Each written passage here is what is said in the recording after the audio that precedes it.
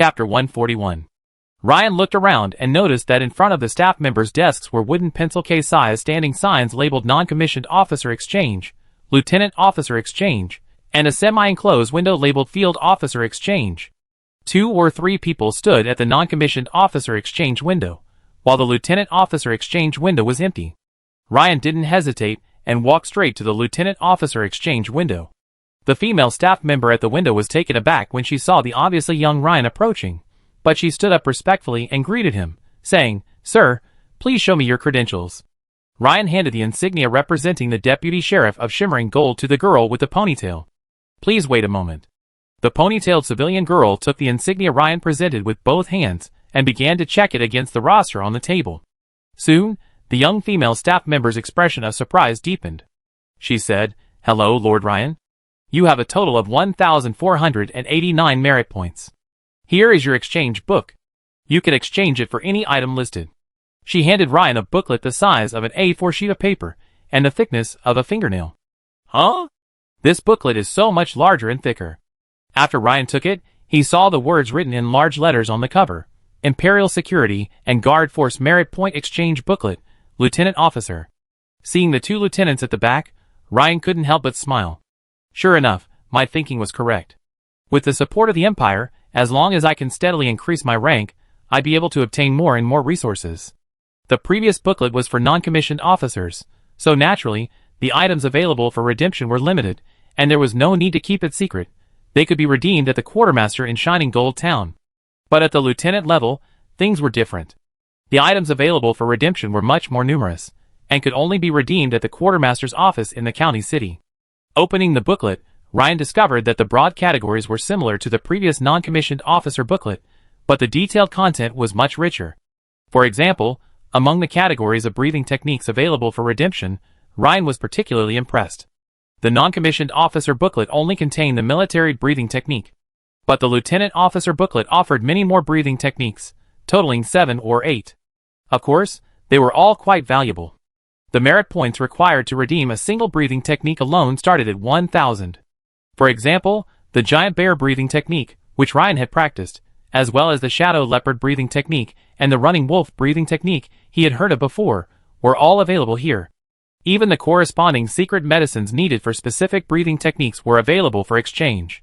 For example, the black tongue oil that matched Ryan's giant bear breathing technique was in the lieutenant's booklet. This amazed Ryan, and even more delighted. "Huh? There's also refined black tongue oil?" Ryan narrowed his eyes, and saw another secret medicine that worked with the giant bear breathing technique. But it had 2 extra words: refined. Furthermore, the exchange price was higher than that of black tongue oil. Ordinary black tongue oil cost 30 merit points per bottle, which lasted about a month. Refined black tongue oil, on the other hand, cost 100 merit points per bottle. After reading the description, Ryan suddenly understood. Refined black tongue oil is a highly concentrated form of black tongue oil mixed with other special medicines, suitable for use by full-fledged knights practicing the giant bear breathing technique. In contrast, ordinary black tongue oil is suitable for those below the level of knights. No wonder he felt the effects of the black tongue oil had weakened recently, and wondered if he should increase the dosage. It turned out this was the key to the problem. After entering the transcendent realm, the corresponding secret medicines also needed to be upgraded, but refined black tongue oil was significantly more expensive. Miss Claire, having never imagined she would reach the transcendent realm so soon, had never mentioned this matter. Ryan pondered this for a moment, and then he understood. Since he had refined black tongue oil, he naturally had to purchase 2 bottles to use with the giant bear breathing technique. 2 bottles of refined black tongue oil, Ryan said to the ponytail civilian girl. "Okay, Master Ryan, I've noted this down for you. Do you have anything else you'd like to exchange?" the girl said respectfully. Ryan nodded and said yes. His main purpose for coming today was to see if there were any high-end knight plate armor. So, naturally, Ryan flipped to the armor and protective gear section. He saw a dazzling array of armor of various uses and materials. After eliminating leather armor, chain mail, and the like, what remained was knight plate armor. After a brief glance, Ryan had a fairly good understanding of knight plate armor. Ordinary knight plate armor sets were inexpensive, in stock, and available for immediate pickup. However, knight plate armor made of rare metals, especially custom-made ones, was not only expensive but also took a long time to produce. In addition, Daily maintenance costs are a significant expense. Furthermore, if damaged in battle, the cost of repairs could easily buy several sets of ordinary knight plate armor. However, if one has ample funds, all of the aforementioned drawbacks are negligible. These knight armors, crafted from special materials, are naturally expensive for a reason. They either offer exceptionally high defense or are resistant to special damage, such as fire and acid. Ryan thought about it, and decided to exchange 200 merit points for a set of durable chrome iron knight plate armor. This AP set costs 200 merit points. In addition, he planned to spend 1,000 merit points on a custom set of high-grade knight plate armor, crafted from a special material called waterfilm steel, resistant to high temperatures and corrosion. The reason for this, of course, was the Black Flame cult. However, in this case, Ryan's seemingly enormous 1,489 merit points wouldn't be enough to sustain his expenditure. At this point, he only had 89 merit points left. As expected, merit money is something like that. It's hard to earn, but incredibly easy to spend. After a moment's thought, Ryan said, "A set of chrome knight plate armor." "Okay, as for the chrome knight plate armor set, Sir Ryan, which size would you like? We currently have sizes 180, 185, and 190 in stock, so you can get them immediately," the ponytailed civilian girl inquired. 185. Ryan decided to go for a slightly larger size. After all, he was still growing. Don't let it get too small after less than a month. That would be embarrassing. As for muscle expansion during explosive bursts, the knight plate armor was designed with this in mind, featuring a soft and flexible multi-layered lambskin lining. This will easily handle the muscle expansion caused by a full-fledged knight's limit-breaking attack. "Okay, Master Ryan," the girl smiled sweetly, noting down the chrome iron suit. Just when she thought Ryan had concluded the exchange, he added, "plus a custom-made set of high-grade knight plate armor made of water-coated steel." Master Ryan, are you ordering a custom-made set of high-grade knight plate armor?" The young female staff member confirmed. As if hearing the word custom, the other female staff members nearby glanced over. Several young people exchanging items at the non-commissioned officer window also looked at Ryan with envy. He looked younger than himself, yet he could exchange for a high-grade custom-made knight plate armor set. "Yes," Ryan confirmed, nodding. "The estimated timeframe for custom-made items is 2 months, Master Ryan. Is that acceptable to you?" Rain nodded again. "Then please follow me. Since this is a custom order, I need to take your height, weight, and other measurements." "Huh? Measuring your measurements is necessary." "Well, high-end goods are different." Rain followed the ponytailed office girl into a small, separate room nearby, resembling a dressing room. The ponytailed office girl quickly and diligently began taking measurements. "Master, please hold out your hands. Height 180 centimeters, chest 130 centimeters, leg length." Rain's entire physical data was recorded. After measuring the leg length, the squatting civilian girl suddenly blushed and looked up, asking, "Master Ryan, do you usually place it on the left or right?" What do you mean by left or right?" Ryan was stunned at first. Then, following the civilian girl's gaze, he understood instantly and said, "Well, can this be placed in the middle?" "Yes, but you need a separate crotch protector. I make a note of it for you." As she spoke, a blush crossed the civilian girl's face as she took notes. For some reason, Ryan suddenly found the civilian girl, squatting beneath him, taking his measurements, quite alluring. Could this be due to the significant improvement in his physical functions after entering the transcendent stage? While Ryan was being measured in the locker room, he saw through the crack in the door 2 men dressed like city guard officers entering the quartermaster's hall. Ryan glanced casually at them, and then looked away. Although the city guard and the night watch were both part of the Imperial Internal Security Force, they were actually separate entities. Ryan had never dealt with the city guard before, so naturally, he wasn't particularly interested. The other 2 men seemed to be waiting for something, not in a rush to get things done, and were currently chatting. "Zelko, have you heard? Relations between the Empire and the Federation seem a bit strained lately, and the Imperial Navy has been making frequent deployments." "Is that true?" "This is the first I've heard of it," the young man named Zelko said, seemingly dismissive. "After all, this kind of news comes out 8 or 10 times a year, but none of it is true. My nephew was originally stationed at Lancaster Naval Base, but has now been transferred to our county. I heard it from him." Seeing the other party's lack of conviction, the middle-aged officer added, trying to be more convincing. If it's information coming from someone within the Imperial Navy, then it's quite credible," the young man named Zelko said, his expression becoming noticeably more serious. After a moment's thought, he added, although Ryan was at a distance from the two men, his keen perception allowed him to clearly hear their conversation. Federation? The Eagle Federation across the sea? Tensions? Is this about to start a war? Not really. After a brief reflection, Ryan realized that if war broke out, Mayester County would be very dangerous, as much of it borders the sea, like Fishing Harbor, which is right on the coast. He had previously heard that Kuzma, the former sheriff of Shimmering Gold, had been transferred there. When Ryan and the ponytailed civilian girl emerged from the locker room, the two city guard officers immediately stopped chatting, seemingly wanting Ryan and the others to hear about the news. Ryan returned to the service counter, waiting for the civilian girl to record his information. At this moment, with some free time, he flipped through the exchange book again. When he saw the large category of potions, he paused and randomly selected one to examine. Strength Potion, a combat potion. Upon consumption, it will likely increase the user's strength by approximately 10% to 20% for a short period of time. The duration and effect vary greatly depending on the user's constitution and level of limit breaking. Note, there may be side effects such as muscle soreness, which may last for several hours. Constitution Potion, a cultivation-aiding potion.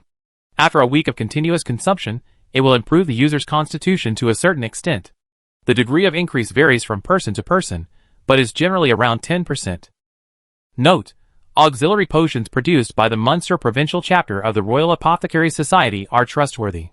It seems the profession of pharmacist is truly reputable and accessible. Ryan immediately thought of the recipes in the Beast Taming Journal. He already had the extraordinary profession of Wizard Apprentice, Transcendent, and had already begun to experiment with the recipes in the Beast Taming Journal. The only problem now was finding the raw materials. It seemed he would have to ask Baroness Crowley about the location of the Bat Market. As long as he had the ingredients, improving his potion-making skills shouldn't be difficult. At this point, Ryan continued to flip through the pages and came across the entry for ferocious beast meat. He soon came across the ferocious bear meat he had eaten once before. Ferocious bear meat. Ferocious beast meat is rich in energy. Long-term consumption of small amounts can improve physical fitness and strength. Although Hamilton had previously advised Ryan not to exchange for the ferocious beast meat, Ryan thought about it and realized the situation was different. After some thought, Ryan said to the ponytailed civilian girl, another 100 pounds of violent bear meat. Okay. 100 pounds of violent bear meat will cost 50 merit points. I deduct that for you. Sir, would you like this 100 pounds of violent bear meat delivered directly to your home, or would you like to take it now? The ponytailed civilian girl asked. This was when the carriage came in handy. Just take it. Okay, sir. After this trip, Ryan's merit points were down to just 39. A throwback to the pre-liberation era. Before leaving the quartermaster's office, Ryan had already changed into a brand new set of chrome iron knight's plate armor in the dressing room. The silver gray armor naturally looked much better than his old plate armor. The 100 pounds of wild bear meat and the plate armor were placed directly on the carriage by Ryan. When Ryan returned to the Crawley family residence, he was immediately met by Jenny and her best friend Agatha. The two noble ladies' beautiful eyes lit up. Sir Ryan, your brand new knight's armor is so handsome. Jenny couldn't help but praise. Thank you. Hearing the girl's praise, Ryan naturally felt better. By the way, Sir Ryan, this is my best friend Agatha Wiggins, Baron Wiggins's beloved daughter, Jenny introduced. Agatha, I don't need to introduce you to Lord Ryan. You've already seen his heroic presence at the training ground this morning, Jenny said with a smile. Hello, Miss Agatha, Ryan said with a smile. This Miss Agatha had a few freckles on her nose, but they didn't detract from her beauty, instead giving her a lively and cheerful air. Hello, Lord Ryan. Agatha blushed slightly as she gave Ryan a ladylike greeting. By the way, Lord Ryan, regarding the Bat Market you asked me about last time, it seems my best friend knows where it is. Oh, really? That's fantastic. Ryan raised an eyebrow, his face brightening with joy. However, Ryan thought again and took a closer look at Jenny's best friend. It seemed she wasn't just a simple noblewoman. Just as Ryan was about to speculate, Agatha quickly waved her hand and denied it, saying, Sir Ryan, don't listen to Jenny's nonsense. I just think this place sounds familiar. I just heard my advisor mention the Bat Market a while ago. It seems to be near Frank's Tavern in the county town. However, I'm not sure where it is exactly. Miss Agatha, you're very polite. Even so, you've helped me a lot. Ryan suddenly realized. That was the case. Just now, he had thought that Miss Agatha was a fellow traveler. Now it seemed that was not the case. Sir Ryan, Do you need me to ask for more clarification? Agatha asked, glancing at Ryan with her large, watery eyes. Thank you, Miss Agatha, but don't bother. I think now that we have determined the general area, I should be able to find it, Ryan declined. After all, his mental power had reached 17 points, and his perception was extremely sharp. If he narrowed his range to a few hundred meters around Frank's tavern, Ryan believed he had a good chance of finding it. Sir Ryan, how about we two go with you? Naturally, Ryan disagreed, saying, Miss Jenny, the Bat Market isn't a place for a noble lady, and I'm just curious and want to take a look. Jenny and Agatha were both a little disappointed by Ryan's response. So, after agreeing to return before dusk, Ryan donned a loose black robe and boarded the Crowley family's carriage, heading for Frank's tavern. After about 20 minutes of travel, Ryan arrived at the entrance of Frank's tavern. Ryan peered through the carriage window. This was a busy street. The bustling crowds of pedestrians and the constant clamor of hawkers filled the air. Many civilians, mercenaries, and other tradesmen were coming in and out of Frank's tavern, making it look quite lively. Having parked the carriage near Frank's tavern, Ryan decided to search the area around Frank's tavern first. Dressed in a black robe and hood, Ryan quickly disembarked and began a thorough search, centered around the tavern. After searching the area around Frank's tavern for a long time, Ryan realized that his assumptions had been a bit oversimplified. Although his mental power was high and his perceptions were sharp, he was also easily distracted by noise and odors. This area, belonging to a civilian population, was densely populated, noisy, and had poor sanitation. Half an hour passed, and Ryan still hadn't found the so-called Bat Market. This left Ryan feeling a little disappointed. Looks like I have to come back tomorrow. However, after watching the stream of people coming in and out of Frank's tavern, Ryan thought for a moment and decided to sit inside to see if he could pick up any useful information. After all, taverns are generally places where news travels quickly. As Ryan walked toward the tavern, he muttered softly, Bat Market, bats. Suddenly, a flash of inspiration struck Ryan. Yes! Bats. Could bats be a symbol or a sign of this market? It seemed that in the alley he had just passed, there was a closed shop with a bat image on its sign. So, Ryan immediately turned and hurried back to the alley. As expected, upon entering the alley, Ryan spotted a faint bat motif on the wrought iron sign of a shop further down. Delighted, Ryan stepped forward to examine it more closely. The shop sign read Lilith's Divination Shop. Although it was daytime, the iron door was locked, seemingly unwilling to open for business. Could it be a shop that only opened at night? After some thought, Ryan decided to knock on the door and ask, as it was the only shop nearby he could recall with a bat logo. However, as Ryan took a step forward, he instantly sensed something was amiss. It was as if Ryan had entered a bubble. After a ripple, he disappeared into the alley. The scene before Ryan's eyes was vastly different from what he had seen from the outside. From the outside, it looked like a small, closed fortune-telling shop, but upon entering, he discovered it was actually a hidden market. Clearly, this was the Bat Market. What Ryan had just witnessed was likely a deception, some kind of illusion or sorcery. Also, this place seemed to be an open market. It wasn't guarded by a guard, or required a spell or password to enter, as Ryan had initially imagined. Instead, it was quite easy to enter. This immediately gave Ryan a feeling of searching for someone among 1,000 people, only to find him somewhere in the dim light. Looking at this scene, Ryan's mood brightened. Furthermore, Ryan felt more and more that this trip to the county town had been a good one. Perhaps the Crowley family really was his lucky star. Soon, Ryan squinted his eyes and took a closer look. At first glance, the Bat Market didn't look much different from any other market outside. However, a closer look revealed a significant difference.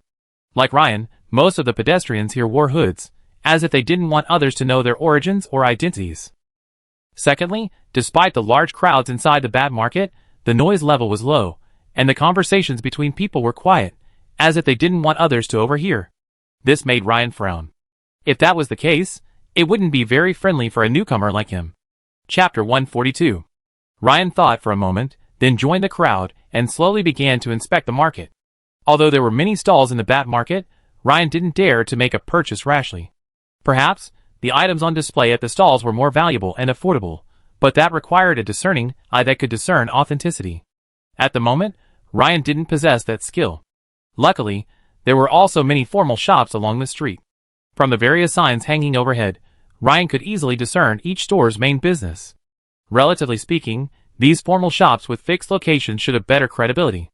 Ryan observed several of them, before finding a relatively busy pharmacy with a sign depicting herbs, beakers, and test tubes. He walked in. The tellers inside were 3 teenage boys with bright eyes, 2 of whom were serving customers. Seeing Ryan enter, the idle boy stepped forward and greeted him warmly. "Sir, welcome to Patricia's Pharmacy. What can I do for you? Do you have any hallucinogenic gas?" Although the boy was just a small boy, Ryan didn't underestimate him and directly mentioned the gas Indri had used in the previous battle. Ryan hadn't been able to detect it before, but now, with his increased mental power, Ryan could tell from his mental state and appearance that the boy's mental strength surpassed that of an average adult male. He didn't know if it was innate or the result of practicing basic meditation techniques. But clearly, he couldn't treat him as just another boy. Sir, we do have it," the boy said, looking at Ryan with a slightly surprised look. "Price?" Ryan asked briefly. 1 fluid ounce of hallucinogenic potion costs 25 imperial gold coins. The boy pulled out a bottle of dark liquid from behind the counter, along with a small paper-wrapped packet of what appeared to be a powdered substance. Ryan didn't ask, but waited for the boy to explain. After all, the moment he opened his mouth, he'd be completely exposed. In unfamiliar places, it was important to be cautious. "Sir, this bottle contains hallucinogenic potion, and this packet contains the corresponding amount of drug inducer. Once injected, it will quickly evaporate the drug, forming a hallucinogenic gas," the boy explained. So that's how it is. Ryan had been thinking that if this hallucinogenic potion were like gas, evaporating as soon as it was opened, it would be quite troublesome for him to store it in his emerald ring. Unexpectedly, there was such a thing as a drug inducer. "I want a smaller size." Ryan glanced at the square bottle in the other man's hand. It was clearly much larger than the one he found on Indri. "That's the only one we have. 0.2 fluid ounces, 5 gold and 6 silver. The boy pulled out another thumb-sized bottle from the cabinet behind him. Looking at the bottle the boy had produced this time, Ryan nodded. It was similar in size to the one he found on Indri, and should be roughly the size of the emerald ring. 5 bottles, please." The boy was visibly stunned. He didn't understand why this customer wanted 5 small bottles. Clearly, a larger one would be more cost-effective. After all, it was the same volume, but at a lower price. But the little boy glanced at Ryan, clearly hesitant to ask further. "Yes, sir." "Do you have sunflowers?" "Yes, sir." "What about the wings of nocturnal vampire bats?" "That. We have those too." The little boy was clearly a little nervous. He suspected the gentleman before him was likely a pharmacist specializing in negative energy. Many pharmacists in this field tended to have bad tempers, after all. As the boy prepared the ingredients Ryan needed, Ryan glanced around the room. He was surprised to find that many of the potions he had seen in the merit exchange book were familiar to him. This reminded Ryan of the so-called alchemist masters of the Royal Apothecary Association. Their identities were likely more complex than ordinary people. After all, superior mental power has obvious advantages in potion brewing. It greatly benefits both the quality of the ingredients and the refinement of various techniques. In addition, the creation of some potions, such as advanced potions, is clearly beyond the reach of ordinary people. If one thinks about it this way, the Empire's power is unfathomable, and he's only seeing the tip of the iceberg. "All right, sir, we've got all the ingredients you need," the boy said to Ryan, respectfully placing a black linen bag on the counter. When Ryan emerged from the pharmacy, he was already clutching the large bag. Ryan glanced down, his mouth twitching slightly at the thought of all those expensive ingredients, all destined for dog feeding.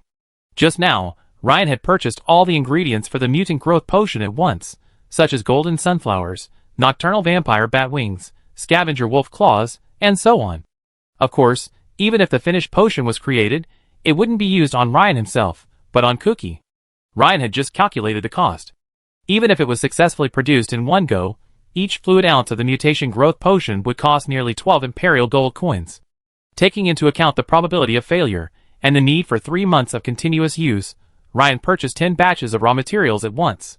This cost 120 imperial gold coins, which instantly depleted nearly a third of the 500 imperial gold coins Ryan had just received. Working part-time as a pharmacist? The initial investment was too much.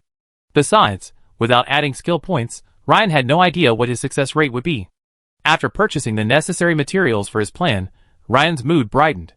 Since he was at the bat market, he planned to wander around, take in the situation, and see if there were any books on witchcraft he could buy. Soon, he spotted a number of vendors selling various obscure herbs and raw materials.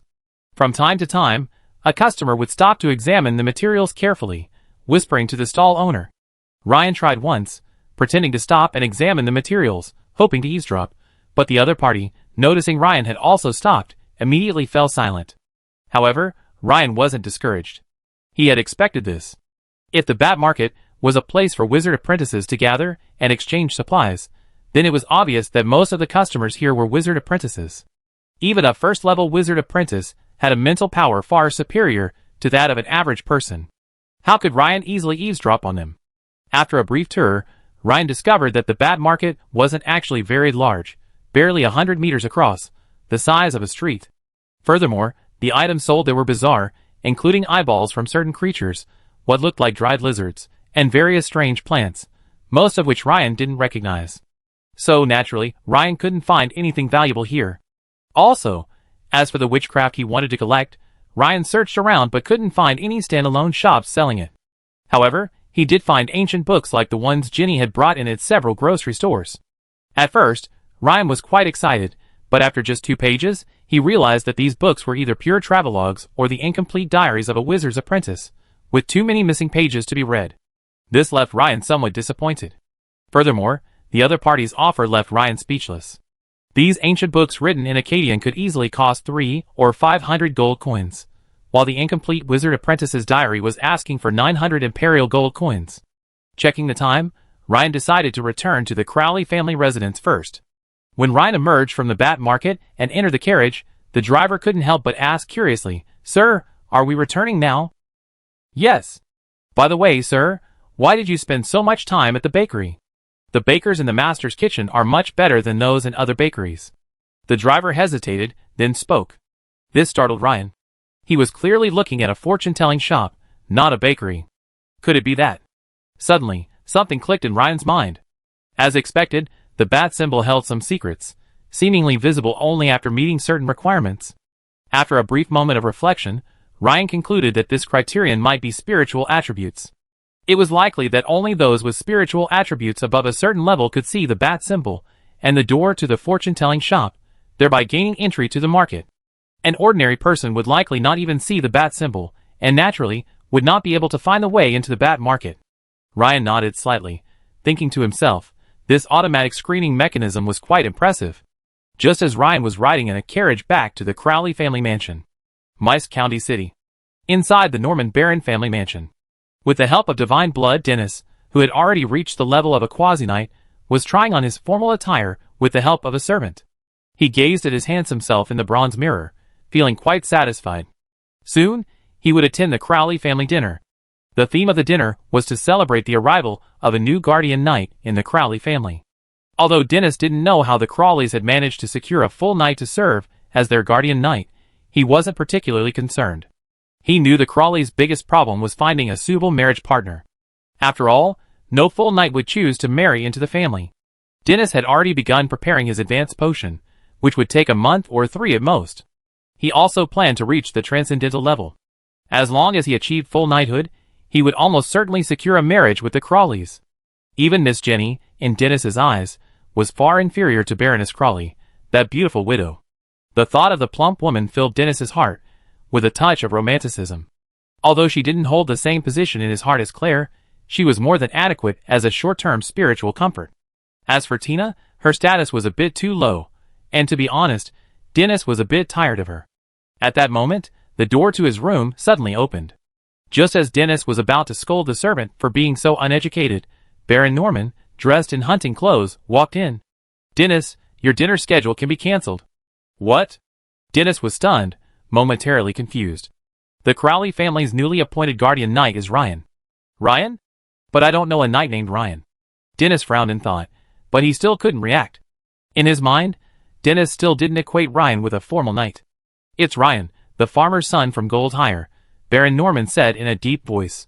"What?" "Ryan, that lowly peasant, has ascended to the transcendental realm and become a full-fledged knight." Hearing his father's news, Dennis was astonished beyond words. His eyes widened, and his mouth opened wide enough to fit an entire apple. Stupefied for a moment, Dennis finally came to his senses and asked, "Father, shouldn't he be dead?" At this point, Dennis remembered the presence of servants and immediately fell silent. Baron Norman waved his hand, and the two maids, who had been helping Dennis with his formal attire, immediately left the room. Now, only Baron Norman and his son were left in the room. Black Sail just reported yesterday that Phil Kratz wasn't able to kill Ryan because they didn't find a suitable opportunity to attack Gold Hire, Baron Norman explained. Those damn Black Sail pirates are so untrustworthy. If they had killed Ryan as agreed, this wouldn't have happened, Dennis said, somewhat furiously. It's not the Black Sail pirates' fault. I've learned the situation. Black Sail and the other pirate groups have some kind of agreement with the Black Flame Church, which is why they decided to attack several towns simultaneously. However, I heard that Goldshire's Sheriff Hamilton dealt a heavy blow to the Black Flame Church a few days ago. This may be the reason why the Black Sail pirates didn't continue their attack on Gold Hire. But Dennis, as you said, their progress is incredibly rapid, almost abnormally so. Baron Norman thought for a moment and continued. It seems we need to eliminate him quickly. After all, if we wait until Ryan passes the enthronement exam and becomes a full-fledged noble of the Empire before killing him, it will be much more troublesome. If a full-fledged noble dies unexpectedly, the Imperial investigation team will have a hard time handling it. Father, are you finally going to take action yourself? Dennis's eyes lit up, and he looked at Norman expectantly. You know, his father had always been invincible in his heart. He firmly believed that if his father took action personally, Ryan would not survive tomorrow. No, Baron Norman shook his head. I need to seek help from an old friend. In Maester County City. Inside the Bat Market. A tall, black-robed customer arrived at a shop with a star, moon, and sun logo on its doorway. Old friend, long time no see. Baron Norman removed his hood, smiling warmly. Hey! Norman, you're a rare visitor. Why did you think of visiting me today? In the shadows at the other end of the room, an elderly man in a black robe and graying hair raised his eyebrows, looking at Baron Norman's sudden appearance with surprise. The boy serving nearby was discerning and immediately hung a closed sign at the door and closed it. Old friend, I've come to you this time to ask for your help, Norman said seriously, sitting across from the gray-haired man. Norman, you know, I haven't done anything for a long time. Of course, Adams, as one of the few wizard apprentices to have mastered the art of spellcasting, I know the price I pay you, Norman said gravely. This is the target. I hope you can deal with him quickly. Norman handed the old man a thin file. Back at the Crowley family mansion, Ryan, dressed in silver-gray chrome iron knight's plate armor, concluded the appointment ceremony amidst the crowd's applause. Following this, a dinner of toasts and bonding ensued. However, at this moment, Ryan's mind was preoccupied with getting home quickly. After all, he had a lot of things waiting to be done, such as forging a blood-marked steel warhammer and upgrading his blacksmith profession. Also, he needed to familiarize himself with the production process of the mutation growth potion. Although Ryan had purchased all the raw materials and understood the production process written in Akkadian, he still needed to study it carefully before actually making it. So, Ryan hurriedly attended to the dinner and, under the resentful gazes of Baroness Crawley and Jenny, left and returned to his home in Gold Hire. Before leaving, Jenny did share some good news with Ryan. Her best friend Agatha also seemed to have ancient books written in the spiritual language, Akkadian. However, Agatha had no way of getting the precious ancient books out of the family library. The only feasible solution seemed to be for Ryan to accompany Jenny and browse through them in the library, something Agatha assured him she could do. Ryan immediately agreed and tentatively arranged to travel with Jenny to the Wiggins family home, where Agatha lived, in 3 days. Back in the carriage back in Gold Hire, Ryan pondered quietly. His thoughts were now clear. He's currently on the right track as a knight, and further improvement is a matter of course. However, if he only possesses the skills of a knight, his methods for dealing with the various treacherous enemies in this world are still too limited. For example, if Indri had a higher level of mental power, and could have cast a few more low-level spells, Ryan and Hamilton would have been in dire straits in the Ellie mine. Also, for example, the Black Flame Apostle, whose body was like rubber and could suddenly stretch, would have been invincible if Ryan hadn't exploited his weakness and relied solely on his great sword to slash. It's safe to say that if it weren't for Ryan, any other veteran knight would likely have met their end on the spot. On the other hand, it was clear that the Black Flame cult had more than one apostle-level expert, or rather, they likely had individuals or means stronger than apostles. Thus, Ryan thought that by rapidly leveling up other professions, such as blacksmith and dog trainer, he could accumulate a certain amount of skill points and attribute points, thereby increasing the wizard apprentice's combat effectiveness. After all, the power of the entry-level contact spell, Scorching Touch, alone was enough to amaze Ryan. As for sorcery, Ryan believed that through constant research, he would eventually find some. So, there was no contradiction in preparing skill points in advance. When Ryan returned home, he found it was already 10 o'clock. After some thought, Ryan decided to contact Logger to forge the Warhammer tomorrow. After organizing the materials he had purchased today, he began his daily, unwavering practice of giant bear breathing and basic meditation. After completing his training, Ryan quickly fell asleep. Suddenly, having just drifted off to sleep, he was jolted awake. Just then, his level 3 danger sense alerted him to approaching danger. This caused Ryan to immediately rise and investigate. Looking through the window, he saw a thin mist slowly rising over the entire town of shimmering gold. At first glance, a thin mist seemed normal on a frost moon night, but Ryan keenly noticed that the mist was a faint black, rapidly thickening at a visible speed. This immediately gave Ryan a chill. Immediately, he began donning his chrome iron knight's plate armor, slinging his shimmering greatsword and bronze warhammer behind him. Just as Ryan was fully armed, he noticed the fog outside the window was so thick he couldn't see beyond 10 meters. There was something wrong with this fog. At the same time, Ryan's sense of danger grew stronger. Thinking for a moment, Ryan quickly walked to his sister Mint's room, picked up the still sleeping Mint, and carried her downstairs. He knocked quickly on his parents' door. Knock, knock, knock. Who is it? His mother Emma's voice languidly echoed, while his father, old Ryan, was sound asleep and snoring. It's me, Mother Ryan. Huh? Emma, opening the door, was startled by the sight of Ryan, fully armed. She, previously drowsy, suddenly woke up. Ryan, what are you doing? Emma's eyes widened in surprise as she stared at Ryan, holding her sister. Mom, wake Dad. Also, take good care of Mint. There's something strange about the fog. Stay in your room and don't come out, Ryan said, handing Mint to his mother, Emma, and pointing to the thick, almost pitch-black fog outside the window. Emma took one look and felt something was amiss. The fog now seemed like constantly shifting tentacles, seeping through the cracks in the door and windows. Furthermore, this strange mist had a faint black hue.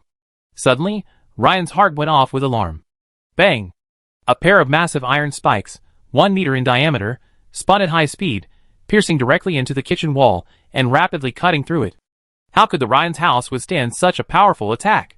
2 large holes appeared in an instant, sending mud flying and smoke billowing into the air. Ah! Emma screamed in terror. Hide. Ryan shoved his mother, Emma, and quickly locked the door. Then, Ryan unsheathed the shimmering great sword from his back and rushed out.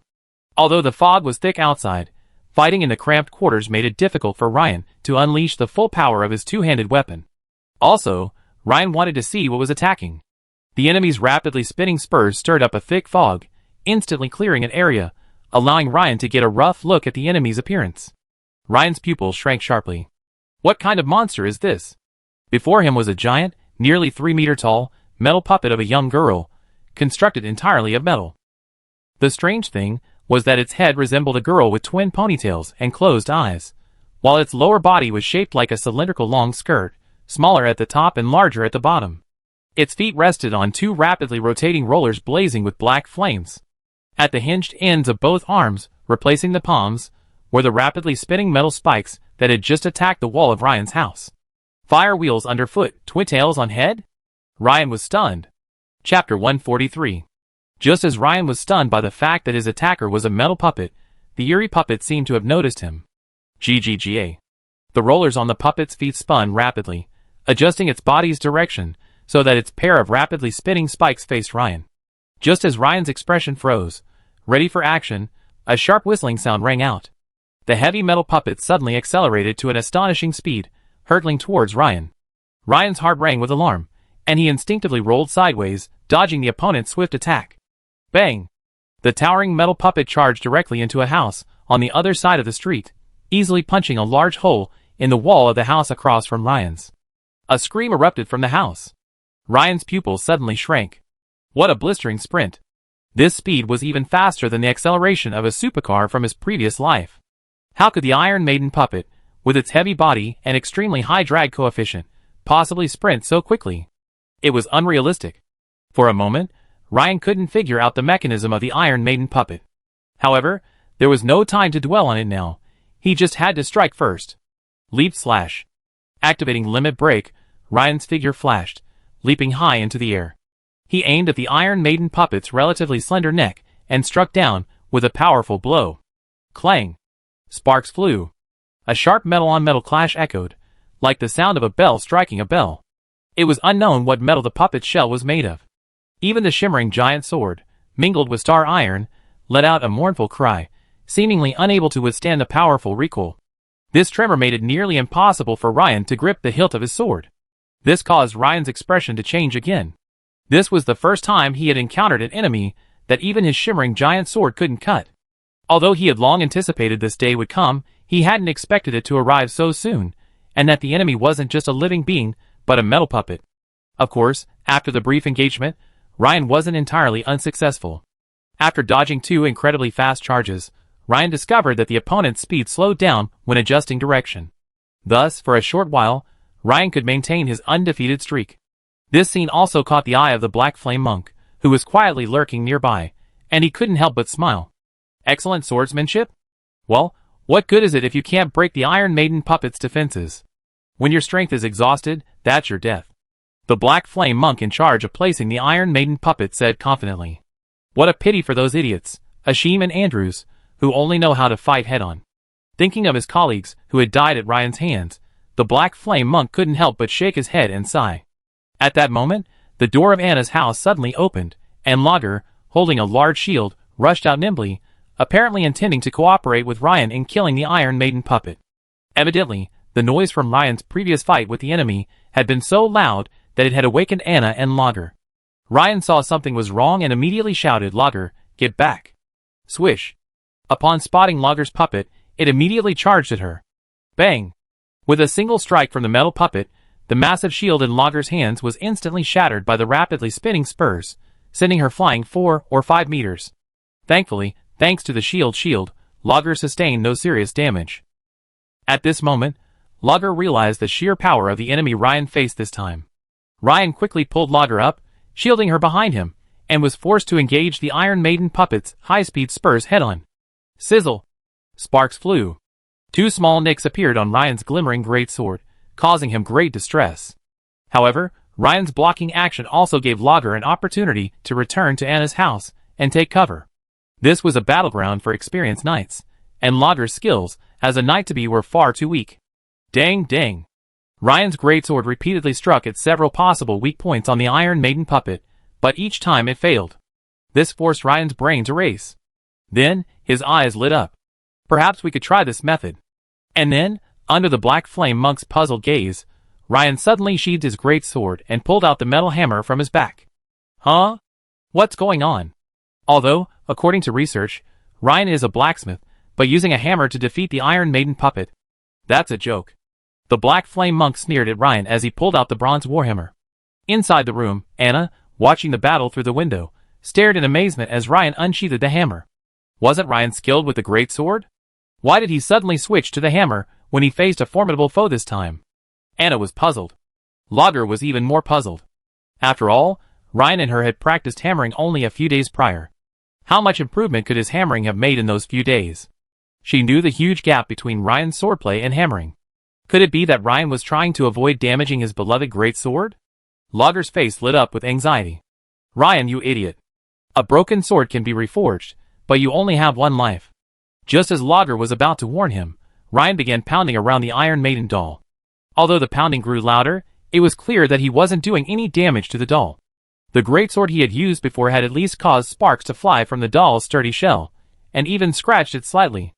The man in black was also bewildered by this scene. Ryan wasn't a fool after all. What was he doing? However, Ryan's eyes grew brighter and brighter. He had finally found it. He had found the key to defeating the opponent, the resonant frequency. But the power he was currently exerting wasn't enough. Giant Strength. With the activation of the extraordinary ability, Giant Strength Level 2, his strength increased by another 60%. Ryan's previous strength increase had already been 43%. This meant that Ryan's strength had now increased by 103%, from 15 points to 30 points. Dang! A deafening knock echoed. Under the powerful blow of 30 points, the Iron Maiden puppet was instantly knocked back, but its tumbler-like structure allowed it to quickly regain its balance. Relying on supernatural properties will work? Hee hee, you're kidding. The church has conducted special tests, and even a peak knight couldn't defeat the Iron Maiden. The Black Flame Monk, observing from afar, couldn't help but laugh at the scene before him. But it's understandable. A man, knowing he can't win against the girl he loves, can't admit defeat. He always fights on. It seems that's not enough. Ryan realized instantly. The resonant frequency of the Iron Maiden doll shell was even higher than he'd expected. The loud knocking sound also attracted the patrolling night watchman, who quickly broke through the thick fog and rushed towards the source of the sound. A three-man night watch patrol had just arrived at the scene of the battle between Ryan and the Iron Maiden doll. The intense battle dissipated the thick fog around them, allowing the three to immediately discern the two combatants. On one side was the familiar sheriff's deputy, Ryan, and on the other was a strange and eerie metal puppet girl. "It's Lord Ryan! Hurry up and help!" The three rushed forward to help. "Stay away!" Ryan noticed the scene and shouted a warning. But it was too late. Boom! The Iron Maiden puppet's two arms wielded massive spiked wheels, each 1 meter in diameter. It suddenly accelerated and charged towards the three men. The three night watchmen screamed and were sent flying into the air. Two of them were struck head-on by the spiked wheels, their bodies riddled with bloody holes from head to hip. It was clear they were doomed. The man in the middle was bound by a suddenly appearing, thin black chain and rapidly dragged toward the Iron Maiden puppet. Crack! The Iron Maiden puppet's cylindrical skirt suddenly opened two iron doors, dragging the night's watchman inside. A few seconds later, a large mass of red flesh and blood gushed out from the Iron Maiden puppet's cylindrical base. A pool of muddy flesh and blood lay on the ground, and the night's watchman's skin had been completely peeled off. The two women in the house stared at the scene in shock, then exchanged bewilderment. Anna couldn't help but shrink back toward Lagerfeld. This was truly horrific. Who could have created such a vile thing? Seeing the tragic death of the night's watchman's subordinate, Ryan's expression froze, and anger surged within him. But then, his swift steps suddenly stumbled and slowed. The Black Flame monk, watching from afar, immediately showed an expression of having anticipated this. Generally speaking, a knight's physical limit doesn't last long, especially when a transcendental ability is activated simultaneously. It seems the opponent has already exhausted his stamina and automatically released the state. Hee, Ryan, that brat is done. Ryan quickly glanced at his dashboard and, almost without thinking, added a point to his strength. As the remaining attribute points went from 2 to 1, his strength also went from 15 to 16. Instantly, a surge of warmth surged from his heart, rapidly spreading throughout his body. Instantly, all the muscle aches and fatigue that had been lingering throughout Ryan's body vanished without a trace. As for why he chose to increase his strength, Ryan considered that both of Talker's hammer technique's secrets required extremely high levels of strength. Relying solely on the giant bear breathing technique to improve his strength wouldn't be enough in a short period of time. With the activation of his core skill, Power Burst, Ryan's body erupted like a prehistoric beast, suddenly awakening. The chrome plate armor covering his entire body creaked under the strain of Ryan's bulging muscles. Breaking the limit, massive strength plus a 50% power burst. Ryan activated the triple state. Clang! With this blow, the bronze hammer's metal handle visibly bent, like a fully drawn bowstring. The Iron Maiden puppet suddenly trembled and froze in place. This scene made the Black Flame monk's eyes widen. He couldn't help but exclaim, "Isn't this kid exhausted? How come he's so energetic all of a sudden? This is impossible. What the heck? But this must be some kind of secret technique. It just slows your progress toward death." The Black Flame monk seemed to have a sudden realization and instantly came up with a reasonable explanation. Also, thinking of the Iron Maiden's immense defensive power, his expression calmed down. Ding! Ding! Ding! The knocking became increasingly frequent. Somehow, the Black Flame monk felt his heartbeat involuntarily quicken with the incessant knocking of Ryan. He had a vague feeling that things weren't going well, but he couldn't pinpoint the root of the problem. 51%. 52%. Ryan gradually increased the power of his core skill, Power Burst. Eureka! Ryan's eyes suddenly lit up. 52% Power Burst, combined with the hammering after limit break and massive strength, was just enough to trigger the Iron Maiden puppet's maximum vibration. In other words, the resonant frequency had been found. So, Ryan controlled his strength and hammered down intensively, hammering at the Iron Maiden puppet like hail. Dang, dang, dang. This time, the Iron Maiden puppet's body strangely began to vibrate violently, stiffening, completely unable to retaliate against Ryan's attacks. The next second, Ryan put away his hammer and silently watched the still humming Iron Maiden puppet. And in the distance, the Black Flame monk also stared at the scene before him in amazement. He couldn't understand why the Iron Maiden puppet was acting like it had malfunctioned, frozen in place, being hammered like a sitting duck by Ryan, completely unaware of fighting back. This didn't make sense. Crack. A crack suddenly appeared on the delicate metal face of the Iron Maiden puppet, followed by a cracking sound all over its body. Just then, Ryan calmly stepped forward and gently struck again. Crash! The 3-meter-tall Iron Maiden puppet, like a large vase, its once impenetrable shell shattered in an instant, revealing its true form. The puppet's metal interior was covered with pieces of collected human skin. Shockingly, inside was a real girl with her eyes gouged out. A black iron rod pierced her entire body, and a strange black aura lingered around her. It seemed as if her true form was in a state of madness, unconsciousness, controlling the puppet. Perhaps, in her current state, the girl had no idea what she was attacking. This scene immediately reminded Ryan of the scenes in his past life where gamers wore 3D glasses, immersed in the gaming world. It was strikingly similar to the scene before him. It seemed as if both were immersed in a fantasy world. At this moment, more night watchmen gathered around, and Hamilton also rushed over from the administrative office in the town center. Seeing this scene, he exclaimed in shock, "It's the Iron Maiden doll." Ryan then realized that calling it the Iron Maiden doll was inaccurate. It should be the Iron Virgin doll. Could it be that this girl with her eyes gouged out was a virgin? Otherwise, how could such a statement exist? Ryan shook his head slightly. Perhaps, he could ask Hamilton about this later. The Black Flame monk's face twitched in the distance, as he finally realized that his mission had failed. A mission that was almost impossible to fail, had actually failed. Damn it! As for why it had failed, he still couldn't figure it out. The Iron Maiden doll, with its incredibly strong defenses, had been inexplicably shattered by Ryan. He could only mutter, "How is this possible? How is this possible?" The next second, he finally came to his senses, turned around, and walked away without a backward glance. With the Black Flame monk's disappearance, the sudden, dark fog surrounding shimmering gold town gradually dissipated. In the hazy moonlight, Ryan soon spotted the stunned Hamilton and the night watchman. At that moment, with a snap, the bronze warhammer in Ryan's hand suddenly fell to the ground. It seems the fierce battle just now shattered the lifespan of this brand new warhammer, forged just a day ago. Thankfully, the bronze warhammer hadn't been destroyed in the previous battle. The importance of a good weapon is clearly demonstrated at this moment. "Ryan, I didn't expect you to defeat even the Iron Maiden doll." Hamilton stepped forward and patted Ryan's shoulder with satisfaction. This strange creature has appeared several times within Mayes County, each time causing heavy casualties before calmly departing. It's mainly because its shell is incredibly strong, making it extremely difficult to deal with. "Ryan, how did you do it?" Hamilton asked, puzzled. Ryan pondered, unsure how to explain this resonance problem to Hamilton. "Brother, you haven't studied junior high physics yet, so I can't explain it right away," Ryan thought to himself. "Every object has a set frequency. If you can grasp this frequency, you can use it to destroy it," Ryan explained, choosing his words carefully. Frequency? Hamilton looked bewildered. But seeing Ryan's serious expression, he knew he wasn't kidding. "Well, okay. I don't know what this frequency you're talking about, but it seems quite magical. By the way, Ryan, what are you going to do with this Iron Maiden doll?" At this moment, the night watchman nearby had already stepped forward to gather up the fragments of the Iron Maiden. Logger, Anna, and Ryan's parents all emerged from the house. The recent battle caused considerable damage to the Ryan family's house. Anna's house, being located right next to the Ryans, was also affected, suffering some structural damage.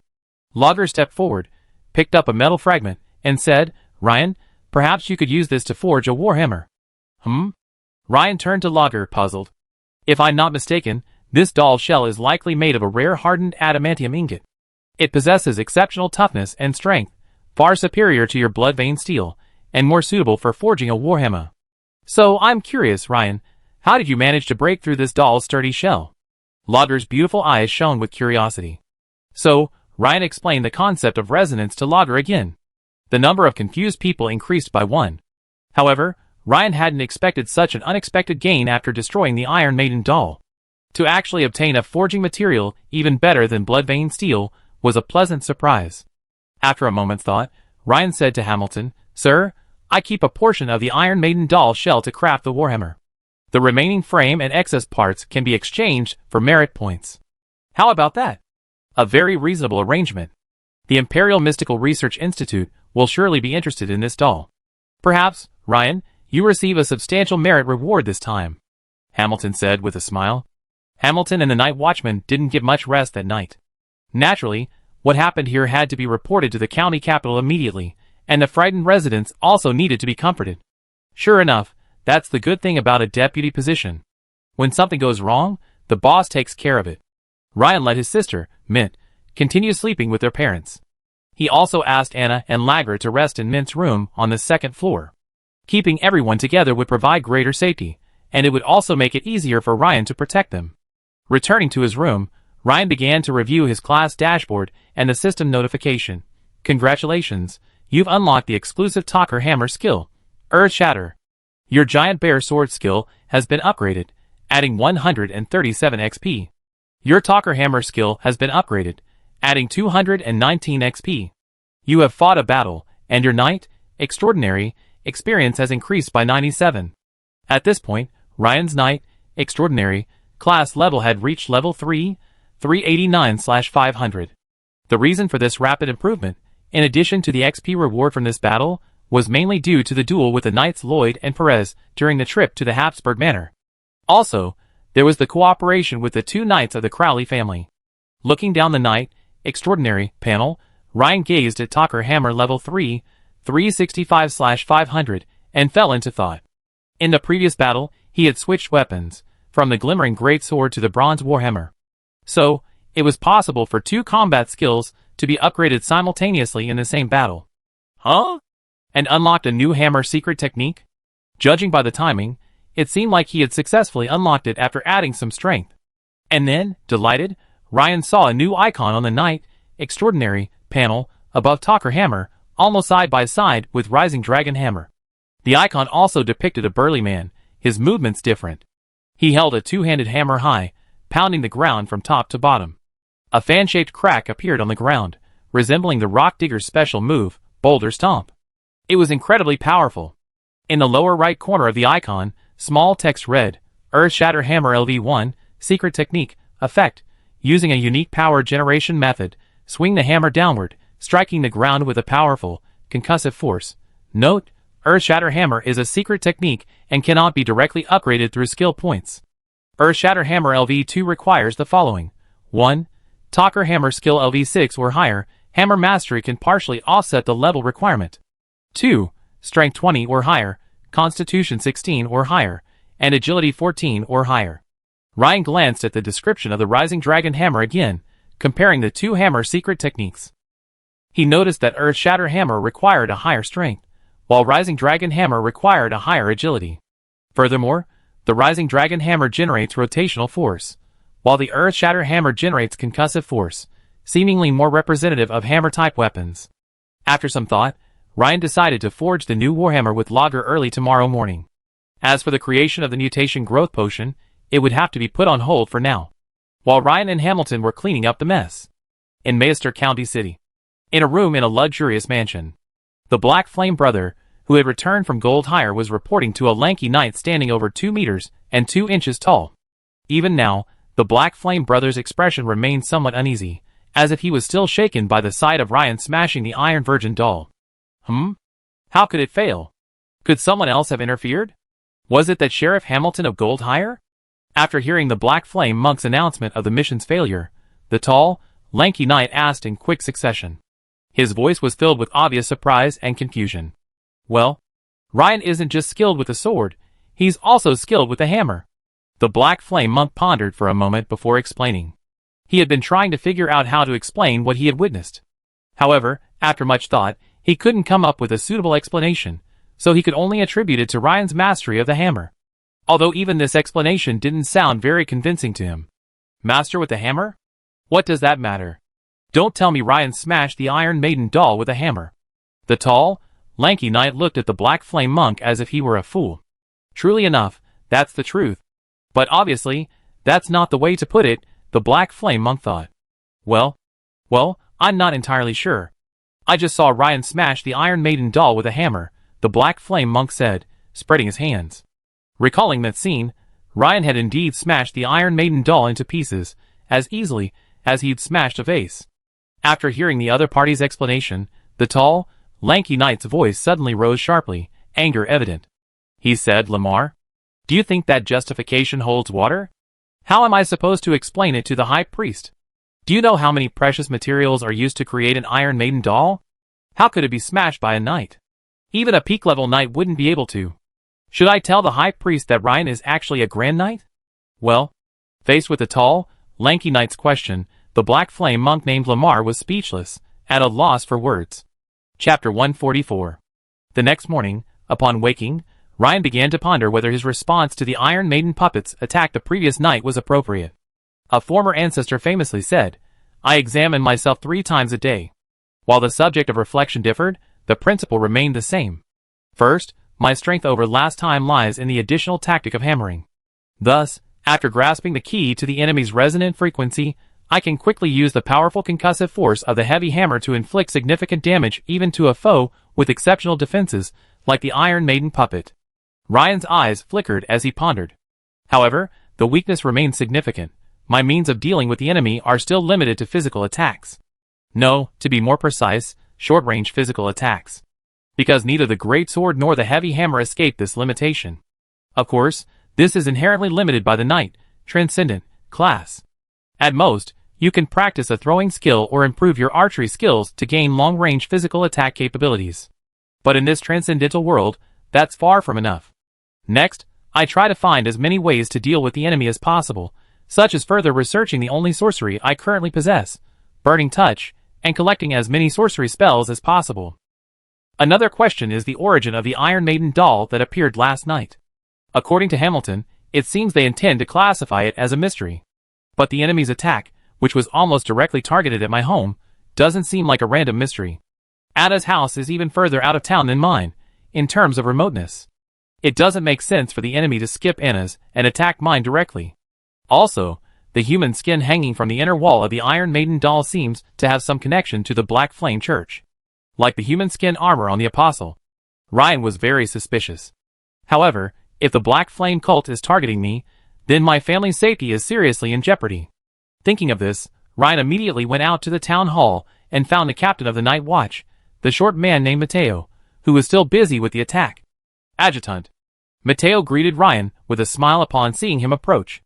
Though exhausted from working most of the night, Mateo was in excellent spirits. Perhaps because the night watchmen were so used to a reversal of day and night, they didn't seem tired after a long night's work.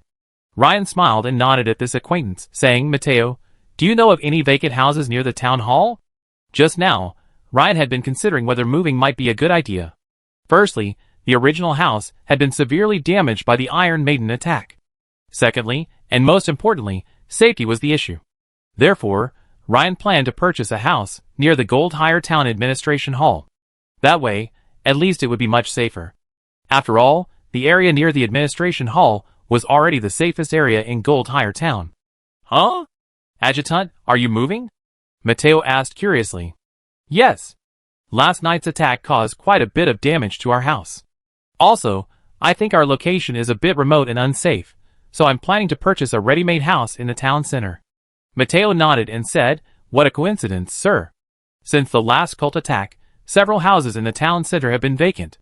Some of these houses are vacant because their families died in the church attack. Some are the sole survivors of their families, and due to safety concerns, they're listing their homes for sale, planning to move to the county town," Mateo explained. As expected, Mateo was undoubtedly more familiar with these trivial matters than Hamilton, which is why Ryan approached Mateo, the night watch captain, instead of Hamilton. The county town was clearly not a suitable destination for the Ryan family right now, given Ryan's current position as deputy sheriff of Gold Hire. "Well, Mateo, then, find me a ready-to-move-in house, preferably one with a large area. The total price shouldn't exceed 300 Imperial gold coins," Ryan said after a moment's thought. 300 gold? Don't worry, sir. For that price, you can buy almost the best house in Gold Hire," Mateo assured, patting his chest vigorously. "Then I go check out a few vacant houses, sir. I report back to you later. Mateo, if you find a suitable house, you can meet me at the blacksmith shop in Boris." "Yes, sir." After completing this task, Ryan headed home. Once home, Ryan discussed the move with his parents. "Ryan, moving to the center of town would be a good idea, but wouldn't buying a house there be expensive?" His mother, Emma, frowned. "Mother, don't worry about the money, you and father. I've already made the arrangements.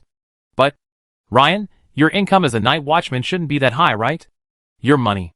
His mother, Emma, seemed to have a thought and looked at him with a slightly serious expression. Mother, what are you thinking? These are my spoils of war and quest rewards. You should remember the scene when I killed the cultists, Ryan said, looking at his mother Emma with a hint of resignation. Emma was stunned, then nodded, as if recalling the scene. Ryan, your mother, and I will follow your instructions on this matter. Father Ryan, after listening for a long time, finally said this, but it was the final word. Brother, when are we moving? Asked his sister Mick curiously. For children, moving to a new home is actually a happy thing as long as the family is together. I've asked Mateo to look for someone. If everything goes well, we can move this afternoon. Father, Mother, pack your things this morning. I'm going to the blacksmith shop later. We move when I get back, Ryan said, caressing Mint's head affectionately. Yeah, then I pick the winter rape seat with Sister Anna later.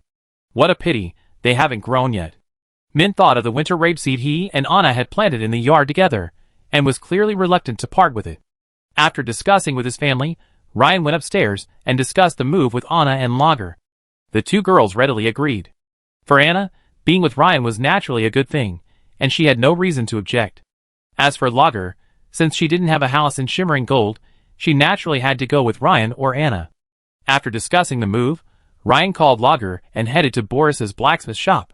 He was carrying a large bag of metal shell fragments from the Iron Maiden doll. That was the rare material Lagiari mentioned, hardened adamantium. However, they had barely taken a few steps when Lagiari stopped Ryan and frowned, saying, Ryan, I may have overlooked a problem, and it might not be easy to solve. This hardened adamantium is very difficult to smelt. The temperature required is very high. If it were the blacksmith shop in that small town last time, I don't think I could smelt it. Ryan raised his brow. That's quite a problem. But the next moment, a flash of inspiration struck Ryan. Perhaps I have a solution. I try it later. If it doesn't work, there's a blast furnace somewhere else. We can go there then, Ryan said with a smile. Lagiari glanced at Ryan, but instead of questioning anything, he nodded with trust. It seems that the words of those with great power are more trustworthy. Soon, the two arrived at the blacksmith shop. Upon entering the smithy, Ryan noticed that several of the apprentice blacksmiths, who hadn't been to Boris's shop for a while, were missing. Boris smiled happily upon seeing Ryan enter, but his expression changed when he saw Lagrave behind him. He said, Ryan, long time no see. Are you borrowing my smithy again? Uncle Boris, you guessed right. I'm sorry to bother you again today, Ryan said with a smile. Boris gave a wry smile and turned to the apprentice blacksmiths, shouting, You brats, you should be thankful to me that you can rest today. Dismiss. After sending the apprentice blacksmiths away, Boris walked over to Ryan and whispered, Ryan, I heard there's a new sheriff's deputy in town who looks a lot like you. Have you heard about that? Hearing Boris's words, Lager, standing nearby, couldn't help but chuckle. Well, Uncle Boris, that's none other than me, Ryan said, slightly embarrassed. You? Boris eyed Ryan suspiciously for a few moments, patted him on the shoulder, and added, Don't joke with me, Uncle. But it's a good thing you have such ambition. Ryan was stunned and shook his head helplessly. At this moment, Boris seemed to have a thought. He closed the door of the blacksmith shop and hung a sign saying closed. Then he turned back to Ryan and said eagerly, By the way, what are you forging today? I can help. After saying this, he kept glancing at Lager, who was standing beside Ryan. Well, Uncle Boris, I'm afraid you can't watch the forging today, Ryan said with a glance at Lager. Well, Boris saw Lager, who remained silent, and assumed it was because of her, so he said with a hint of regret. However, when Ryan handed Boris a small bag of gold coins, his smile suddenly brightened again. After Boris left, Lager and Ryan were the only ones left in the smithy. Ryan, you just said you could smelt this? Lager asked curiously, pointing to a large bag of hardened adamantium fragments. Ryan nodded. Well, then you take care of the smelting. I make a clay mold for the two-handed warhammer. Okay, I give it a try. By the way, Ryan, what style of warhammer do you want? Lager, who had just taken a step, turned back and asked, as if remembering something. What types of hammers are there? Ryan suddenly realized that this time, he didn't need to build it in the style of his previous bronze warhammer. His previous bronze warhammer had flat heads on both sides, relying primarily on its immense impact to inflict concussive damage. Generally speaking, Knights often use the Morningstar hammer or the spiked hammer, Logger said after a moment's thought. Morningstar hammer? Ryan couldn't immediately think of a hammer of that type. However, he did know of the spiked hammer, which had a flat base on one side and spikes on the other, specifically designed for armor piercing. Well, the hammer head is round, with multiple metal spikes on the surface, somewhat like a mace, Logger explained with a simple gesture. This explanation quickly made Ryan understand. Ryan began to ponder. He possessed the secret hammer technique, Earthshatter, but it was clearly not very suitable to be performed with the Morningstar hammer. In comparison, a pointed hammer with a flat head on one side is the most suitable. The pointed head can unleash the rotational force of the secret skill, Rising Dragon Hammer, enhancing armor penetration. And the flat head can unleash the secret skill, Earth-Shattering Hammer, further increasing the concussion damage. Logger, let's go with the spiked hammer, Ryan agreed. Just as Logger turned to leave again, Ryan stopped her. Wait! Ryan suddenly thought. He picked up a nearby charcoal pencil and quickly drew a few strokes on the parchment scroll. Then Ryan handed the parchment scroll to Logger and said, "Can you make a hammer like this? It's a variation of the spiked hammer, right? The flat side of the hammer remains unchanged, but the pointed side, similar to the Morningstar hammer, is equipped with multiple spikes," Ryan explained. No problem, it's just..." Logger glanced at Ryan with a strange look. "Don't you think the hammer head of this shape looks a lot like a boar's head? The spikes on the pointed end look exactly like the bristles on a boar's head." Logger expressed serious doubts about Ryan's aesthetic. It seems his sketching skills are quite good. Yes, this is the classic pighead hammer. Ryan thought to himself. Pighead hammer, very descriptive. A perfect combination of the Morningstar hammer and the spiked warhammer, isn't it? But I have a better name, Invincible Force. What do you think? Ryan said with a smile. Indestructible Force you. Fine, as long as you're happy. Then I go make the mold. Logger rolled her beautiful eyes at Ryan and said helplessly. At least, she couldn't understand Ryan's aesthetic sense or the name. While Logger was making the clay mold for the warhammer, Ryan placed the hardened adamantine fragments in the blazing blacksmith's furnace. But it was obvious that a blacksmith's furnace, which struggled to smelt ordinary iron ore, couldn't smelt the hardened adamantine fragments. Even if Ryan cranked the blower to high speed, it would be useless. Naturally, this wasn't the solution Ryan had in mind. He focused his attention on the Wizard Apprentice, Transcendent, panel and added a skill point to the Sorcery Scorching Touch. Though these two remaining skill points were originally reserved for increasing his limit-breaking ability to deal with powerful enemies. But Ryan considered that once he successfully forged the warhammer, his blacksmith class level would likely increase. This would restore his remaining skill points after the upgrade to 2, without any impact. Of course, the main purpose of adding points was to verify Ryan's previous hypothesis. The power of the Sorcery Scorching Touch, besides being tied to mental strength, was it actually related to skill level? With this investment of skill points, Ryan's mind suddenly filled with fragmented memories of practicing the Sorcery Scorching Touch. It was as if Ryan had been practicing the Sorcery Scorching Touch day and night for months. Soon, Ryan discovered that he could omit several syllables from the original spell. In other words, his chanting speed had increased.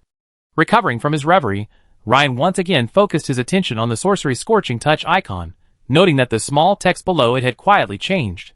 Burning Touch LV2, 5/300, Burning Touch LV2 effect, consumes a certain amount of mental energy, using a specific sorcery model to attract surrounding fire energy particles, causing high temperature damage within a certain radius in front of the host's palm. Note, the spell lasts 2.4 seconds, and its power is proportional to the duration and the host's mental energy. The closer the contact, the greater the power. Current effective damage range, 0 to 0.5 meters. Huh? Ryan keenly noticed the change in the system's representation. The spell's casting time had been shortened from 3 seconds to 2.4 seconds, a nearly 20% reduction. This was likely due to the compression of the spell's syllables. However, the statement about power, which Ryan cared about most, seemed to remain unchanged. This made Ryan a little depressed. It seemed that the power of a spell still depended on mental strength, while proficiency affected the speed of casting. After careful consideration, Ryan found it quite reasonable. Since the spell model was fixed, how could the power of a spell increase with proficiency if the mental strength consumed remained constant? If it were possible, then a first-level wizard apprentice with barely developed mental strength could, through long practice, cast a single, extremely powerful spell. This was clearly impossible. Of course, there might be other ways to increase the power of a spell. But for now, it seemed that increasing mental strength was the only way Ryan could increase the power of a spell. As expected, for a wizard or wizard apprentice, mental strength was fundamental. However, adding points to increase the speed of casting a spell was very practical. What does a spell that's nearly half a second faster mean in actual combat? It goes without saying. After some thought, Ryan decided to first test whether the spell Scorching Touch could be used in conjunction with the smithy to smelt and harden fine gold. Ryan raised his hands, holding them about 30 centimeters from the smithy, and then softly chanted an incantation. This time, the spell was noticeably faster than before. Just over 2 seconds later, a red glow suddenly appeared on Ryan's palm. Ryan could clearly feel the surrounding flame energy particles rapidly gathering in front of his palm. Suddenly, the flames in the already blazing furnace shot up a fraction. Clearly, the furnace temperature was rapidly rising due to the influence of Ryan's Scorching Touch spell. It worked. Ryan's heart was filled with joy. Because Scorching Touch is a channeling spell, maintaining a steady channeling effect can continuously gather the surrounding free flame energy particles. Soon, the temperature inside the smithy reached over 2,000 degrees. The hardened adamantium fragments gradually softened from their initial red glow, and then, like candles, began to melt. So, when Lager entered with 2 clay molds, she was met with a shocking scene. However, Ryan had already finished casting the Scorching Touch spell, so Lager did not witness the scene. Of course, this was also a deliberate act on Ryan's part. For the time being, it was better to keep his knowledge of sorcery a secret. Ryan, you. After coming to her senses, Lager immediately placed the finished clay mold under the smithy's spout. As the smelted liquid adamantium slowly flowed into the clay mold, Lager covered it and waited for it to solidify and cool. Ryan also took a moment to glance at the system notification. You have performed hardened adamantine smelting, and your comprehension has improved.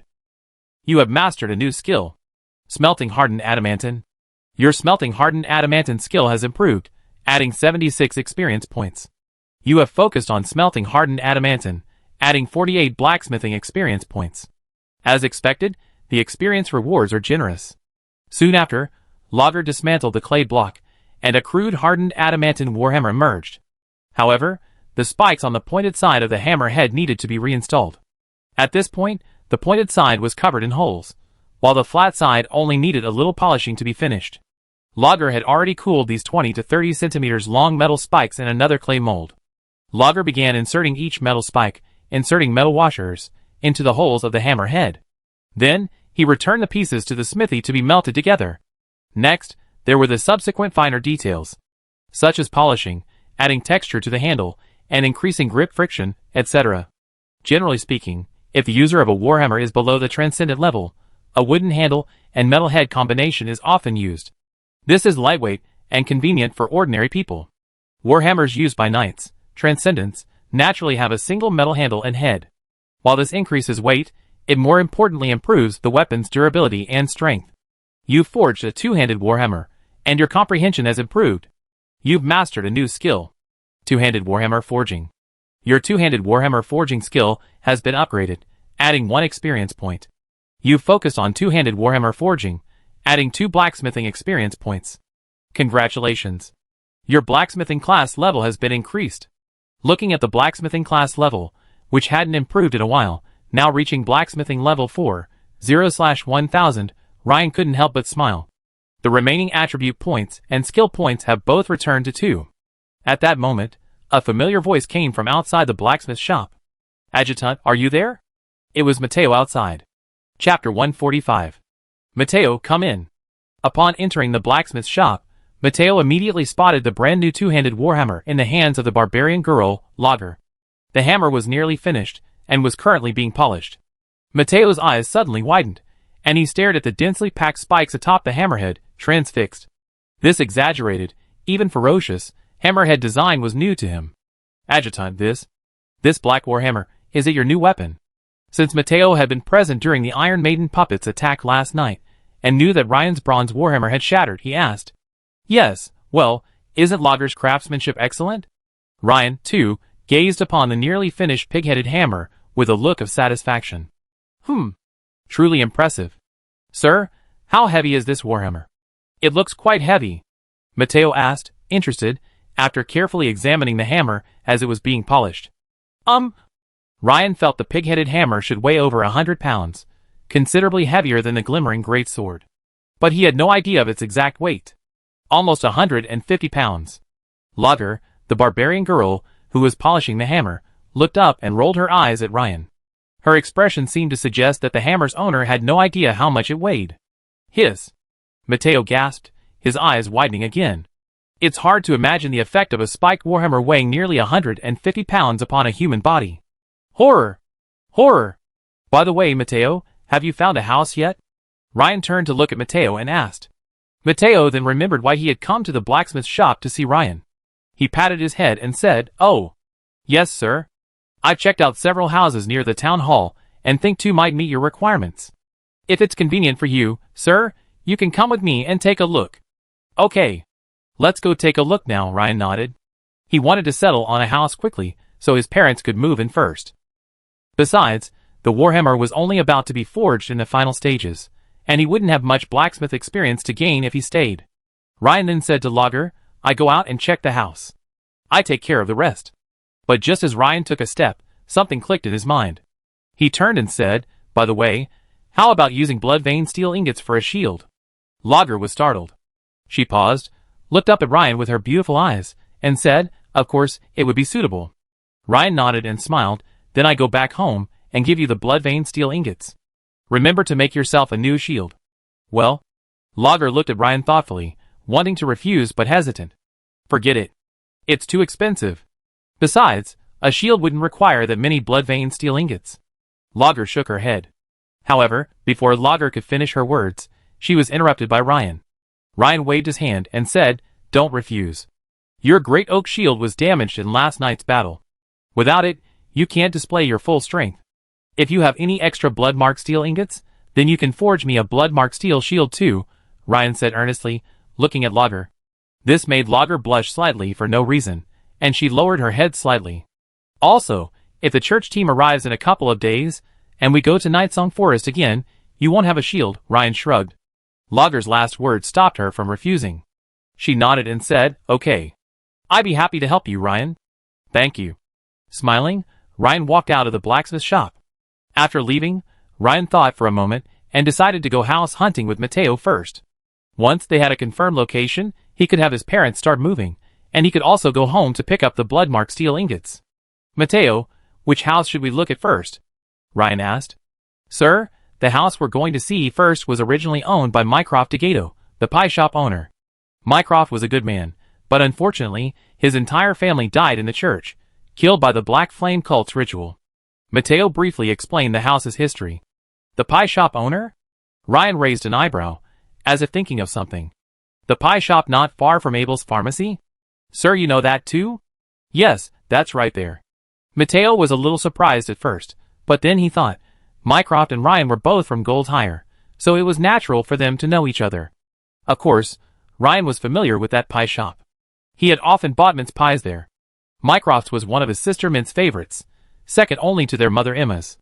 Soon, the two arrived at the first house, a 2.5-story structure just 100 meters from the shining gold town hall. The house had its own fence, with small yards in front and back, but the front yard alone was much larger than Ryan's. Also, the front yard was planted with numerous flowers and practically free of weeds, suggesting that the original owners, the McCall family, had kept it well tended. Ryan nodded slightly. This small yard was perfect for digging. His sister, Mint, would surely enjoy it. After a quick walk around the house, Ryan discovered a slightly smaller backyard. So, the overall layout of this house was very similar to Ryan's, except that the floor space was significantly larger, nearly double the size. Knowing Ryan would come in to inspect the house, Mateo had already prepared the key. Click! Mateo took the initiative and opened the door. After opening the door, Ryan walked into the house. The decor was quite new, and most importantly, it was spacious. The first floor housed the kitchen and living room with a fireplace. The second floor contained 4 bedrooms and a utility room. Although it was called a utility room, it was currently empty, furnished with only a few simple tables and chairs. In addition, there was a spacious basement below ground level, suitable for storing durable vegetables, grain, and even wine. The overall structure of the house was well designed, at least 2 or 3 levels better than Ryan's. Ryan nodded slightly. It was a very nice house, and he was very satisfied. "Mateo, how much is this house?" 280 gold coins, transferable at any time. Okay, this one. Sir, wouldn't you like to see the other building? Mateo asked, puzzled. He thought the other one was quite nice too, and even had a separate stable. No thanks, Ryan shook his head. Ryan had his reasons for choosing this place. Mateo had just briefly explained that the other building was east of the town center, farther from Abel's pharmacy, and even further from the government office. Mateo, come home with me first, and then you can accompany my parents to handle the transfer, Ryan said. Yes, sir. The two of them, walking back, soon passed the entrance to Abel's pharmacy. Unlike usual, Ryan noticed from a distance that the door was firmly closed. This puzzled Ryan. Generally speaking, no matter how busy the pharmacy was, one of Abel or Molly was always there. Situations like closing the store were rare. However, Ryan had other things on his plate, so he naturally had no desire to investigate. After returning home, Ryan briefly explained the situation to his parents and handed his mother, Emma, the purse containing 300 imperial gold coins. He then sent the two of them, along with Mint, to go with Mateo to handle the relevant transfer procedures. Ryan, carrying 10 blood-marked steel ingots, returned to the blacksmith shop.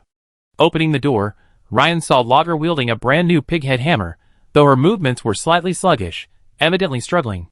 Lager smiled upon seeing Ryan enter. Ryan, you're here just in time. I just finished the last step. Try your new weapon. She handed the hammer to Ryan. As soon as Ryan took it, he felt the weight of the black, pig-headed hammer. It felt slightly heavy in his hand. However, after Lager added patterns and a lashing to the handle, the hammer felt comfortable in his hand, allowing him to wield it with either one or two hands, making it very convenient.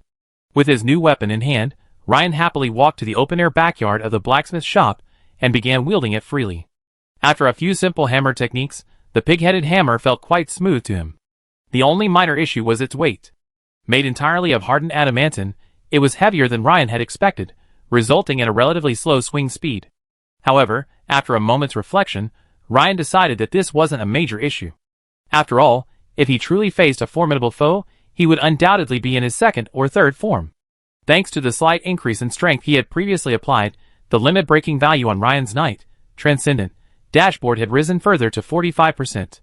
After simply activating Limit Break, which boosted strength, agility, and stamina by 45%, the somewhat heavy pig's head hammer instantly became quite handy. And once at full power, Ryan expected the pig's head hammer to feel even lighter. There was no way around this at the moment. After all, the difference in Ryan's physical fitness between bursting and not bursting was enormous. How's it going? Are you satisfied? Lager, watching Ryan's demonstration, asked with a smile. Very satisfied, Lager, thank you. Well, then I go make the clay mold for the shield. By the way, what size shield do you want? Lager asked. Well, if we have enough blood-marked steel ingots, I just make the same ones you have. If not, a slightly smaller size won't be a problem, Ryan said after a moment's thought. After all, he rarely used his shield, so he might as well keep it as a backup for Lager. Okay. Lager nodded, knowing Ryan rarely used a shield. While Lager was making the clay mold, Ryan placed 10 blood-marked steel ingots in the smithy. Resembling the method from last time, Ryan used the sorcery Scorching Touch to melt the blood-marked steel ingots into a liquid state. A short while later, Lager entered with the clay mold. Having experienced it before, she wasn't overly surprised by how quickly the blood-marked steel ingots were melted this time.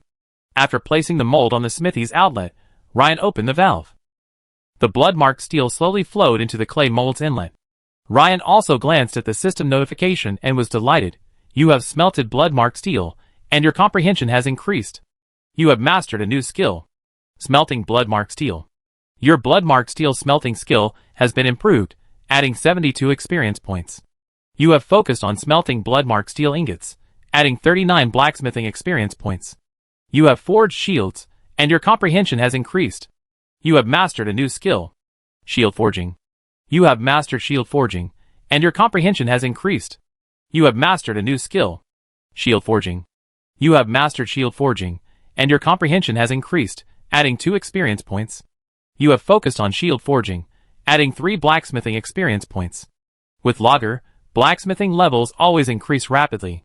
An hour later, Lager clutched her brand new blood-marked steel shield, a look of delight on her face. Ryan checked his blacksmithing level. Although the system's experience bonus was still generous, since the blacksmithing class had just leveled up, It had now reached blacksmithing level 4, 329/1000. When Ryan and Lager returned, they found Mateo and several of the night watchmen already helping with the move. Anna, standing nearby, seemed to have started packing her clothes, likely prompted by her sister Mint. Soon, Ryan and Lager joined the moving party. Meanwhile, in Mayes County, in the study of Baron Norman's family mansion, a conversation between father and son was underway. "Father, will the person you're contacting this time be like the Black Sail Pirates last time?" Dennis asked, a hint of worry, as he stood beside his father, Baron Norman. Ever since he learned that Ryan, the pariah, the farmer's son he had completely despised, had actually achieved the knight transcendental rank before him, he had been extremely irritated. Could a pariah be turned over in such a way? Once he passed the coronation test, wouldn't he become a noble like him? The thought of such a possibility almost overwhelmed Dennis with anxiety and jealousy. That was why Dennis had taken the initiative to approach his father, Baron Norman, whom he had always feared, to inquire about the situation. The perpetrator this time was an old friend of mine, Adams Nolan, a third-level wizard apprentice specializing in spells. His methods were extremely strange, and I can't imagine Ryan getting away with it this time. Baron Norman's right fingers rhythmically tapped the armrest of the luxurious calfskin chair.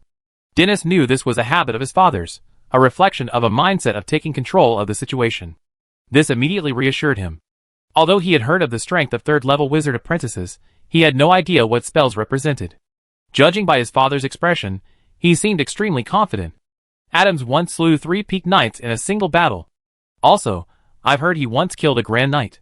Although Adams has never directly addressed this rumor, I suspect it's true. Because I knew that grand knight, he disappeared and I heard he's never been seen again. Although Adams failed to advance to Curse Master a few years ago and his strength has declined, I think he should have no problem taking care of Ryan, no matter how exceptional Ryan's knightly talent is. Baron Norman spoke slowly. Every word the Baron spoke struck Dennis's heart like a hammer. It knocked away the restlessness and jealousy in him. He hadn't expected his father's friend to be so formidable. Dennis's face flushed, his heart trembling with excitement. This was even more exciting than the time he'd wreaked havoc on Tina. Goldhire Town. Ryan's new home. After several hours of moving, thanks to the help of many Night Watch staff, the entire move was largely complete. Ryan looked at the sweaty men busy at work and, after some thought, decided to treat his fellow Night Watch members to a dinner that evening as a token of his gratitude. So, he sent his mother, Emma, to the market to buy some meat, chicken, duck, fish, vegetables, and fruit, and he asked his father, old Ryan, to buy some good ale and wine. Ryan entrusted the renovation of the old house to Mateo, asking him to find someone to repair it soon and then sell it directly. After finishing these chores, Ryan looked thoughtfully at the empty utility room on the second floor. Soon, Ryan left his home and arrived at Abel's pharmacy, which remained closed. Peering through the crack in the door and confirming that no one was there, Ryan circled around and arrived at the door of the residence behind Abel's pharmacy. He went up and knocked. "Who?" A husky voice called out, but Ryan immediately recognized it as the voice of pharmacist Abel. "It's me, Ryan." Crack. The door opened, and a tall, thin figure with bloodshot eyes and disheveled hair appeared before Ryan, startling him. Thankfully, Ryan's keen senses allowed him to detect a familiar aura. It was undoubtedly pharmacist Abel. "You, Mr. Abel? How could you?" Ryan couldn't help but ask. Abel looked up, his bloodshot eyes gazing at Ryan, and uttered only one word. "Molly's dead." "Huh? How did Sister Molly die?" Ryan was stunned and asked. The beautiful and gentle Molly, whom he remembered as newly married, was gone at the tender age of 20? Ryan suddenly felt a sense of the fragility of life. At the same time, he realized how precious it was for his family to be together safely. Furthermore, Ryan instantly understood why Abel had become like this. The pain of losing a beloved spouse must be excruciating. Molly was murdered by cultists last week while attending church. What? Ryan's pupils shrank. He hadn't imagined that Molly was among those who died in the church last week. "Ryan, why are you here this time?" Ryan hesitated, knowing now wasn't the right time to speak. After a moment's thought, he said, "Mr. Abel, I want to learn how to make potions." Abel waved his hand, saying, "I don't have the heart to make potions right now, let alone teach you. But, if you really want to learn, you can try to learn on your own." Abel pulled a diary from his room and said, "This is a record of my potion-making experiences. If you're truly talented, it should be helpful." Ryan took it immediately, feeling a little disappointed, but also as he'd expected. It was a plain black notebook with a leather cover that looked quite worn. The black leather was stained with a variety of colorful potions, and there was also a rather unpleasant odor, likely from the residual potion. But judging by how carefully Abel treasured it, it must have been a treasure trove of his work. If the other party hadn't been so heartbroken, Ryan doubted Abel would have given it to him. Mr. Abel, thank you very much. After a moment's thought, Ryan added, Mr. Abel, if Molly were still alive, she wouldn't want to see you so depressed. I hope you can cheer up and live a good life. After leaving Abel, Ryan went to the grocery store and bought some basic potion-making utensils. Then, Ryan returned to the utility room on the second floor of his new home to try his hand at making the mutation growth potion. Meanwhile, at the door of the former Ryan residence, an elderly man in a black robe, holding a wooden cane, arrived. His hood obscured his features. Looking at the now empty Ryan residence, the old man couldn't help but show a hint of doubt. He thought Norman's handling of matters was becoming increasingly unreliable. However, he soon spotted a night watchman in standard leather armor entering the Ryan residence, apparently moving something. He approached and asked, Young man, does Ryan live here? Hello, do you know the adjutant? Lord Ryan has moved. Do you need me to take you there? The young night watchman asked enthusiastically, seemingly treating the old man as a friend of Ryan's. Thank you. The old man, following the young night watchman, soon arrived near Ryan's new home. However, just as they were about to arrive, the old man whispered, Young man, you just had a dream, and now you're awake. Well, what did you say, old man? The young night watchman turned around, but the moment he caught sight of the old man's deep eyes, he was suddenly stunned. His eyes were blank, his pupils seemed unfocused. But the next second, the young night watchman returned to normal, with no sign of any abnormality. The man muttered to himself for a while before walking away, completely oblivious to the fact that he had just helped guide the old man. The old man soon arrived at the door of Ryan's new home and frowned slightly at the sight of no less than a dozen night watchmen coming in and out. So many people. This is going to be difficult. Let's talk about it tonight. But there's still one thing to do. The old man turned around and looked around, quickly noticing a little girl digging in the front yard. Little sister, is this Ryan's house? The old man approached and spoke to Mint through the wooden fence. When Mint's innocent eyes looked up at the old man, they lost focus for a moment, and she nodded woodenly, Yes, Grandpa. Then go get me one of your brother Ryan's clothes. If it has hair on it, even better. Okay, Grandpa. Mint then turned and left, quickly going to Ryan's room, finding one of his linen tunics, and taking it down. Anna, who was tidying the room, saw this. Although she didn't know what Mint was doing with Ryan's clothes, she didn't ask any questions. After Mint handed the linen tunic to the old man, a few minutes later, Mint shook her head, feeling dizzy and unable to remember what had happened. The old man disappeared into the evening sun. Chapter 146. Ryan locked the door to the utility room and began flipping through the black-covered journal Abel had given him. After reading a few pages, Ryan realized that Abel's notes were mostly about making common potions. While they were certainly useful, they were significantly different from the mutation growth potion he was about to attempt. Especially the final step. After a moment's thought, Ryan put the book down and paced around the utility room, lost in thought. Based on my previous experience making nutritious meals, if I can successfully craft the mutation growth potion, my dog trainer class level should increase significantly. And using the mutation growth potion to feed the Greyhound cookie will further earn me considerable experience points. So, regardless of its exact effects, crafting this potion is still very necessary for me. But the mutation growth potion seems quite different from the ordinary potions Abel makes. Should I start with the ordinary ones? At this thought, Ryan suddenly smiled. Let's not talk about whether ordinary potions can increase the success rate of crafting the mutation growth potion. I almost forgot. I have a cheat. Ryan immediately decided to give it a try. However, Ryan had never made a potion before, so he was inevitably nervous. But seeing the 10 ingredients neatly laid out on the table, Ryan immediately calmed down. With so many ingredients, at least one will succeed. As long as I succeed once, the rest shouldn't be a problem. Who gave me that cheat? Once I learn it, I won't regress. I only improve with experience. However, before making it, Ryan was meticulous, rereading the mutation growth potion recipe and instructions in the Bee's Taming Journal. 1 ounce of sunflowers, 1 pair of nocturnal vampire bat wings, 2 scavenger wolf claws. First, combine the sunflowers. After contemplating for a moment, Ryan began following the mutation growth potion's recipe, proceeding to the first step. Preparing the sunflower liquid. This step required grinding 1 ounce of sunflowers into a powder, then adding distilled water, diluting and filtering, to obtain the sunflower liquid. The entire process was simple.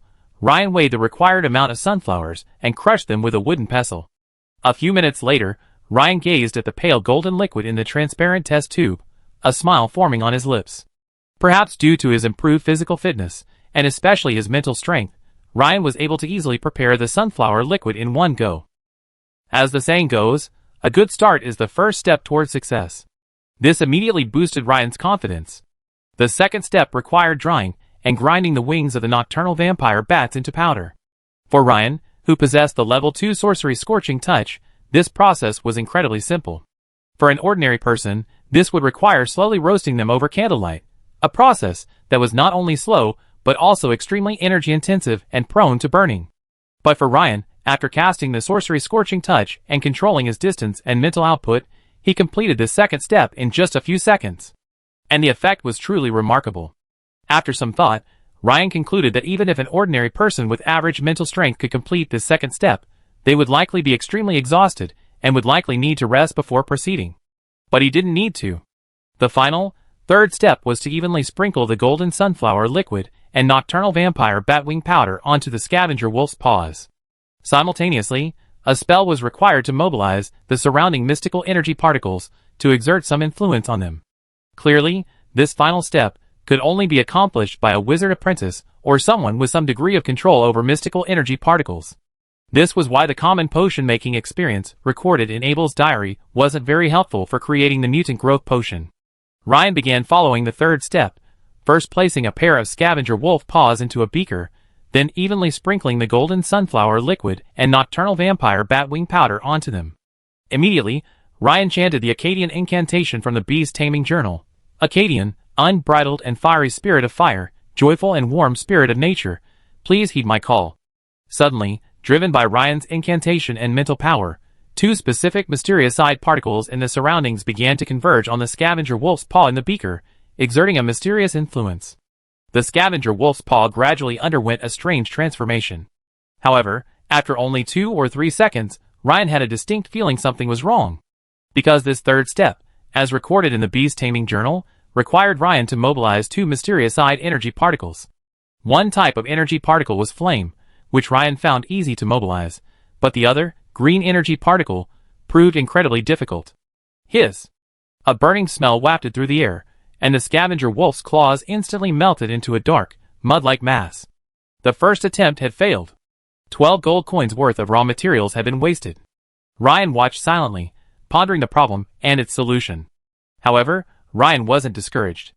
On the contrary, reaching the third step directly on his first attempt made him eager for a second attempt. A few minutes later, Ryan decided to try again. Another burning smell wafted through the air, and the second batch of raw materials was wasted. Furthermore, 2 consecutive attempts had left Ryan feeling a bit mentally exhausted. After all, the potion-making process required complete concentration, coupled with the use of the sorcery, Burning Touch. After some thought, Ryan decided to try a little with his mental attributes. After all, improving his mental attributes would inevitably improve his ability to manipulate the surrounding mysterious energy particles. The only uncertainty was whether the desired effect would be achieved.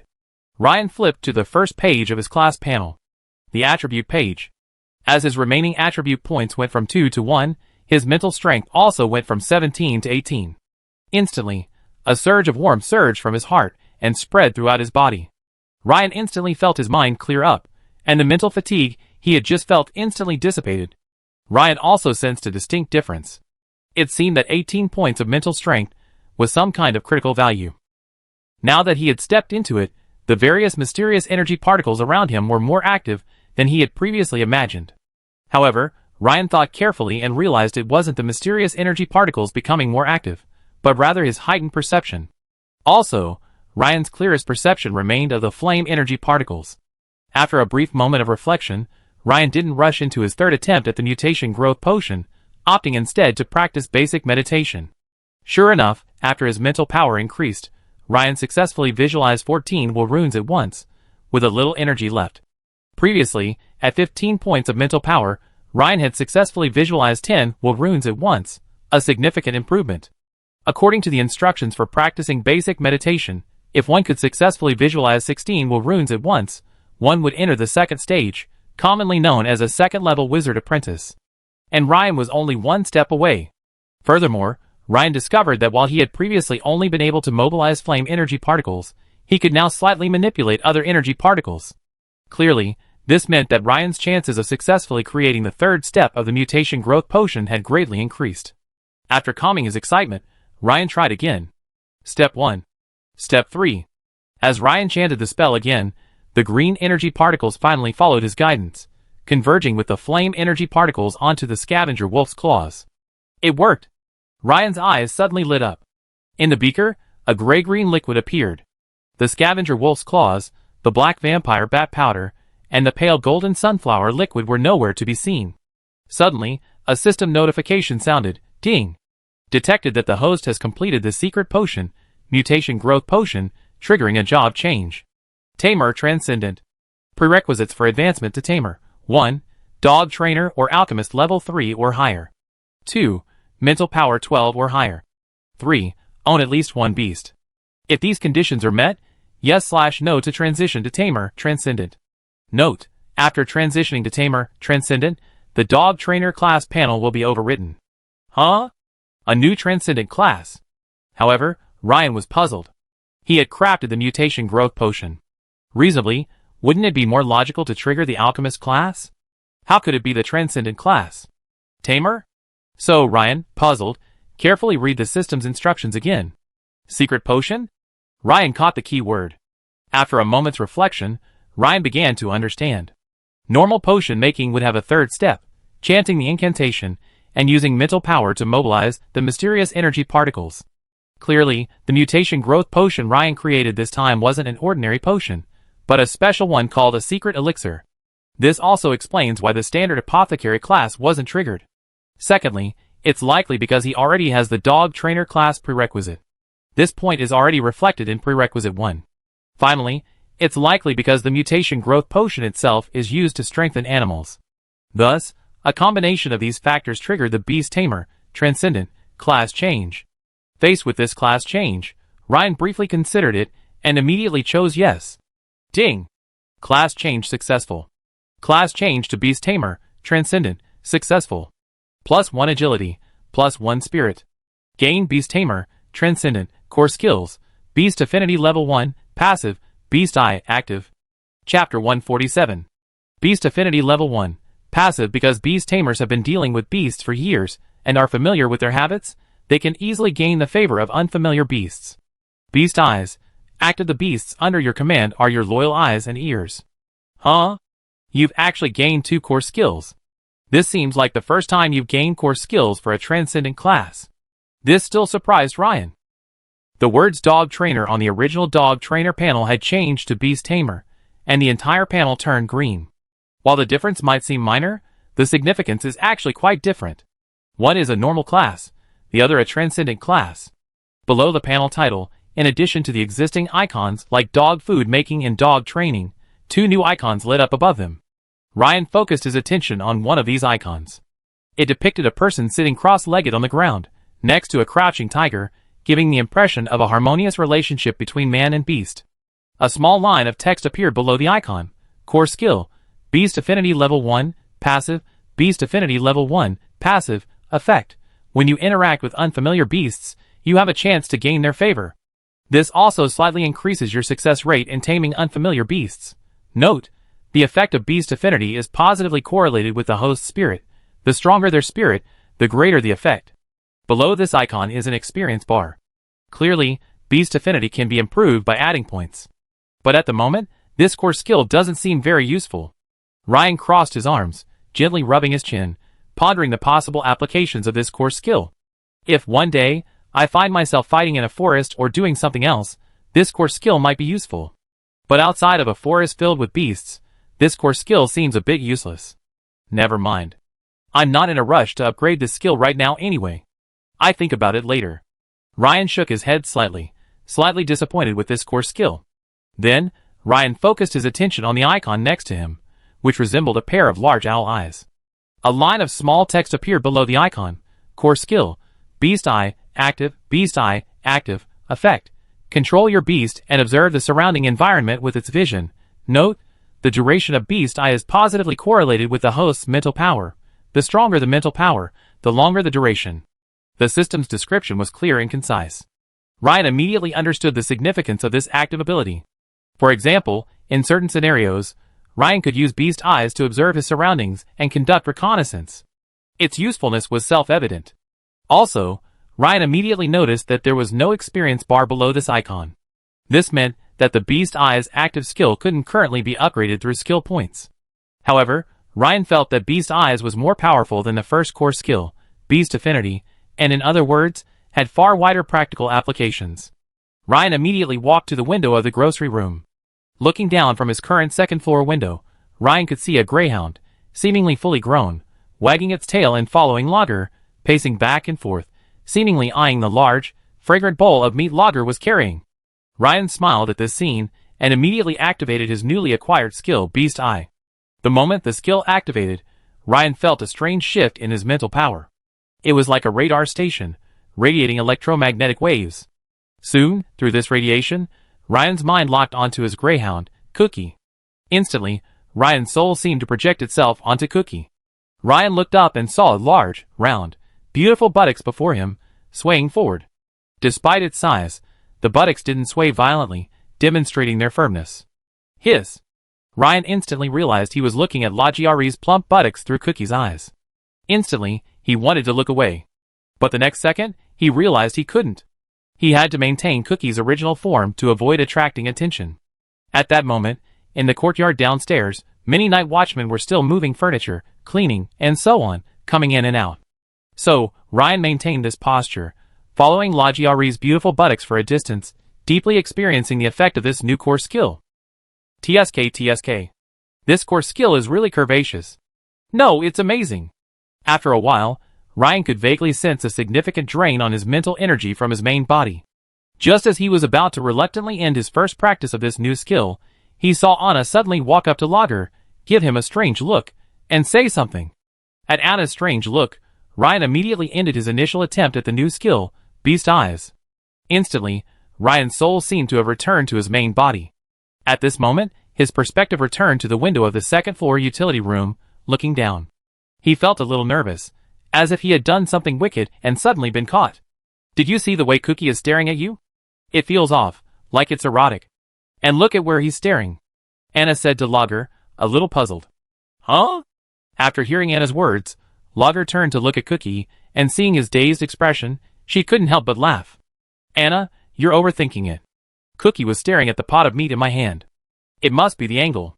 Huh? It wasn't looking like that just now. Anna turned back to check, and saw that Cookie's expression had suddenly changed again. It seemed to have returned to its normal state. This puzzled her greatly. You know, as she practiced basic meditation, Anna noticed that her perception was becoming increasingly sharp, especially regarding animals and plants. Cookie was stunned for a moment, shaking his head, as if wondering why his consciousness had suddenly gone blank. Woof woof. Cookie roared twice, then glanced toward the second-floor window, as if sensing something.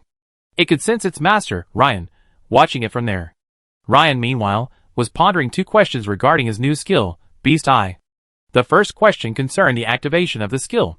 At the moment Beast Eye activated, there was actually a considerable distance between him and Cookie. He had just used electromagnetic radiation to connect and sense Cookie. This essentially relied on his mental energy consumption. So, the next time he activated this skill, it would be best to have Cookie near him. This would save a considerable amount of mental energy, thus extending the duration of the skill. This saved mental energy could be used to maintain the skill. The second question was that after using Beast Eye, Ryan could only see, but not hear, the conversations around Cookie. Of course, you can't use Cookie's sense of smell, thousands of times superior to a human's, to assess your surroundings. At this moment, Ryan glanced at the system prompts on the panel again. After the job change prompt, another row of prompts appeared. You crafted a mutation growth potion, and your related comprehension improved. You learned a new skill. Mutation growth potion crafting. Your mutation growth potion crafting skill has been improved, adding 30 experience points. You focus on mutation growth potion crafting, and your tamer, extraordinary, class experience points have increased by 12. Will crafting each secret potion be a new skill? This is quite similar to the Blacksmith class. Ryan thought to himself. Since switching to Beast Tamer, Extraordinary, his agility increased by 1 and his spirit increased by 1. Currently, Ryan's spirit reached 19 points. Name: Ryan Kalin. Occupation: Wizard Apprentice, Extraordinary, LV4, 132/1000/Knight, Extraordinary, LV3, 389/500/Beast Tamer, Extraordinary, LV1, 12/100/Blacksmith, LV4, 329/1000, Constitution, 18. Strength, 16. Agility, 16. Spirit, 19. Remaining attribute points, 1. Remaining skill points, 2. Also, Ryan noticed that the break limit value on his Knight, Extraordinary, class panel had increased from 45% to 51% due to the continuous attribute upgrades. Just then, there was a knock at the door. Knock, knock, knock. Brother, it's time to eat. Everyone's waiting for you. Mint's crisp voice came from outside the door. Okay, Mint, I'd be right there. Ryan stopped thinking, opened the door, and quickly walked out. As Ryan, holding Mint's hand, walked downstairs, he saw the long, solid wooden dining table in the first-floor living room already laden with a feast. Around the long table sat Mateo and 7 or 8 night watchmen, while old Ryan, his mother Emma, Anna, and Lagret sat on the other side. There were 2 empty seats for Ryan and Mint. 2 other night watchmen Ryan knew well were bustling back and forth between the kitchen and the dining room, constantly pouring drinks. The housewarming dinner was held in a joyous atmosphere. Mateo and all my fellow night watchmen, thank you so much for your help today. To be honest, I didn't contribute much to the move myself. Tonight, everyone, please eat and drink well. Ryan raised his glass and smiled in gratitude. Hey Dickaw, you're so polite. Yes. It's just a small matter. Come on. Everyone, raise your glasses. A toast to our young adjutant de camp, Mateo said with a smile, raising his glass high. Chapter 148. After the housewarming dinner, Ryan walked around the front and back yards with his family. Brother, this big yard is my favorite. Now, Anna and I can grow tons of vegetables and flowers, his sister Mint said happily. Looking at his sister's beaming smile, Ryan couldn't help but be touched by her joy. He said, well then, this yard is in your hands. I hope you can keep it beautiful. Standing by his parents, he looked deeply pleased. Taking in all this, Ryan nodded slightly. Perhaps, this scene before him was the definition of happiness. Since Ryan had several things to attend to, he didn't stay long and quickly returned to the utility room. He took out the 100 pounds of bear meat he had exchanged for at the county commissary. At the dinner, he didn't eat much, but he did drink quite a bit. Ryan had been craving violent bear meat for a while. Before, Ryan often recalled the delicious taste of violent bear meat he first tasted in Claire's study. Now, Ryan's food needs grew ever greater, and his standards for quality grew ever higher. Ordinary food offered no benefit to his strength. But violent beast meat was different. It was rich in nutrients, and could even help improve Ryan's giant bear breathing technique. That's why Ryan had previously exchanged for violent bear meat, and he planned to do the same in the future, gradually adding high-quality food to his daily diet. At this moment, Ryan cut off a large piece of violent bear meat, weighing approximately 3 or 4 pounds, and placed it on the iron plate he had prepared long ago. Since the wild bear meat had already been bled and cleaned, no additional washing was required. Ryan didn't use any conventional cooking methods for the wild bear meat. After all, high-end ingredients often require only the simplest cooking methods. This time, Ryan chose to roast the wild bear meat at high temperature and then consume it directly. Ryan placed his palms about half a meter above the wild bear meat, silently chanted an incantation, and cast the sorcery scorching touch. A few seconds later, an alluring aroma of meat filled the utility room. As for why he used sorcery to cook, it was because Ryan considered the principles of ovens in his previous life. Rapid, enclosed high temperatures could lock in the moisture and flavor of food. Thus, Ryan came up with the idea of using the high temperatures of the sorcery scorching touch to roast the wild bear meat in just seconds, achieving a similar effect to the ovens of his previous life, preserving moisture and flavor. Looking at the fragrant, medium-rare bear meat, Ryan sprinkled some salt on it and began to chew heartily. Shoo! Still as delicious.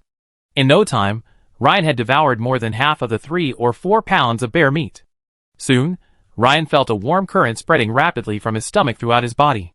Perhaps it was because he had reached the transcendent stage, his bodily functions greatly enhanced. Although Ryan had eaten much more bear meat this time than before, he didn't feel the intense fullness he felt before. Instead, he felt a warm, comfortable sensation all over his body. Just then, There was a sudden sound of scratching at the door. Ryan knew it must be Cookie the Greyhound. After all, besides him, everyone else in the house never scratched. Besides, who else had such a keen sense of smell? Ryan had barely opened the door when Cookie, the Greyhound, squeezed in. He scurried around him, wagging his tail frantically, his eyes fixed on the remaining bit of roasted bear meat in his hand, a look of eager anticipation on his face. Ryan couldn't help but shake his head, saying helplessly, "I'm impressed. Don't tell me you're not full."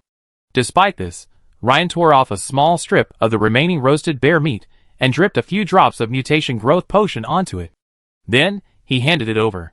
Cookie sniffed it with his sharp nose, then revealed a look of anthropomorphic surprise. With a gulp, he devoured the bear meat. The next second, Cookie's dog eyes suddenly widened twice, staring at Ryan in astonishment, as if to say, "Master, there's something so delicious. Life is just like this. This life is worth it." Seeing Cookie lick his lips, looking unsatisfied, Ryan said unhappily, "Okay, don't expect any more. This is more than enough for you." With that, Ryan stuffed the last bit of wild bear meat in his hand directly into his mouth. It wasn't that he was stingy. It was just that Cookie was just an ordinary greyhound, not a ferocious beast. Eating too much of this high-quality food would make it difficult to digest. As expected, as if sensing the potent effect of the wild bear meat, Cookie quickly curled up in a corner of the utility room and began to doze off with his eyes closed. Ryan, however, noticed a system refresh notification. "You have fed your greyhound with wild bear meat spiked with a secret medicine, mutation growth potion. Your comprehension has increased slightly. Your beast taming skill has been upgraded, adding 15 experience points. Your beast tamer, transcendent, class experience has increased by 11. Huh? Only then did Ryan notice that on his green beast tamer panel, the dog training skill had automatically changed to beast taming, and the dog food making skill had also changed to beast food making. It seems the system's so-called override isn't a complete elimination or complete acceptance. In addition, feeding with secret medicine or high-quality food will increase experience points faster. This was also verified during the feeding exercise just now. After answering several questions on the beast tamer, transcendent, panel, Ryan began practicing giant bear breathing, maximizing the special nutrients contained in wild bear meat. After completing his breathing training, Ryan began practicing basic meditation. Because Ryan had gained another 1-point boost to his spirit attribute when he transitioned to beast tamer, he wanted to test how many will runes he could visualize at once. A minute later, Ryan opened his eyes with joy. This time, he had visualized 16 will runes in one go, effectively reaching the level of a level 2 wizard apprentice. Ryan also confirmed one thing. The level displayed on the wizard apprentice, transcendent, class panel had absolutely nothing to do with level 1 or 2 wizard apprentice in the common sense. Reaching level 2 of the wizard apprentice didn't necessarily equate to a level 2 wizard apprentice in the common sense of this world. Furthermore, his current level was level 4, and there was no such thing as a level 4 wizard apprentice in this world. The highest level of wizard apprenticeship was level 3. So, it could be understood that these were two completely unrelated systems. Ryan pondered for a moment. The biggest difference after he reached level 2 of the wizard apprenticeship would likely be in combat power. Before, when he had just completed the visualization of the 8 will runes and entered level 1 of the wizard apprenticeship, his combat power was far inferior to that of a full-fledged knight. His only difference at that time was that his mental strength was much stronger and his perception was much sharper than that of an ordinary person. To unleash a stronger combat power, he needed external aids, such as the acid missile scroll that Indri had used in the Elim mine.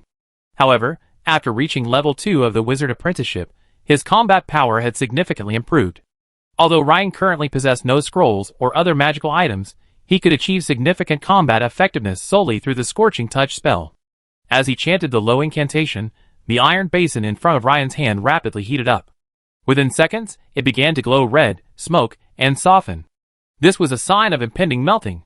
Remember, the melting point of iron is nearly 1,500 degrees Celsius. This also meant that the power of the same spell, after he reached the second level of wizard apprenticeship, would be significantly enhanced. Previously, the temperature reached by Ryan's Scorching Touch spell after a few seconds of channeling was around 1,000 degrees Celsius. Now, it could reach 1,400 to 1,500 degrees Celsius. Furthermore, whereas Ryan had previously only cast the Scorching Touch spell 2 or 3 times, he could now cast it roughly 5 or 6 times. The improvement in combat power was obvious. If he were given the opportunity to confidently cast the Scorching Touch spell in a given battle, even a peak knight would be severely injured or even killed outright. After all, no living being could withstand the sustained heat of 1,500 degrees Celsius, a heat that could melt steel. However, the enemy wasn't made of wood, and wouldn't stand still for a few seconds. This was also the shortcoming of Ryan's current spell. First, while it was powerful, it was a contact spell. Second, it required continuous channeling to unleash maximum damage. Meanwhile, inside a luxurious mansion in Meister County City, in a dim underground hall, a slender knight, carrying a sickle-shaped weapon, reported in a low voice, "Master Priest, the mission to kill the newly promoted knight, Ryan, has failed again." Also, according to Lamar, the Iron Maiden doll was also destroyed by Ryan. At this point, the slender knight began to struggle with his explanation. After all, he himself didn't quite believe Lamar's explanation, so how could the Master Priest possibly believe it? As expected, huh? How is that possible? Hearing that the mission to kill Ryan had failed again, the Master Priest could accept it. But upon hearing the last sentence, when the Iron Maiden doll was destroyed by Ryan, a cry of surprise rang out from the shadows. The voice was filled with unmistakable surprise and confusion. Well, Ryan is not only skilled in swordsmanship, but also in hammering. No, he's proficient in hammering. The slender knight thought for a moment, and then gritted his teeth to explain. After all, Lamar was there, so he could only base his explanation on the other parties. Although he had been thinking about how to make his explanation more convincing before reporting, he couldn't seem to find any plausible explanation. Master of hammering? A newly minted knight could shatter the shell of an Iron Maiden doll with a hammer? His words were filled with disbelief. At that moment, a tall, portly figure rose from the shadows. In terms of height, he was surprisingly no shorter than the lanky knight, who stood at 2 meters 200. But his bulk was comparable to that of 7 or 8 lanky knights. If Ryan were there, he would immediately associate him with a sumo wrestler from a certain country in his past life.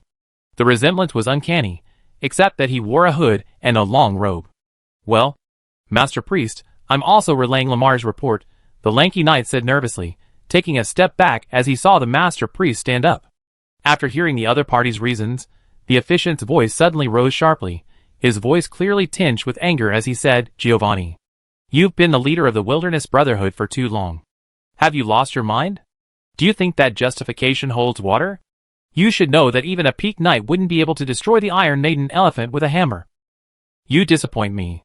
This, faced with the officiant's questioning, Giovanni, the leader of the Wilderness Brotherhood, was speechless, at a loss for words. But he quickly realized what was happening and said, "Master Officiant, I've asked Lamar to come with you this time. He's just outside.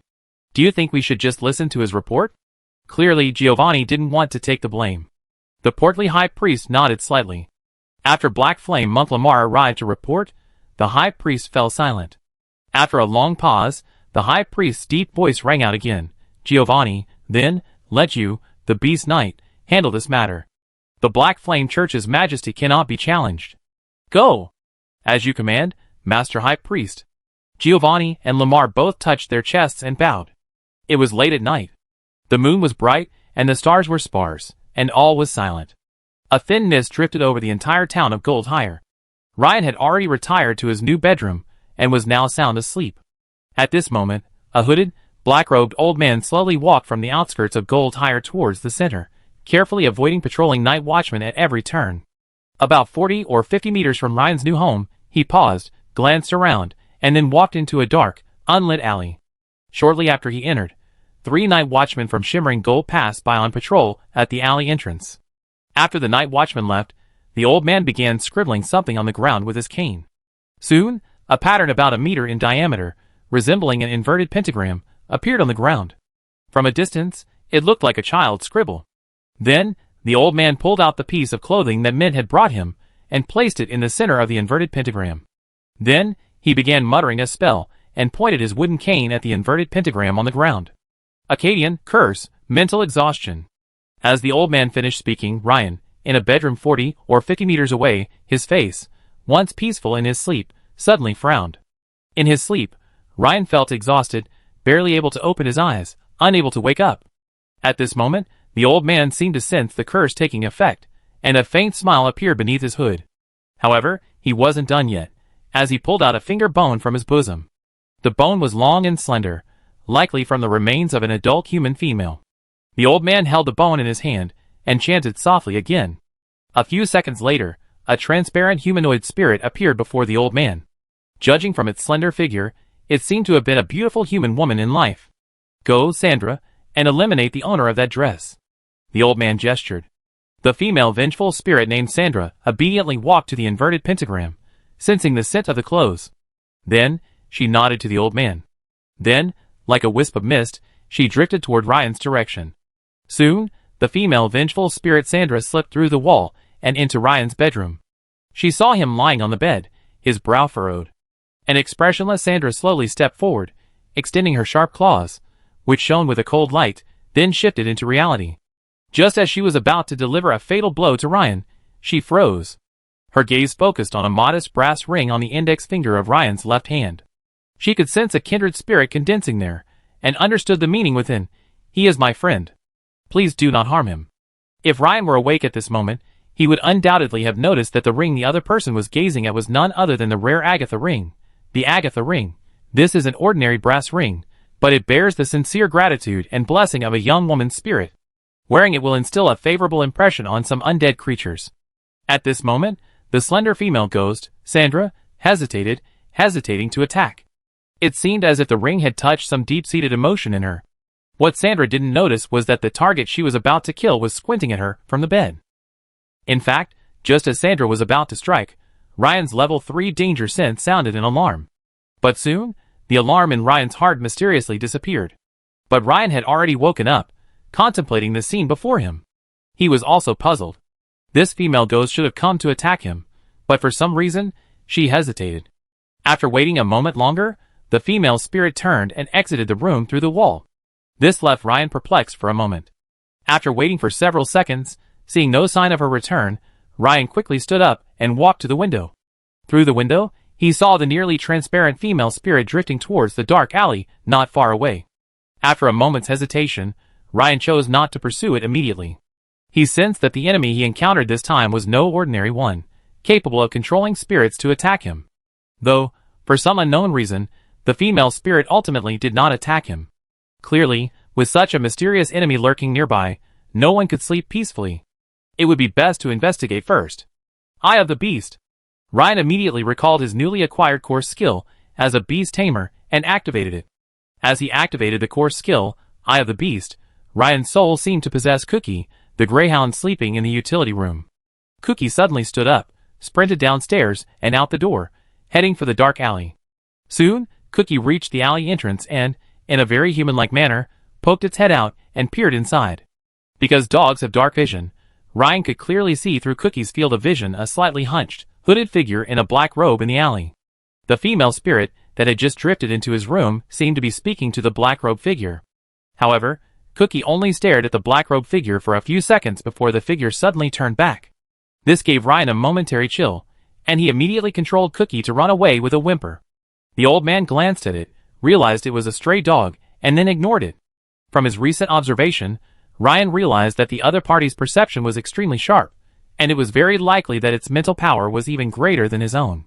Is it a third-level wizard apprentice? Or something even stronger? Ryan speculated. Faced with this obviously formidable enemy, Ryan's mind raced.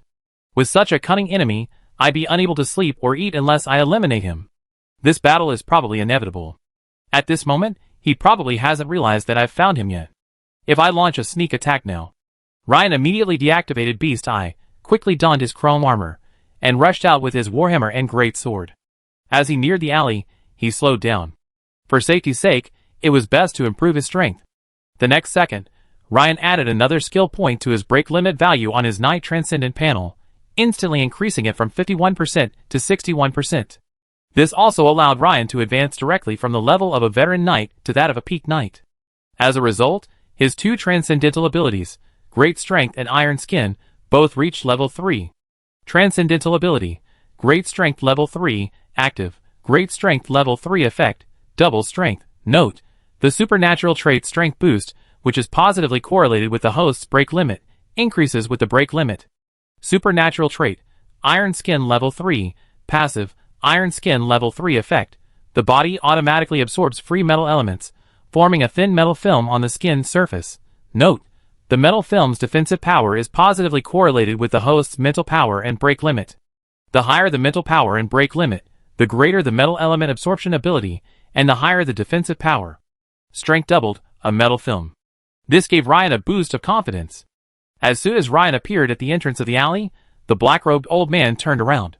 A pair of deep eyes beneath his hood looked at Ryan with a hint of surprise, and asked, "Huh? How did you find me?" Adams was surprised that Ryan had actually found the alley he was in. However, there was no trace of panic or worry in his tone. He seemed to have absolute confidence in his own strength. Ryan smiled, but didn't answer Adams' question. Instead, he pulled a flare from his pocket. With a whoosh, it shot into the air and exploded quickly. Yes, this was the Night Watch's distress flare. As the sheriff's deputy of Gold Hire, Ryan naturally carried flares. Facing such a treacherous enemy, Ryan felt that going it alone might not be a good idea. Besides, this place was very close to the administrative office. Hamilton should be there in less than a minute. Haha, stupid fellow. Adams was furious at Ryan's silent response to firing a flare to call for reinforcements. He felt like he'd been fooled. Luck had let you get away with this, but I didn't expect you to commit suicide. He pulled out a scroll and quickly tore it open. Ryan's pupils immediately constricted. Break the limit.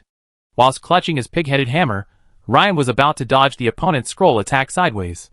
Suddenly, Ryan felt a trance in his head, and in an instant, the scene around him changed dramatically.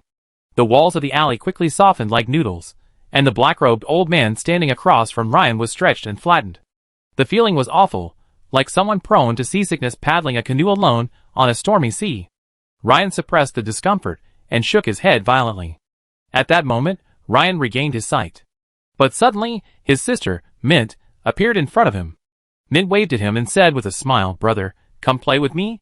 Mint's sweet childish voice filled Ryan's heart with a pang of fondness. It seemed as if not agreeing to play with him, for a while, would be the biggest mistake in the world. But the next second, Ryan realized immediately that he wasn't supposed to be in the alley, fighting a mysterious old man in black robes. How could? Suddenly, alarm bells rang in Ryan's heart. Almost instantly, Ryan felt a sharp pain in his chest, and then he was blown away. When Ryan stood up again, the scene returned to the dark alley, and across from him stood the mysterious old man in black robes. Now, his whole body was burning with pain. Looking down, he saw a large hole in the chromium iron plate armor on his chest. Fortunately, the silver-gray metal film on the surface prevented further damage. But it seemed that the metal film's energy was almost exhausted, and its luster was rapidly dimming. Fuck. So powerful. Ryan cursed inwardly. If he hadn't just reached the pinnacle of knighthood and simultaneously upgraded his transcendental ability, Iron Skin, to level 3, the opponent's bizarre attack would have undoubtedly dealt him a heavy blow, perhaps even taken him out in one fell swoop. Huh? He's not dead? Seeing a massive hole blasted through Ryan's thick knight's breastplate, Adams, who had initially assumed Ryan was doomed, suddenly widened his eyes and dropped his jaw. At this moment, he was even more surprised than Ryan. You know, with the combination of the illusion scroll and his sorcery lesser shadow bolt, even a peak knight could be taken down without a second thought. How could this kid actually survive? No. Not only did he survive, he even managed to stand. What the hell? Could it be that the opponent's knight's plate armor had a strong negative energy defense? But it didn't look like it. The opponent's knight's breastplate had clearly been corroded by his lesser shadow bolt, leaving a large hole. Adams, puzzled, frowned in thought. Suddenly, a flurry of footsteps echoed from the alley entrance. Hamilton, having heard the commotion, rushed over with a dozen night watchmen. You, Adams. Hamilton's pupils shrank sharply upon seeing the old man, and his expression changed drastically. Chapter 149. Hamilton walked towards Ryan, his expression grave as he spoke. Adams Nolan, a top assassin of the Shadow Thorns, a third-level wizard apprentice, known as the Ghost Manipulator and the Bewitcher, is a wanted criminal in the Empire. His primary crime is the murder of Baron Ferris Caddis, a lieutenant colonel of the Meister County City Guard and a top knight. He is also suspected of the murders of the wealthy businessman Jobby Bogado and the mayor, Saskia Lazar, as well as numerous other murders. Any Imperial citizen who sees Adams should immediately report him to the nearest official Imperial organization and receive a reward of 50 Imperial gold coins. Killing him will earn them 1,000 Imperial gold coins. Ryan knew Hamilton was both passing on information about him and trying to deter him. At this moment, the elite night watchmen following Hamilton, armed with torches and oil lamps, illuminated the alley and spread out in layers to surround him. "Hey! Who are you? The sheriff or mayor of this town? You actually know me." Adams realized that this evening, Goldhire Town had given him quite a few surprises. He hadn't expected that someone in such a small town could remember the contents of the Empire's bounty on him so clearly, even more so than he did. And the fact that they recognized him at first sight was even more remarkable. At this moment, Hamilton, sword and shield in hand, had already arrived beside Ryan. He glanced at the large hole in Ryan's knight's plate armor, his pupils shrinking. Then, turning his gaze to the black-robed old man across from him named Adams, he said, "Ferris Caddis is one of my best friends." "Oh, so you're seeking revenge for your friend today?" Adams' tone was calm, as if completely oblivious to the fact that he was currently being blocked in an alley by over a dozen night watchmen, bows and arrows drawn. "Ryan, it will be a difficult battle tonight, but as long as we disrupt their magic as much as possible and hold out until reinforcements arrive, we can win," Hamilton whispered to Ryan. Ryan raised an eyebrow and nodded slightly. Hamilton's words revealed quite a bit. First, they indicated that Hamilton himself had no confidence in his ability to defeat or kill Adams, a third-level wizard apprentice. This was the first time Ryan had heard Hamilton say this. Second, Hamilton had just mentioned disrupting their magic. This indicated that their upcoming tactics would primarily focus on harassment and delaying the enemy. "Oh, delay? An interesting idea. However, it seems your understanding of me only extends to the wanted poster," Adams said, glancing at Hamilton with a hint of sarcasm. Clearly, Hamilton hadn't expected the other man's perception to be so sharp, having heard everything he had just said clearly. "You left, I right. Release?" Hamilton's face suddenly darkened, and he shouted furiously. Then, sword and shield in hand, he charged at Adams from the right. Ryan followed closely behind, wielding a pig-headed hammer, attacking from the left. The Night's Watch's elite troops unleashed a barrage of arrows, raining down on Adams in the alley before the two sheriffs arrived. However, before the arrows could reach Adams, a strange black mist enveloped him, spreading rapidly towards both ends of the alley. The rain of arrows pierced through the black mist, pinging and stabbing the ground, missing Adams, who had long since vanished into it. Hamilton and Ryan, having plunged into the fog, seemed to have lost their target. However, Ryan possessed the core skill, dark vision, so he quickly adapted to the fog's visual field and could barely discern a slightly hunched, indistinct figure within the eerie mist. But Ryan soon sensed something was amiss with the fog. It seemed the fog wasn't merely concealing figures, it possessed other strange abilities. The fog swiftly slithered around them, like a serpent, leaving them both with a sense of negative energy constantly encroaching on them. A wave of fatigue soon washed over them. After just a few seconds, Ryan's limbs began to weaken, and the movement of his two-handed hammer became increasingly clumsy. "Ah!" Suddenly, the screams of the Night's Watch elite rang out from the alleyway behind them. This immediately made Ryan's eyes flash. The one attacking them from behind seemed to be the female ghost controlled by Adams. Clearly, if the black fog was not dispelled, the Night's Watch elite would become sitting ducks, and as time passed, neither he nor Hamilton would be able to hold out. This was too passive. Facing an invisible force, like the black fog, it seemed the only way to fight the invisible was to use the invisible. Ryan quickly thrust his pighead hammer back into his back, and drew his shimmering great sword from his back. Then, he rushed towards the slightly hunched figure in the black fog. "Huh? You can actually determine my location." Apparently, Adams, trapped in the black fog, immediately spotted Ryan charging towards him. Originally, he'd planned to wait patiently, waiting for the evil fog to consume the two knights before calmly dispatching them. Unexpectedly, one of them could actually determine his position within the black fog. Roar! With Ryan about 3 meters away from Adams, he immediately unleashed his giant bear swordsmanship secret technique, Roaring Attack. A visible ripple, centered around Ryan's gaping mouth, rapidly spread outward. The black fog, like the surface of a sea struck by a meteorite, was blasted away by Ryan's sonic attack. Adams's figure, hidden within the black fog, was now clearly visible. Clearly, Ryan's secret technique had completely caught Adams off guard. It also caused Adams to react inappropriately, causing his movement to suddenly come to a halt. This delighted Ryan, and he swung his shimmering greatsword fiercely at the opponent. Cut! Puff! A sensation like striking a surging stream of water passed from the greatsword to Ryan's hand. A black membrane, resembling an eggshell, suddenly appeared on Adams's body. It seemed that when not under attack, the black membrane was transparent and invisible, but once attacked, it became visible. At this moment, A dark light shone on the surface of the black membrane, blocking Ryan's intended attack. Adams, beneath the black membrane, looked at Ryan with shock. His expression was no longer as casual as before. Instead, he looked at Ryan seriously and said, "I didn't expect a newly promoted knight like you to possess such formidable strength." Adams internally grumbled. Norman was being rather deceptive. This kid named Ryan wasn't just a newly minted knight. His strength rivaled many veteran knights. Ryan's roaring attack partially dissipated the black fog in the center of the alley, allowing Hamilton and the elite night watchman on the periphery to spot the clash between Ryan and Adams and rush to their aid. Hamilton unleashed a powerful shield strike at Adams. But the same scene repeated itself. Ripples rippled across the surface of the black film, but the egg-shaped structure remained perfectly intact. Then, Hamilton roared, his muscles swelled, and he stabbed the black membrane 3 times with his knight's long sword. The ripples grew larger, and the egg-shaped membrane surface dented slightly, but it was clear that this level of power was still not enough to overcome the black membrane's defenses. Ryan's eyes narrowed. Break the limit. 61% increase in strength, stamina, and agility. Giant strength level 3. 100% increase in strength. Power burst. 100% increase in strength. Instantly, Ryan felt a surge of heat surge through his heart, causing his blood to accelerate, veins to bulge, and muscles to bulge. The next second, his entire body swelled. Giant gaps appeared at the junctions of the chrome iron suit, and the knight's plate armor, originally slightly larger than usual, became child's clothing again. At the same time, Ryan quickly switched weapons, returning to the pig-headed hammer. For shield breaking, the most effective method is the pig-head hammer with multiple spikes, which is far more powerful than the glimmering greatsword. Bang!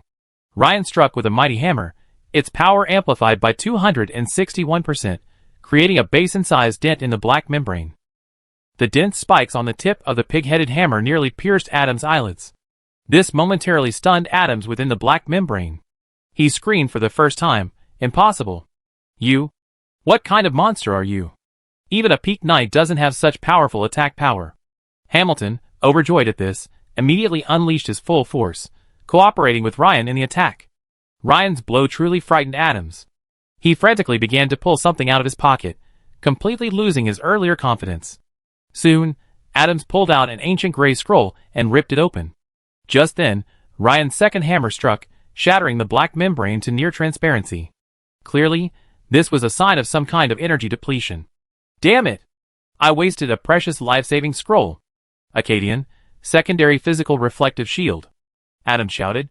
Instantly, before the black film became completely transparent, a circular shield, like a bubble, replaced it, lingering around Adams's body. The surface of this shield emanated a faint silver glow, a stark difference from the previous black film shield. Ryan and Hamilton continued their attacks, attacking Adams from either side. When Ryan's pig-headed hammer slammed into the opponent's shield again, he suddenly felt as if struck by lightning. A silver light traveled from the shield along the pig-headed hammer, all the way to Ryan. Ryan immediately felt a tingling sensation all over his body. Fortunately, he was protected by his extraordinary trait, Iron Skin Level 3, so he was fine. Standing nearby, Hamilton suffered.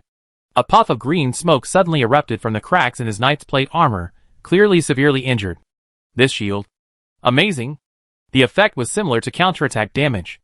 This made Ryan extremely wary of Adams. I had originally thought that after unleashing his ultimate, he would be able to wipe out the opponent in one go, but he unexpectedly unleashed one killer move after another. He was indeed a wanted criminal, with a bounty of 1,000 Imperial gold coins. He was truly formidable. Ryan could now understand why he had been able to kill a peak knight. Because some of his methods were practically impossible for a knight to defeat. At least, that was the case at the knight level. As for the Grand Knight, the situation was unclear. Besides, is a third-level wizard apprentice already this strong? What about a full-fledged wizard? A futile attack. Prepare to die? Adams, protected by a secondary physical reflective shield, suddenly recovered, his face sullen and ruthless. While mocking Ryan and Hamilton, he muttered an incantation, preparing some unknown spell. Hamilton's face was filled with despair. Just now, his 2 consecutive attacks had left the opponent unscathed. Instead, he himself was severely damaged by the opponent's strange silver shield's counterattack. But Ryan was different. Protected by Iron Skin Level 3, Ryan didn't take much damage, but he stopped attacking. After all, attacking recklessly would only result in him being injured by the counterattack of the strange silver shield. However, Ryan truly didn't believe the opponent's shield could permanently withstand his attacks. Ryan now had two options. One was to restore his stamina and fire at full force again, trying to see if he could single-handedly break through the opponent's attack. Of course, Ryan wasn't sure if he could break through. The second option was to get behind the opponent, out of sight of Hamilton and the others, and cast the sorcery's Scorching Touch. Just now, Adams had assumed that neither Ryan nor Hamilton understood Akkadian, but in fact, when Adams tore open the scroll, Ryan had clearly heard a key word: physical. So, Ryan could basically conclude that the opponent's silver shield was designed to defend against physical attacks, with some kind of energy counterattack. It was likely not capable of protecting against sorcery or energy attacks. The entire decision-making process was completed in an instant. Ryan quickly got behind Adams and adopted the second option, casting the sorcery's Scorching Touch. The reason was simple. The opponent had killed a Peak Knight before. This showed that even the Peak Knight, using his ultimate arsenal of desperate measures, was unable to defeat the opponent. Furthermore, this shield, specialized in a specific defense, was far more powerful than the initial black film. Ryan thought to himself, while triple form is powerful, choosing a head-on confrontation isn't entirely safe. Combat requires wisdom. As the sayings of great men suggest, it's about seizing opportunities, exploiting the enemy's weaknesses, and turning passivity into initiative. At this moment, Adams was clearly preparing to unleash his ultimate attack and wouldn't be moving for a short period of time, so this was also an opportunity. The next second, Ryan dodged behind Adams, his left hand raised in the air, aiming at Adams's vest, about 2 or 3 centimeters from the opponent's silver shield, almost reaching the closest possible distance. Ryan remembered clearly that his Burning Touch was a contact spell, increasing its power the closer the distance. But Adams was completely oblivious, because at that moment, he was consumed by a rage to slay both of them. He also didn't believe two knights could possibly break the secondary physical reflective shield. Besides, the elite night watchman at the alley entrance rained arrows down on him, the sound of arrows piercing the air incessantly. This also momentarily blinded him to Ryan's soft chanting behind him. Akkadian. Dragged them into the illusion. As Adams finished the last syllable of his incantation, a smug smile spread across his face.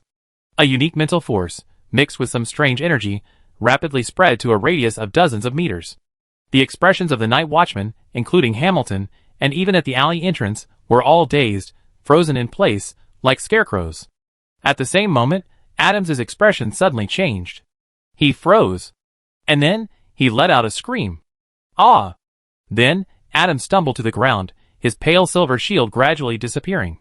It was unclear if it was time, or the sudden injury Adams had sustained. But none of that mattered. A black light, like a dragon emerging from the sea, instantly shot up from the ground, striking Adams' chin. Bang! Even Adams' toes trembled as he soared into the air, soaring 3 or 4 meters high. In midair, Adams' chin was clearly visible, instantly shattered by the black light. Blood, broken bones, skin, and muscle splattered everywhere. This demonstrated the immense power of that black light. This strike was none other than the secret technique of the Talker Hammer technique, the Rising Dragon Hammer. The one who had performed it was, naturally, Ryan. It turned out that just now, he and Adams had both completed their spells almost simultaneously. While Ryan was under the spell's influence, Adams was also struck by the heat damage of the Burning Touch. But before Ryan felt dizzy and was dragged into a certain illusion, he quickly added 1 point to his mental attribute. The sudden increase in his mental strength immediately broke the illusion's influence. At first, Ryan had intended to use the inherent healing effect of the added point to clear his mind, but in reality, the sudden increase in his mental strength seemed to have directly broken the illusion's influence. Of course, Ryan was unclear about the exact mechanism. Regardless, this allowed Ryan to use his full mental strength to channel the Scorching Touch spell, and continuously launch a high-temperature attack on Adams. Even a mere second or two of intense heat nearing 1,500 degrees Celsius can cause significant damage to the human body. Thus, by the time Adams realized what was happening, his internal organs, fluids, and other tissues had already been severely damaged by the heat. This was also why, after stumbling, Adams could barely stand, needing to use his hands for support. At this moment, Adams, midair, began to fall. Although his opponent's jaw was gone, Ryan still worried he might have some uncanny tricks up his sleeve, or some hidden life-saving trick.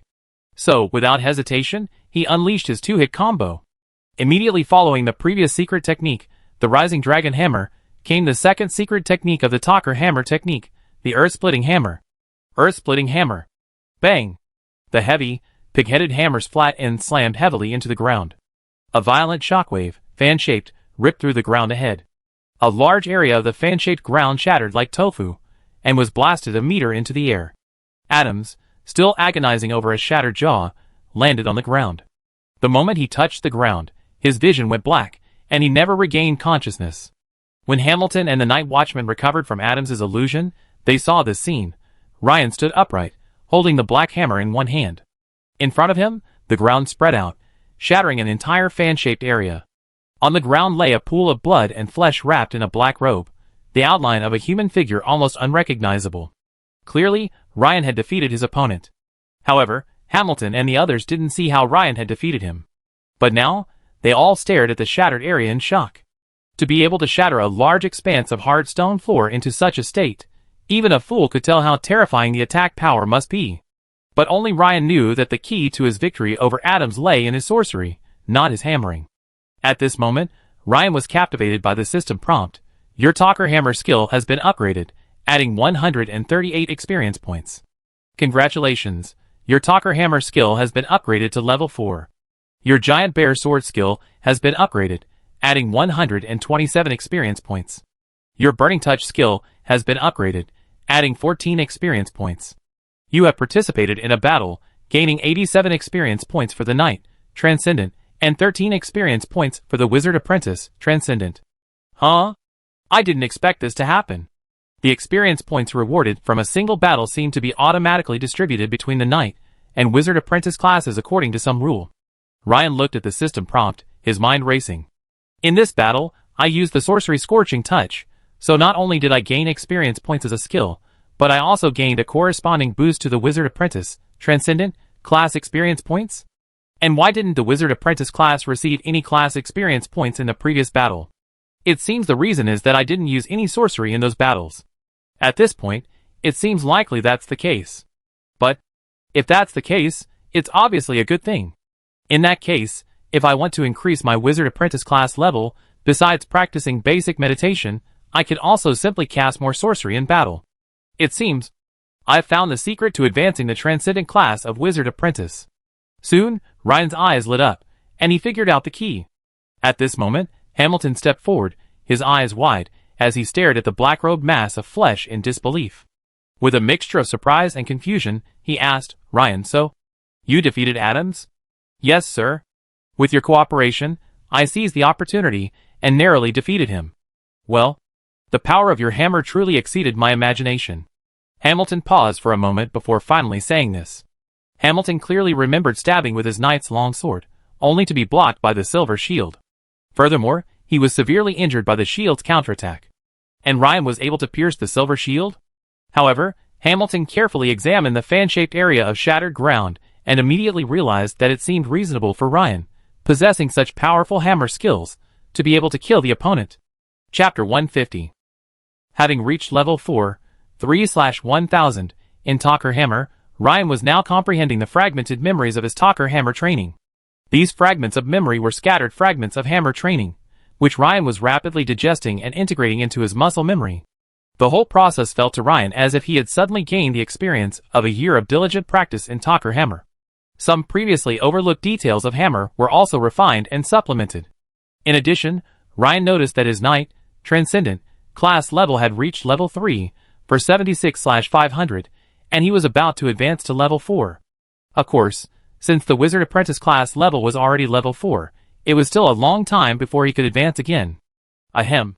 Ryan, I really didn't expect you to be able to kill that Adams guy, Hamilton said with a look of relief, patting Ryan on the shoulder. However, Hamilton's current health wasn't great, apparently due to the damage he just received from the secondary physical reflective shield. Some unknown energy had damaged his body, and he was coughing profusely. By the way, are you? Ahem. Planning on claiming the bounty directly this time, or reporting it in your capacity as the Deputy Sheriff of Goldhire? Hamilton's words made Ryan ponder. He was no longer a newcomer to the Imperial system, so he certainly understood Hamilton's underlying meaning. If he claimed directly, he would receive a reward of 1,000 Imperial gold coins, and, incidentally, he could further increase his bounty hunter rank. If he reported as the Deputy Sheriff of Goldhire, he would essentially receive no gold coin rewards, all would be converted into merit points. Furthermore, killing Adams would be recorded as a separate deed on his resume.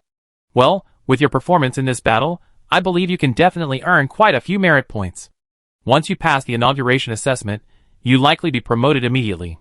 Hamilton saw Ryan's hesitation and tactfully expressed his opinion. In truth, Ryan leaned towards the first option. He had witnessed Adams's combat prowess in previous battles, and he had also seen the unleashed power of a third-level wizard apprentice armed with a few sorcery scrolls. Obviously, all of this required money, gold coins. However, if one rose to higher positions, would one still be short of money? Just think of the compensation the Crowley family offered him for hiring him as a guardian knight. Thinking of this, a smile played on Ryan's face. Furthermore, if the latter report was submitted, Hamilton and his fellow Knights Watchmen would have a more impressive record and receive a certain amount of meritorious service. Of course, Lord Hamilton, then we report it as a coordinated kill by Goldshire's security forces. By the way, please don't hesitate to write about your and your colleagues' contributions. Good boy, you're so thoughtful. Hamilton coughed and couldn't help but laugh. Ryan's words naturally resonated with the Knights Watchmen. Many of those injured by the female spirit, previously grimacing as they tended to their wounds, now relaxed their expressions, some even smiling. Sometimes, for ordinary people, being a night watchman is more than just a job to make ends meet. If they can earn a little more, improve their families' lives a little, even if the missions are sometimes dangerous and they get hurt, they still feel it's worth it. Apart from anything else, the adjutant is truly generous with his military exploits. This was the sentiment of most of the elite night watchmen present. Thinking of the female ghost, Ryan turned and looked around, realizing that she seemed to have vanished with Adams's defeat. Ryan recalled that at the end of the battle, he had vaguely seen the woman disappear at the alley entrance, with a hint of a smile on her lips.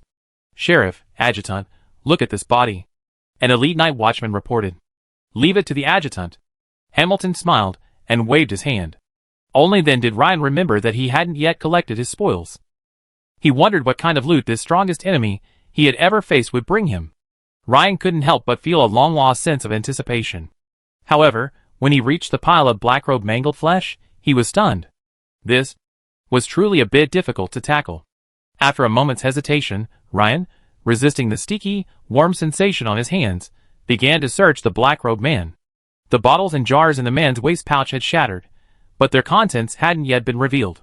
So, Ryan cautiously avoided rummaging through them, choosing instead to collect other items. Soon, Ryan had unearthed all the loot: a twisted wooden stick resembling a cane, a slender white finger bone, an iron key, and a purse containing a small amount of gold coins. There was nothing else.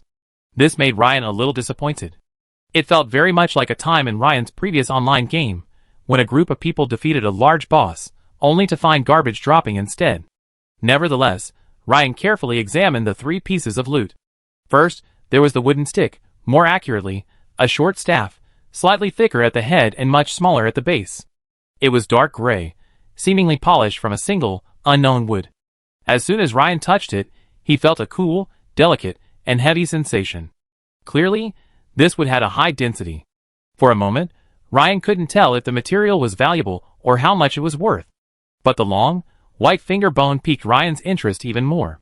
Since Ryan's mental power had reached 20 points, he immediately discerned the distinct aura of the resentful female spirit on the white bone. Thus, the bone was likely the remains of the deceased. Of course, there's also the possibility that the finger bones had no connection to the female ghost in life, but had simply been transformed by Adams in some way, becoming a medium for his spell. Next, there was the purse. Ryan opened it, and saw only 30 or 40 imperial gold coins. This amount of wealth was truly disproportionate to the opponent's strength. He weighed the purse and put it away. Finally, Ryan grasped the iron key and began to play with it. Clearly, the items Adams left behind are completely incompatible with his strength. They're likely hidden somewhere. Perhaps this iron key in my hand is the key.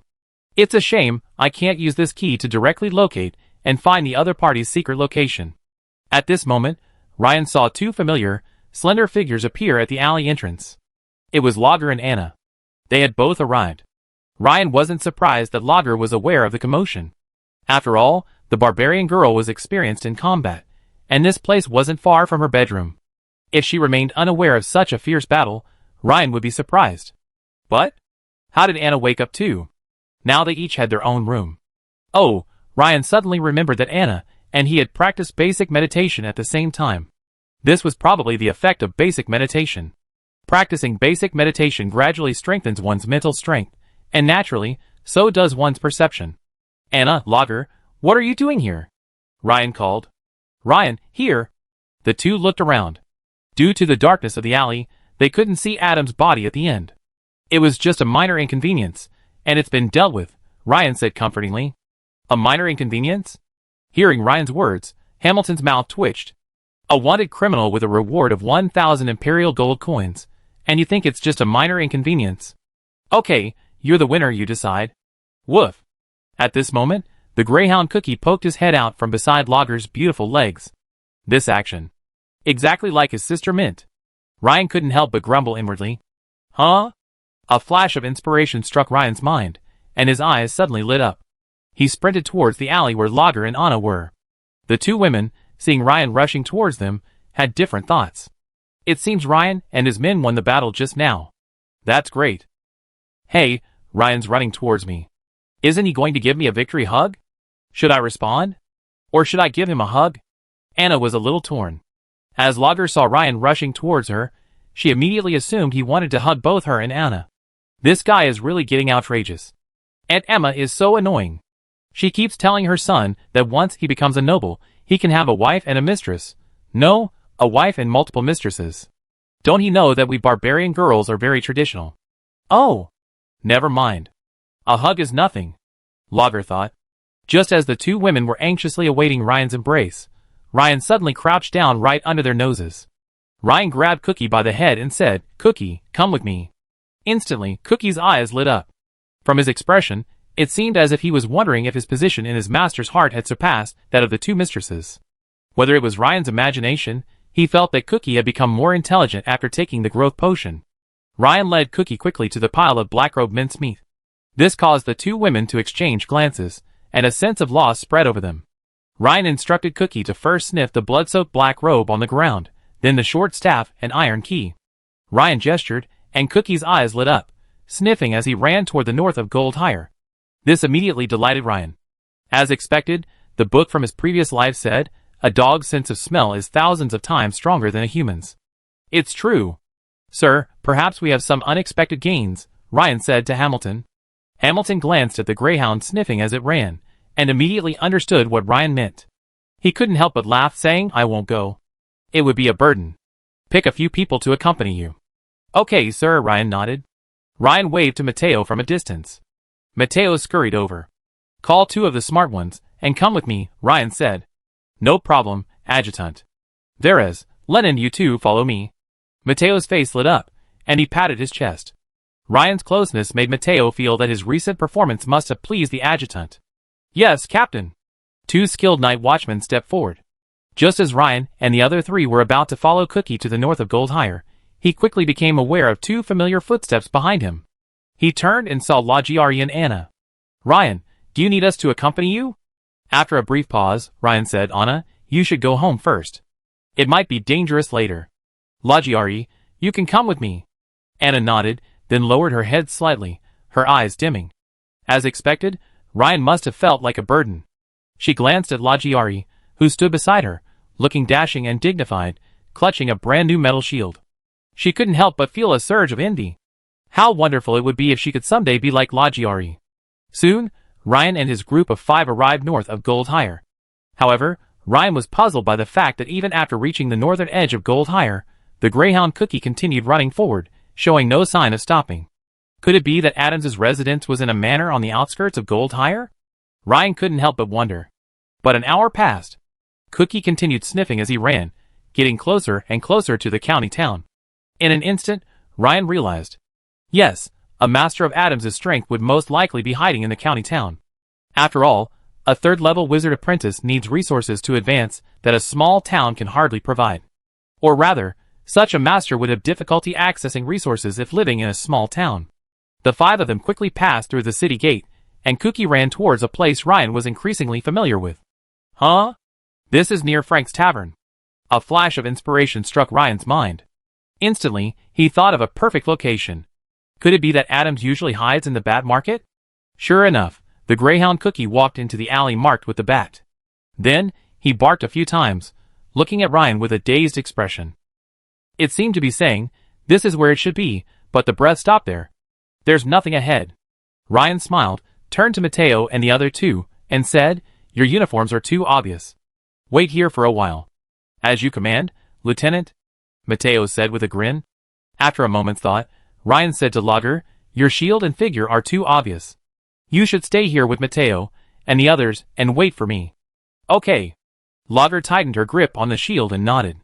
The gap in strength between her and Ryan was considerable, so she didn't raise any objections. Ryan grabbed the cookies and walked into the bat market. The four people standing by watched in surprise as Ryan suddenly disappeared in front of them. Instantly, the four of them exchanged glances. By then, daybreak had begun to dawn. At a typical morning market, the area would be bustling with early rising merchants and pedestrians. But at the bat market, the crowds were extremely sparse, the streets deserted. Upon entering, Ryan set down his greyhound, Cookie. Cookie's eyes regained their former alertness, and with a sniff, he began to quickly explore the area ahead. Soon, man and dog arrived at a shop with a sign depicting a star, sun, and moon. "Woof!" Cookie barked softly. Then, wagging his tail, he paced back and forth in front of the closed shop. Clearly, this was the place Cookie had identified as Adams's previous stop. Ryan's eyebrows raised, a hint of joy on his face. After tracking Cookie all the way from Goldhire Town to the county town, they finally found a place they suspected he'd been. Ryan glanced around, noticing that no one on the street was paying attention to him and Cookie. Then, he walked around the shops, observing carefully. Soon, he noticed one of the windows was half open. After a moment's thought, Ryan activated his newly mastered Beast Tamer skill, Beast Eye. Then, Ryan's vision shifted to Cookie. Cookie took a running start and leaped through the window, about 1.5 meters high. A moment later, a man's voice shouted from inside, "Where did this stray dog come from?" Soon, Cookie leaped out of the window again. At this point, Ryan also finished using Beast Eye and smiled. "There's only one adult male inside, very weak. He seems to be Adams's lackey, or perhaps just an ordinary employee helping out with the store. Should be easy to handle." So, Ryan stepped forward and knocked on the door. "Knock, knock, knock." The person inside asked cautiously, "Who's outside?" "It's not even business hours yet, and the fortune teller isn't here," the other person explained. "A fortune teller?" It seemed likely this was a cover-up for Adams. Not opening the door? Ryan raised his plate-gloved right hand and slammed it against the wooden door. Crack! Wood chips shattered. Ryan chose to break in directly. A wash-basin-sized hole suddenly appeared in the shop's wooden door. Ryan pulled the bolt, pushed the door open, and walked in. "Who are you?" A man in his 20s inside asked fearfully, stepping back repeatedly at the sight of Ryan, clad in knight armor. "As Adams' accomplice, you are under arrest," Ryan shouted. "Adams? Sir, are you mistaken? We don't have such a person here," the young man replied, bewildered. "Do you recognize this?" Ryan pulled the cane from Adams's back. The white finger bones were likely hidden by Adams, but Ryan suspected he would not hide this unassuming cane. As expected? The boss's cane? The young man's eyes widened, as if realizing something, and he uttered a lost voice. "Your boss's real name is Adams, a wanted criminal in the Empire. Do you have anything else to say?" "Sir, I'm so wronged. I just joined this fortune-telling shop last month. I had no idea our boss was a wanted criminal." The young man's legs gave way, and he slowly collapsed against the wall, crying out in disbelief. "Well, if that's true, you'll be released soon. Now, please cooperate with me. I'm asking you, where is Adams, your boss's bedroom?" Ryan asked calmly. 10 minutes later, Ryan emerged from the fortune-telling shop carrying a large black bag, followed by a dejected young man. Just as Ryan was about to leave the bat market, two hooded men in black robes approached him from the street ahead. Ryan's pupils suddenly shrank, his expression grim. He could sense the active mental energy of the two men across from him. They seemed no worse than him, perhaps at the level of a second-level wizard apprentice. Of course, they could be higher, perhaps even third-level wizard apprentices, deliberately disguising themselves at the second level. "Young man, no fighting is allowed within the bat market. Any fighting requires the approval of the market manager," one of the black-robed men said. "Are you the managers of the bat market?" "I'm here to capture Adams, a wanted criminal in the Empire." "I suppose even the bat market can't harbor wanted criminals, right?" Ryan pointed to the emblem on the chest of his knight's plate armor. This The two black-robed men were surprised by Ryan's answer. They exchanged glances for a moment, then said, "Since this is an official Imperial official performing his duties, then naturally, it's a different matter. As expected, it's nice to lean against a big tree for shade," Ryan thought. As Ryan exited the bat market, Mateo, who had been waiting at the entrance, immediately approached. "Sir, is everything going well?" he asked. Mateo, detain this man and interrogate him later about his relationship with Adams. Although Ryan was almost certain the employee before him was merely an ordinary person, the only difference being his slightly higher mental power, this was quite common within the bat market. Typically, the employees were young men selected from the general population, relatively strong mentally. "Yes, sir." Mateo then ordered 2 elite night watchmen behind him to escort the man and follow Ryan back to Gold Hire. 2 hours later, Ryan returned home and immediately went to the utility room and placed the black package directly on the table. Ryan's face lit up with joy, and he waved his hands vigorously in the air. This haul was truly enormous. After calming his excitement, Ryan began to count his gains. A crystal ball, 2 magic scrolls, 3 books written in Akkadian, and a whole bunch of miscellaneous materials. Ryan currently had no idea what these things were capable of. So, he first opened the 3 books written in Akkadian. Not bad. Not a serious person. He has a diary. In that case, I should be able to roughly identify the origins and purposes of these things in my hands. Ryan smiled as he looked at the book he was holding. Chapter 151. As Ryan flipped through the pages, his facial expression alternated between frown and relaxation. Finally, Ryan let out a long sigh and focused on his thoughts. It turned out that Adams wasn't some wandering wizard apprentice like Indri, but rather came from a relatively legitimate background. According to his diary, many years ago, Adams had been an apprentice to Thorin Birdman, advisor to Duke Louis of the Dragon Empire. However, in his youthful arrogance, he became involved with Duke Louis's wife, Catherine. This affair was soon exposed, and one of Catherine's personal maids secretly informed Duke Louis. Thankfully, Adams, having sensed something was amiss, spotted the knights leading the charge to capture him. Adams felt his life would be in jeopardy if he were captured by the enraged Duke Louis. Furthermore, he harbored resentment towards his mentor, Thorin, for not protecting him. Adams then stole many of his mentor Thorin's spell materials and scrolls, and quickly fled the imperial capital. Yes, this story is even being passed down by bards. TSK, it's true that a man should be romantic when he's young. I didn't expect Adams to be such a playboy in his youth. Slept with the Duchess. Worth it. Well, much better than that bard Indri. He only seduced the Countess, but Adams was different. That was the Duchess. But, are all wizard apprentices so romantic? And his preferences are all married women. He's got the full scoundrel attribute, Ryan thought, stroking his chin. Also, according to Adams, Duke Louis's advisor, Thorin, seems to be a certified wizard from the Igni school. Although Adams's description of his mentor Thorin was limited to this single sentence, Ryan felt it revealed quite a bit. First, in this world, some wizard apprentices, or wizards, belong to schools, which means they have complete systems of inheritance and training. Since there's the Igni school, it likely means there are other schools as well. This is clearly a boon for Ryan, who's always groping his way through the mysteries of sorcery. Second, the fact that a certified wizard serves as an advisor to the Duke of the Empire, upon closer inspection, suggests to Ryan that the Imperial High Command views wizards not as a threat, but rather as a means of assistance. This momentarily reminded Ryan of the counselors, who served alongside their lords in ancient times. Thinking this through, Ryan felt that if he continued to climb the ladder with the Empire as his backing, he would gradually be exposed to systematic sorcery knowledge. Additionally, there were other entries in the diary that left a lasting impression on Ryan. So, in the eyes of a third-level wizard apprentice, knights below the rank of Grand Knight, whether veteran or peak, were nothing more than underdogs. In Adams's eyes, at his level of strength, only other mystical classes could pose a threat. In his mind, only sorcery could counter sorcery. And Adams didn't take knights, who relied solely on physical attacks, seriously. No wonder Adams had been rather dismissive of his and Hamilton's siege, believing he could easily handle it. Ryan thought carefully. Under normal circumstances, and based on a reasonable deduction of the battle situation, it was indeed impossible for Adams to lose. With the strength Adams had displayed, he could easily handle the siege of a peak knight and a senior knight. It was just that the other side was unlucky to encounter this guy with such a cheat. After a burst of power, this little monster possessed combat power exceeding that of a peak knight, and even knew a little bit of sorcery.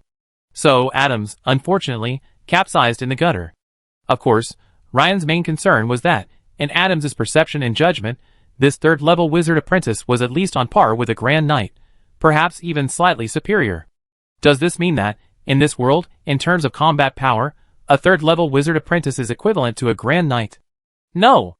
Ryan thought carefully and felt that one or two more qualifications were necessary. That is, a third-level wizard apprentice, who has received formal training and possesses multiple magical scrolls, as his ultimate weapon should be stronger than a Grand Knight. A wandering wizard apprentice, or a poor wizard apprentice is not necessarily so.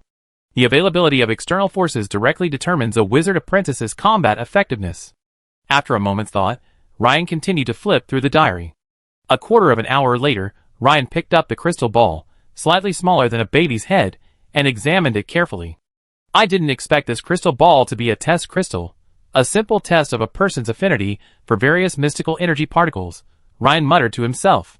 Simply put, everyone's attraction to different mystical energy particles varies. For a wizard apprentice, energy particles with a strong affinity, or attraction, naturally require less effort to manipulate and are slightly more powerful. Thus, as Adams's diary clearly states, a crucial task for orthodox wizard apprentices before learning witchcraft is to clearly determine their affinity. This allows them to achieve greater success when choosing their specialization. This benefited Ryan, a wild wizard apprentice, immensely. Ryan quickly figured out how to use the test crystal. The method was simple.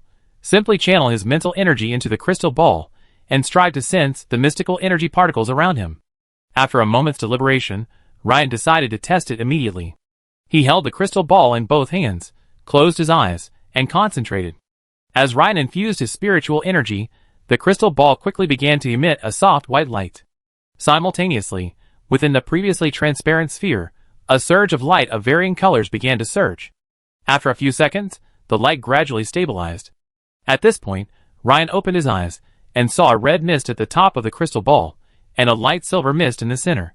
The two seemed to be of similar size, with a slight difference, but not significant.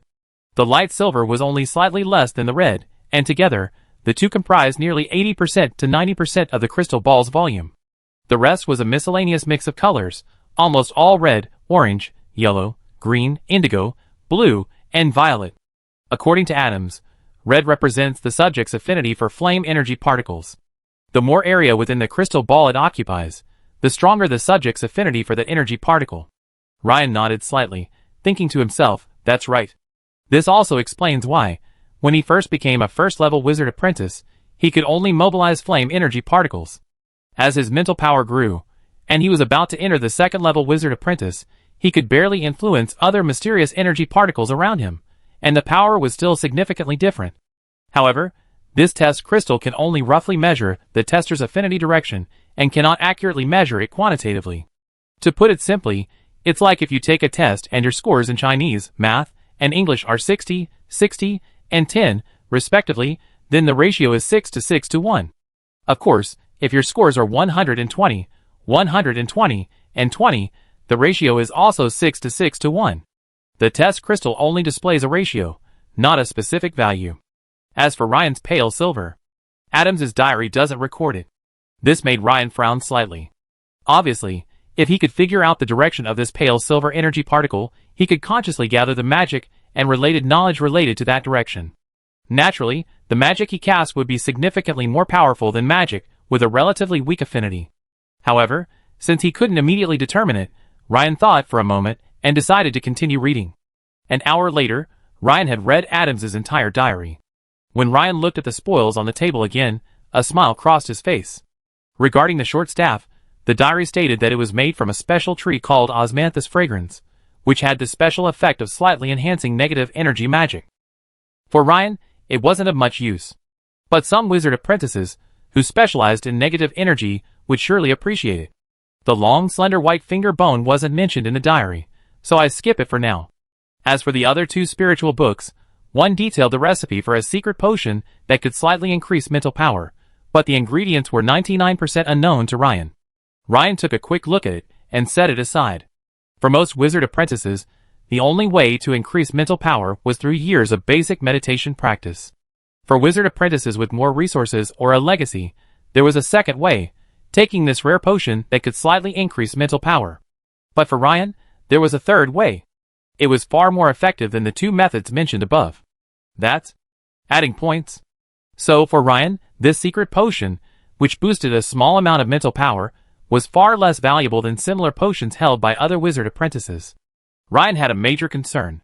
At this stage, if he chose to craft this potion, he would need to search for these rare ingredients himself. Perhaps, the time spent in this process would allow Ryan to raise his various professional profiles by several levels. So, after a brief reflection, Ryan realized that later on, when his position was further promoted, he could assign someone to search for it, which would be much easier, and he would still have time to craft the potion.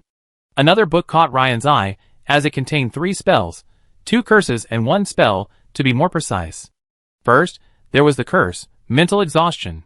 The conditions for unleashing this curse were a bit complicated.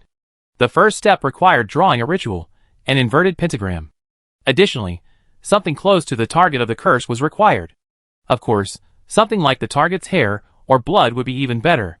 After reading the description of the effects of the mental exhaustion curse, Ryan suddenly realized. The effect of the mental exhaustion curse. It lowers the target's spirits and causes a strong sense of fatigue. This immediately reminded Ryan of his dream last night, when he suddenly felt extremely tired, barely able to keep his eyes open. It was clearly due to this curse. Ryan studied the curse-type spell more carefully, his brow furrowing. Unleashing the mental exhaustion curse requires not only some prerequisite knowledge, such as the basic principles of negative energy and human neurology, but also the mobilization of negative energy particles. The strength of the negative energy particles the caster can mobilize directly affects the effectiveness of the curse. Of course, the strength of mental power is closely tied to the power of almost all sorcery, so I won't discuss this here. In other words, if Ryan were to cast this spell, with the same mental power, his curse would likely be significantly weaker than Adams's. The second curse is called haunting. It also requires close contact with the target, such as hair or blood. Secondly, it requires a vengeful spirit or other spiritual being. Without this, it's not impossible, but the curse's effectiveness will be greatly reduced. Curse, ghostly haunting. Effect, alters the magnetic field of the curse target, making it extremely susceptible to the attention and attack of vengeful spirits, malevolent spirits, and other spiritual beings. Seeing the effects of this curse, Ryan couldn't help but understand why Adams was called the Ghost Controller. As expected, there's no such thing as a wrong nickname, only a wrong name. For most people, even full-fledged knights, encountering such a strange curse would be difficult to resist without external assistance. After some thought, although both spells were negative energy curses, making them difficult for Ryan to learn, and the effects after mastering them would likely be mediocre, Ryan still decided to give it a try. However, in terms of learning order, these 2 curse-related spells would come after the third spell. The third spell was a spell that Adams hadn't mastered either, High Temperature Force Field. As the name suggests, it's a fire spell, and a rare force field spell. The spell High Temperature Force Field has the following effect. It creates a high-temperature spherical force field within a radius of several meters around the caster. According to the scribbled annotations in the book, Adams stole this spell because it was a rare force field spell. Adams initially thought that, although it was a fire spell, it was valuable for reference. However, Adams later discovered that the spell's structure was somewhat complex, making it difficult to master. More importantly, this spell didn't align with his combat philosophy. Adams tended to build himself into a turret, preferring to learn spells focused on long-range attacks. The fact that the high-temperature force field spell only had a range of several meters immediately dampened his desire to learn it. However, when Ryan saw this spell, his thoughts were completely different from Adams's. A large portion of Ryan's current combat power comes from his Knight, Transcendent, class, meaning he relies primarily on melee combat. And the spell, High Temperature Force Field, seems to have an inexplicable affinity with him. Imagine a heat wave within a few meters around you, comparable to the scorching sun of the Sahara Desert. Enemies would quickly experience symptoms similar to heat stroke, such as nausea, vomiting, and dehydration. The image is simply breathtaking. Of course, the above image is merely Ryan's imagination. After all, the exact power will only be known once he learns it. However, High Temperature Force Field is a fire spell, which aligns perfectly with Ryan's affinity, a major advantage. This means that once Ryan masters this spell, its power will be slightly enhanced. Additionally, this elemental spell seems to have no prerequisites. It can be learned directly, and once mastered, it can be quickly transformed into combat power. Therefore, Ryan immediately decided to learn the fire magic, high-temperature force field, first, and then the 2 curses. Finally, only 2 magic scrolls remained. Magic scrolls are extremely difficult to create, but extremely simple to use, requiring only a small input of mental energy to trigger the scroll. There's no need to consider magic models, affinity, or other factors. It's the most effective tool for rapidly improving a wizard's apprentice's combat effectiveness. The only drawback is its price. Just as Ryan was about to examine the magic scrolls, Mateo knocked on the door. As soon as Mateo entered, he began reporting on his investigation. "Adjutant, we verified the identity of that young man. He wasn't lying. He indeed became an employee of Adam's shop about a month ago. Also, he shared some useful information. 2 days ago, a middle-aged man came to the shop to see his boss. He suspects your attack may be related to that man." Hearing this, Ryan raised his eyebrows. This was highly likely. After all, he had no grudge against Adams. The man who came to attack him must have been hired by someone else. "Well, do you have any specific information on that middle-aged man?" Ryan asked. The middle-aged man had just arrived when Adams dismissed him. Therefore, the young man was unaware of the details of the discussion and the middle-aged man's identity. However, "Sir, I just had a portrait painted based on this young man's description. You may wish to take a look." Mateo pulled a rolled parchment scroll from his pocket, unrolled it, and placed it before Ryan. Ryan, delighted, nodded, and said, "Very good, Mateo. You're becoming increasingly attentive." After a careful examination, Ryan confirmed that the man was neither Baron Alonso nor Viscount Hamani. Of course, that was assuming the 2 men weren't wearing elaborate human skin masks. Ryan recollected the situation in his mind, and confirmed that he didn't recognize this person. But Ryan had a feeling that this person's appearance seemed vaguely familiar, but he couldn't immediately pinpoint the source of this familiarity. Less than a minute after Mateo left, there was another knock on the door of the utility room where Ryan was staying. Ryan opened the door and saw Lager. "Ryan, is this okay? I'd like to talk to you about something." "Of course, come in." "Ryan, have you reached the level of a senior knight now?" Lager asked, her deep blue eyes fixed on Ryan, a hint of anticipation. Lager, what brings you to that question?" Ryan smiled. "I heard from the Night's Watch that your strength surpasses Lord Hamilton, the Sheriff of Goldhire. That, perhaps?" Ryan nodded, not denying it. "That's great. Ryan, can I ask you for a favor? I'd like to go to Nightsong Forest and collect the remains of my brother and his teammates, along with their weapons. I've been waiting for so long." Lager's eyes darkened as she spoke of this, a look of dejection on her face. So it was this matter. Ryan's face was thoughtful. It wasn't that he didn't want to go. It's just that the Treetop Knight had easily dispatched Lager's brother, a barbarian warrior whose power had reached 40% of its ferocity. Clearly, he was formidable. Although he had killed Adams, a 3rd-level wizard apprentice, that didn't mean he was confident in handling the mysteries of this world. Lager, I'm going to Lord Hamilton now to inquire about the county town and the church's plans. Logically, the church should be arriving soon. I heard the delay was because Monsoon and the Church of the Sea Goddess were cooperating with the imperial authorities in their crackdown on the cult," Ryan said after a moment's thought. Just then, his sister, Mint, suddenly called from downstairs, "Brother, someone's looking for you downstairs. There's a carriage parked." Ryan's brows raised. Could it be someone from the Crowley family? Tap, tap, tap. Mint trotted upstairs, her face flushed, and she said with a hint of excitement, "Brother, the carriage doesn't have a rose pattern on it. It looks like a dragon?" A dragon? That's impossible. This immediately puzzled Ryan. He immediately said hello to Lager and went downstairs. As soon as he stepped out, he noticed a luxurious carriage parked by his own front door. It wasn't the Crowley style, and the crest on the carriage was completely different. This carriage had more curves, giving it a more refined and noble feel. Furthermore, the emblem on the upper right corner of the carriage was a lifelike dragon, its wings spread wide, its head raised and roaring. My sister Mint was telling the truth. Ryan's pupils shrank. Clearly, the other party was very powerful. Ordinary nobles or institutions would never be qualified to use a dragon as a crest. This was a traditional design for noble heraldry in the Dragon Empire. Ryan had heard Ginny talk about this a few days ago during their carriage conversation. Ryan emerged. A middle-aged man in a slim-fitting tuxedo also emerged from the carriage and said, "Excuse me, is this His Excellency Ryan, the Deputy Sheriff of Goldhire?" Chapter 152. Yes. The middle-aged man nodded and said, "I am a staff member of the Imperial Investiture, and Assessment Committee stationed in the Munster province. Sir Ryan, please board the carriage for a detailed discussion. From the Investiture and Assessment Committee? No wonder they dared to use a giant dragon as their emblem on the carriage. After all, they were directly affiliated with the Council of Elders, the highest authority in the Empire. Okay. Ryan, not wanting to be overly arrogant, nodded quickly and followed the middle-aged man into the carriage. Upon entering, he saw that the carriage was exceptionally spacious, with 2 rows of seats facing each other, and a moderately sized long coffee table in the middle. A middle-aged man with a handlebar mustache, wearing a black hunting suit with gold trim, sat on the left, calmly observing Ryan as he entered the carriage. Sir Ryan, this is Special Envoy Javier Stewart, the man in the tuxedo introduced. Greetings, Special Envoy.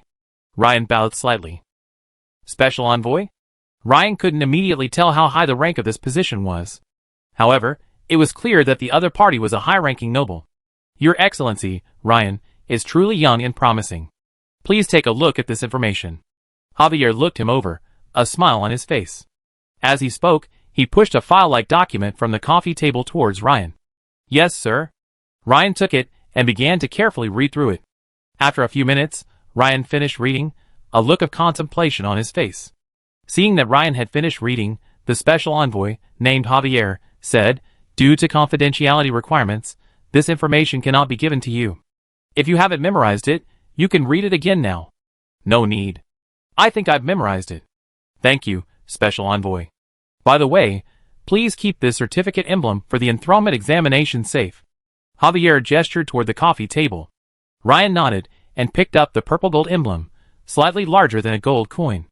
It depicted a knight on horseback, holding a sword and shield, looking majestic. "Well, Your Excellency, please be sure to arrive on time. Lateness will disqualify you from the enthronement examination. Sorry to bother you today. I wish you good luck," Javier said with a smile. Ryan understood that the time for the conversation had come. Presumably, the special envoy had other participants in the enthronement examination to notify. "Thank you, Special Envoy." After picking up the certificate emblem, Ryan stood up and left the carriage. Then the carriage slowly began to move. Inside the carriage, the man in the tuxedo asked curiously, "Special Envoy, why have you come all this way to see this Ryan? He's a commoner. While reaching the transcendent stage at his age is rare, it doesn't seem unusual in the entire province of Munster." Javier smiled and said, "Haha, the latest news is that this young Lord Ryan recently single-handedly killed several Black Flame cult monks and thwarted an operation." "Huh? That's quite remarkable," the man in the tuxedo said with a hint of surprise. "Doesn't that mean that this young Lord Ryan is now very likely to possess the strength of a veteran knight? Not only that, it's said that among those Black Flame monks there is also a Black Flame apostle. This has been confirmed by the Monsoon and Ocean Goddess Church in Meester County," Javier continued. "What?" The tuxedo man's eyes widened suddenly, this time genuinely shocked. At Ryan's age, someone capable of killing an apostle-level warrior is quite rare, even across the entire province of Munster. If we narrow this scope further to civilians around 15, it seems there aren't even a single one. At least, that's how he remembered it. It seems this Lord Ryan is a potential sword-bearer. The tuxedo man exhaled softly. He finally understood why the special envoy had come all this way. Well, becoming a sword-bearer still carries some uncertainties. Let's wait and see. Soon, the luxurious carriage disappeared at the end of the road. After watching the other man leave, Ryan began to mentally plan some preparations. The information in the file bag had already been deeply imprinted in his mind. First, the time and location of the enthronement examination, 2 weeks from now, in Rosby, Munster Province, the county seat of Rosby County. This was the first time Ryan had heard of it. But fortunately, the map in the archive showed it was located next to Meester County. According to the distance indicated, it could be reached in about 5 days by horseback, not too far. Furthermore, the map also showed that it was a large city nestled close to the coastline, with islands dotted around Rosby. From this perspective, it seemed that the content of this examination might be related to islands, or even directly to the ocean. Eliminate the pirates entrenched on certain islands? Or is there border friction with the emerging Eagle Federation? Ryan shook his head slightly.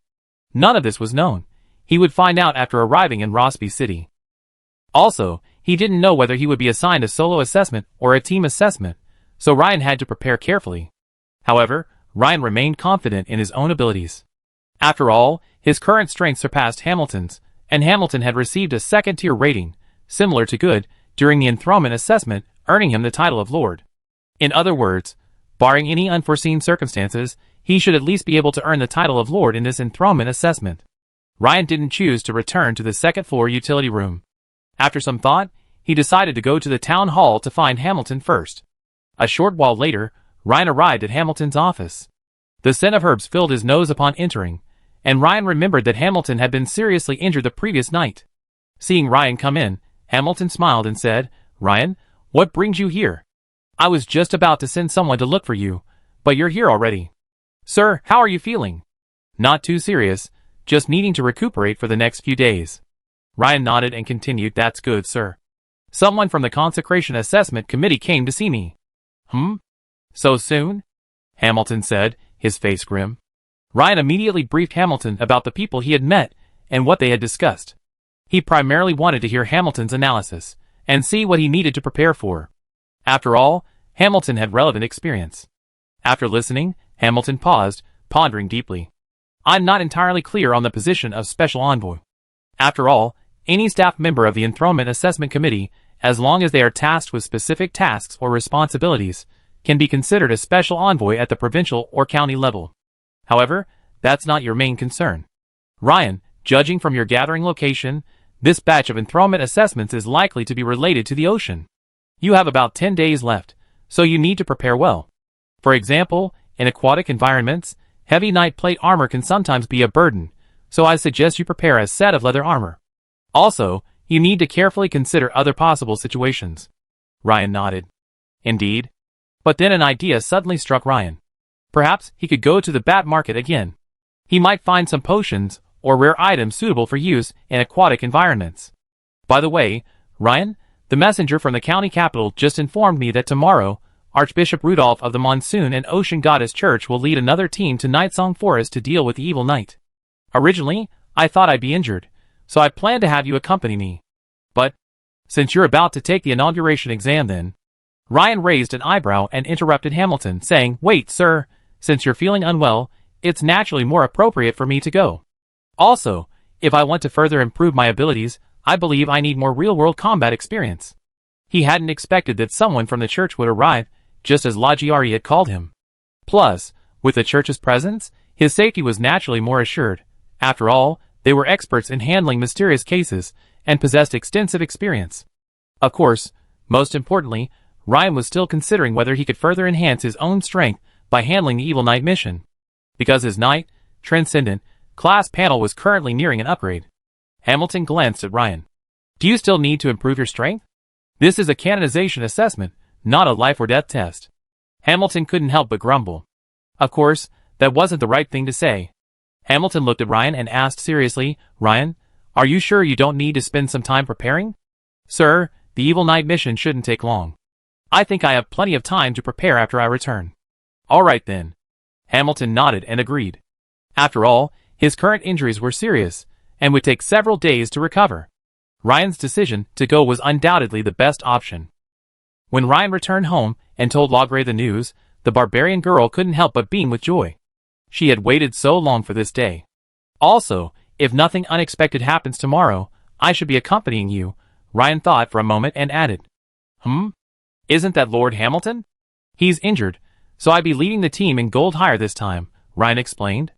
"Well then, I go get ready." Judging from Lagray's expression, her brows seemed brighter. Only then did Ryan finally have some free time to examine the 2 spell scrolls. Ryan first took out one of them and carefully opened it to read. A spell scroll can be triggered in 2 ways. One is to tear it open directly, suitable for everyone, including ordinary people. The other requires a slight infusion of mental energy, a method more suitable for apprentice wizards, allowing them to slightly control the angle and range of the spell. The first spell scroll was covered with intricate lines, triangular and circular patterns, and exuded a faint chill. A small spiritual script, in Akkadian, read beside it, "Cold Wind." Spell, Cold Wind Effect. Summon an extremely cold air current, starting from the caster, that blows forward for dozens of meters, causing the temperature in the area to drop dramatically over a very short period of time. Frost spell? Ryan pondered. The description seemed to indicate an area of effect spell, quite powerful. However, I wondered just how drastic the drop in temperature was. For example, could it instantly freeze the ocean? After a moment's thought, Ryan put it away and slowly opened the second spell scroll. The same intricate pattern, except that the faint energy fluctuations emanating from this scroll were completely different from the previous one. The spiritual text beside it read, Summon Hurricane. Spell, Summon Hurricane effect, instantly summons a hurricane of powerful energy, striking a fan-shaped area directly in front of the caster. Ryan was filled with abhorrence at this vague description. Powerful energy? How powerful, exactly? Would this hurricane inflict slashing damage on the enemy? Or would it simply blow them away? Or could it even blow a cow skyward? Ryan was puzzled. Unfortunately, there was only one copy of each spell scroll with the same effect, meaning Ryan couldn't test the scroll's actual effects beforehand. Ryan was also puzzled as to why Adams, a negative energy major, possessed two scrolls, clearly of the ice and wind elements. Could they have been stolen from his mentor, Thorin, years ago? Or were they trophies from a covert operation? After a brief moment of thought, Ryan shook his head slightly. None of this had anything to do with him. After putting the two spell scrolls away, Ryan once again retrieved the book on the high-temperature force field spell and began to peruse it carefully. Half an hour later, Ryan, arms folded across his chest, began pacing the utility room. Since Ryan's first sorcery, Burning Touch, was also a fire spell, it was natural for him to compare the two models, high-temperature force field and Burning Touch. The difficulty increased dramatically. The difficulty of visualizing the Burning Touch sorcery model was like learning the English ABCD, well runes, and then learning the word big. However, visualizing the high-temperature force field sorcery was completely different. After learning the ABCD, it was immediately congratulation. So, although Ryan's mental power had increased to 20 points, and he was able to sense and guide the surrounding fire energy particles much faster than last time, visualizing the high-temperature force field sorcery model simultaneously and completely was extremely difficult. After some thought, Ryan decided to give it a try. After all, he had a cheat. A single success would mean it was engraved on the panel, and he could steadily improve from there without having to worry about forgetfulness, regression, or even mistakes like ordinary wizard apprentices. After failing over 10 times, Ryan finally succeeded. The air within a few meters around Ryan, and the air further away seemed to be slightly refracting. Without careful observation, it was hard to discern. But remember, according to elementary physics, which teaches about the refraction and reflection of light, this shouldn't occur within the same medium, because the conductivity of the same medium is constant. But now it did. Clearly, this meant the temperature of the air around Ryan had to be higher than elsewhere for this to occur. The medium was still air, but the temperature difference caused variations in air density and humidity, resulting in different conductivity. This was the principle behind mirages. In addition, Ryan noticed that the temperature within the force field rose very quickly, similar to the effect of a microwave oven combined with an air fryer. It can raise the air temperature to a specified level in just a few seconds. To measure the power of this high-temperature force field, Ryan had already placed 3 basins of water on the table, approximately 1, 2, and 3 meters away from him. 10 seconds later, Ryan automatically stopped the high-temperature force field. To his disappointment, none of the 3 basins of water began to boil. This indicated that the temperature of the high-temperature force field was likely much lower than that of the Scorching Touch. After all, with the power of the Scorching Touch spell, the water wouldn't have boiled at all. It would have simply evaporated. After stopping, Ryan stepped forward to check the water temperature in the basin. The 3-meter basin seemed just right for foot soaking, about 40 to 50 degrees Celsius. The 2-meter basin was about 70 to 80 degrees Celsius, quite scalding. But the 1-meter basin was surprisingly similar in temperature to the 3-meter one. This surprised Ryan. He had originally assumed the 1-meter basin would be the hottest. It seemed that the maximum lethality radius of this high-temperature force field was around 2 meters. Any further or closer, the impact diminished. At this moment, a system prompt appeared. You have learned the high-temperature force field, and your understanding of it has improved. You have learned a new skill. High-temperature force field. Your high-temperature force field skill has been upgraded, and your experience points have increased by 1. At the same time, a new icon appeared above the Burning Touch icon at the bottom of the Wizard Apprentice Transcendent panel. The icon's borders lightened slightly, revealing a blurry hooded figure surrounded by an oval, transparent, eggshell-like membrane. Ryan focused his attention on the new icon, only to see a line of small text below it. High Temperature Force Field Level 1, 1/100, High Temperature Force Field Level 1 Effect. Consumes a certain amount of mental energy to activate surrounding fire energy particles using a specific sorcery model. generating high-temperature air within a certain radius around the host for approximately 1 minute. Note, the spell lasts 3 seconds, and its power is proportional to the host's mental strength. Furthermore, the closer to the core area, the greater the power. Current effective killing range, 1 to 3 meters. To be honest, the power of this sorcery was far from what Ryan had expected. Isn't it called a high-temperature force field? How come it's not even 100 degrees? How could this be considered high temperature? Ryan couldn't help but grumble inwardly. But then he thought again. He seemed to have misunderstood this temperature. Because, according to meteorological definitions, temperatures over 35 degrees Celsius are considered high temperature. The highest temperature ever recorded in the Sahara Desert in the past was only 58 degrees Celsius. It's important to note that many temperatures mentioned as 70 or 80 degrees Celsius refer to surface temperature, not air temperature. It's already 70 or 80 degrees Celsius, so it's definitely considered high temperature. Also, if you consider human body temperature, anything over 40 degrees Celsius is considered high temperature. These 70 or 80 degrees. Okay. The master who named this sorcery high temperature force field wins. In addition, Ryan discovered that this is a force field sorcery that lasts much longer, so each cast consumes a much higher amount of mental energy. As the saying goes, apply what you learn. Now that you've learned something, you need to find a suitable scenario for its application. Ryan quickly began to consider the applicable scenarios for this sorcery. First, regarding the high temperature force field's damage range, Ryan felt it was well suited for typical close combat. The typical close combat range between enemy and ally is only 2 or 3 meters. If a fight lasts more than 10 seconds, the opponent will likely sweat profusely and experience symptoms of heat stroke. Even if a knight's physique is several times stronger than an average person's, their combat effectiveness will inevitably decline significantly over time. So, this high-temperature force field isn't so useless after all. After a moment's reflection, Ryan's face lit up with a bright smile. Of course, it does have its drawbacks. During combat, it's best to keep the enemy within a range of 2 or 3 meters, avoiding allowing them to get too far away or move in and out of the way. Secondly, it's not suitable for use against ranged attack classes like archers. Ryan spent the entire day studying the new spell, High Temperature Force Field, and reading Adams's books and materials. Ryan felt that his greatest gain wasn't the 1 or 2 spells, nor the precious spell scrolls, but rather the initial understanding he gained. For example, the concept of affinity for mystical energy particles, and the attitude of the imperial hierarchy toward wizards and wizard apprentices. Before this, Ryan was completely confused. The next morning, Ryan and Lager arrived at the town hall early, accompanied by Hamilton, to await the arrival of the church contingent. Soon, a long procession slowly entered Goldhire town from the direction of the northern county town.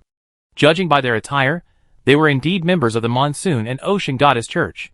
Soon, Ryan spotted an elderly man wearing a light blue robe trimmed with gold, clutching a heavy tome, surrounded by silver-armored knights. It was none other than Archbishop Rudolph, whom he had dealt with previously.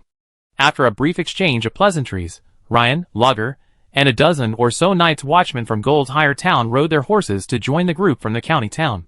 This time, Viscount Hamity was absent, so while the group was from the county town, it was actually almost entirely from the Church of the Monsoon and Ocean Goddess. As they entered Nightsong Forest and drew closer to their target area, Ryan noticed that, aside from the Templars and Archbishop Rudolph, everyone else, especially the Knights Watchmen from Goldhire town who had accompanied him, were more or less nervous. Ryan rode up to the Night Watch Captain Mateo and said, "Once we reach the target area, Mateo, tell everyone to be cautious. Leave the evil knights to the Templars of the Church. You will simply take care of the security." "Yes, my Lord Adjutant." Mateo was naturally delighted upon hearing Ryan's instructions. For ordinary people like them, facing mysterious incidents, they are often truly powerless. If they encounter a clueless superior who uses them as the main force, they will be in dire straits, with heavy casualties to be expected. Meanwhile, at the northwest edge of Nightsong Forest, a tall, slender female elf with jet black hair had just arrived, exhausted from a journey. Chapter 153. Soon, Ryan and his group were about to arrive at the area where Lager's team had discovered the elderly ogre. At this moment, Priest Rudolph, on horseback, suddenly looked up, gazed forward, and a slight frown crept into his face. Almost simultaneously, Ryan raised his right hand, signaling a halt, and shouted, "Stop!" Just then, Ryan had sensed a distinct, malicious gaze, lurking in the dense forest a few dozen meters to his left and front. He was certain that this gaze wasn't from an ordinary beast, but from some intelligent creature. Furthermore, the fact that even Ryan could sense such obvious hostility showed that the other party's strength was not to be underestimated. Principal Rudolph, however, ignored the gaze, and instead glanced sideways at Ryan in surprise. He seemed to be increasingly unable to fathom the young man before him, who had reached the level of Knight Transcendent at such a young age. Because even he had only just begun to notice the gaze. But what he hadn't expected was that Ryan, standing beside him, had also noticed it immediately. A knight possessed such keen perception. You see, he could sense it because of his long career as a clergyman, which gave him an instinctive sensitivity to malicious intent. Just as Rudolph was pondering what offer he could make to impress this young man, who, in his heart, should be embraced by a goddess, Ryan took the initiative and asked, "Priest Rudolph, it seems like something was stalking us from that direction. Should we stop and check it out?" "Okay, let's all rest for a while." Rudolph thought for a moment, and decided to rest for a while.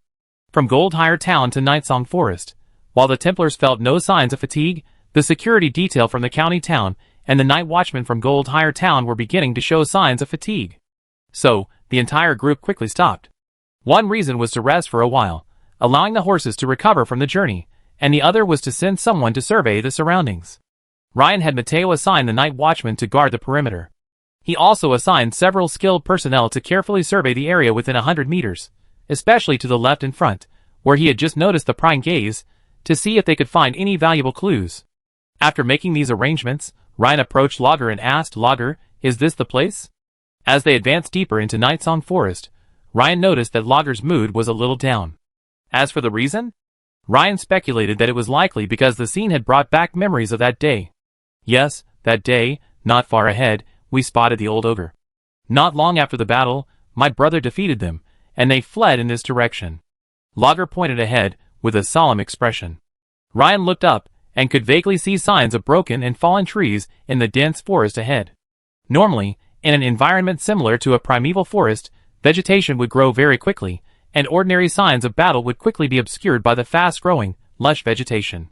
So, it seemed the battle that took place more than 2 weeks ago was extremely fierce.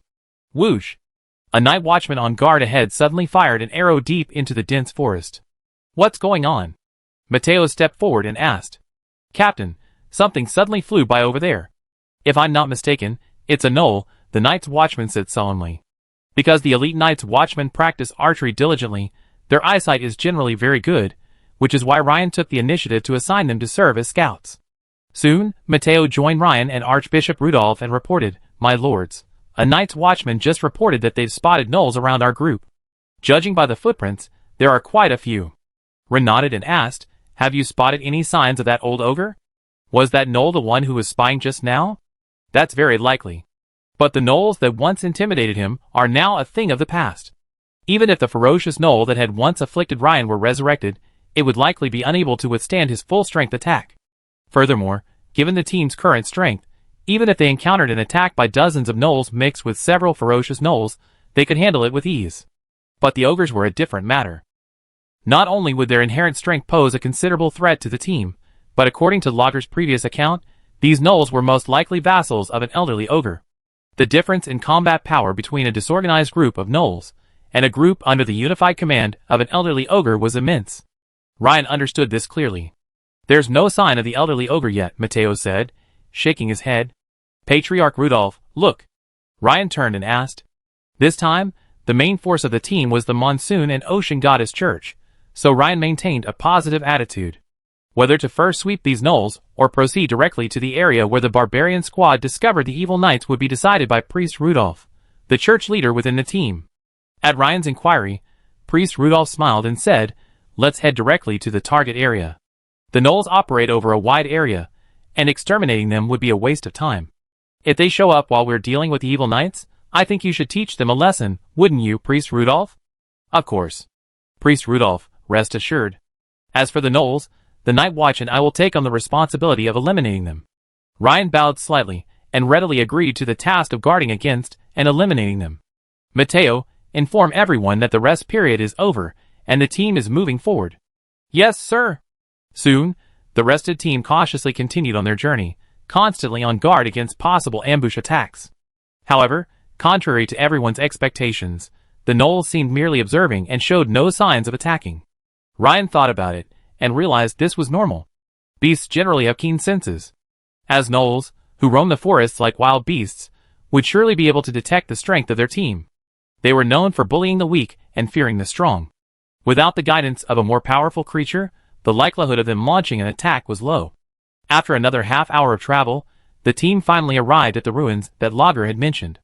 A few dozen meters ahead, they saw the remains of a clearly man-made structure, dotted with tall, collapsed stone pillars covered in moss and vines. It looked like the ruins of a long-ago temple. Ryan observed it carefully for a moment, and found this place truly eerie. Throughout their journey, because they had been in the forest, there had been a constant sound of birdsong and insects. But as they approached this area, the calls of various birds and animals gradually quieted down, until finally, it seemed as if they had completely disappeared, leaving a dead silence. Another point. The sense of surveillance from the gnolls had gradually faded as they approached this area. Could it be that the gnolls were also afraid of this area? So, they were afraid to continue following them? Furthermore, Ryan's growing mental strength was a subtle reminder of the unknown, hidden danger ahead. This danger wasn't overt, so Ryan's core skill, danger sense, wouldn't provide any early warning. It's like seeing a crumbling wall not far away. If your perception is sharp enough, your body instinctively tells you that if you approach, the wall might collapse and hit you. This is a potential danger, but it doesn't guarantee it will happen. It's also possible that you approach, but the wall doesn't collapse, but remains precarious. But one thing is certain, if you decide not to approach, then this potential danger poses no threat to you. If you approach, and the wall unfortunately collapses, your core skill, danger sense, will warn you the moment the wall begins to tilt. At this moment, aside from a group of official knights and Templars who had reached extraordinary strength, the rest of the Night's Watch and the security team from the county town dismounted and began to stand guard. "This is my brother's axe," Lager explained, pointing to the corner of a vine-wrapped stone pillar not far ahead. Ryan looked intently, and saw a battle axe he had once remembered so well. Now, lying quietly beside the stone pillar, its exposed blade seemed to have sustained no serious damage. The crescent-shaped axe blade, almost as wide as the door panel, still gleamed with a metallic sheen. This was Lager's brother's weapon, the Moon Blade Battle Axe. Lager quickly dismounted, trotted over, picked up the Moon Blade Battle Axe, and gently stroked it with his palm. Seeing this, Ryan slowly dismounted and quietly walked over to Lager's side. He understood the feeling of being reminded of someone by the sight of something, so he remained silent. Sadly, this tranquility was interrupted after only a few seconds. Whoa! Suddenly, a warhorse neighed not far away. As everyone glanced around, searching for the source of the sound, a black-armored knight, wielding a 3 or 4 meter long lance, suddenly burst out from the dense forest on the left. The horse he rode was exceptionally tall and covered in black armor, becoming one with the knight in black armor. As they charged, they resembled a black moving castle, hurtling towards them. For a moment, everyone panicked, especially the young night watchman on guard at the front left of the group. He was stunned by the sight. "Get out of the way!" The short man, Matteo, roared, pulling the man hard, narrowly avoiding the black-armored knight's charge. At this moment, a Templar knight in silver armor rode forward, seemingly intent on stopping him. But the opponent's black lance struck him with lightning speed, accompanied by a strange black aura that coiled around the lance like a giant python. Dang! The black lance pierced the silver shield, instantly knocking the Templar knight, who had stepped forward to intervene, from his horse. The Templar knight flew 4 or 5 meters in the air, then fell heavily to the ground with a bang. Thankfully, the ground deep in the Nightsong forest was extremely soft, densely covered with shrubs and flowers, effectively dampening the shockwaves, and the silver-armored knight's injuries were not serious. A long-anticipated battle erupted unexpectedly. The opponent's lance attack, brimming with black energy, had brought a solemn expression to Ji Feng and Rudolph, the head of the Goddess Church. As the head of the Ocean Goddess Church, responsible for demon hunting and exorcism, he immediately recognized that the black-armored knight was indeed an evil spirit knight. The black energy enveloping his body, and the funeral horse beneath his crotch was the best proof. At this moment, the remaining 3 silver-armored Templars, seizing the opportunity created by their companions, charged towards the black-armored knight. They immediately surrounded the black-armored knight and engaged him in a fierce battle. The whistling sound of the opponent's lance made it easy for Ryan to determine that his strength surpassed that of a veteran knight, reaching the peak of his power, comparable to his own. The black energy accompanying each of the opponent's attacks was extremely strange, and with its added power, its power was further enhanced. No wonder Logger's brother, a barbarian renowned for his strength and a master whose physical ferocity had reached 40%, was slain by the opponent's lance. Fortunately, while the black-armored knights were clearly superior individually, the Templars clearly worked in perfect harmony, managing to maintain a steady and tense exchange for a time. However, Ryan's purpose in coming to Nightsong Forest was partly to help Logger fulfill her wish and partly to gain experience, so now was the time to act. Just as Ryan drew upon the invincible power behind him, about to join the battle, Rudolph, standing by, said with a smile, "Ryan, arrange for the night watchman to be on guard to prevent interference from ogres or gnolls."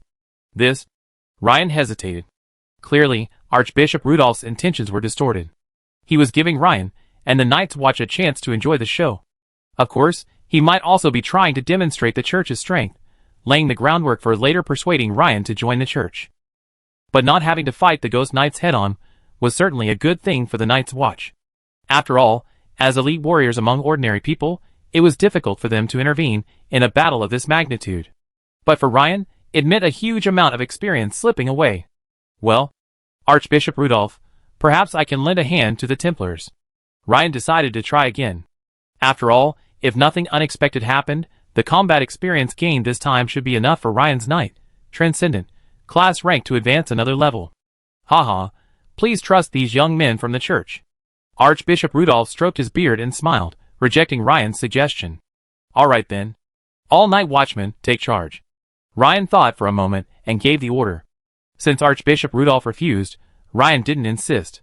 After all, the handling of this mysterious incident was primarily the responsibility of the Church of the Sea Goddess.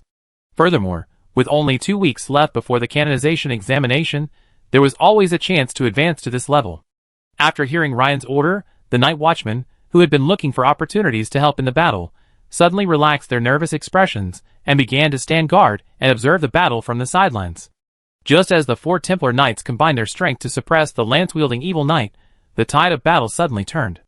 The black energy that had been lingering around the evil knight suddenly erupted, sending a powerful shockwave that sent the 4 Templars retreating several steps. Seizing this opportunity, the black-armored evil knight controlled his mourner horse and charged at one of the Templars, stabbing him with his lance. Bang! Not only did he send a Templar flying, but he also severely injured him. Ryan clearly saw that the Templar's left hand, holding the shield, was twisted unnaturally at the elbow, clearly fractured. This scene clearly made Archbishop Rudolph, who had just rejected Ryan's request to participate, look solemn. He flipped through the book he had been holding, and with the rustling sound of the pages, he shouted, "Pray to the great monsoon and ocean goddess's divine art, protection and blessing." As Rudolph began to chant the prayer, Ryan felt as if a rift had opened in the unseen space around him. A surge of vast, sacred energy poured directly into the Archbishop, Rudolph, standing beside him. Then, with a wave of Rudolph's right hand, a silver light suddenly shone from the 4 Templars. Their silver armor suddenly shone with intricate, milky white patterns, as if the armor itself were originally engraved with a special pattern, normally hidden, but automatically activated when divine magic was performed. At this moment, the 4 Templars, combined with their own silver armor, resembled tiny, shimmering silver figures. This silver light had the effect of weakening the enemy's black energy. With a clang of clinking sounds, the black-armored knights were once again surrounded, but this time, they were unable to break free. The outcome seemed decided. Ryan, watching the scene intently, a thoughtful expression on his face. If it were just the 4 Templars alone, Ryan thought he could still defeat them with his full force. But at this moment, the Templars, combined with Rudolph's divine art, transformed into something far greater than the sum of its parts. Ryan could sense that under the influence of Rudolph's divine art, the black-armored knight's lance strikes, once comparable to the full-strength attacks of a peaked knight, were now significantly weakened by the silver light. This divine art was called Blessing of Protection. It certainly lived up to its name. At this point, Archbishop Rudolph, seeing the outcome was decided, turned to Ryan with a smile and said, "Ryan, these young Templars, while far less talented than you, have been able to unleash their formidable combat power under the influence of the goddess's light. And you, the young man with the most exceptional knightly talent in all of Meister County, are the best choice for you. Throwing yourself into the arms of the goddess is your best option. Ryan, are you truly not going to consider it?" This, Ryan pondered. Honestly, is the church powerful? Undoubtedly, it is. Even compared to the official empire, it seems not much inferior. But what Ryan disliked was that the church's near-invincible power didn't originate from within itself, but rather seemed to be bestowed by some mysterious deity. This something not his own made Ryan feel like something he had borrowed. As the saying goes, what's not yours must be returned. Thank you, Archbishop Rudolph, for your kindness, but I have to take the imperial canonization examination in a few days, which is a real shame, Ryan politely declined. As the two men were conversing, another tall, black-armored knight suddenly burst out of the dense forest to the right and front of the team. He wore the same signature treetop helmet, but this time, instead of a lance, he wielded a long battle axe. The axe blade was about half a meter long, but the handle was a full 1.5 meters long, a perfect match for the tall funeral horse at the black-armored knight's saddle. Two evil knights. Archbishop Rudolph's pupil shrank, his expression no longer relaxed. Due to the recent increase in mysterious incidents across Meister County, to conserve manpower, the team's deployment this time was based on investigative intelligence, specifically to deal with a single evil knight. Therefore, Rudolph only brought 4 Templars this time. In terms of strength, he and the 4 Templars combined could easily defeat a single evil knight. But if there were 2 of them, the balance of power would be even. In addition, Rudolph quickly realized that the danger of this place might be far greater than expected. Perhaps, beneath the ruins, lay a great secret. Ryan also realized this. Regarding the emergence of the Ghost Knights, Hamilton once told him, the appearance of the Ghost Knight signifies the invasion or resurgence of some evil. The Ghost Knights are minions of the evil god, and they must have sensed a call to appear. Clearly, 2 Ghost Knights appeared here. So, must there be some treasure within this dilapidated, ancient temple that summoned them? Or perhaps some evil entity? At this moment, the 4 Templars also noticed the Ghost Knight charging from the side, wielding a great axe. Their eyes exchanged, and one of them immediately tried to intercept him. But it was clear that even the Templars, blessed with divine protection, could not stand up to a single Ghost Knight. After a few blows, they were completely at a disadvantage. The arrows of the Knight's Watch, like tickles, clanged against the black armor before falling to the ground. Clearly useless. This time, Ryan didn't consult Rudolph, who was standing nearby. This newly appeared evil knight posed a direct threat to his subordinates. Ryan simply pulled the visor off the knight's helmet, drew his 2-handed warhammer from his back, and with unstoppable force, propelled his horse forward. Chapter 154. Ryan had just discovered a weakness in the Templars. No, perhaps it wasn't a weakness. To be more precise, it was a weakness. The Templars' offensive power seemed a bit lacking. Their long swords couldn't penetrate the double defense of the black energy, and the enemy's black armor to inflict fatal damage, leading to the tense situation. Otherwise, if the Templars' offensive power was strong enough, then a single evil knight wouldn't have been able to hold out for long against the siege of 4 Templars. As Ryan rode forward, Archbishop Rudolph's face, already stern, darkened even more. Just then, he had told Ryan to believe that the young men of the church would easily win, and that he could just watch from the sidelines. But moments later, another evil knight appeared, wielding a great axe. Archbishop Rudolph was no pedantic man. Given the enemy's strength clearly surpassed his expectations, he naturally didn't stop Ryan from stepping forward to help. Instead, he took a liking to Ryan's silent intervention to intercept the great axe demon knight. Ryan could have stayed put. He could have waited for Rudolph to proactively ask for his assistance before stepping forward. But that would have been a bit of a mockery and inappropriate. The Templar knight, struggling to deal with the great axe demon, appeared to be only about 20 years old. He suddenly felt a sense of relief, and upon seeing that it was Ryan who had come to his aid, he was filled with gratitude. However, as a fellow young man, he felt a certain discomfort as he listened to Archbishop Rudolph's praise of Ryan and his personal assurance that if Ryan decided to join the church, he would be a candidate for the godson of Mayes County. After all, he had been a member of the church for 8 years, yet he was still a long way from being a candidate for godson. But the deputy sheriff of Goldhire, who was a few years younger than him, could easily obtain these things if he chose to join the church. Thus, deep down, Ryan also aroused his competitive spirit. While I recognize your strength, the headmaster's praise of you is a bit excessive. After all, you're not much better than me. This was the young Templar's inner thoughts. This wasn't to say that he had any objection to Ryan. Perhaps, it was more of a masculine instinct for dominance, like a bull in rutting, always fighting other bulls for mating rights. As Ryan engaged in battle with the giant axe demon, Rudolph continued to open the book in his hands and began to pray softly. Clearly, as a headmaster of the Monsoon and Ocean Goddess Church specializing in demon hunting and exorcism, Rudolph's arsenal of antagonists was far more than just a single divine spell. Great Goddess of the Monsoon and the Sea, please bless the knights. Faced with powerful enemies, we will fight to the death and exorcise evil without hesitation. Divine art, fearless him. As Rudolph's chant grew louder, a female figure suddenly appeared in the void behind him, holding a conch horn. As the horn blared, the next second, the pale blue shadow vanished with a bang, transforming into a ripple that radiated in all directions. This magical energy seemed to automatically seek a path. Once it found a Templar, a blue beam of light would burst upon the fighting Templar. Soon, enveloped by the pale blue beam, the Templars quickly returned to peak form. Not only did their movements become even more agile, but they also fought with unparalleled ferocity, fearless of life and death. Rudolph's forehead was also covered in beads of sweat. Clearly, while this spell was more powerful than the previous one, blessing of protection, it was still a considerable burden on him. As the pale blue beam shone upon him, the young Templar felt a surge of confidence, strength, and courage. He knew that Archbishop Rudolph had once again cast a spell upon him. So he turned to Ryan and said, "Sir Ryan, you will simply assist from the sidelines. Slaying evil is what we Templars are experts at." With that, the young Templar charged forward, sword and shield in hand. Enhanced by the spell, the young Templar performed remarkably well, engaging the great axe-wielding evil knight in a fierce back and forth, their odds now evenly matched. Ryan was stunned. He looked at the young Templar, shook his head slightly, smiled, and said nothing before moving to the side to help harass the great axe demon. In the previous battles, honestly, Ryan's two-handed hammer, despite its seemingly indestructible power, had barely been able to fully unleash its true might.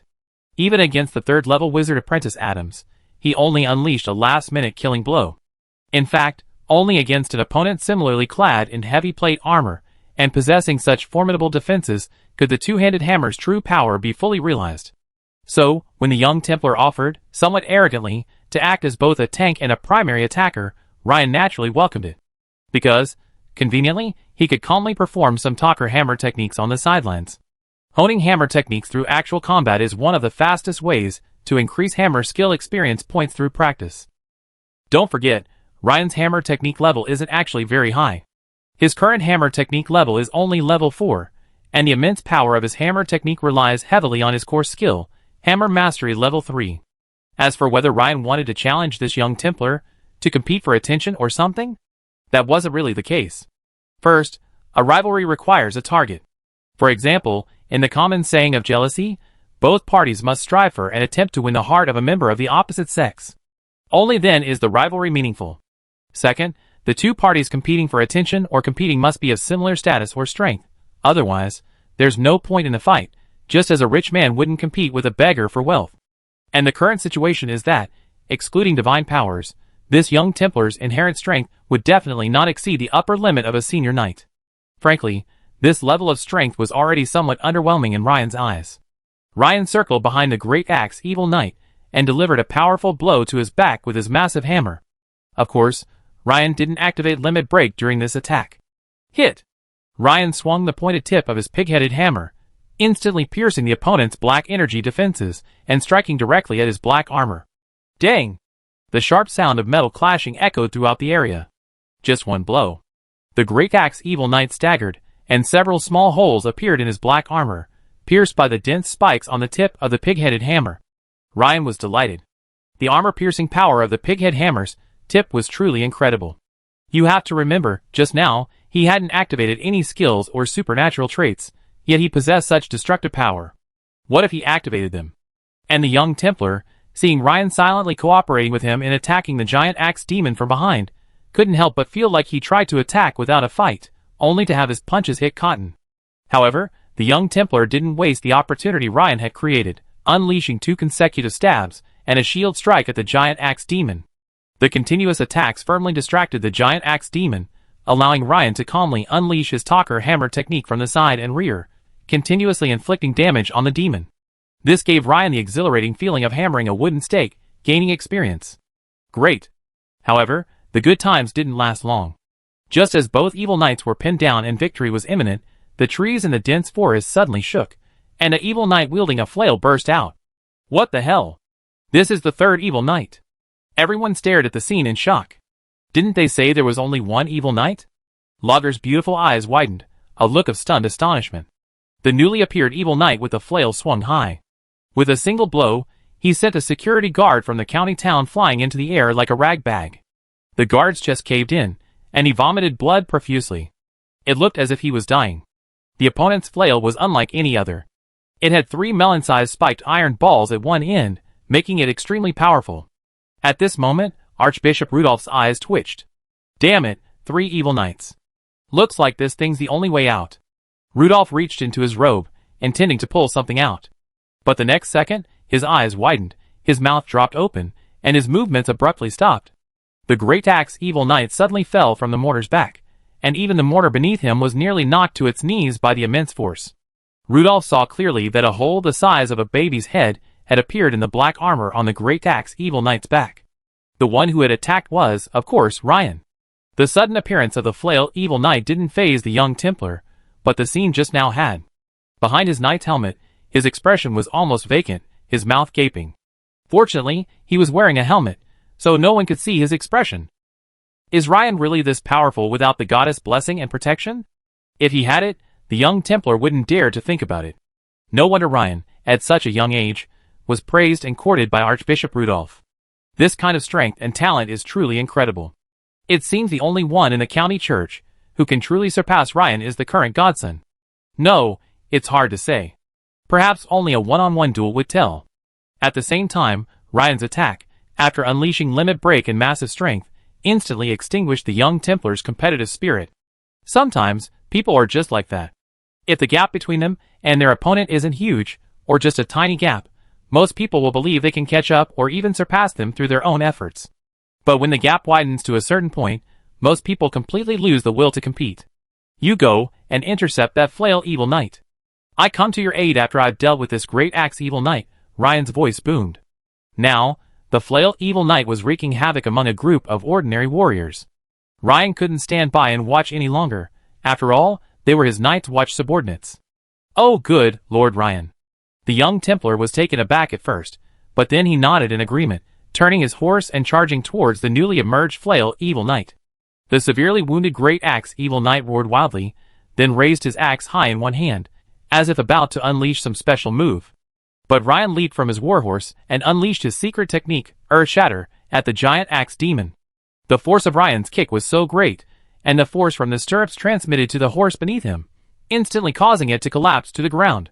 There was no other way. As his strength increased, ordinary warhorses were becoming increasingly difficult to match his full potential. The giant axe demon knight, witnessing Ryan's imposing presence, immediately swung his 1.5-meter long metal axe handle sideways, attempting to block Ryan's attack. Dang! Ryan's secret technique, Earth Shatter, used the flat end of a pig-headed hammer. When it struck the giant axe, it nearly bent the metal handle into a bow.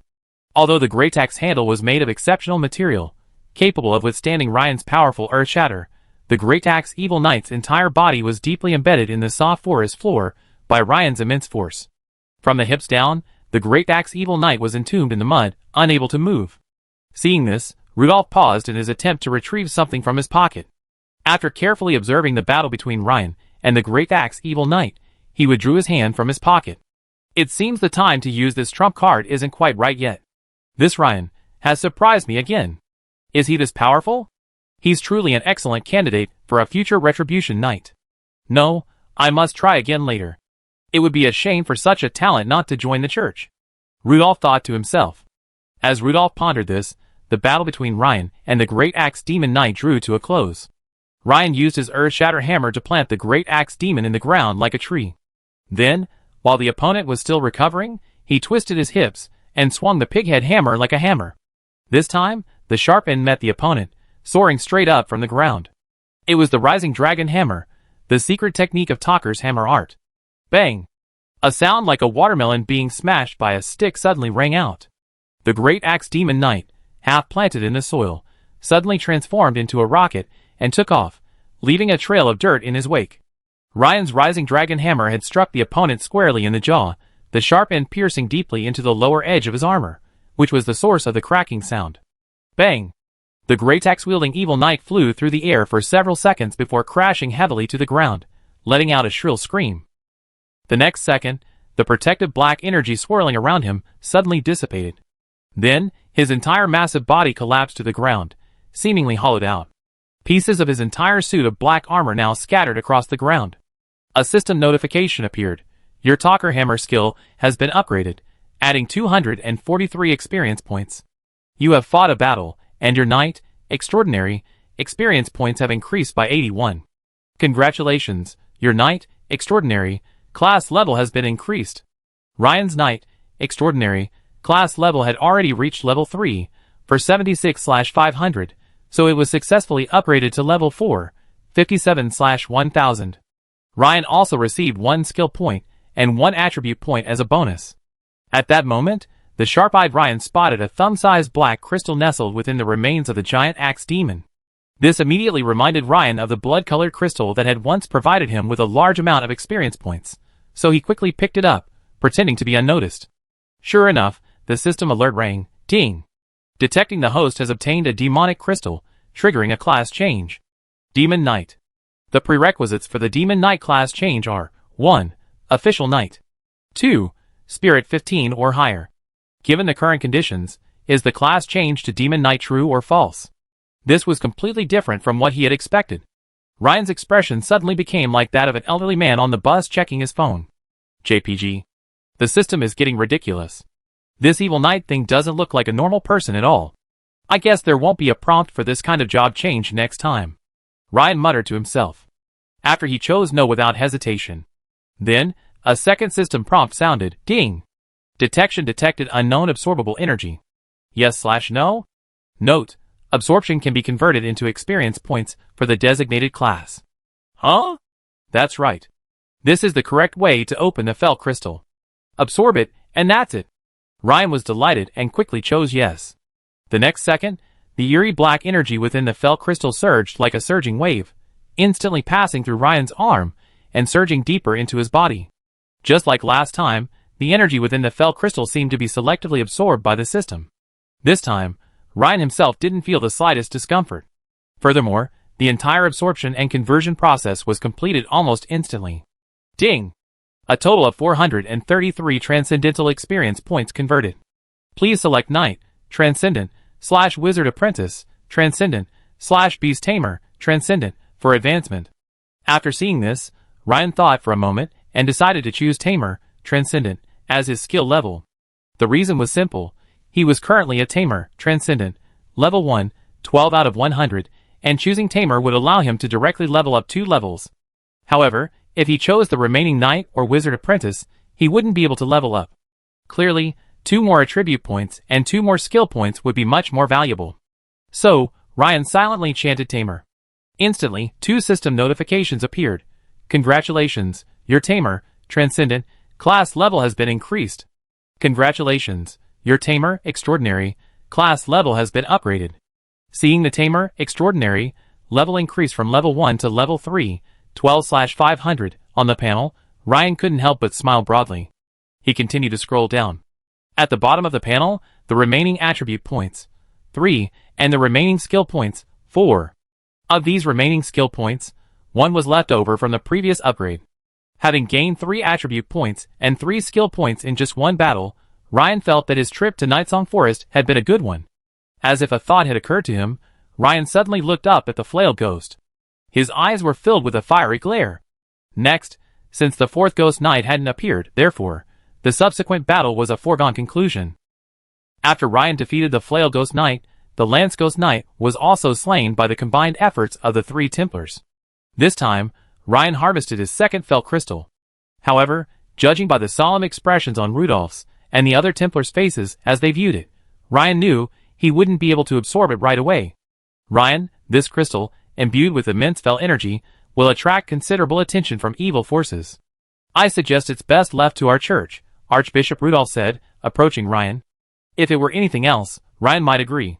But this thing, to Ryan, meant nothing more than experience pills, so he naturally couldn't give it to Rudolph. He even wondered if there was a way to exchange the crystal held by the Fel Knight of the Lance for it. Archmaster Rudolph, I'd like to investigate. Rest assured, if I can't handle it, I contact the church immediately. Thank you for your concern. Ryan politely declined. Rudolph pondered, seemingly remembering Ryan's explosive attack power. He concluded that Ryan must be strong enough to handle any potential evil forces. He nodded and agreed, well, please keep it safe, After the battle, they counted the losses. Fortunately, 2 of the night watchmen from Gold Hire were seriously injured, but none died. In contrast, for Templars, 1 seriously injured, 1 slightly injured, only 2 of them retained their fighting power. Before even entering the temple ruins, they encountered 3 evil spirit knights, each as powerful as a peak knight. So, as they gazed at the nearby temple, they felt that this mysterious, dilapidated temple was like a monster with its bloody mouth agape, waiting for them to enter. At this moment, Mateo stepped forward and reported with a worried look on his face, "Sir, do we need to enter here?" "Well." Ryan rubbed his chin and turned to look at Archbishop Rudolph. Rudolph touched the scroll in his arms, thought for a moment, and said, "Since we're already here, we should investigate further to find out what this temple hides. This time, I also have the high-level divine scrolls given by the bishop. I think a safe retreat should be no problem for us." Ryan raised a brow. High-level divine scrolls? He had just seen Archbishop Rudolph perform 2 divine spells. Indeed, when combined with the Templars, they could unleash immense power. With higher-level divine scrolls, the dangers of further temple exploration would likely be relatively manageable. Mainly monsters, like the evil knight alone had given him an unusually generous reward of experience pills. It was hard not to make Ryan look forward to whether there were similar, or even richer experience babies in the temple. Chapter 155. Of course, the most important reason for daring to enter the unknown temple and explore its depths was Ryan's rapidly growing strength. Ryan glanced at his dashboard. Name, Ryan Kalin. Occupation, Wizard Apprentice, Extraordinary, Level 4, 132/1000/Knight, Extraordinary, Level 4, 57/1000/Tamer, Extraordinary, Level 3, 12/500/Blacksmith, Level 4, 329/1000, Constitution, 18. Strength, 16. Agility, 16. Spirit, 20. Remaining attribute points, 3. Remaining skill points, 4. Looking at the last 3 and 4 in the attribute bar, Ryan couldn't help but think of the saying, "A store of food at home keeps you from worrying." In addition, with Ryan's mental power exceeding 20 points, his mental activity and perception sensitivity have greatly improved. So, while Ryan could sense some danger lurking within the dilapidated temple before him, he also had a vague feeling that it wasn't so powerful that he couldn't resist it. So, after weighing the potential dangers and opportunities, Ryan nodded and said, "I have no objection. However, Priest Rudolph, I suggest that the Night's Watch and the security guards not go inside. How about having them guard the area outside?" Priest Rudolph smiled slightly, nodded, and said, "Of course." Hearing this, many of the Night's Watch breathed a sigh of relief. After all, having just witnessed the combat power of the Ghost Knights, they already knew that this time they were facing a mysterious event, and that these monsters would be difficult for even the Templars to deal with. Let alone ordinary people like them. It would be difficult for them to play any role. "Ryan, I want to go too. I haven't found my brother's other battle axe yet." Lager walked over to Ryan, her beautiful eyes filled with anticipation. "Well, it could be dangerous inside. I help you keep an eye on your brother's weapons. My advice is that you be safer outside." Ryan understood Lager's urgency, but compared to the dangers inside the temple, he was more hesitant. "I'm not afraid of danger. Besides, I protect myself," Lager said, raising her blood-patterned steel shield. "Okay, but you stay close to me. If anything goes wrong, retreat immediately." Seeing this, Ryan knew he couldn't convince Lager, so he nodded and reluctantly agreed to Lager's idea of entering with him. Finally, after discussing it with Ryan, Rudolph and Ryan decided to leave the severely injured Templar and all the night watchmen and security guards outside the temple. Rudolph, Ryan, Lager, and 3 Templars, a total of 6, entered the temple to explore. After a brief rest and preparation, the group of 6 slowly entered the dilapidated temple garden. Originally, this garden should have been a magnificent one. However, after countless years of exposure to the elements and neglect, the gray-white granite walls had almost completely collapsed. The walls were covered with a variety of vines, such as creepers, roses, and ivy. They looked lush and green, with a sense of age-worn heaviness. The garden itself was no longer filled with delicate, artificially planted flowers, but rather with wild weeds and shrubs, with the occasional tall tree flourishing. From the outside, if it weren't for the crumbling granite walls, there wouldn't be any sign of an artificial garden. "Ryan, look," Lager pointed to the ground. Having been keeping an eye out for her brother and his team's weapons on the ground or in corners, Lager immediately spotted some drag marks. As soon as Lager finished speaking, Everyone's attention focused on the ground where her finger pointed. These are the marks of a heavy object being dragged. A Templar knight half-crouched and examined the ground. Not only is there a heavy object, but there are also scattered traces of blood on the surface of the soil. These are likely the marks of a body being dragged.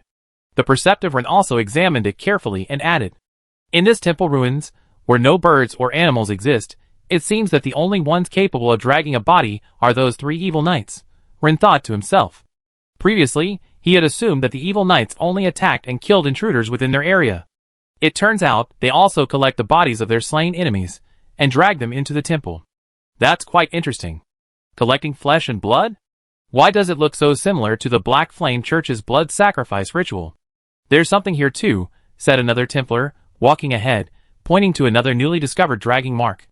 Everyone hurried forward to examine it again. Sure enough, this mark was even more obvious. Could it be that the Ghost Knights are collecting human remains for some unholy ritual? The slightly injured Templar, after some thought, offered a possibility. "No, it's not necessarily just human remains.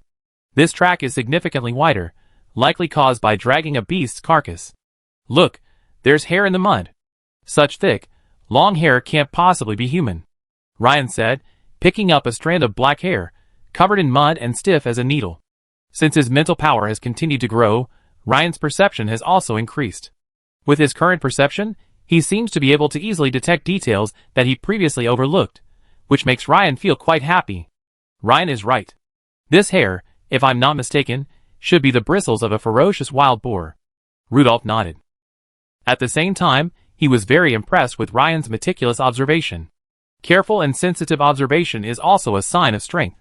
Gathering flesh and blood, or perhaps corpses. It seems there's an altar inside, but I wonder if the sacrificial ceremony has been successfully performed. Also, everyone, be vigilant and careful, Rudolph warned, his face grim. The others nodded, tightened their grips on their weapons, and continued on their way. After passing through a garden overgrown with weeds and dense vines, they came upon a towering structure resembling the ancient Greek Parthenon from Ryan's previous life. However, this temple, seemingly due to its age, had already largely collapsed. Like a garden wall, various vines had engulfed it, leaving it looking like a verdant hill. Outside the temple, most of the more than 10 towering Doric columns still stood majestically, silently testifying to its former glory and majesty. A temple of this shape. "I seem to have seen it somewhere before," Archbishop Rudolph muttered softly, a thoughtful expression on his face. Ryan glanced around and noticed that the drag marks on the ground were becoming more and more dense. It seemed as if these drag marks, resembling those of a corpse being dragged, converged from all directions, ultimately reaching the ruined temple hall before him. In particular, on the ground at the entrance to the temple hall, the drag marks had overlapped multiple times, forming a distinctly thick, slightly concave pattern, like a stream merging into a river. Ryan pondered for a moment, then walked to the temple's outer wall, obscured by vines, and examined it carefully. Generally speaking, if it's a temple, there should be some patterns on the exterior wall, Ryan thought. Typically, these patterns record the worshipped deity, its great deeds, or magnificent battles. After all, deities require faith and worship, and murals are an effective means of propaganda. Soon, Ryan made a discovery. Hidden beneath the vines, the outer wall was adorned with numerous linear designs. Swish! After Ryan ripped away a handful of vines, a strikingly unique pattern appeared before his eyes. The pattern was drawn with simple lines, the most striking being an extremely tall tree. The small figures beneath the tree were dozens, even hundreds, of times taller than the others. Clearly, this represented a massive tree, its height and grandeur prominent. Also, hundreds of small figures were depicted, performing humble acts of worship and prayer beneath the tree. At this moment, the others also heard the noise of Ryan tearing at the vines, and immediately came over. "Is this a tree?" a young Templar said in surprise. "Yes." Priest Rudolph's voice came from behind. "I think I've guessed the origin of this temple. This is the iconic symbol of the Mother Tree cult. The Mother Tree cult was active long ago. Records of it can be found in ancient texts dating back thousands of years. It's said to be an ancient sect that existed in the distant, barbaric era. However, around 2,000 years ago, at the founding of the empire, it was labeled a cult and eradicated. Although there are still some scattered followers, it has been essentially extinct for many years." Rudolph briefly introduced the Mother Tree cult. Also, their main doctrine is that life originated from a strange mother tree from the void. It was this mother tree that brought vitality to the world, and therefore, Everyone must worship and believe in the mother tree. So it sounds like there's nothing wrong with this mother tree cult? Ryan asked, rubbing his chin. I can't remember the specific reasons for their extermination, but it seemed the overly bloody sacrificial rituals and their pursuit of absolute autonomy were the two reasons that led to their extermination by the Empire. Rudolph thought for a moment and replied. I see. Ryan nodded. In his opinion, the bloody sacrificial rituals weren't the main point. The main point was the latter's pursuit of autonomy. If the Empire were strong enough, it would never allow autonomy. What's the difference between that and breaking away and becoming an independent country? So, this must be the ruins of a mother tree cult temple. No wonder these evil knights' helmets all have tree crown designs on them. It seems these helmets are a tribute to the mother tree. Ryan thought for a moment and continued. That's right. Rudolph nodded. People are always particularly afraid of the unknown. When everyone learned that this was the ruins of a mother tree cult temple thousands of years ago, they suddenly felt a sense of relief. No longer as tense as before. Soon, they followed the dragging marks towards the temple hall. Hey! That's my brother Harold's battle axe. Lager exclaimed as she quickly approached the half-collapsed temple gate. Ryan looked in Lager's direction and, sure enough, there was another moon blade battle axe left there. Judging from the marks on the ground and the spot where the axe had landed, it's likely that Harold wasn't completely dead when he was dragged here, and therefore still held the battle axe tightly in his hand. With this thought, Lager, clutching her brother Harold's battle axe, gazed toward the temple hall with a glint of hope and anticipation in her eyes. Be careful. I sense an evil aura growing stronger up ahead, right here in the temple hall, Archbishop Rudolph warned sternly, his gaze fixed on the hall ahead. Yes, Archbishop. 3 Templars, swords and shields in hand, led the way, while Rudolph, Ryan, and Lager followed behind. The 6 of them slowly entered the dimly lit hall. As they entered, everyone's eyes narrowed. The scene before them was incredibly bloody and shocking. A dense forest of flesh and blood appeared before everyone. There were intelligent creatures like humans, ogres, and gnolls, as well as the remains of other beasts. These beasts were exceptionally large, as if they had been ferocious beasts in life. But now, these individuals, once so formidable, were skewered on thick, sharp branches like skewers. At first glance, these corpses appeared to be mere corpses, but as everyone approached, goosebumps instantly appeared. The heads or upper bodies of these intelligent creatures and beasts were still largely intact, but the flesh of their lower bodies had strangely blended with the tree trunks, forming a spiral structure reminiscent of the Tianjin hemp twists Ryan had seen in his previous life. However, this hemp twist was half gray bark, half bright red flesh, interwoven and integrated like a twisted dough. This scene, in the dim hall, amidst the dappled light and shadow, evoked an indescribable feeling of nausea, horror, and strangeness. These are my brother's remains. Lager's eyes flashed red as she pointed to a tall, human-shaped corpse, twisted and entwined with a tree trunk, perched on a thick tree trunk. It looks like this is a crude altar, preparing for some kind of sacrificial ritual, a Templar knight said gravely. It's probably more than that. Ryan, observing the scene before him, felt a certain unease that went beyond a simple ritual. He also had a clear understanding of the bloody sacrificial rituals of the Mother Tree cult, as Rudolph had described them. Just as Lager and several Templars were about to step forward for a closer look, a rustling sound suddenly erupted from behind the group. It sounded like the scraping of a dense swarm of snakes rubbing against the ground. As the sound rang out, the already dim light in the temple hall suddenly dimmed even further. Everyone turned to see that the half-collapsed doorway they had just entered was now covered in a dense mass of thick vines that wriggled like living snakes. Clang! A Templar quickly drew his long sword, attempting to cleave the vines, when suddenly, everyone turned again to gaze at the forest of flesh and blood in the center of the temple hall. Everyone sensed a palpitating sensation, a vast, obscure aura rapidly awakening. The next second, the dense forest of flesh and blood suddenly trembled, bringing with it the twisted flesh on the branches. At this moment, the core skill, Danger Sense Level 3, began frantically warning Ryan. Ryan's eyes narrowed, and he immediately pulled Lagiari in front of him back. Before he could say anything, with a loud bang, the ground suddenly cracked open, and an enormous monster leaped out from the ground. Bang! Hiss! Lagiari's beautiful eyes suddenly widened, her mouth slightly open, and she gasped. What kind of monster is this? The crowd then realized that the forest of flesh and blood wasn't a forest at all, but the roots of this enormous monster. Yes, roots. It could be said to be growing backwards. The main body of the forest of flesh and blood was hidden underground, with its roots growing outward on the ground, swirling and twisting in a strange way, merging with the various flesh and blood corpses dragged by the evil knight. The giant monster seemed to be using these energy-rich, superhuman, violent corpses as nourishment. But Ryan had a feeling that the corpses weren't simply nourishment. They seemed to have been integrated into its body. An excessively dark environment would certainly be detrimental to a team's battle. After all, most people lacked Ryan's dark vision ability. So, with a wave of his right hand, Priest Rudolph illuminated a flare-like divine spell in front of the monster. Instantly, everyone could clearly see the true form of the monster before them. The monster's body was a massive wooden stake, 2 or 3 meters in diameter and 7 or 8 meters long, surrounded by densely growing roots of varying thicknesses, fused with flesh and blood. These winding roots, varying in shape and size, stretched for over 10 meters, suggesting a massive monster nearly 20 meters long. It was the first time Ryan had ever seen a monster of this magnitude. He also noticed that even within the roots not wrapped around the corpse, beyond the original gray root bark, there were also exposed, blood-red biological muscles and fascia. It seemed as if these roots had just digested the corpse.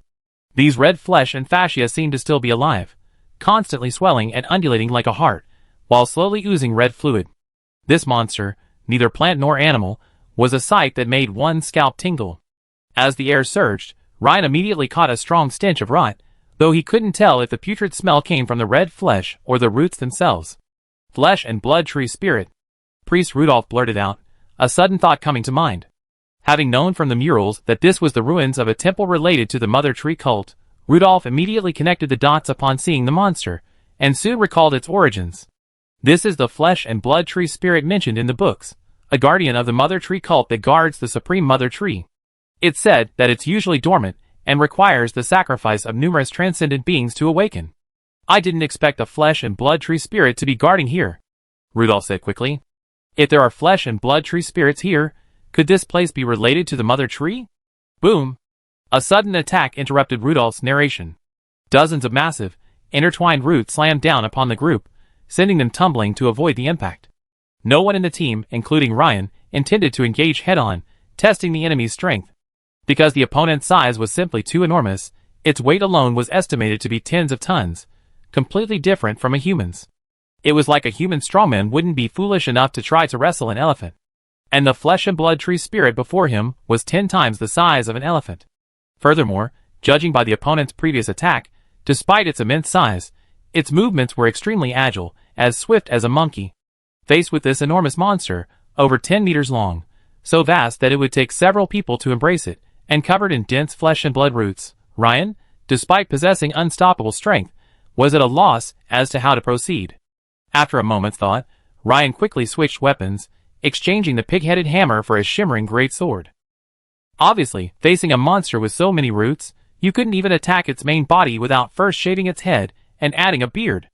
At this moment, the flesh tree spirit, having missed its target, began to transform its massive body.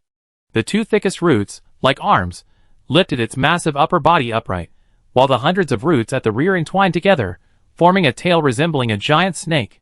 The top of the tree stump suddenly ripped open a bloody maw several meters long, like a giant chasm monster.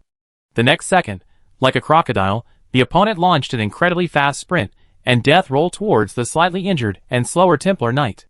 Bang! The Templar Knight, unable to dodge, was swallowed directly into the flesh tree spirit's body by the suddenly open maw.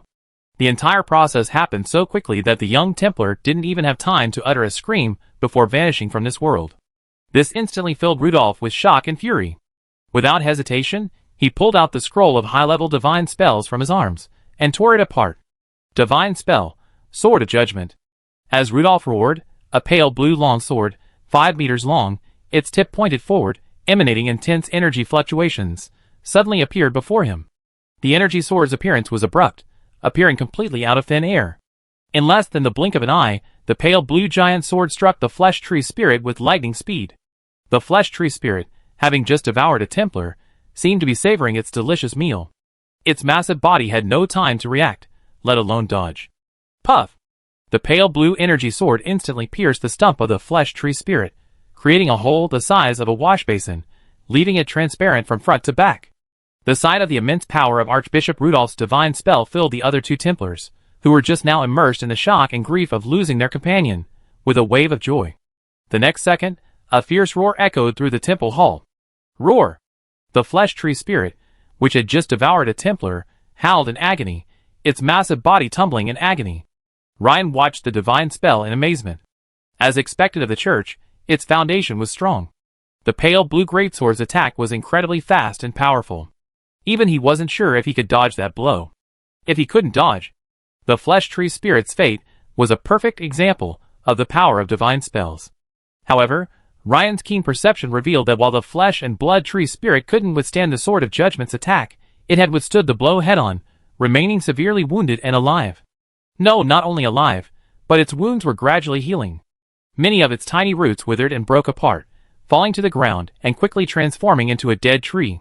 The flesh once entwined with the roots also instantly turned to rotten flesh.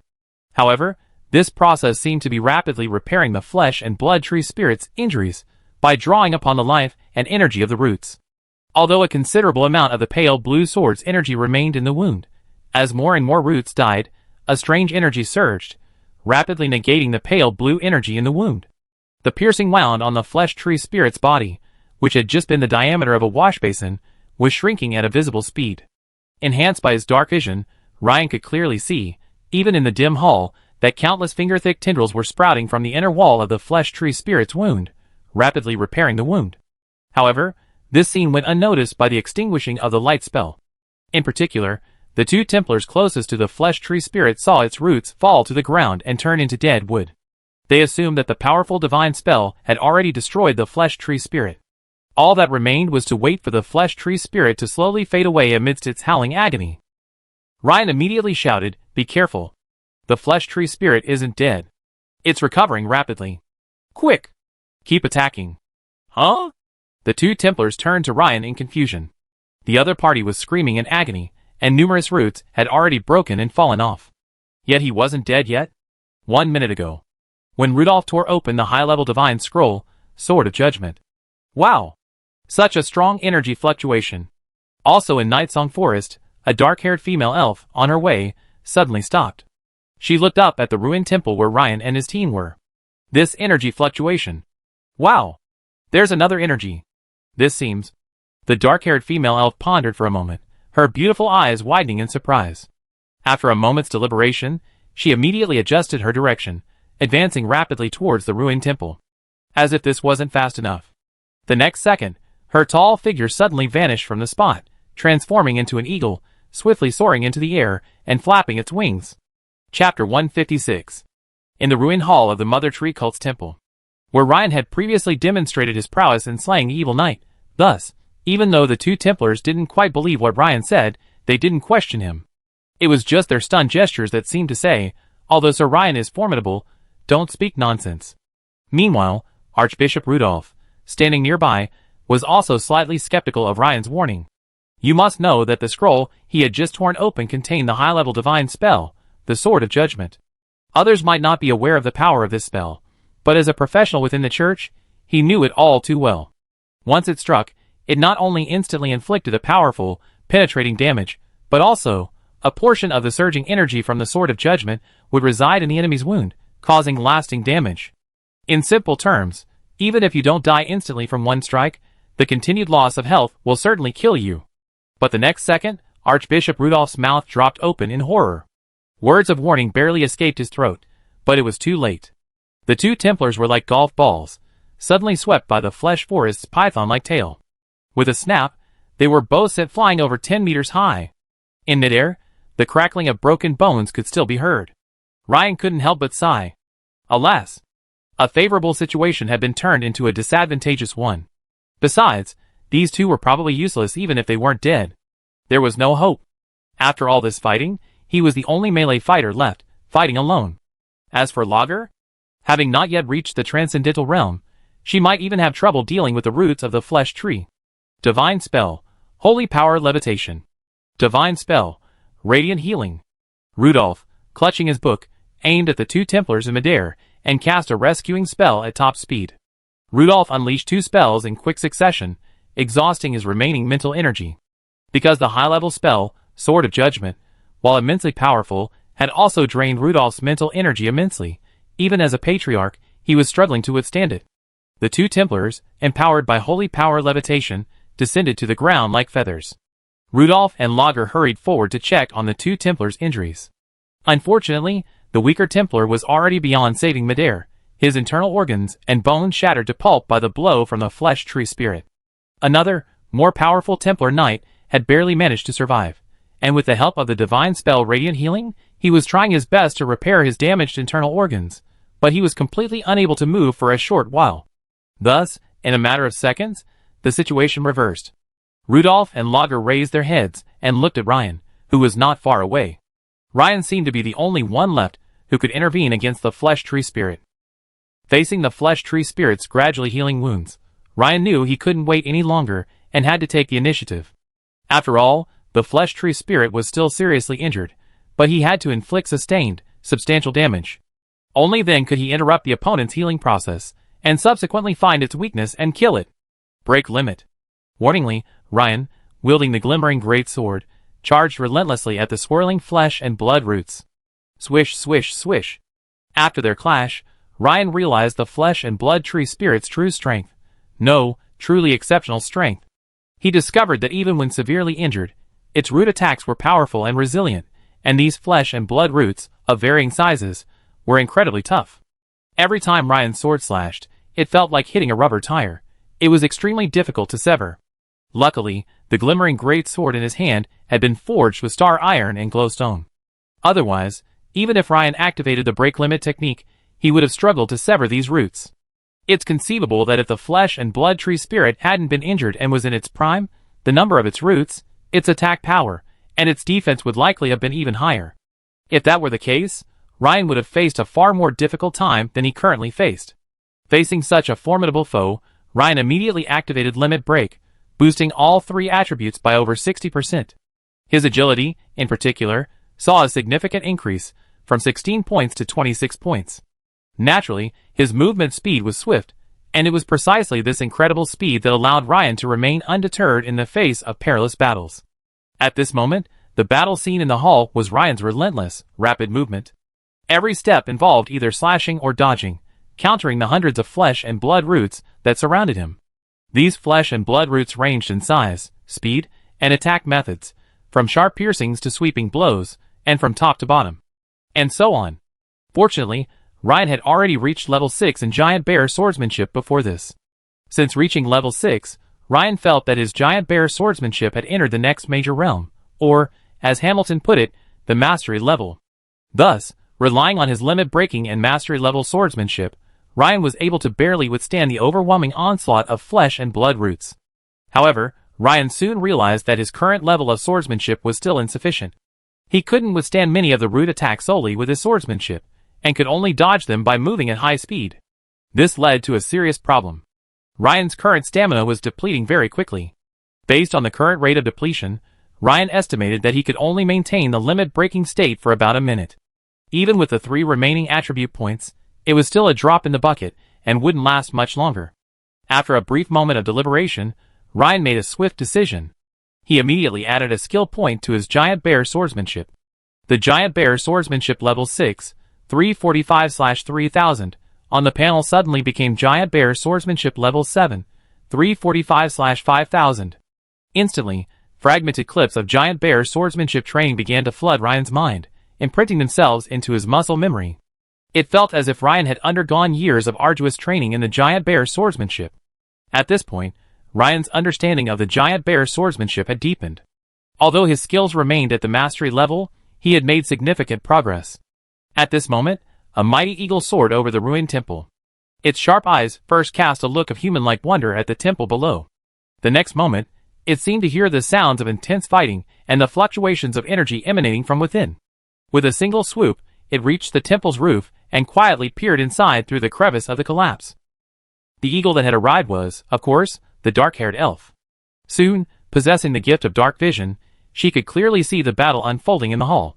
Sure enough, it's the flesh tree spirit. Had those corrupted members of the Mother Tree cult risen again? If Ryan had been nearby, he would have been able to tell from the dark-haired elf's unfriendly tone that he clearly had no favorable impression of the Mother Tree cult. Huh? Why aren't there any members of the church? Just now, there was a strong fluctuation of divine power. Judging from its nature, it seems to be the divine aura of the monsoon and ocean goddesses. After searching for a while, the dark-haired elf's sharp eagle eyes finally spotted the figures of Rudolph and his companions in a dim corner of the hall. "Oh, seems injured? I thought I could see a good show." The dark-haired elf seemed hesitant about whether to join the battle. It wasn't for any other reason, but because she also had no good feelings towards the members of the church. The major human churches considered them druids heretics, so they tried their best to avoid appearing in front of church members. "Forget it. I just help them when this young knight is exhausted," the dark-haired elf muttered after frowning and weighing the pros and cons. At this moment, in the dimly lit hall of the temple, Ryan, whose swordsmanship had improved further, unleashed the giant bear sword technique. Each move was incredibly swift, and the transitions flowed smoothly. It felt like watching a waltz of power and beauty at 4 times the speed. Thanks to the glimmering greatsword's exorcism effect, and the increased sword speed after breaking the limit, the glimmering greatsword in Ryan's hand now resembled a laser sword. A linear ball of light, composed of rapidly dancing blades, dashed left and right, sometimes fast, sometimes slow. Flesh and blood roots of all sizes were broken and scattered wherever they passed. Even after being severed, these dancing roots did not lose their vitality instantly. They continued to twist and bend in the air and on the ground. Occasionally, the flesh and blood tree spirit would strike Ryan with its massive roots, each the diameter of a wash basin. At these moments, the blade ball, emitting white light, would immediately dodge. After his giant bear swordsmanship reached level 7, Ryan's ability to withstand attacks increased dramatically, from a mere 1 minute to at least 2 minutes, or even longer. This scene left Rudolph, Lager, and the last remaining Templar stunned. Although they had witnessed Ryan slay the evil knight, and knew he was a master with both hammer and sword, they had never imagined he could be this strong. He was practically fighting the flesh tree spirit alone. One man turned the tide. One man reversed the situation. However, Archbishop Rudolph's brows soon furrowed. I'm afraid it won't work. Because Ryan's stamina will likely be depleted before the flesh tree spirit's numerous roots are severed. Indeed, he has already activated his limit-breaking ability, but he's hesitant to use his transcendental ability. He's probably worried about premature exhaustion and falling out of limit breaking. And if he slows down, Ryan will be finished. That massive root attack is no match for a human. The seriously injured Templar knight nearby also saw this, his expression growing even more grim. In the eyes of both Archbishop Rudolph and the Templar knight, Ryan's current situation was practically a dead end. Even with all his strength, Ryan could only maintain his breaking limit for about 2 minutes at best. But what happens after 2 minutes? What should he do after 2 minutes? The only outcome awaiting him is defeat. Magini, perhaps? That's the only way, Rudolph said gravely, gazing at the seriously injured Templar knight Makini beside him. Makini's face darkened. He immediately tapped his chest with his gloved right hand and said firmly, "Master, returning to the embrace of the goddess has been my long-cherished wish. Dedicating myself to eradicating evil from the world is my honor." "Well done, Makini." Rudolph patted the shoulder of the remaining young Templar and sighed inwardly. It had finally come to this. The church had underestimated the intelligence regarding Nightsong Forest. But on closer inspection, this seemed inevitable. The order had been severely short-staffed lately. The situation around Mayes County was becoming increasingly unsettling, with various mysterious incidents erupting simultaneously. The order simply couldn't muster the necessary manpower. But before returning to the embrace of the goddess, let's take this flesh and blood tree spirit with us. Just as the young Templar named Makini was about to unleash his mystical power, Rudolph stopped him and said, "Have Rain destroy a few more roots to create the best possible fighting conditions. If he loses his strength, we attack. That way, we have a better chance of killing the flesh tree spirit." Makini nodded emphatically. Lager, standing beside her, wore a solemn expression. She pursed her lips tightly as she gripped the blood-patterned steel shield, her fingers clenched so tightly that the knuckles turned white. This was the second time she'd felt this sense of powerlessness. The feeling of being powerless, while her teammates fought hard around her, was too painful. She vowed that if she could survive this incident, she would participate in the trial of life and death. The three of them stared intently at the rapidly moving ball of sword-like light. Once it stopped, that would be the moment for Makini and Rudolph to unleash their final, decisive blow. At the top of the temple hall, a pair of sharp eagle eyes stared at Ryan, their gaze shifting from initial disbelief to a dazzling brilliance. Time ticked by, 1 minute, 2 minutes. Rudolph and the young knight, Makini, exchanged glances, each seeing surprise in the other's eyes. How could Ryan last so long? This is too long. Makini couldn't help but sigh. Seeing their surprise, the heavy-hearted logger seemed to recall something, a rare smile breaking across her face. She said, Ryan is very persistent. Sometimes I practice with him all day, and I'm exhausted, but he remains energetic, seemingly untired. I'm sure Ryan's stamina is extraordinary. Rudolph and Makini looked at each other in surprise. Persistence? Are your two practices serious practice? You're exhausted, yet he's still so energetic? How could I say I don't believe it? I've never heard of the earth being tired, and the cow being tired. Besides, you're not an ordinary woman, you're a barbarian woman. Even your physical strength can't withstand it. The two thought to themselves. But Lager seemed oblivious to the misunderstanding her words had caused between the two people beside her. Her beautiful eyes were completely focused on Ryan. Although she had just heard that Archbishop Rudolph and the Templar had one last desperate move, she still planned to rush forward immediately if Ryan was in trouble, using her shield to help him block the attack. Even if she could only defend for a moment, she would charge forward without hesitation. Ryan's physical strength was already nearing the limit, but he wasn't panicking at all. Because he was dead. Add points and he recover. He was hesitating about how to add points. In the current situation, if he added points, he had three options. The first is to increase stamina, which is also the most durable option. The second is agility, which increases speed and, naturally, safety. Finally, there's spirit. As for why the spirit option exists, it's to prepare for a subsequent attack on the flesh and blood tree spirit's main body. After such a long battle, you wouldn't just shave the flesh and blood tree spirit and retreat, would you? Of course, you have to find a way to defeat it. Just now, a hypothesis suddenly occurred to Ryan. Since the flesh and blood tree spirit is called a tree spirit, is it possible that it is more afraid of fire? While it can't be verified immediately, as long as Ryan can get close to the main body, he can attack it with his two fire spells, Scorching Touch and High Temperature Field. However, the opponent's swift movements and powerful attacks left Ryan with very limited time to cast his spells. Furthermore, even if he could successfully cast the spell Scorching Touch, if it lasted too short, it wouldn't inflict significant damage. This point had already been verified in his previous encounter with Adams. Otherwise, the 2,000-degree heat would have instantly carbonized Adams's body. Thus, considering this, increasing the power of his spells was crucial. But as for how to increase the power of his spells, the only solution Ryan knew was to increase his mental strength. Thinking as he thought, Ryan quickly made the decision: increase his mental strength. While increasing his physical strength, agility, or mental strength wouldn't guarantee he'd be able to kill the flesh and blood tree spirit, adding mental strength would increase the power of his spells, which meant his chances of killing the flesh and blood tree spirit would be higher. As his mental power rose from 20 to 21, Ryan felt a surge of warmth pumping from his heart, rapidly spreading through his limbs. This instantaneous surge of energy filled Ryan's body, and even the fatigue and exhaustion he'd felt after using Limit Break vanished without a trace. Somehow, Ryan's mind flashed back to the famous prose poem The Seagull, written by the great writer Maxim Gorky in his past life. This is the brave seagull, soaring proudly over the roaring sea, amidst the lightning. This is the cry of the prophet of victory. Let the storm come even more fiercely. Ryan stared at the dense mass of fleshy roots attacking him from all angles, reminiscent of a seagull facing a storm. And Ryan himself was like that brave, tiny seagull. A battle against the raging wind and rain, the raging waves. The next second, under the gaze of the three men, and the eagle observing the battle, Ryan, already showing signs of fatigue and on the verge of collapse, suddenly, as if under some kind of magical spell that reversed time, was restored to the state he had just reached 3 minutes prior, just as he had initiated the time limit break. At this moment, Ryan wielded his great sword, his momentum once again maintaining an exceptionally steady state. Just as at the beginning of the battle, full of power and fluidity, he continued to shave the fleshy tree spirit like a razor.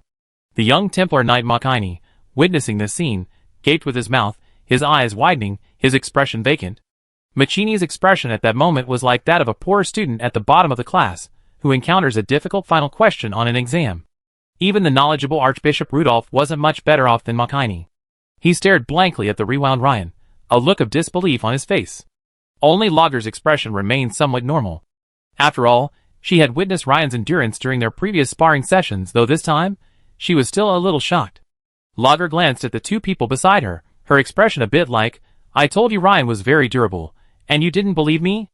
After a few seconds, Archbishop Rudolph and Templar Makini, their mouths wide open, finally closed. They swallowed and looked at Lager.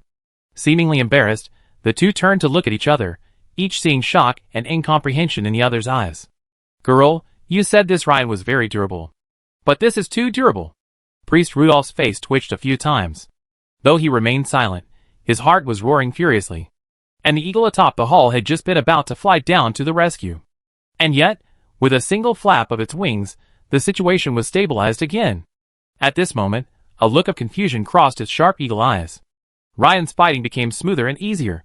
This was because the level 7 giant bear sword skill memory fragments that had just been infused into him had been thoroughly assimilated after the actual combat experience.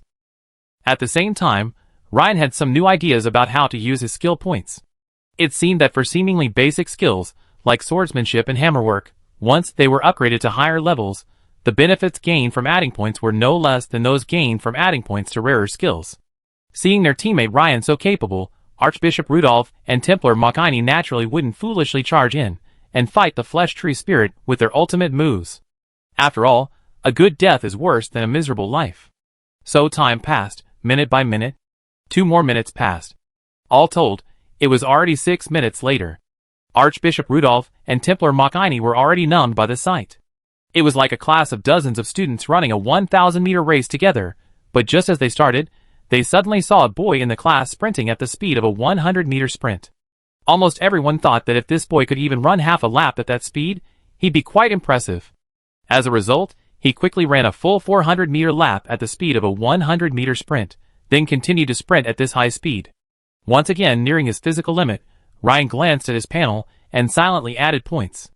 As his mental power increased from 21 to 22, another surge of heat instantly pumped out of his heart, rapidly spreading to his limbs. This allowed Ryan to once again experience a full-strength resurrection. Instantly, his body was filled with vitality, and all fatigue vanished. He was ready to continue battling the Flesh and Blood Tree Spirit for another 300 rounds. Ryan's perpetual motion-like state finally attracted the Flesh and Blood Tree Spirit's surprise and attention. For although its flesh tentacles were numerous, they could not withstand Ryan's efforts. At this point, Ryan's persistent shaving had actually shaved off patches of baldness across the Flesh and Blood Tree Spirit's over 10-meter-long body. In other words, as long as Ryan can maintain his current state and hold on for a few more minutes, the Flesh and Blood Tree Spirit will be shaved into a bald wooden stake by Ryan. Chapter 157. Furthermore, under Ryan's constant interference, the Flesh Tree Spirit was in extreme pain. The penetrating wound inflicted by the high-level divine art, Sword of Judgment, had yet to fully heal. At its previous healing rate, it should have healed 5 minutes ago. But now, due to Ryan's interference, the massive wound had only shrunk from the diameter of a wash basin to the size of a fist. The root cause was that Ryan had severed most of the roots that could have healed the wound, leaving them scattered to the ground. The Flesh Tree Spirit was intelligent and knew it couldn't continue like this. If it continued like this, it might be utterly crushed to death by the tiny creature before it. Its upper body suddenly straightened, and the tiny tentacles inside the penetrating wound, which had been wriggling constantly, suddenly retracted. The next second, the Flesh Tree Spirit launched a powerful attack, combining a flying lunge and a death roll right at Ryan. Ryan's pupil shrank, and he quickly dodged with a sideways roll. Just now, with just this single blow, the Flesh Tree Spirit had devoured the slightly injured Templar. So, although the Flesh Tree Spirit had been using its roots to combat Ryan remained wary of this powerful attack. A direct hit with this powerful attack would be a near certain death. Sure enough, the opponent unleashed it again. The Flesh Tree Spirit's bloody maw passed close to Ryan, its massive body and incredibly fast movements generating immense kinetic energy. Instantly, the nearly 20-meter-long Flesh and Blood Tree Spirit streaked across like a meteor, blasting a massive hole through the thick white marble wall of the temple. Instantly, smoke and dust erupted.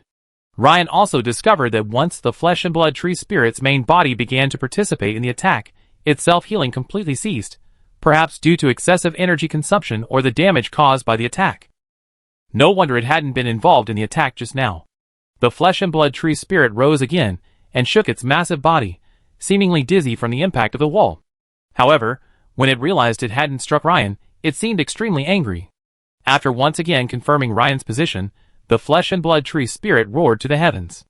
The next second, the Flesh and Blood Tree Spirit inhaled a large gulp of air, its entire body expanding twice. Immediately, from its bloody maw, it spewed forth clumps of blood-red mucus, scattering in all directions with a 360-degree, unobstructed view. This scene, like a volcanic eruption, practically covered the entire temple hall. Even Rudolph and the other two, hiding in a corner, were unable to escape. Faced with the flesh and blood tree spirit's almost sorcerous attack, Rudolph's face paled, and he secretly regretted not taking action sooner. Now, even if he and Makini unleashed their final blow, it would be too late. Templar Makini immediately raised his steel shield, blocking Rudolph's attack. Lugger, meanwhile, half-crouched, her slender figure, her beautiful eyes fixed on Ryan. Her left hand held the blood-patterned steel shield, her long, powerful thighs tensed, like a female leopard poised for action. Legrali had probably intended to rush towards Ryan, using her shield to shield him from the flesh tree spirit's spit. But the next second, she froze. A similar scene occurred at the top of the hall. The dark-haired elf, in the form of an eagle, was about to swoop down and cast Hurricane to rescue him, but she quickly stopped her dive. The not-so-large figure in front of the flesh tree spirit advanced instead, calmly pulling out a scroll from her bosom. I had originally intended to save this sorcery scroll, Cold Wind, as a backup for the inauguration test, but I didn't expect it to be used here, Ryan whispered with a hint of heartache. While mumbling to himself, his movements didn't slow at all. He quickly injected a trace of mental energy into the sorcery scroll, Cold Wind, slightly controlling the direction of the release. Instantly, a stream of extremely cold air appeared out of nowhere, sweeping dozens of meters in front of Ryan, almost completely enveloping the massive flesh and blood tree spirit. The next second, the freezing air collided head-on with the blood-colored slime spewed by the tree spirit. The power of this cold air far exceeded Ryan's expectations. The blood-colored slime froze instantly upon contact, falling to the ground like a large block of ice, shattering with a snap. And this wasn't the end of it. After freezing the blood-colored slime, the freezing air still had some strength left, striking the blood-colored tree spirit itself. That previous spew had also been extremely energy-consuming for the flesh and blood tree spirit. It was gasping for breath, the wound through its body widening again, and all but a few large roots had fallen off. Faced with the freezing airflow, the flesh and blood tree spirit had no time to effectively dodge or resist. Soon, its roots, and even its body, were covered in a thick layer of white frost and crystals. Simultaneously, its movement and attack speed drastically decreased, as if it had suddenly transformed from a nimble monkey into a shambling old woman in her 80s or 90s. Furthermore, due to the stark difference in temperature between the air, a vast white mist filled the temple hall, obscuring Ryan's form, and even obscuring the enormous flesh and blood tree spirit. At that moment, Ryan thrust his right foot hard, swung his great sword, and like an arrow shot from a bow, he shot towards the flesh and blood tree spirit's body. Over 10 meters along the way, a continuous crackling sound could be heard as the white roots fell to the ground. Under the influence of the low temperature, these once remarkably tough roots had become incredibly fragile. Thus, Ryan instantly cleared dozens of white tentacles, revealing a long passageway leading directly to the flesh tree spirit's torso. Ryan shook the shimmering greatsword in his hand, and the next second, he was at the edge of the flesh tree spirit's torso. As Ryan's left hand rested against the flesh tree spirit's rough hide, a low incantation rang out from his lips. Yes, Ryan was casting his mastery of the level 2 sorcery, Scorching Touch. After a brief 2-second chant, a red light emanated from Ryan's palm and quickly sank beneath the flesh tree spirit's rough hide. With 22 points of mental power, Ryan's Scorching Touch's power was further enhanced. While the exact extent of the improvement remains unknown, it's bound to be significantly greater than before. For a moment, Ryan felt as if he'd ignited a powder keg. It was as if the flesh and blood tree spirit's body was filled with gasoline, just missing a fuse. And his Scorching Touch was the match. Ryan's expression suddenly changed, and he quickly retreated.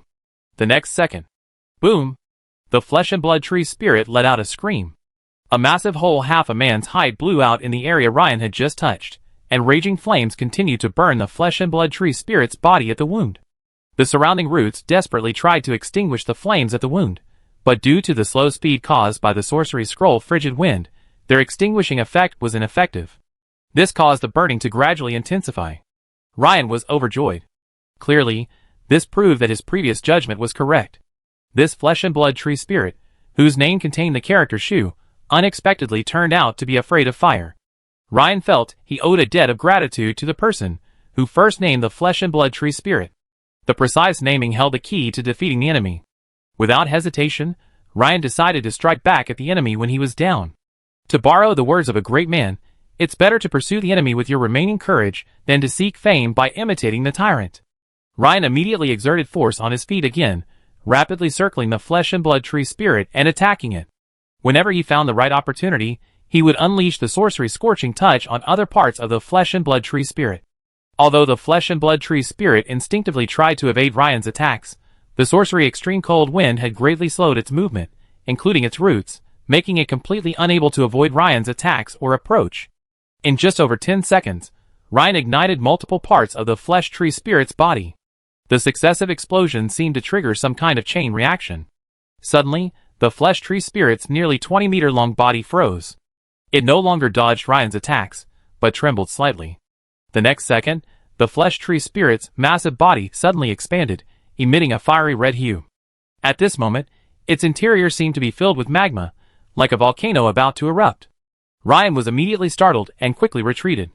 He was still worried about whether the flesh tree spirit had another trump card, perhaps a desperate move.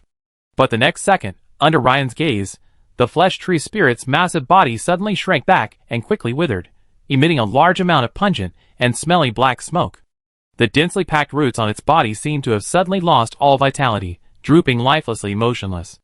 It was as if the expansion and contraction had suddenly released all the energy within the flesh and blood tree spirit. For a moment, the flesh and blood tree spirit was silent.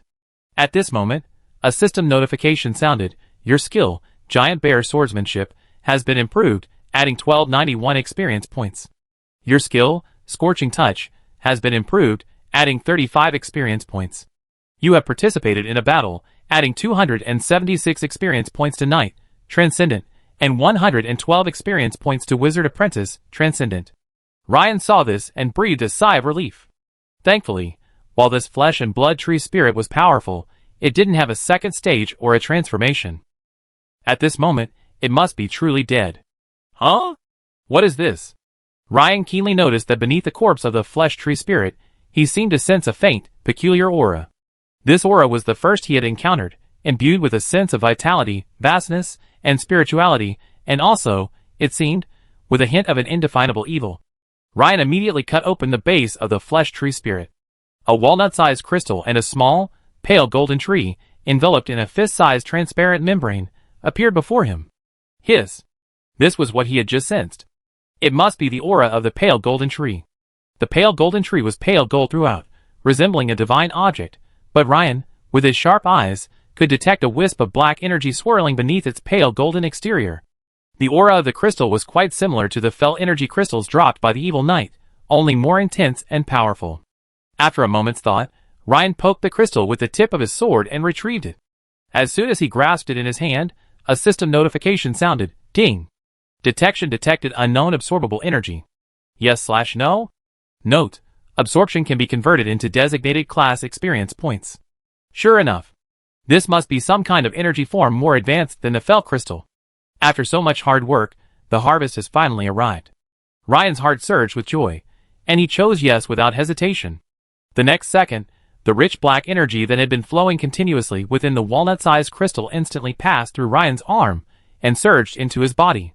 Just like last time, this time, Ryan himself felt no discomfort, and the entire absorption and conversion process was complete. Ding! A total of 1536 Transcendent experience points have been converted. Please choose Knight, Transcendent, /Wizard Apprentice, Transcendent, /Beast Tamer, Transcendent, to upgrade. TSK. The flesh tree spirit is awesome.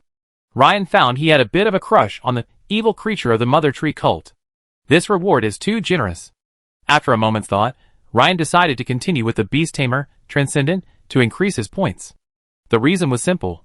He could slowly accumulate experience points for the Knight or Wizard Apprentice classes through combat, but that wasn't the case with the Beast Tamer. Also, he was currently a Beast Tamer, Transcendent, level 3, 12,500. Choosing Beast Tamer would allow him to increase his points by 2 more levels.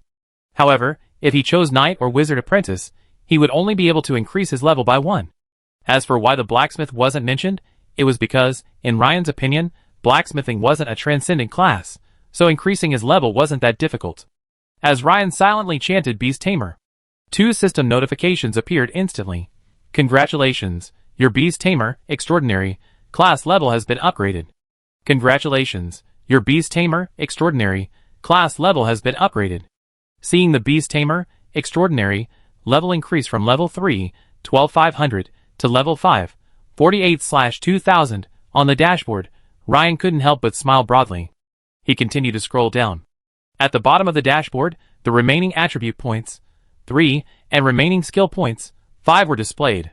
The remaining attribute points had returned to 3, while the remaining skill points had reached a staggering 5. This gave Ryan a feeling of growing richer and stronger with each battle. Since he still had the pale golden tree to check, Ryan didn't dwell on the joy of the upgrade for too long.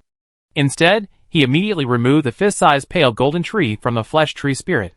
At this moment, the system prompt sounded again. Ding! The host has obtained a Mother Tree seed, triggering a job change. Mother Tree Sacrifice, Extraordinary. Prerequisites for the Mother Tree Sacrifice job change are 1. Knight, Extraordinary, level 3 or higher, Wizard Apprentice, Extraordinary, level 3 or higher. 2. Constitution 15 points or higher, Spirit 18 points or higher. 3. Believe in the Mother Tree or utilize Mother Tree seeds. These conditions are met. Yes or no to the Mother Tree Sacrifice, Extraordinary job change. Hiss. Looking at the job change information displayed by the system, Ryan's eyes suddenly widened. This was the first time he had seen such demanding job changes. It actually required both Knight and Wizard Apprentice to be at level 3 or higher. Ryan's mind raced, and after a few seconds, he resolutely clicked no. The reason was simple. The Mother Tree cult had been labeled a cult by the Empire. If he changed his class to a Mother Tree priest, Transcendent, he would naturally be on the opposite side of the Empire. Ryan didn't believe the Transcendent class offered him the rewards that justified the enormous risks. Ding! The test revealed a vast reservoir of life energy within the Mother Tree seed. Do you want to absorb it? Note, absorption will destroy the Mother Tree seed. Huh? Is there a way?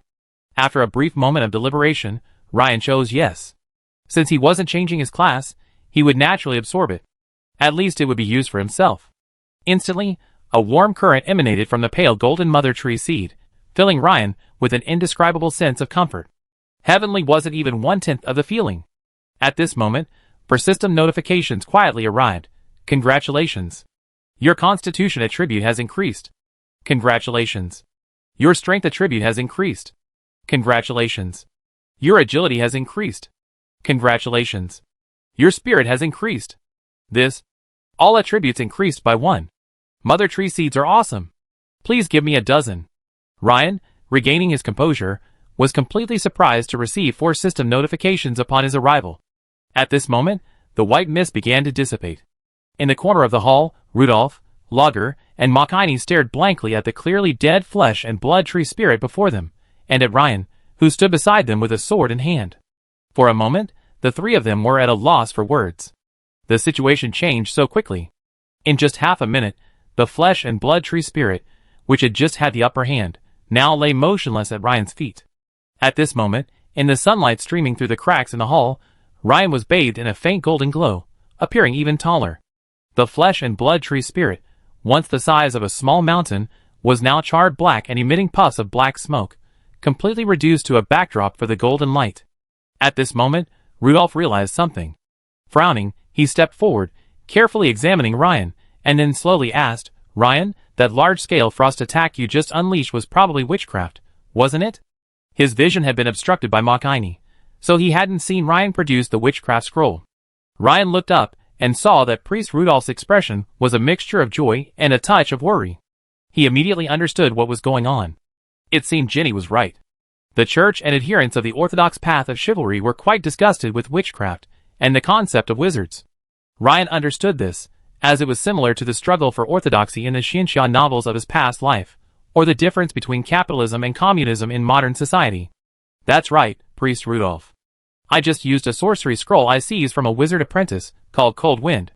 When Rudolph heard it was from spoils of war, his brows relaxed and his expression brightened.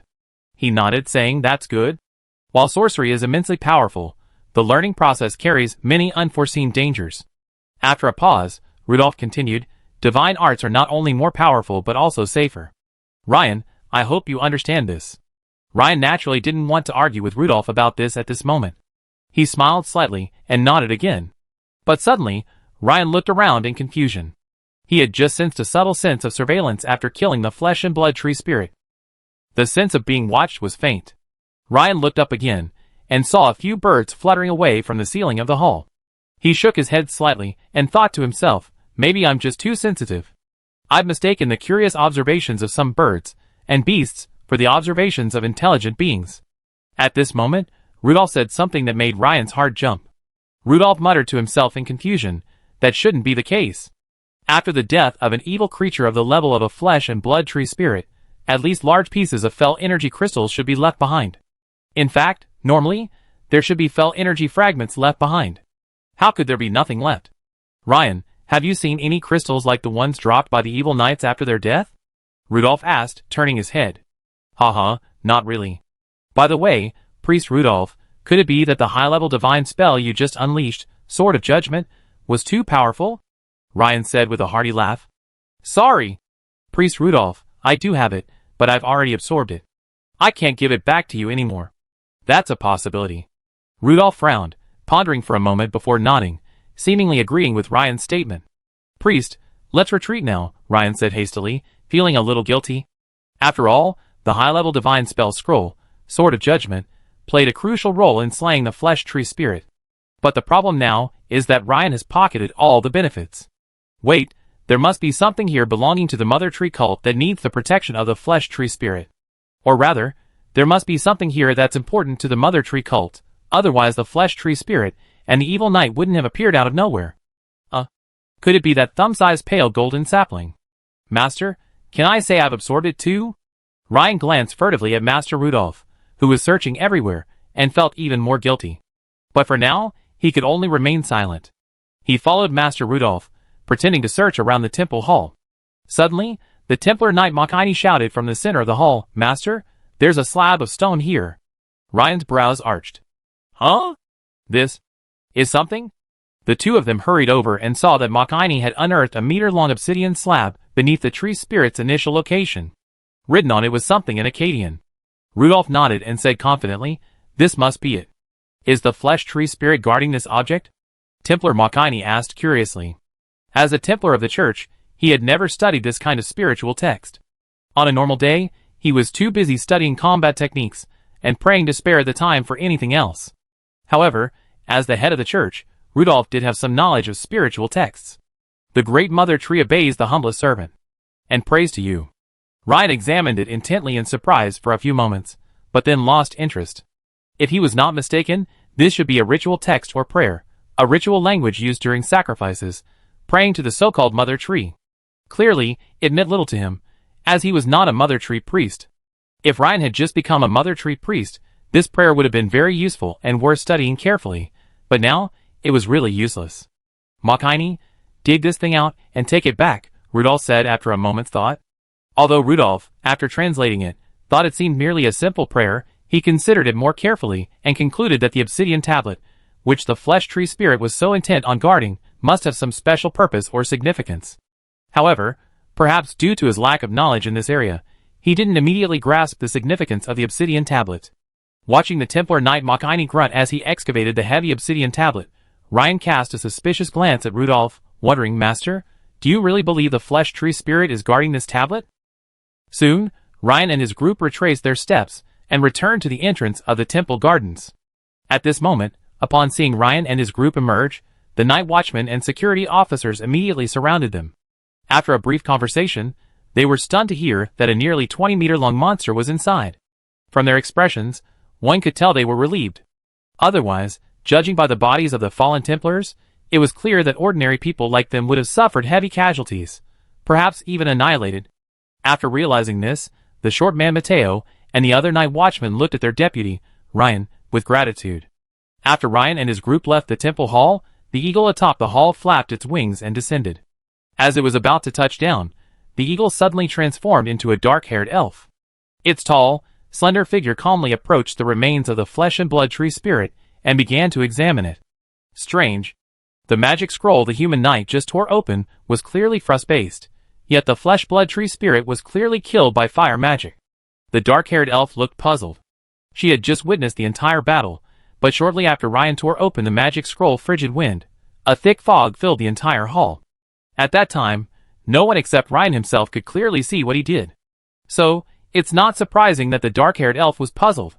Could it be that the human knight just cast a fire spell? The dark-haired elf quickly thought of a possibility. Perhaps it's because he had a fire-based magic scroll. Huh? This aura is... The dark-haired elf's beautiful eyes suddenly widened, her cherry lips opened wide, and an expression of disbelief appeared on her face. Because she had just sensed a trace of the lingering scent of the elven mother tree seed. This aura was naturally familiar to her. It was almost identical. No, this should be the aura of the dark mother tree seed, believed in by the mother tree cult. The next second, the black-haired elf reacted. Chapter 158. Thinking of the harmful effects of the dark mother tree's seeds, the dark-haired elf's expression changed, and she muttered to herself, "No, I must retrieve the dark mother tree's seeds." The only person who could have taken the seeds just now would have been the young knight who wielded the sorcery scroll. The image of Ryan, the young knight wielding a two-handed great sword, instantly emerged in the dark-haired elf's mind. The next second, the dark-haired elf transformed once again into an eagle, soaring into the sky. Soon, she caught up with Ryan and his group, who had just returned from the temple garden entrance. Half an hour later. "Captain, there's something strange about that eagle in the sky. It's been circling us several times." A night watchman, seemingly noticing the eagle overhead, turned to the night watch captain, Matteo, and said, Matteo immediately looked up, observed for a few moments, nodded, and said, "Something's definitely amiss. It seems to be tracking our group. Could it be that a falconer from an unknown force is nearby?" Matteo's face froze. After a moment's reflection, he squeezed his legs together, spurring his horse to speed. He approached Ryan, who was talking to Lager, and reported, "Aide-de-camp, there's this eagle in the sky that's been tracking us. I believe a falconer from an unknown force is nearby." "Eagle?" Ryan looked up, puzzled. He saw a few birds flying by, but none of them were eagles. In other words, there were no traces of eagles in the sky at this moment. "Matteo, no eagles?" "Huh? I was clearly there just now." Matteo scratched his head, puzzled. But it was clear that since the eagle was gone, he was probably being overly suspicious. Perhaps the eagle was simply chasing prey, and that prey was located near their group. In fact, just as Matteo looked up, the dark-haired elf in the sky, transformed into an eagle, noticed her repeated circling, which must have attracted the attention of some in the group below. So, she immediately decided to fly in the direction of the group's movement, landing not far ahead of them. She quickly transformed into a squirrel, then soared into the canopy of a tall tree and began observing the group. The sight of a single squirrel wouldn't alarm anyone, not even Ryan, with his astonishing perception. After all, there were many wild beasts in Nightsong Forest. If even a single squirrel's presence would attract significant attention, then there would be far too many such sights to be aware of and wary of. After a short while, the group returned to Goldhire Town, where Hamilton was already waiting at the entrance of the Goldhire Town Administration Hall, greeting them. As soon as the team entered Goldhire, a security guard informed him. Seeing that Ryan and the Goldhire night watchman had mostly returned safely, Hamilton's face lit up with relief. However, when he saw the stretchers carried behind the team, and the Templars, who were noticeably missing 2 men, Hamilton's smile faded. After some inquiries, Hamilton's face was filled with surprise. He hadn't expected that the evil night incident, which had seemed almost certain to succeed, would have such a complex twist.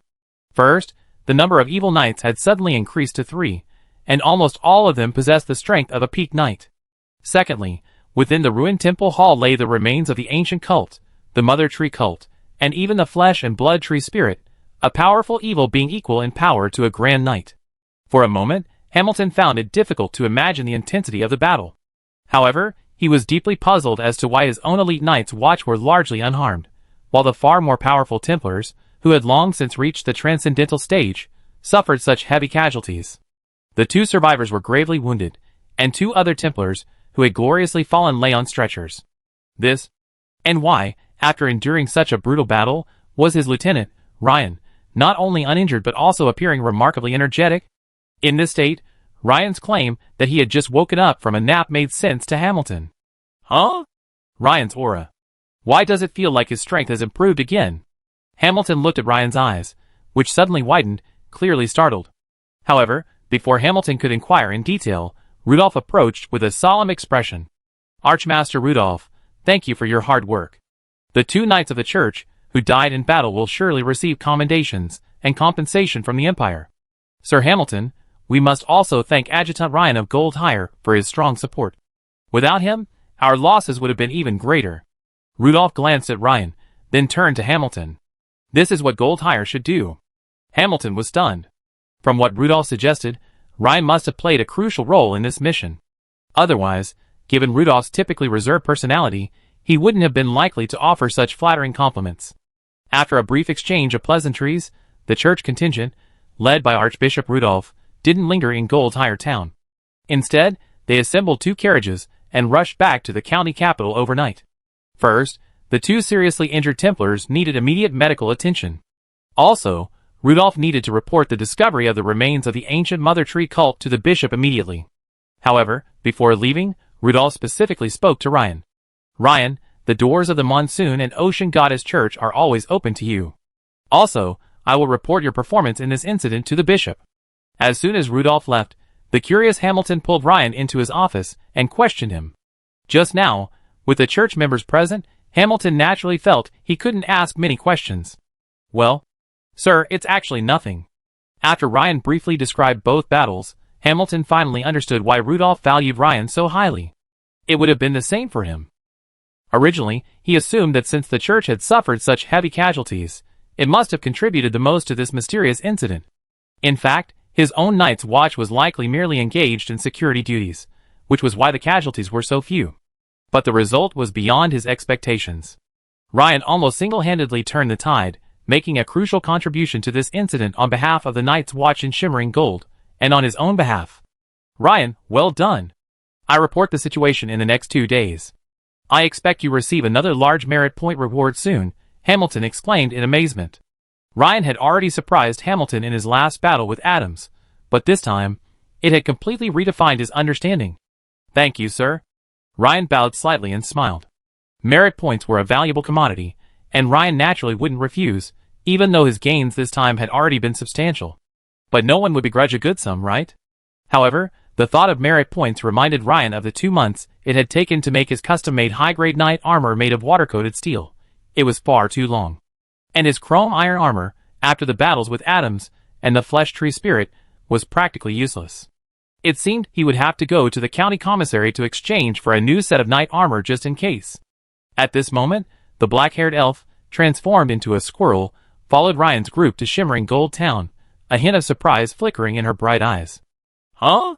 Isn't this the approximate location of the amulet I sensed earlier? Yes. It should be within the confines of this town. The squirrel-like elf nodded, certain. However, since the amulet hadn't been activated for a while, she needed to search carefully before locating it. However, this matter could be put aside for the time being. She still had to keep a close eye on the young knight. The black-haired elf was hesitant at this moment, unsure of how to communicate with the young human knight. The first option, naturally, was to find a private moment for the 2 of them to discuss. She would explain the dark elf mother tree's seeds and the dangers they pose to the world, and then ask them to hand them over. But she instinctively felt that humans wouldn't be so understanding. The second option, naturally, for the sake of the world's safety, was to sacrifice her personal integrity and secretly take the seeds away. But wouldn't that be considered stealing, or perhaps burglary? So for a moment, the dark-haired elf was unsure which approach to take. After dinner with Lauder, Anna, and their family, Ryan retreated to his room. He began to reflect on his performance in the Battle of Nightsong Forest. Simply put, it was a battle review. For only through constant reflection and summarization can one maintain progress. Ryan had already experienced the benefits of this approach. This time, we fought 2 battles. In the first, facing the Ghost Knights, who were doubly protected by heavy armor and black energy, my core skills, hammer mastery, talker hammer technique, and the pig's head hammer, were perfectly combined. This trinity of attacks yielded immense devastation. This was the perfect test of the effectiveness of my post-battle review. Since the battle with the Black Flame Church's apostle, Ryan had decided to gradually cultivate his hammer skills, utilizing the heavy hammer's superior armor-piercing and concussive damage to inflict devastating damage on armored foes. This time, against the 3 Ghost Knights, the heavy hammer's armor-piercing tactic proved effective. Ryan's eyes flickered as he pondered. Besides, there's the second battle, against the Flesh Tree Spirit. If Archbishop Rudolph hadn't unleashed the high-level divine spell, Sword of Judgment, at the outset, severely damaging the Flesh Tree Spirit, then even if I had used all my might, I wouldn't have been able to defeat the Flesh Tree Spirit. However, That's understandable.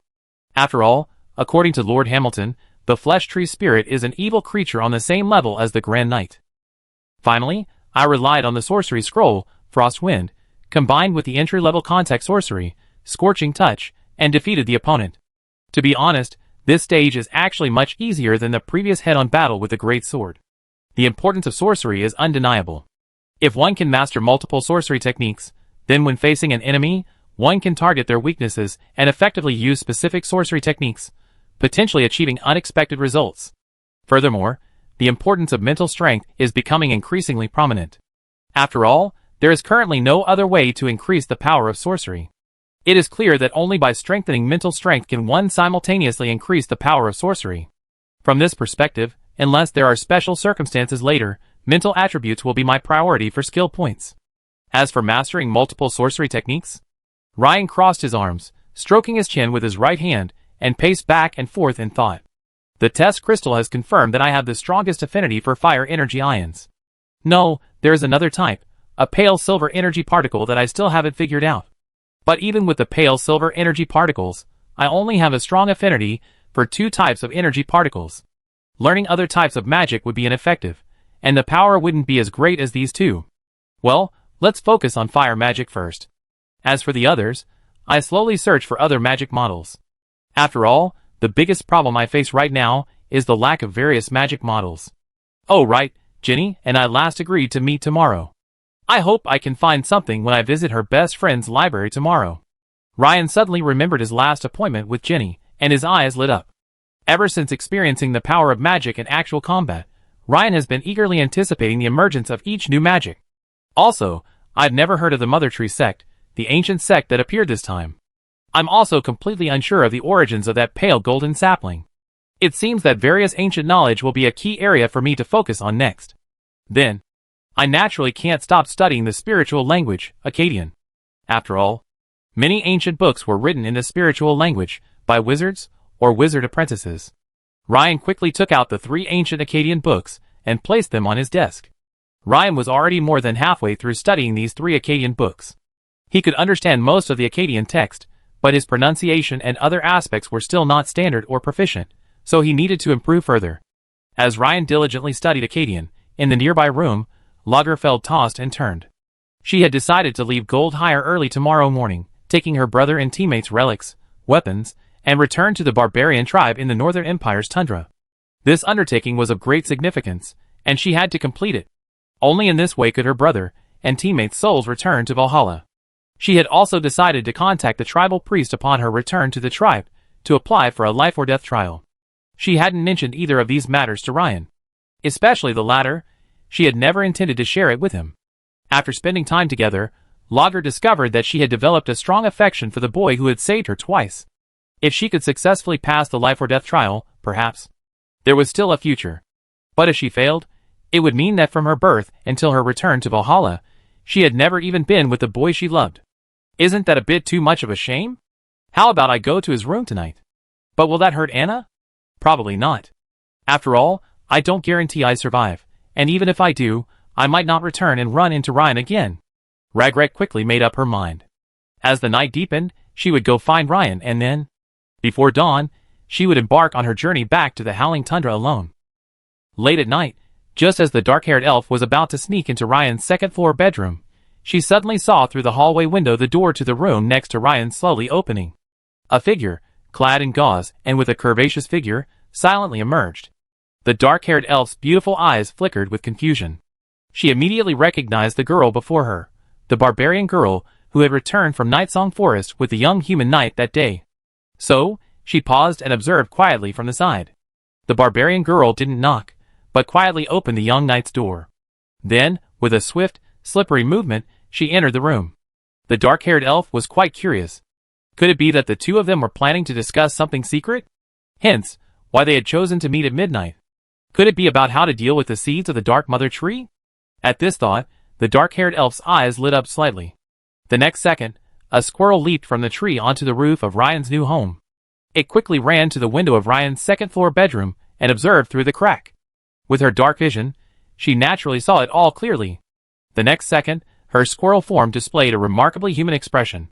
Her eyes suddenly widened, Her mouth dropped open, but her short hands tightly covered her eyes. Inside the room, a curvaceous barbarian girl was attempting to tame a wild stallion in a riding position, while a young human knight was pinching her gourd-shaped waist. 10,000 words omitted here. After a fierce battle, the stallion's endurance proved incredibly difficult to tame.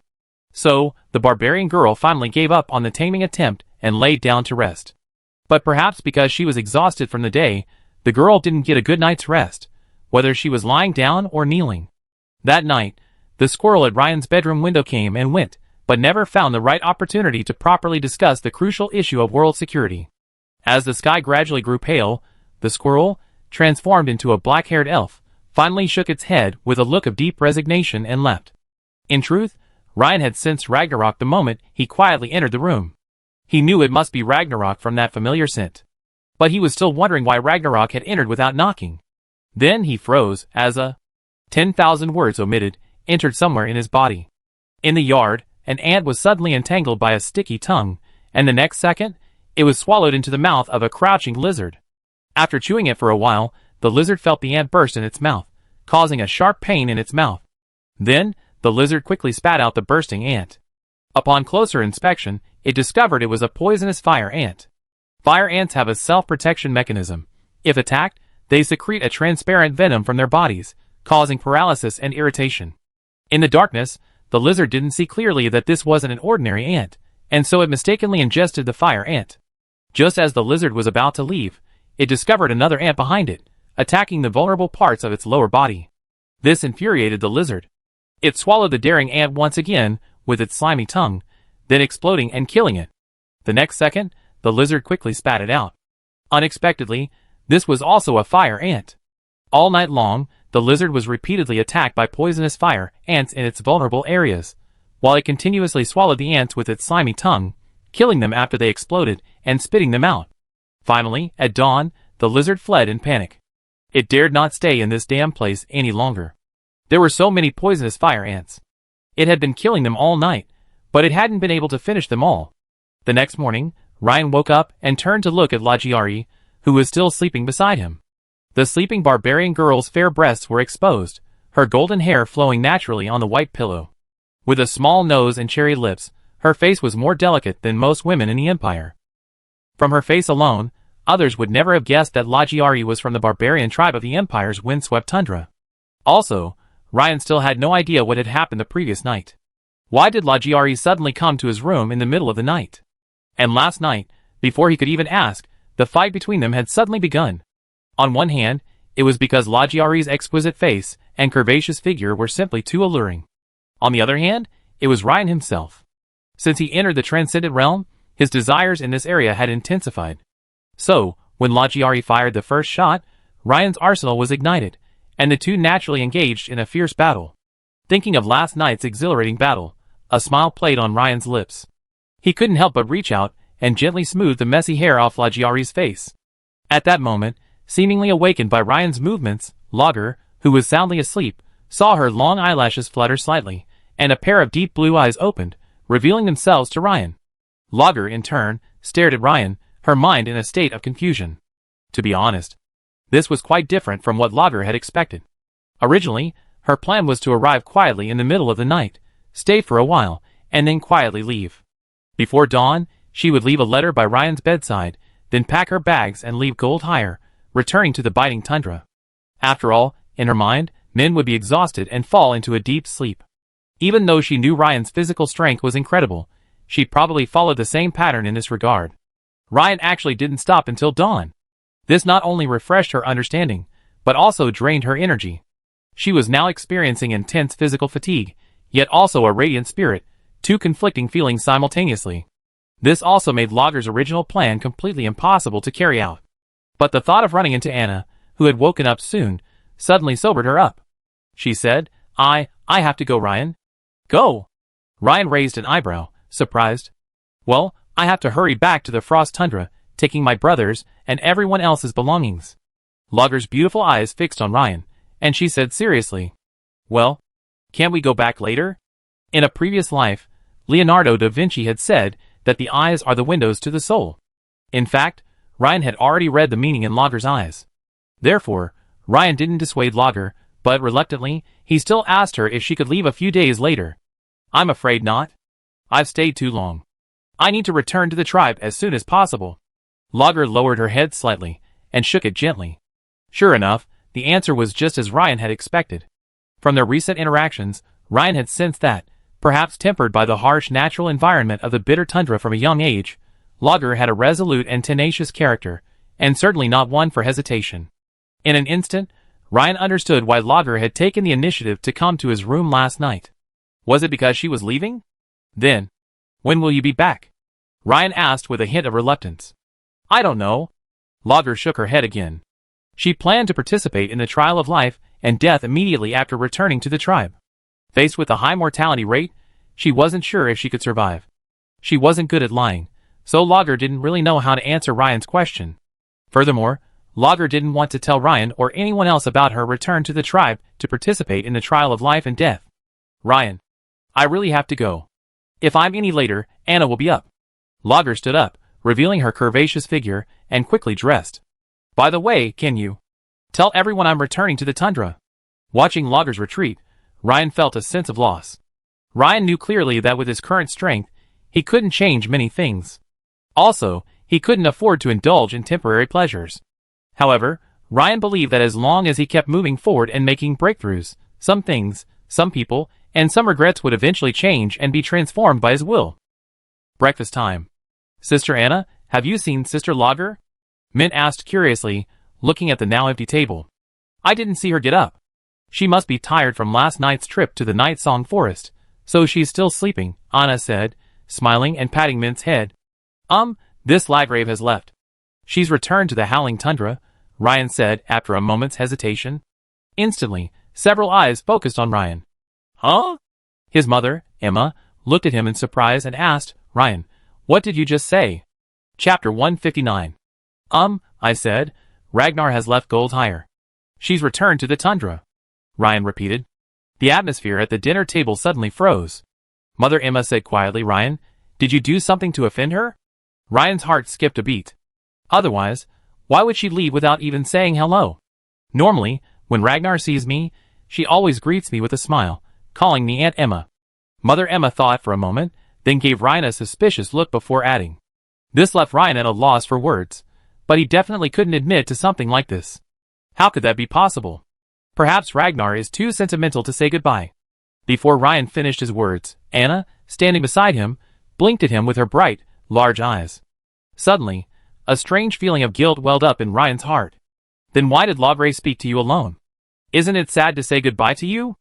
Anna whispered. This once again focused the family's attention on Ryan. For a moment, Ryan felt like he had no way of defending himself. After quickly finishing breakfast, Ryan went upstairs to the second-floor utility room. According to the agreement with Jenny, the Crowley family's carriage would probably arrive to pick him up later. Before that, Ryan had a good opportunity to test how many runes he could visualize at once. After yesterday's battle in Nightsong Forest, Ryan had gained another 3 points of mental strength, bringing his mental strength to 23 points. Compared to his previous mental strength of 20 points, this was a significant improvement. Ryan remembered clearly that the last time he had just transitioned to Beast Tamer, when his spiritual attribute had reached 20 points, he had successfully visualized 16 runes at once, becoming what's commonly known as a level 2 wizard apprentice. So, Ryan also knew that even with 23 spiritual attributes, it would be unlikely for him to successfully visualize all 24 runes in the basic meditation method, thus reaching the level 3 wizard apprentice. However, when one sees the gap between themselves and their goal narrowing, or in other words, getting closer and closer, the motivation to strive becomes immense. A minute later, Ryan opened his eyes with joy. This time, he had successfully visualized 20 runes directly, edging closer and closer to his ultimate goal of 24 runes. Don't forget, Ryan still had 3 free attribute points remaining. However, after a moment's deliberation, Ryan decided not to continue adding points to his spiritual attributes just yet. After all, the adding points to restore effect, if used effectively in battle, can be nothing less than a killer move. This point was fully verified again during the battle with the Flesh and Blood Tree Spirit. Thus, waiting until the next battle to add points would be the better option. The carriage hadn't arrived yet, so Ryan planned to test the effect of his increased mental power on the power of his sorcery. Because the wooden table had been burned black last time, Ryan had recently brought back a fire-resistant clay mold from the blacksmith shop. The mold was dark gray and shaped like a large beaker. Ryan placed a small fragment of hardened adamantium left over from the previous battle into the clay mold, and then began to cast the sorcery Scorching Touch. As the low incantation began, the hardened adamantium fragment in front of Ryan's palm began to heat up rapidly.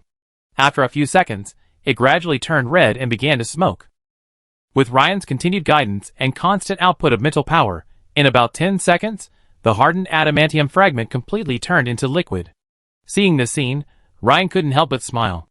Previously, the maximum temperature he could reach with the sorcery Scorching Touch after about 10 seconds of maintenance and guidance was around 1,400 to 1,500 degrees Celsius. Now, this maximum temperature should have reached around 2,000 degrees Celsius. This is because the melting point of the hardened adamantium fragment is around 2,000 degrees Celsius. Remember the last time Ryan smelted the hardened adamantium fragment in the blacksmith shop, he had to use the blacksmith's furnace combined with the sorcery Scorching Touch to successfully melt it. But now, the sorcery Scorching Touch alone was enough. The increase in the power of this sorcery was obvious, rising with the growth of mental power. However, Ryan also keenly noticed that the year-on-year increase in power with the growth of mental power was not linear. Simply put, initially, suppose that for every point of mental power increase, the maximum temperature of the sorcery Scorching Touch would increase by 100 degrees. However, over time, with each point of mental power increase, the temperature of the sorcery Scorching Touch increased to 80 degrees, or even 70 degrees. This decreasing trend, while slow, was certainly present. Ryan frowned slightly and pondered for a moment, suspecting that this might be due to some issue with the sorcery model itself. From this perspective, this meant that in the future, he would need to further search for more advanced sorcery to learn. More precisely, the best option was to choose sorcery that suited his current level of strength. But soon, Ryan rubbed his nose and chuckled self-deprecatingly. He was currently a poor peasant in terms of the number of sorcery he possessed, so how could he afford to be picky? Even with the highest affinity for fire, he only possessed 2 sorcery spells. Among them, the sorcery Scorching Touch was an entry-level contact sorcery. While powerful, its practical application was subject to numerous limitations. For example, in the battle against the flesh tree spirit, he relied on the sorcery scroll Frigid Wind to find the opportunity to unleash it. Furthermore, the sorcery Scorching Touch required continuous channeling to achieve maximum damage. In comparison, the sorcery High Temperature Field was much easier to unleash and activate. Once successfully released, the magical High Temperature Force Field would generate a high temperature field within a certain radius around Ryan, lasting for about a minute. Just as Ryan was about to test the power of the magical High Temperature Force Field, he heard the clatter of horses' hooves. Looking down from the window of the second-floor utility room, Ryan saw the Crowley family carriage, emblazoned with a rose and kite shield, slowly approaching his door. After gathering his belongings, Ryan went downstairs.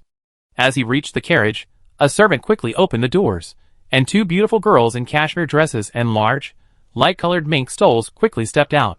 It was Jenny and her best friend Agatha. At their first sight of Ryan, the 2 noble ladies' beautiful eyes lit up instantly. "Sir Ryan, it's been a few days since we last met. You seem more and more manly." Jenny couldn't help but praise him. "Thank you." Hearing the young woman's praise, Ryan naturally felt better. Manly? Okay. However, in Ryan's opinion, this was probably due to his increased spiritual power and increased charm. "By the way, Sir Ryan, this is my best friend Agatha. Do you remember her?" Jenny blinked and introduced her. "Of course, the beautiful Miss Agatha Wiggins, of course I remember her." "Hello," Ryan greeted with a smile. "Hello, Sir Ryan." Agatha's pretty, freckled face blushed slightly, and she gave Ryan a ladylike greeting. Although Miss Agatha had a few freckles on her nose, they did not detract from her beauty. Instead, they enhanced her youthful aura. "Sir Ryan, shall we set off now? My father isn't home today, so you can stay in the library for a while," Agatha offered. "Yes, thank you, Miss Agatha." Although Ryan found Agatha's words a bit strange, as if they were a young couple having an affair behind their parents' backs, she meant well. Besides, Ryan was quite excited to see if he could find something in the Wiggins family library, so he naturally didn't care about such details. The 3 of them boarded the carriage and headed for the Wiggins family, where Agatha lived. Once inside, Agatha removed her mink cape, revealing her fair shoulders. Her fully grown curves looked youthful and charming. "Sir Ryan, Jenny has been mentioning you constantly these past few days, saying you." "Agatha, don't say that in front of Sir Ryan." Ginny's pretty face flushed, and she immediately covered Agatha's red lips. Agatha quickly retaliated by tickling Ginny's armpits, and soon the two beautiful girls were giggling and playing. Ryan watched the scene, smiled softly, shook his head slightly, and said nothing. A few minutes ago, just as Ryan was going downstairs, a squirrel swiftly leaped down from a branch and slipped into Ryan's bedroom through the half-open window. After searching for a while, the squirrel's large eyes revealed a very human expression of confusion. It hadn't found the dark mother tree seed it was looking for, and hadn't even sensed its presence. The squirrel was, of course, a dark-haired elf in disguise. It wore a thoughtful expression as it recalled the entire journey, including Ryan's visit to the sheriff's office, where it had been observing from the side. As for last night, it had been checking almost every few minutes. So, it was certain that if the young knight hadn't hidden the dark mother tree seed, then he must have carried it with him. Realizing this, the squirrel quickly prepared to leave. But the next moment, it froze. The bedroom door quietly opened, revealing a human girl in a light gray layered tunic, her bright eyes widening as she examined it curiously. And its gaze was fixed on the familiar wooden amulet on the girl's chest. Anna had just heard a rustling noise coming from Ryan's room, and was quite surprised. So, she opened the door to check, and unexpectedly, she saw such a lovely squirrel. Judging by its clever rummaging through the drawers, it must be looking for something to eat. What a cute little creature. Are you hungry? There's nothing good to eat here at Ryan's. Come to me, Anna said softly, squatting down. She extended her arms toward the squirrel, as if ready to embrace it. The squirrel froze for a moment, but then turned and ran out the window, disappearing from Anna's sight. This left Anna feeling a little disappointed. Just now, that squirrel had given her a particularly warm feeling, but it was a shame it had run away. The squirrel, transformed by the dark-haired elf, was now leaping swiftly along the roadside trees, chasing after Ryan's carriage. The dark-haired elf had never imagined that her original plan, to find the dark elf mother tree seed first and then the amulet, would lead her to such close proximity. Furthermore, she sensed a special blood connection with the human girl. In an instant, she understood something. However, the most urgent task now was to quickly catch up with the young knight named Ryan. Since he was carrying the seeds, he was likely intending to trade them. Once this matter was settled, she would return immediately. As the carriage gradually left Gold-Hire Town and traveled along the suburban avenue, Ryan keenly overheard the driver muttering in surprise, "This weather is truly bizarre." It was clearly a sunny morning, yet it's foggy so soon after. The word fog immediately alerted Ryan. After all, whether it was the thick fog that had accompanied the Iron Maiden doll's appearance, or the black mist spell cast by Adams, they all involved fog. Ryan turned and peered out the window. Sure enough, a thick fog seemed to be rising from the avenue, dense in some places and thinner in others. It looked very much like a fog. The carriage soon entered a denser cloud, and visibility plummeted from tens of meters to a few. The driver sighed, and the carriage slowed noticeably. But Ryan suddenly felt a wave of disorientation, like a sudden dizziness on a boat encountering a large wave. The next second, he felt a complete silence. The clear voices of the two women chatting beside him suddenly vanished. Confused, Ryan immediately shifted his gaze from the window to the carriage. Instantly, his pupils shrank, and he was stunned. He realized that he was the only one left in the carriage. Ginny and Agatha had vanished without a trace. This eerie scene made Ryan's hair stand on end. With his peak knight strength, even a grand knight couldn't possibly abduct the two women right under his nose. Instantly, Ryan thought of Adams, who controlled the black mist. Clearly, only wizards or other mystical professions could achieve this. Ryan reached behind him, gripping the hilt of his great sword, alert. Although he was puzzled why his level 3 danger sense hadn't given him a warning this time, soon, Ryan could feel the carriage gradually coming to a stop. Suddenly, there was a knock on the door outside the carriage. Knock, knock, knock. Ryan was startled, his grip on the hilt tightening. The expected attack didn't occur. Instead, the enemy politely knocked on the door. But Ryan quickly realized that they might not be enemies. After a moment's thought, Ryan opened the carriage door. A tall, slender woman in a gray robe and a hood stood a few meters away from the carriage. Her hair, visible through her hood, was a rare black. Then, seemingly having noticed Ryan stepping down, she pulled her hood back, revealing a beautiful feminine face. The pair of pointed ears, characteristic of female elves, instantly caught Ryan's eye. Female elves? Ryan's eyes widened, and his figure froze for a second as he stepped down from the carriage. The dark-haired elf, with its bright eyes, long lashes, surveyed Ryan and said, "Young man, Please do not worry about your two friends. We are now in a misty dream. They are in a deep sleep and pose no danger. I came here hoping you would hand over the Dark Mother Tree seed to me. It's too dangerous to keep it in human hands. Of course, I will compensate you." Ryan was stunned, but quickly realized what was happening. Dark Mother Tree seed? Are you talking about that pale golden tree? The dark-haired elf's beautiful eyes gleamed with joy, as if to say, "It's right here with you." "Yes. That's it." This stumped Ryan. He couldn't possibly say that this thing had been absorbed by his control panel system, right? And it had even transformed into a fantastic effect of adding 1 to all attributes. "I did see the pale golden tree, but it disappeared moments after it reached my hand." Ryan thought for a moment, and decided to tell the truth. After all, it was true that it was absorbed by the system, and what he said about it disappearing in his hands was also true. The dark-haired elf frowned, his expression clearly revealing a hint of displeasure. He said, "How is that possible?" "Really?" Ryan said, spreading his hands. "If you don't believe me, Madam Elf, you can come and search." The dark-haired elf sized Ryan up again and said, "Young man, I saw you cast the sorcery scroll the other day. That was a clever move. Clearly, you're no stranger to sorcery. I have a nature-based sorcery scroll, Life Blossom, in exchange for the Dark Mother Tree seed you hold. Madam Elf, while I long for the sorcery scroll you hold, I truly don't have the Dark Mother Tree seed," Ryan said, gazing intently at the dark-haired elf. Perhaps it was because Ryan's expression was too sincere, or perhaps it was because the dark-haired elf could detect a lie through some mysterious means. The dark-haired elf's face was puzzled at first, then he slowly stepped forward, approaching Ryan and circling him, his small nostrils twitching slightly. The black-haired elf nodded doubtfully and said, "I can't sense the presence of the Dark Mother Tree's seed anymore. Could it be that it has truly disappeared? Could it be that its energy is depleted, or perhaps it's been damaged by the power of sorcery?" Ryan tried to brush it off, sniffing the pleasant, plant-like scent emanating from the dark-haired elf. The former isn't possible. As for the latter, while unlikely, it seems the only plausible explanation. The dark-haired elf pondered for a moment and nodded. He accepted Ryan's explanation. "Young man, since the Dark Mother Tree's seeds have been destroyed, that's all the better. This is the sorcery scroll I promised you, Life Blossom. Thank you for your honest answer." With that, the dark-haired elf handed Ryan a sorcery scroll. "Thank you, elf lady." Ryan bowed slightly, and took the sorcery scroll. He was slightly surprised when he first touched it. The material of this sorcery scroll was rather unusual, unlike any he had encountered before.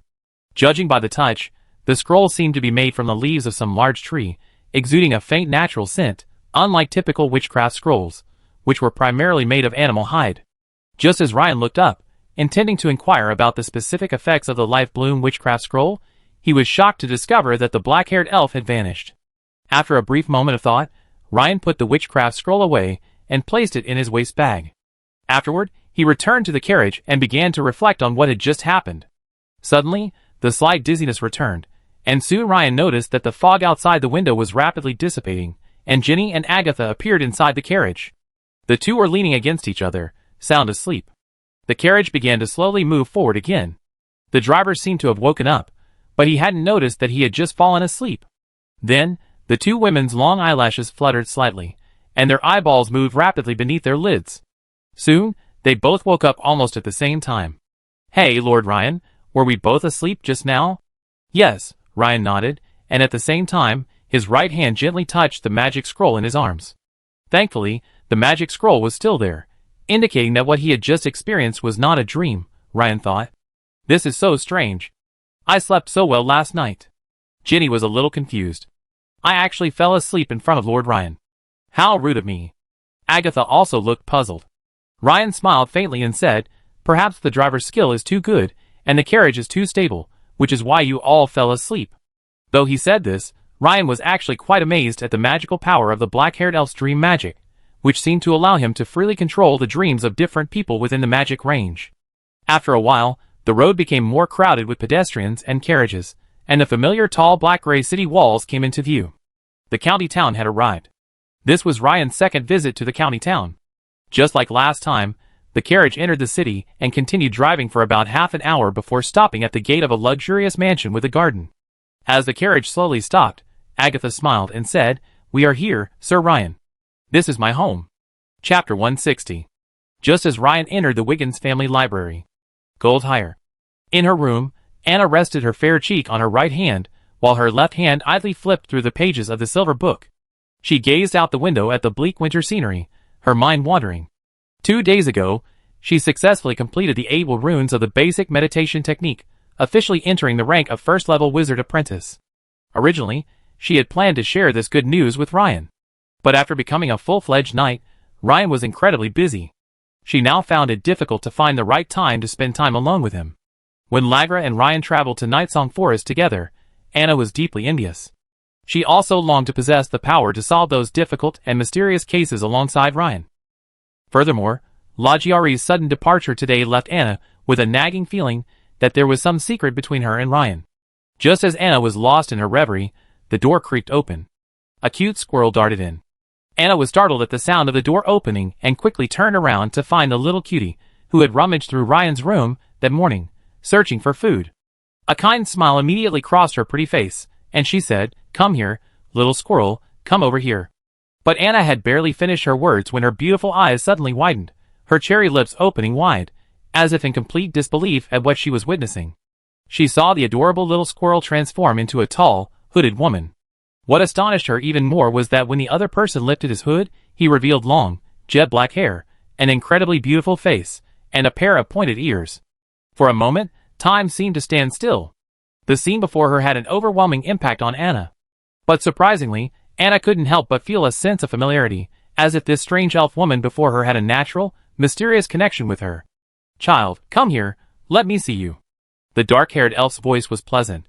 Before Anna could react, the dark-haired elf took the initiative and waved her hand. A faint green magical aura suddenly appeared around Anna. The dark-haired elf murmured, "Sure enough, it's Darian's method. It's a solidified disguise." Then, the dark-haired elf chanted a spell. Soon, a green light suddenly shone from Anna's body. And then, Anna felt her whole body relax. It was a feeling difficult to describe. It was as if she had always lived under a cloak, but now, that mysterious cloak had suddenly been removed. "Child, you must call me Auntie. I'm your mother, Darlene Hawkmoon's sister. My name is Delana Hawkmoon." I... Anna stammered at a loss. At that moment, she felt like her head was about to explode. "Oh my God! A strange female elf suddenly appeared in my room and claimed to be my family. The key is, I'm human. My mother is also human, and her name isn't Darlene. This elf lady must have recognized the wrong person. But the other person's aura was so familiar, and just now." Anna's heart was in turmoil. It took a long moment for Anna to calm down and organize her words. She said, "Beautiful elf lady, have you mistaken me? I am a human, and my mother's name is not Doreen." "Child, touch your ears," the black-haired elf said, looking at Anna with a gentle and doting look, gently stroking the top of her head. Anna could sense the female elf's heartfelt kindness, and she felt a special warmth when she was touched. But why would she touch her ears? She didn't have the iconic pointed ears like the other person. Because she always preened her appearance in front of the bronze mirror every morning, she was certain of this. But when Anna touched her ears, which she knew so well, her eyes suddenly widened, a look of disbelief on her face. How is this possible?" Hurrying to the bronze mirror, Anna murmured to herself, seeing the familiar yet strange reflection of herself. "So I'm a half-elf." As a half-elf, Anna's ears weren't as pointed as those of a pure-blooded elf, but rather slightly curved. Overall, without her disguise, Anna looked even more beautiful than before, with an exotic charm. "I wonder if Ryan will still be like me now." Anna said these last words to herself. When the dark-haired elf named Drana Hawkmoon recounted the story of Anna's mother, her sister, Anna finally believed that the elven woman before her was indeed related to her. Moreover, this was the first time Anna clearly understood her own mother's story. It turned out that her mother, Darian Hawkmoon, had been deceived and fallen in love with a human bard in her youth. Soon after, at his instigation, she stole some materials from the Druid Circle, including the Book of Trials, the Silver Book. In reality, the bard was a third-level wizard apprentice specializing in human transformation, and had always coveted the Druid Circle's special methods for transforming plants and animals. However, he mistook the Book of Trials for a blank diary. So, when Ryan obtained it, he discovered a wealth of negative energy and methods for transforming plants and animals related to nature magic. After obtaining these materials, the wizard apprentice sold Darian Hawkmoon to an imperial noble. However, it was later reported that Darian had escaped, and when the Druid Circle sent forces to track her down, they were unable to locate her. It wasn't until Anna touched the amulet last time that Drana felt a connection, for it was a talisman she had crafted herself, a gift for her sister, Darian. If Ryan had heard this, he'd have cursed her out loud, scumbag. Not only did he seduce her, he even let his woman steal from his family. But the most outrageous thing is, after using her, he even sold her. What a scumbag. And Drana, what about my mother now? Anna asked nervously.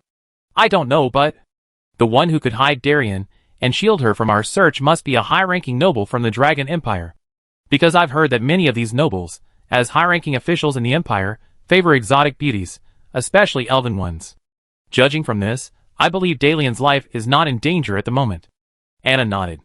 However, hearing that her mother was still alive, and not in danger of death, she felt a little more at ease. No wonder she and her mother had been living a life of wandering for a while. She must have been fleeing from a noble, but it seems she ultimately failed. At this point, Drana said, So, my child, it's dangerous for you to stay in the Empire alone. Come with me back to the Druid Circle now. Ah? This?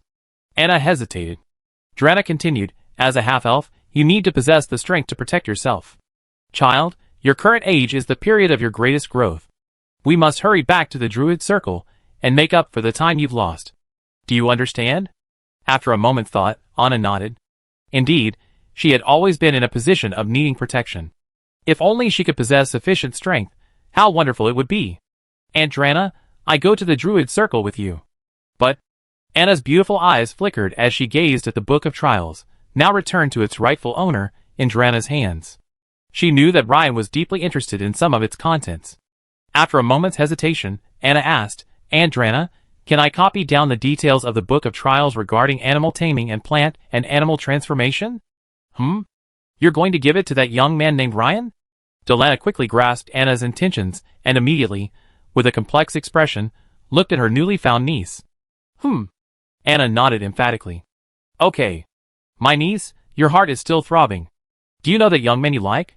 Instantly, Delana's mind flashed back to the blushing, heart-pounding scenes she'd seen in Ryan's room last night. Aunt Delana, why are you looking at me so strangely? Anna keenly noticed that when she mentioned she wanted to leave it to Ryan, Aunt Delana's eyes suddenly became complicated. How should I put it? It seemed like a mixture of sympathy, pity, and something else. Anna, do you like Ryan? Delana asked directly this time. Huh? No, not at all. It's just that Ryan saved me. Anna blushed and lowered her head. She told Delana the whole story of how Ryan had saved her from two wanted criminals. I see. Delana's eyes softened upon hearing that Ryan had saved Anna. A hero saving a princess from the clutches of a villain. Such a familiar and beautiful trope. No wonder Anna was moved. Also, Delana immediately recalled the flesh-blooded tree spirit in the ruined temple, killed by fire magic. However, the fog was so thick at the time that she couldn't see clearly how Ryan had killed the flesh-blooded tree spirit. But now, thinking about it carefully, this young knight might not be that simple. It's very likely that he killed the flesh-blooded tree spirit not with the help of a fire magic scroll, but with his own magic. Has he dabbled in both the paths of a knight and a wizard's apprentice? What a remarkable young man. Well, Anna, the contents here have already been reworked by that despicable wizard's apprentice, so copying them down doesn't violate the rules of the Druid Circle. Besides copying this, I also leave a copy of the fire spell Blazing Light, which I accidentally acquired, for your good friend Ryan, as a token of my gratitude for saving you. With this, Drana used the rubbing technique to copy the contents of the Book of Trials onto a sheet of paper. At the same time, he produced a scroll of animal skin and handed it to Anna. Anna took it and said excitedly, That's great. Thank you, Aunt Delana. I leave a letter for Ryan. Please wait. Anna picked up her quill and quickly wrote, Ryan, by the time you read this, Aunt Delana and I will have already departed for the Druid Circle in Ferdinand Forest. I will work hard to improve my abilities, and I hope I can be of assistance to you next time we meet. Also, let me tell you a little secret. I can now visualize 8 runes of will at once, Anna. Anna carefully placed the letter, the paper with the rubbings of the beast taming instructions, and the animal skin scroll containing the fire magic, neatly on the bedside table in Ryan's room. Then, with a hint of nostalgia, she glanced at Ryan's room and turned to Delana. Aunt Delana, shall we go? Yes, all right, Delana nodded. However, as she was about to take Anna away, Delana suddenly noticed someone nearby, spying on the residents. Huh? Wait! Delana gestured for Anna to stay in the room. The next second, she transformed into a squirrel again and soared from the room to the rooftop. Then, an eagle took off from the rooftop. A moment later, Anna heard the sounds of fighting not far to the southwest. But soon, everything returned to silence, as if the battle had been brief. In the alley in the southwest corner, the dark-haired elf Drana glanced at the black flames surrounding her and whispered, "It's black flames. Could they be the followers of that god?" Although the black flames couldn't harm her at all, merely hindering her movements, she could already discern their origins. It seems Lord Windrunner's warning was correct. The dormant gods are showing signs of reviving. Drana seemed to reflect on something, and a momentary look of worry crossed her face. A short while later, when she returned to Anna's room, Drana's expression was calm. "And Drana, what just happened?" Anna asked with a worried look on her face. At that moment, a number of security officers were rushing toward the street. "Nothing, it's already been resolved." "Anna, we need to go." Delana shook his head, not elaborating. "Oh, good." In the woods north of Goldhire, a slender knight, carrying a scythe-like weapon, clutched his bleeding abdomen as he ran. He muttered angrily as he ran, "Why is a druid suddenly appearing near the Ryan residence?" This man was Giovanni, the leader of the Wilderness Brotherhood, nicknamed the Beast Knight. Mice County City. In the Wiggins family library. Wren, completely unaware of what had happened in his own home, was diligently searching the library for ancient books. Unlike the Crowley families, the Wiggins family library, while larger, didn't categorize the books by whether they were written in spiritual script. Therefore, Ryan had to search shelf by shelf. Flipping through book after book, Ryan mostly shook his head. Soon after, Ryan paused, having uncovered a travelogue written in spiritual script, which contained a section about the Mother Tree cult. The travelogue expounded on the core teachings of the Mother Tree cult. At the beginning of the world, a mother tree descended from the distant void and planted seeds, giving rise to life. But in reality, according to ancient sages, the so-called mother tree was actually some powerful being from another world, bewitching intelligent creatures into worship and sacrifice. Of course, all sacrifices made by members of the Mother Tree cult earn varying degrees of rewards and gifts from the Mother Tree. Hours later, after Ryan had read through all the ancient books written in the spiritual language, Akkadian, in the library, he discovered that the only useful one was the travelogue he had just read. The rest consisted of sacrificial rituals long lost to history or eulogies by ancient figures, which left Ryan feeling a little disappointed. Although he had expected this outcome, the disappointment he felt upon seeing it was unavoidable. Perhaps, when I think about searching for witchcraft, I should change my approach. Ryan realized that his current method of searching for witchcraft was like searching for something in a primeval forest shaded by tall trees. But since he couldn't see clearly around, it was difficult to determine exactly where the object was, so he could only try his luck and search everywhere. This was clearly not a good approach. A more effective approach would be to first climb to a high point, like a watchtower, and then look out and locate the object he was looking for, or at least determine its direction. Then, if he continued his search, he would be well targeted. At present, my position in the Empire is like a watchtower. Once I pass the inauguration test and become a full-fledged noble, I should learn more secrets. Perhaps, the direction of witchcraft, and even the path of wizardry, will gradually become clearer. Just like Adams's heritage, it actually came from a wizarding school called the Igni School. But how to connect with this wizarding school was the question Ryan needed to consider.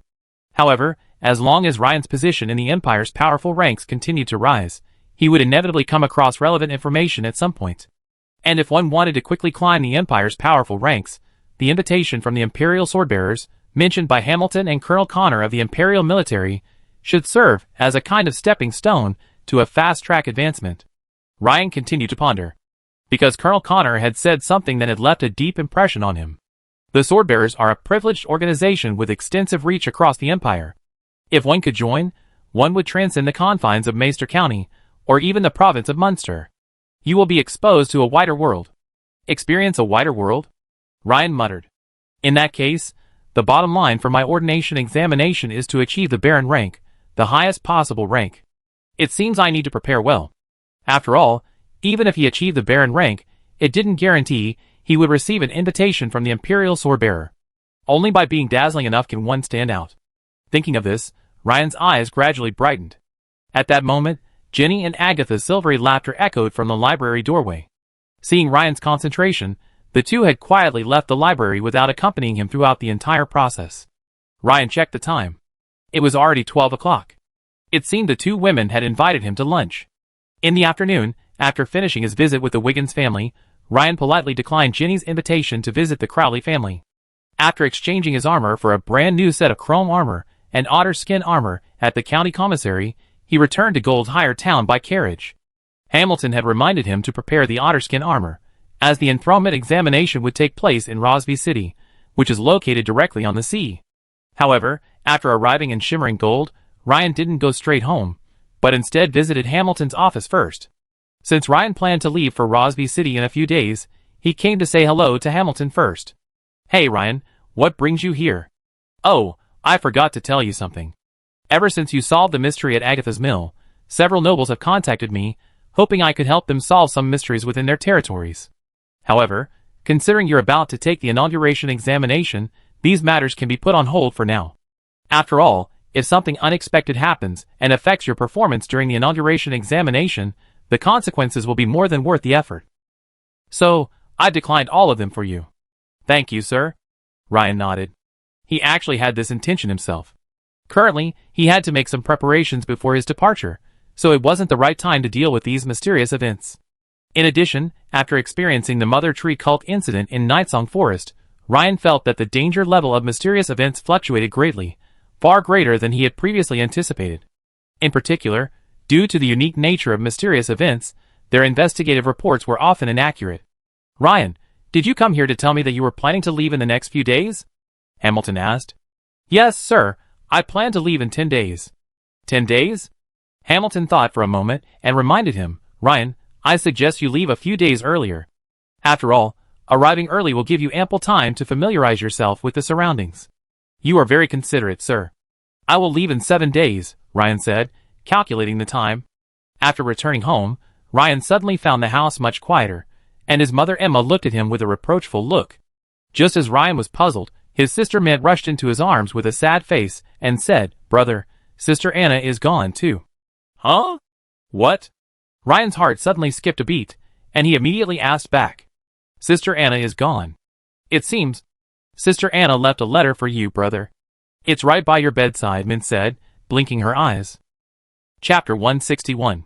When Ryan returned to the second floor, he noticed that 2 of the 3 bedrooms were suddenly empty, which made him sigh. If Ryan had anticipated Lagra's departure, since she had suggested it from the beginning, then Anna's departure was completely unexpected. He had assumed Anna would stay here for quite some time, but he hadn't expected separations to come so suddenly. He was also curious about why Anna had decided to leave so suddenly. Knowing Anna, it didn't seem like a decision she would make, or at least not so hastily. Opening the door, Ryan entered his bedroom and immediately saw 3 items neatly stacked on the bedside table: a letter, a sheaf of papers, and a roll of animal skin. Without hesitation, he picked up the letter and opened it. "Huh? Aunt? Druid's ring?" Ryan immediately thought of the beautiful elf lady who had wanted to trade him for the dark mother tree seed. Most likely, the dark-haired elf was Anna's aunt. Otherwise, the possibility of 2 druids appearing in Gold Hire in such a short period of time is incredibly low. "I can't believe she's Anna's aunt." Wait, if that's the case, then Anna is also an elf? But Anna's appearance. Ryan instantly thought of a key point, but he rubbed his chin and pondered for a long time, still unable to figure out the reason. Also, is the druid's ring in Ferdinand Forest? Ryan thought about it. It seemed he had never heard of this forest called Ferdinand. It must be quite far from Mayester County. "I hope you can help me next time we meet." Seeing this, Ryan felt as if he vaguely understood why Anna had decided to go to the Druid Circle. He had seen Anna diligently learning basic meditation techniques, and he had also witnessed Anna's perseverance as she struggled to heal Lagra. Thus, Ryan knew that despite Anna's delicate and shy appearance, she was actually a deeply determined girl, a girl of great perseverance and independence. However, when Ryan read the last sentence, "Let me tell you a little secret. I can now visualize 8 runes at once," he couldn't help but imagine Anna's expression as she wrote that. At that time, her beautiful face must have been filled with a shy and secretly delighted smile. Thinking of this, Ryan couldn't help but smile, and silently said to himself, "I look forward to your continued growth. However, Anna, I tell you a little secret. I can actually visualize 20 runes of will at once. So the next time we meet, it's likely I'll still be protecting you." It took a long time for Ryan to calm down his slightly melancholic mood. This feeling was like the time in his past life when good friends went their separate ways, after the college entrance exam. Although they'd agreed to meet again, it was likely that by the time they finally met, a long time had passed. After folding the letter and carefully returning it to the envelope, Ryan picked up the sheaf of papers. A glance at them was instantly familiar. Isn't this what's in it? Ryan immediately realized that the Beast Taming Diary, or the Silver Book, must have been taken away by Anna's aunt, the black-haired elf. However, having the item returned to its rightful owner, Ryan felt no sense of loss. And the last item? The animal hide scroll. When Ryan opened it, his eyebrows raised, his face lit up with joy. It was actually a new spell, and it was the fire spell he had prioritized. I didn't expect that after finding so little in the Wiggins family library, I'd actually found a fire spell back home. After thinking about it, Ryan couldn't tell if it was a gift from Anna or a gift from the black-haired elf as a token of gratitude for his care for Anna. Neither mattered. What mattered was that if it weren't for Anna, he wouldn't have had this gift. So, his gratitude for this gift could be directed solely towards Anna. Immediately, Ryan began to carefully leaf through the animal hide scroll. Blazing Light. Ryan whispered the name of the new spell. A burning light? After carefully examining it several times, Ryan discovered that the difficulty of visualizing the spell model for this new spell, Blazing Light, was about the same as that for High Temperature Force Field. Basically, they were on the same level of difficulty. Since Ryan had already mastered 2 fire spells, Scorching Touch and High Temperature Force Field, and his mental power had increased to 23 points, learning this new fire spell wasn't as difficult as it had been the previous time. He arrived in the utility room. About half an hour later, after failing 7 or 8 times in a row, Ryan finally succeeded. A wisp of flame, about 20 to 30 centimeters tall, suddenly appeared above Ryan's right palm, blazing brightly and instantly illuminating the entire room. The flame wasn't very large, resembling an enlarged flame, but it seemed to be emitting a high level of heat, constantly transforming into light energy, giving it an unusually dazzling effect. Although Ryan had anticipated this, after only squinting for a second or two, his eyes felt completely white, and he began to tear and blink uncontrollably. Of course, tearing and blinking are a form of self-protection for the eyes, and there's nothing wrong with them. But tearing and blinking in combat can be fatal, especially against an evenly matched opponent. A single blink could easily cost him the initiative. Furthermore, if he involuntarily covered his eyes with his hands when faced with such intense light, he could be sent directly into the goddess's embrace. At the same time, Ryan felt a slight sting in his retina. He knew that if he continued staring at this incredibly bright flame, it wouldn't be long before his retina was damaged. With a gentle wave of his right hand, Ryan canceled the new spell, folding his arms across his chest, pondering. The effect of this new spell was similar to the flashbang from his past life. At the same time, Ryan had already begun to form some vague ideas about the possible applications of this spell. However, in order to use this spell in combat and integrate it with his existing combat rhythm, there were still a few minor issues that needed to be addressed. At this point, a system notification appeared. You have learned Blazing Light, and your understanding of it has improved. You have learned a new skill. Blazing Light. Your Blazing Light skill has been upgraded, and your experience points have increased by 1. At the same time, a new icon appeared at the bottom of the Wizard Apprentice, Transcendent, panel, next to the High Temperature Field icon. The icon's borders lit up slightly, revealing a blazing flame surrounded by a series of short horizontal lines representing light. It looked like a child's drawing of the sun, with a 360-degree circle of small dashes around it. Clearly, this symbolized the constant radiance of light. Ryan focused his attention on the new icon, seeing a line of small text below it. Blazing Light LV1, 1/100, Blazing Light LV1 effect. Consumes a certain amount of mental energy, using a specific sorcery model to attract surrounding fire energy particles, forming a blazing flame above the host's palm. This flame continuously emits intense light for approximately 10 seconds. Note, the spell lasts 3 seconds, and its power is proportional to the host's mental energy. One of the minor issues that needed to be addressed was the casting time. 3 seconds was clearly too long. Finding those precious 3 seconds of opportunity in battle was incredibly difficult. If they could squeeze it down to 1 second, it would be more manageable. Because if it were 1 second, there would be plenty of such opportunities in battle. For example, if weapons collide and both players are simultaneously knocked back, then taking advantage of this opportunity to suddenly unleash blazing light would likely blind the enemy for a short period of time. Even if the opponent isn't blinded, it could still create a good opportunity to initiate the attack or gain a certain advantage. However, to achieve this effect, blazing light's level must be increased. Based on experience with the sorcery Scorching Touch, if Blazing Light is upgraded to level 2, the casting time should be reduced by approximately 20%, from 3 seconds to 2.4 seconds. Ryan pondered this, quickly calculating in his head. But 2.4 seconds is still too long. At level 3, it would be reduced from 2.4 seconds to 1.9 seconds. Ryan raised a brow. This casting time would basically catch the enemy off guard. After all, it started with a single word. Of course, it would be even better if it could be reduced even further. At level 4, it would be reduced from 1.9 seconds to 1.5 seconds. A casting time of 1.5 seconds? Ryan nodded with satisfaction. If it were only half the original 3-second casting time, it would be much more practical.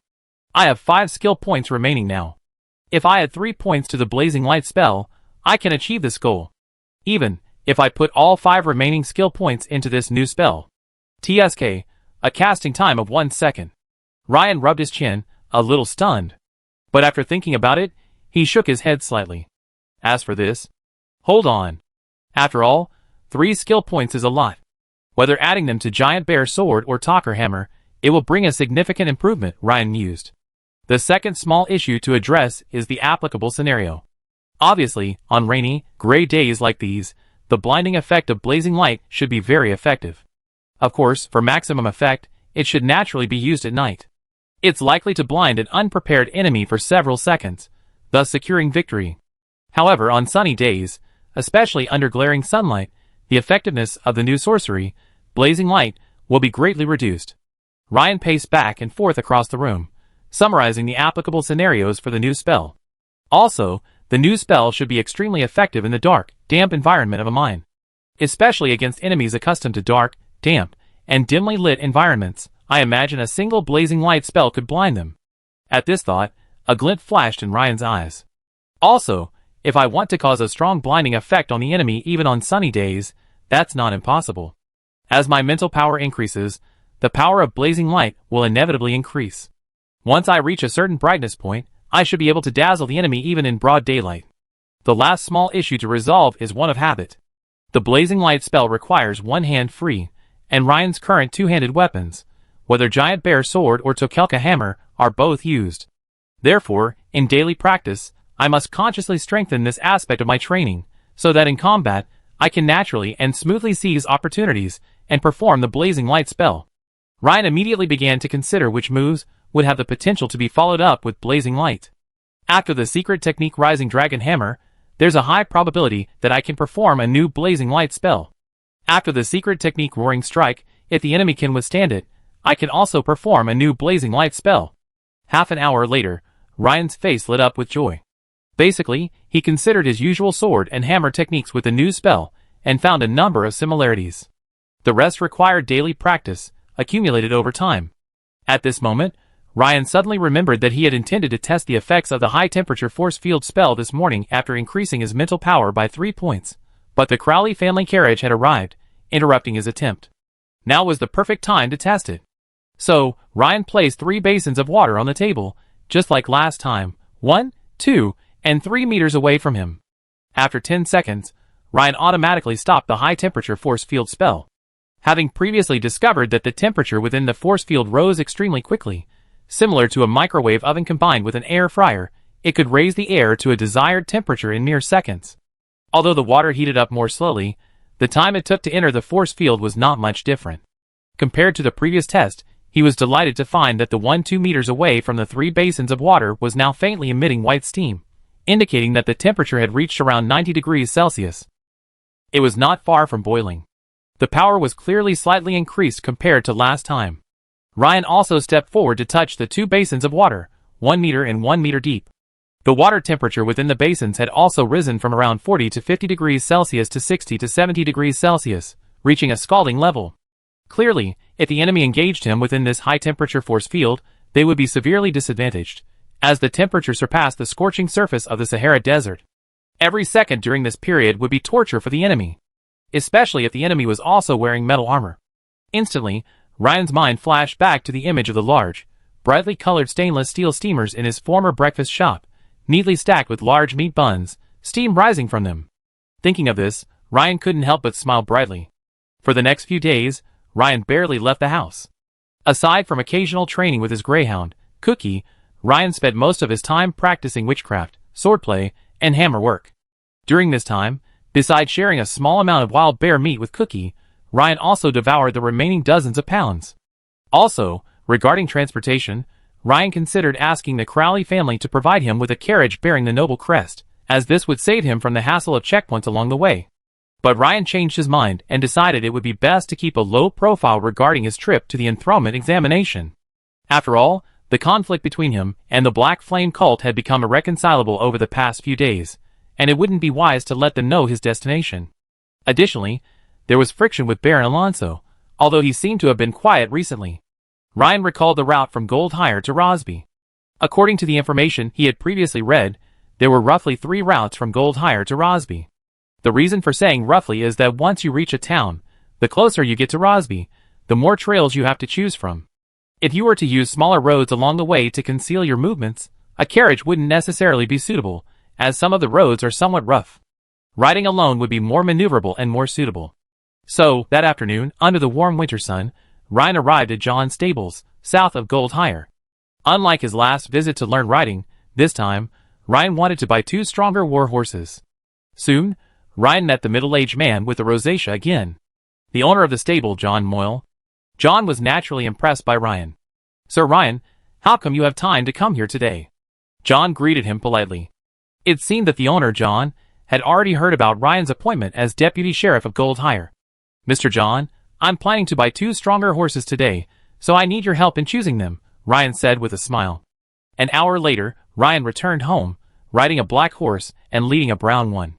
As for the reason for buying 2, it was because one horse alone simply couldn't support the combined weight of a fully armed Ryan and his luggage. So one horse was used for riding, and the other for carrying the bag. In addition, Ryan wanted to conduct a small comparative experiment. Experimental content: studying the changes in horse muscle strength and endurance after taking the mutant growth potion.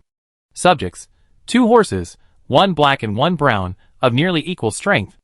Experimental procedure: recording the differences between the black horse's feed supplemented with the mutant growth potion and the brown horse's feed without it for 7 days. 1 day before departure, Ryan obtained the experimental results.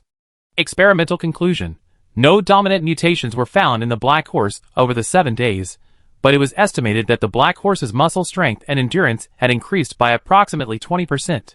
Clearly, the mutant growth potion could be used not only on dogs, but also on animals in general. That afternoon, someone familiar, but completely unexpected arrived at Ryan's home. Shadia, the head maid of the Habsburg Manor.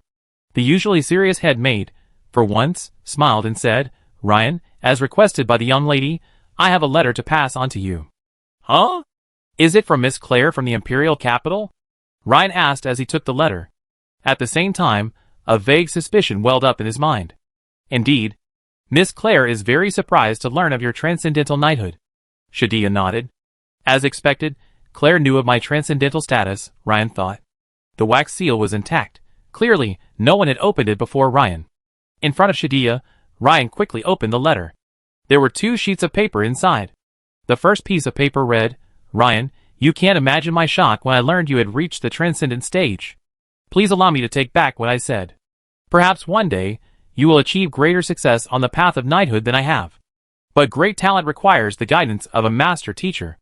I believe that now that you have reached the transcendent stage, you should understand this better. So, here is a letter of introduction to Master Gunther Odinga. If you are interested, you can travel to his secluded Gold Coast in Rosby County within 3 months to study for a period of time. Believe me, Master Gunther is an absolutely superb swordsman. If you can learn something from this, it will surely help you pass the subsequent assessment for the nobility." The letter ended with a familiar signature from Ryan, Claire. The second piece of paper was Claire's letter of recommendation for further training to Master Gunther Odinga.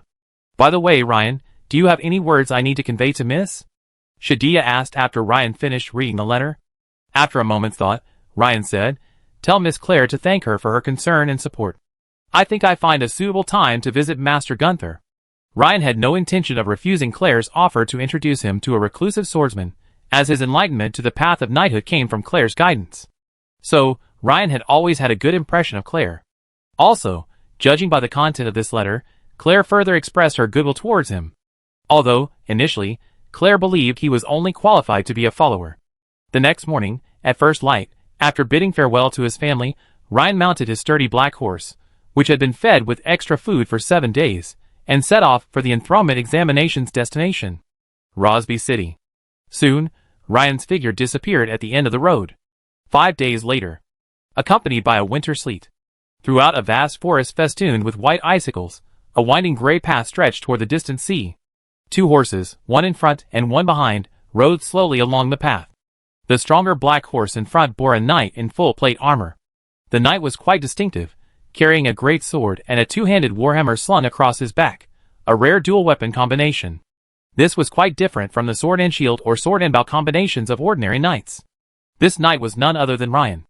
Luckily, the knight's armor was lined with lambskin, offering excellent insulation. Therefore, even in the freezing rain, with its cold and damp surroundings, Ryan didn't feel uncomfortable. As for why, he didn't use fire magic to dry it out with a high-temperature force field. Don't forget that the warhorse under his crotch couldn't withstand such intense heat. Behind him was another brown horse, laden with 3 or 4 packages, mostly daily necessities and food. After 5 days of continuous riding, their destination, Rosby City, was not far ahead. Ryan estimated that he would reach his destination in half a day at most. After about another half hour, even the sturdy black warhorse under Ryan's crotch began to breathe heavily. In the cold sleet, 2 columns of air rose rapidly from the horse's head. Ryan knew he had to find a place for the horse to rest. Actually, he was to blame, as the weight of his 2 weapons alone exceeded the combined weight of a standard knight's armor and weapons. Furthermore, Ryan had to add his chrome armor, so even though the black horse was strong, it was still just an ordinary horse and couldn't handle the weight. Perhaps, after continuously feeding it the mutation growth potion, it might induce some kind of mutation in the black horse, but at this point, it would take some time to feed it before we could know the results. After turning a corner in the forest path, Ryan keenly heard the crisp crackling of burning wood. Looking up, through wisps of icy rain and white mist, he saw someone lighting a bonfire in the forest to the left. Chapter 162. A young man with thick eyebrows, also wearing knight armor, lit a bonfire beneath a large tree. The tree's canopy was vast, and its leaves were broad and dense, providing excellent protection from the rain. Even a few scattered drops of rain would be quickly dried by the bonfire. However, Ryan didn't intend to move closer. It wasn't that he was afraid, but rather that he had no interest in interacting with such an unknown stranger. So, Ryan planned to ride a little further, and then find a place to rest alone. As if hearing the sound of horse hooves, the thick-browed knight looked up. Seeing Ryan's attire, both alone and on 2 horses, his face lit up. He stood up and greeted, "Hi, I'm a knight going to Rosby City to participate in the canonization examination. Judging by your attire, I guess you're one too?" The other person's enthusiastic expression and direct introduction left Ryan stunned. As if understanding Ryan's hesitation, the other party pulled out a purple-gold emblem nearly identical to the one in Ryan's hand and showed it to him. At the same time he said, "Look, this is the credential emblem. If you're also going to Rosby City to take the enthronement examination, you should be familiar with it. Since we've met, it's fate. Perhaps we have a chance to help each other during the examination. So, don't hesitate, come and take shelter from the rain." Ryan glanced at it, and knew the emblem was real. Since the other party was so enthusiastic, it would seem unkind of him to refuse. Thinking for a moment, Ryan slowly rode over on his black horse. "Hello, my name is Haas Klein, from Rosby County." "Ryan, from Mayester County," Ryan nodded. After Ryan dismounted, he glanced at the dense forest to his left and right, as if aware of something. However, because Ryan was wearing a knight's helmet and turned his head very slightly, the other party didn't notice. It seemed like there were prying eyes. And there were more than one person. "Interesting. Ryan, it will take you several days to get here from Mayester County, right? The roads are difficult in winter. Come, have a glass of hot ale to warm you up." Haas was very welcoming, picking up the iron kettle that was being heated by the campfire and handing it to Ryan. "Thank you, that's very polite, but I'm not cold at all," Ryan said, raising his hand to decline the iron kettle. "It's sleeting. How can it not be cold?" "Come on, Ryan, don't be polite." Haas continued to greet him warmly, practically thrusting the kettle into his arms. This made Ryan raise an eyebrow, and he said, "Sir, the show is almost over. In fact, it's a bit too much." Haas's words startled him, and his expression changed. He stared at Ryan for a moment, as if he could tell that Ryan was not joking. He immediately took a few steps back and said, "How did you tell that?" However, the other party soon realized something and clapped his hands. Paw paw paw! Instantly, the trees in the dense forest shook, and a dozen people rushed out, armed with various weapons, and a few with crossbows. Judging by their aura, most of them were ordinary people, with a few possessing the strength of knight squires.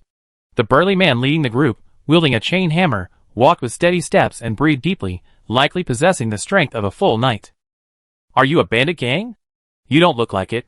An ordinary bandit gang wouldn't likely have 2 leaders of the caliber of full knights. Ryan ignored them, and instead stared at the young man named Haas. Sergey, why waste time talking to this guy? Just kill him. Go! The burly man leading the group waved his hand and attacked Ryan. As expected, Haas was his pseudonym, while Sergey must have been his real name. However, a sharp flash of sword light flashed, and a 2-handed great sword appeared in Ryan's hand. Roar! The next second, a thunderous roar like a giant bear's roar echoed in everyone's ears.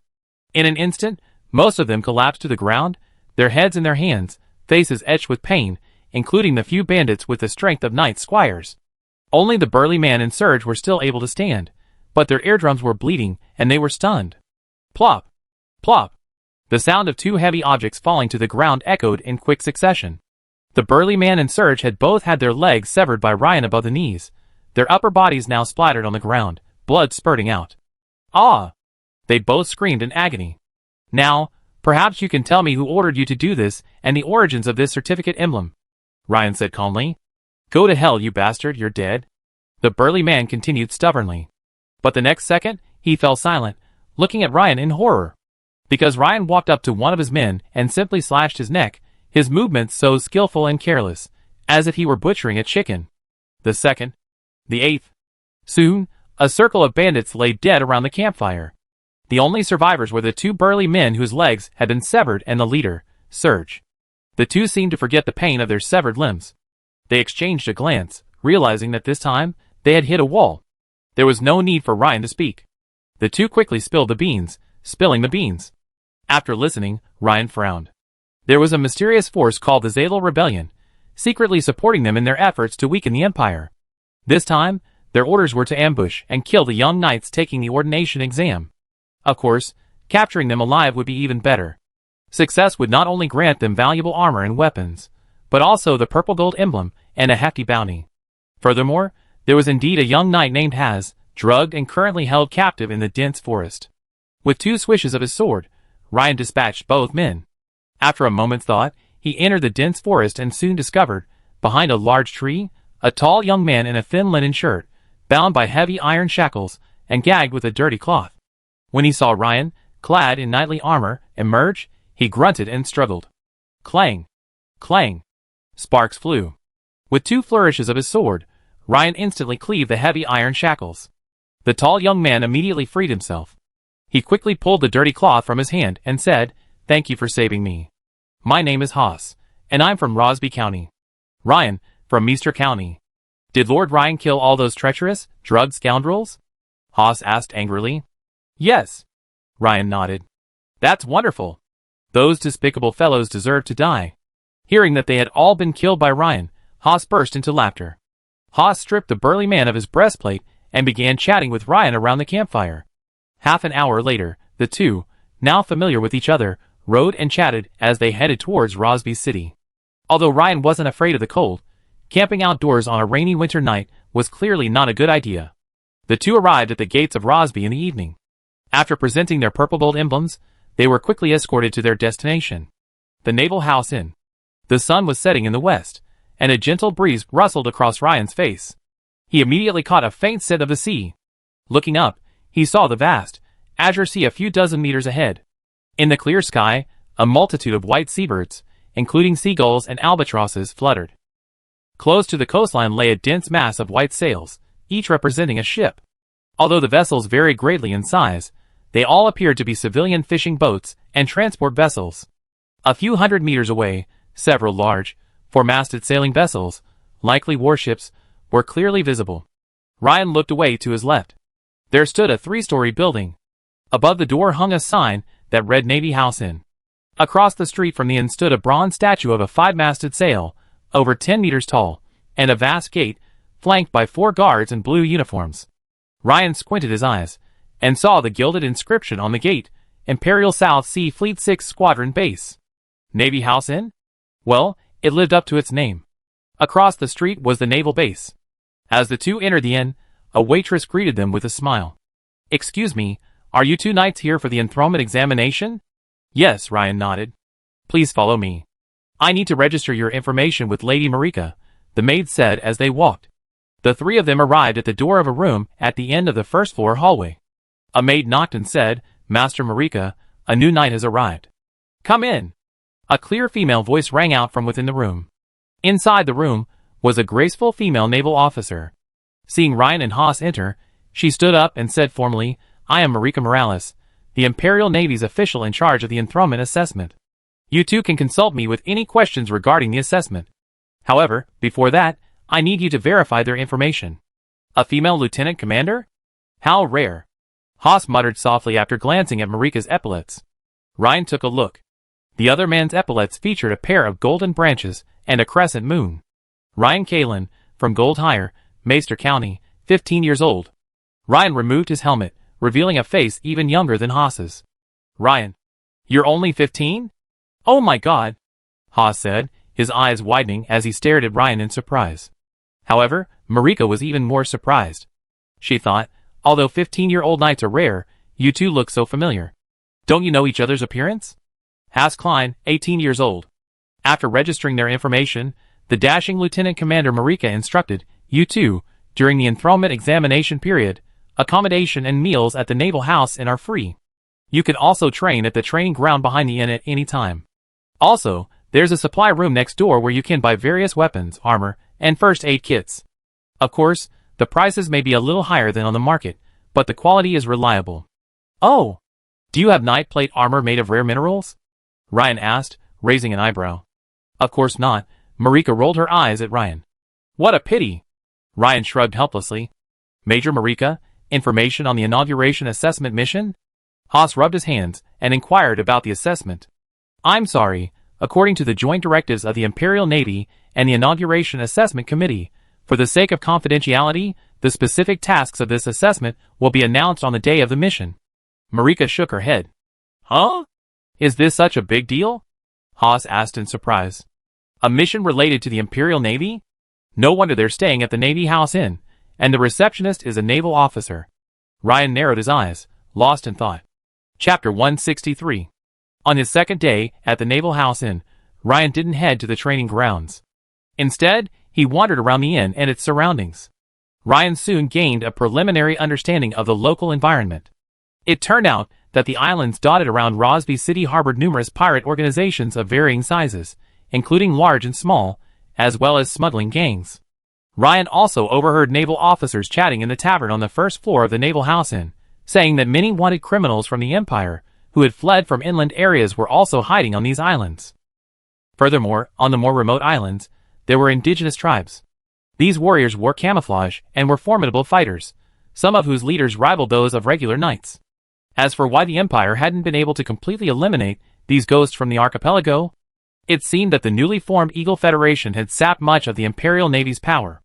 Of course, there were other reasons, but that was beyond Ryan's comprehension, having only been there for a day.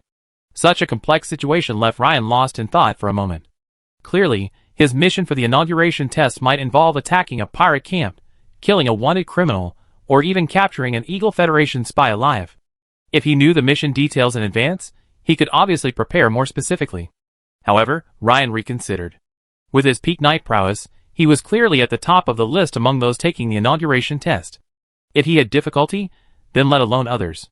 The night he checked into the Navy House Inn, Ryan noticed that, with the exception of a few people in Navy uniforms, the majority of the guests in the adjacent rooms were young men. These young men walked steadily, their breaths long and deep. Clearly, like Haas and him, they were knights participating in the ordination examination. A rough estimate revealed dozens of them.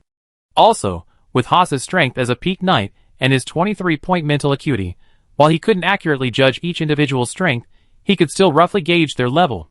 These young men, including Haas, were mostly full knights.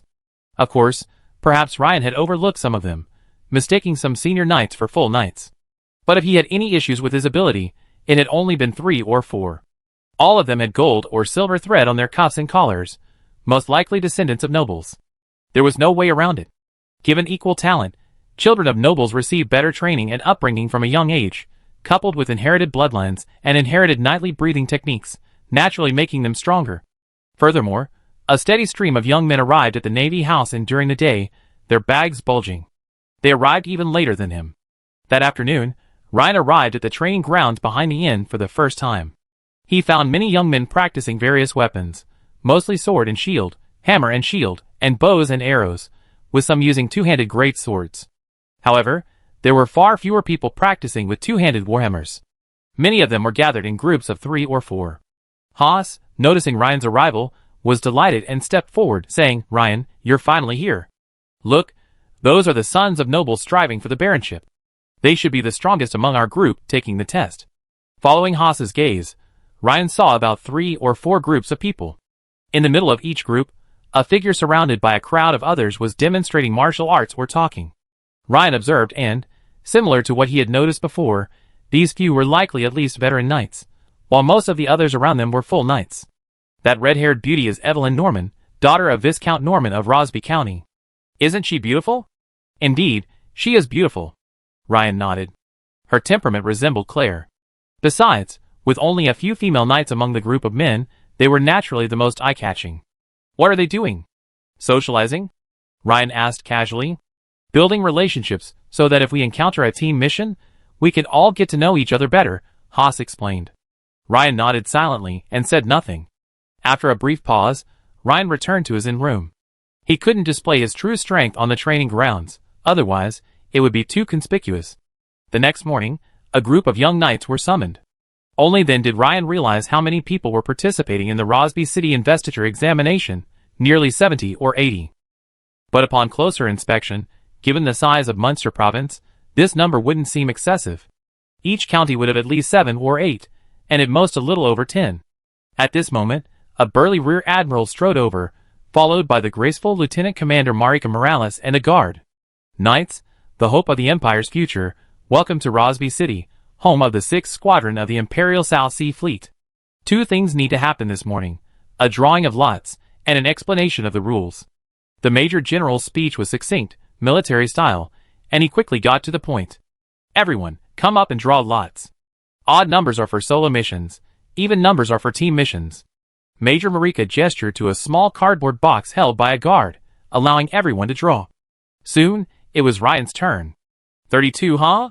A team mission? Ryan hadn't expected to draw a team mission. He clearly remembered Hamilton's reminder that day. With a team mission, besides being cautious about the enemy, one also had to be wary of certain teammates. What a hassle. It would have been much easier if it was a solo mission. Huh? You're on a team mission? Ryan, you're so lucky, Haas said, looking at Ryan with envy. Unlike me, I'm on a solo mission. What a joke. Ryan glanced at Haas, speechless. If I could switch, Haas, I'd love to swap with you. Ryan thought to himself. At this moment, many young people who had also been assigned to team missions began to whisper among themselves, seemingly communicating with one another, many of them beaming with joy. The burly rear admiral continued, all examinees must strictly adhere to one rule. They can only use their own strength. External forces, such as magic scrolls or supernatural potions, are strictly prohibited. Of course, ordinary weapons and equipment, hemostatic drugs, and bandages are excluded. Sir, I know some magic, such as wind magic and lightness magic. Is this against the rules? A young man who appeared to be of commoner descent suddenly raised his hand and asked. Upon hearing this, Ryan couldn't help but look up at the young man. He hadn't expected the question he'd intended to ask, but the young man had asked it for him. Yes. I told you, my own strength is permitted. If there are no questions, we depart tonight at 7 o'clock. Everyone, please be prepared for battle. As for the specific missions, for confidentiality's sake, they won't be distributed until after departure. If anyone wishes to withdraw, you may register with Major Marika now. As the rear admiral spoke, a pair of piercing eyes darted around. Ryan seemed to sense that gaze, almost tangible, and raised his head to meet the rear admiral's for a moment before quickly lowering his head. This faint sense of intimidation, could it be the Grand Knight's strength? Ryan couldn't help but speculate. If not, disband?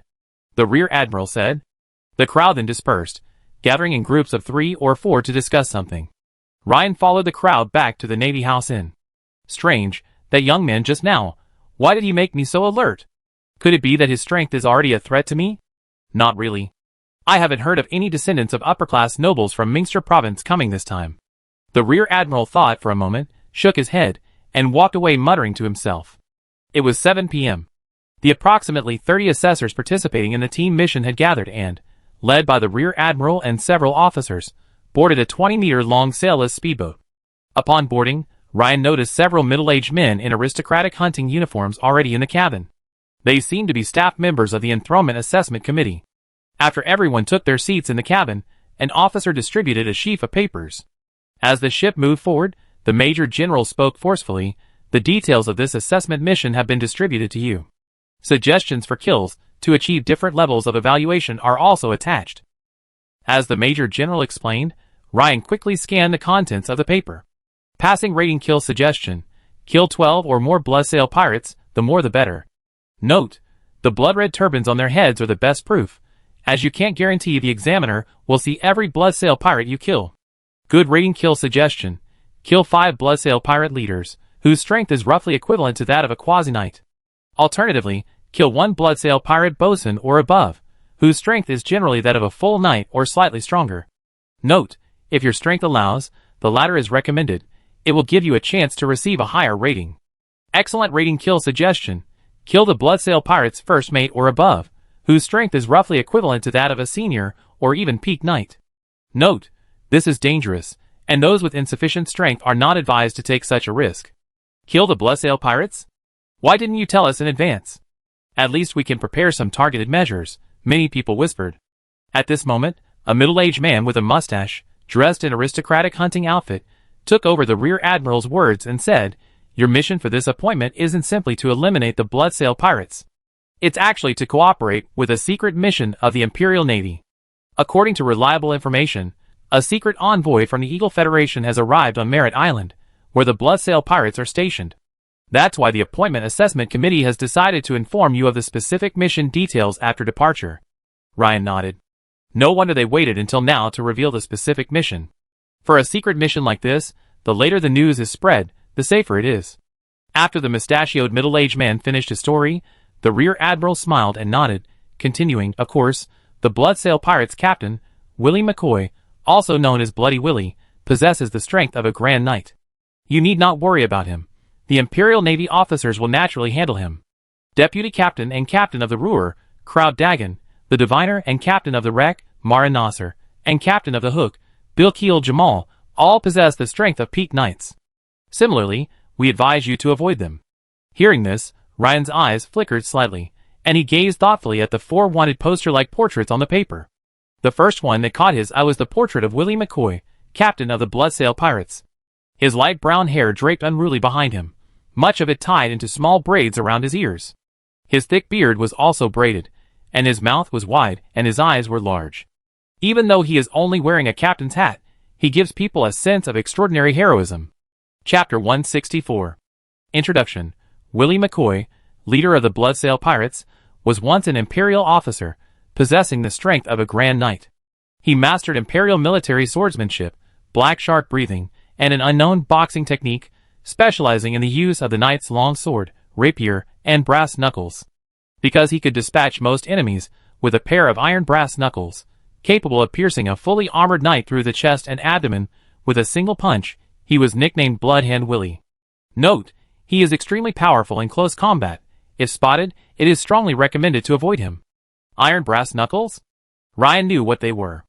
Iron brass knuckles typically consist of 4 connected iron rings, with a semicircular iron hoop at the back for the palm of the hand. The 4 rings were placed on the index, middle, ring, and pinky fingers. In addition, some brass knuckles have steel spikes on the head to further increase their damage. If these iron knuckles were worn by a formidable fighter, their attack speed and power would be terrifying. Next up was Crowd Dagon, vice leader of the bloodsail pirates and captain of the Ruhr. Judging from his portrait, he was a perfectly handsome man, with a handsome face and a mustache, looking more aristocratic than pirate. Bio: Crowd Dagon, vice leader of the bloodsail pirates and captain of the Ruhr, descended from a fallen imperial noble. He possessed the strength of a peak knight, mastered the bloodsail sword art at the master level, employed an unknown breathing technique, and was adept with the knight's long sword. Nicknamed the Gilliman Pirate. Note: second only to Bloody Willie in strength, it is recommended to avoid him immediately if encountered. The third man, however, caused Ryan's pupils to shrink. Huh? A knight and wizard apprentice? Interesting. The third portrait depicts Mara Nasser, the fortune teller and captain of the shipwreck. He is a hooded man with a pale, almost beardless face. He appears young, but judging by the slightly weathered corners of his eyes, Ryan suspects he's older. Brief introduction: Mara Nasser, the fortune teller and captain of the shipwreck, has an unknown origin. He possesses the skills of a veteran knight and a second-level wizard apprentice. He clearly masters waterweed divination and water magic, hydrotherapy. His mastery of other magic arts is unknown. He also possesses the bloodsail sword technique. Mara Nasser excels at divination and healing, and is well liked among the bloodsail pirates. Note: due to the unknown mastery of this opponent in sorcery, it is recommended to avoid him if encountered. The final figure in the painting, the fourth, is Captain Bill Keel Jamal of the Sharp Hook. With his signature hooked arm and a mouth full of rotten teeth, he most closely resembles the type of pirate who roams the seas day and night. Introduction: Captain Bill Keel Jamal of the Sharp Hook, a veteran of the bloodsail pirates with over 30 years of experience, possesses exceptional seafaring experience. As the longest-serving member of the bloodsail pirates, he primarily serves as liaison with other pirate groups and enjoys considerable prestige among them. He is nicknamed Old Man. Note: although this opponent is older, he is cunning and treacherous, and engaging him is not recommended for the inexperienced. At this moment, Ryan's ears twitched slightly. Amidst the clamor, he faintly overheard several people discussing something. Choose the fourth one, Bill Keel, nicknamed Old Man. He should be the easiest to kill. We can choose him. Indeed, the previous ones are too strong and too dangerous. But this guy Natsubi might choose the fourth one. Since they've already beaten us to it, let's go with the second one. I have advanced armor, and if they rely solely on swordsmanship, I should be able to fight them. Yeah, but it's a pity that the fortune teller knows witchcraft. It's too dangerous. If he gets cursed, we're doomed. Ryan looked up and saw that the people speaking were the noble heirs Haas had mentioned before, the ones at the top of the list of candidates taking the enthronement examination. The excellent evaluation was to kill the first mate, and if they could kill the captain directly, it would naturally be even better. But judging from the hints they had just given, it seemed that it wasn't that simple. These people might very well share his goal. Was he hoping to get a high enough score to receive an invitation from the sword bearer? Returning his gaze, Ryan's eyes swept across the portraits of the four individuals, finally returning to rest for a moment on the portraits of Bloody Willie and Diviner Mara. Then, Ryan continued reading. On the paper, following the portraits of the four key figures, were designs for two pirate warships, a four-masted schooner and a three-masted galleon. The four-masted schooner was Bloody Willie's flagship, and its design was virtually identical to the Imperial Navy's standard mainstay four-masted galleon. This made Ryan ponder. The three-masted galleons, however, were the vessels of the other three pirate captains. Probably because they were all built in the shipyards around Rosby City, their hull structures were essentially the same. Thus, the three galleons could share a single blueprint. Ryan focused his attention on the captain's quarters, as well as the quarters for the first mate, bosun, and other senior management personnel. The captain's quarters on these three-masted galleons were generally located slightly aft, on the second deck. If anchored in a harbor, Ryan estimated the galleon's draft based on the blueprints, which suggested it would be about 4 meters above sea level. In addition, the blueprints indicated that the captain's quarters were each equipped with a small side window, some circular, others semicircular. Thus, they were easily distinguishable, especially if there was a light inside. This made Ryan nod slightly. However, the notes on the blueprints indicated that the hull thickness of a three-masted sailboat was approximately 30 centimeters, while that of a four-masted sailboat reached nearly 40 centimeters. This made Ryan frown again. At the bottom of the paper was a two-story building with dozens of rooms, resembling an ancient castle. From the notes nearby, Ryan learned that this was the headquarters of the Bloodsail Pirates of Merritt Island, known as the Bloodsail Fortress. Built from the massive local reefs, it was incredibly sturdy. But the Bloodsail Pirates preferred to call it a small fortress. However, seeing both a ship and a fortress here made Ryan a little confused. Was this a plan to divide the forces for battle? One team responsible for boarding? One team attacking the small fortress? At this moment, someone suddenly asked, "Sir, is this a boarding engagement? Are the enemy leaders on their own ships, Or are they inside this Bloodsail fortress? As expected, Ryan wasn't the only one with doubts. It's still unknown. The Rear Admiral shook his head. But we should know once we disembark. Also, it won't be a boarding engagement, but a boarding battle. What you need to do is familiarize yourself with the structural diagrams of the ship and the fortress, the Rear Admiral added. At this moment, the middle-aged man with a mustache, dressed in aristocratic hunting garb, spoke up. Finally, I want to remind everyone, unexpected events can occur at any time during battle. In some cases, even those of us in charge of the assessment may not be able to arrive in time to rescue. So, please cherish your life and don't be too ambitious. He paused, then offered a reassuring word. Even if you fail the inauguration examination this time, you can still apply again in 5 years. Although the other party said this, Ryan glanced up slightly and felt that not many people listened. Because, having registered for the inauguration examination, most people believed their abilities were beyond doubt. For the few in their 20s, their age was a demerit. Therefore, for them, this might be their last chance. After all, in 5 years, they would all be in their 30s. Unless they had reached the level of a senior knight, their chances of passing the inauguration examination would naturally diminish. Therefore, for them, the choice was to fight tooth and nail. Wasn't there a saying in the past life? A fight, a bicycle becomes a motorcycle. Now, if they fight, commoners become nobles. So, naturally, they had to fight. Now that their goal was clear, Ryan slowly removed his chrome armor and donned otter hide armor. In a confined space, like a ship's cabin, agility would be a significant advantage. Besides, wearing heavy armor would be embarrassing if they fell into the water.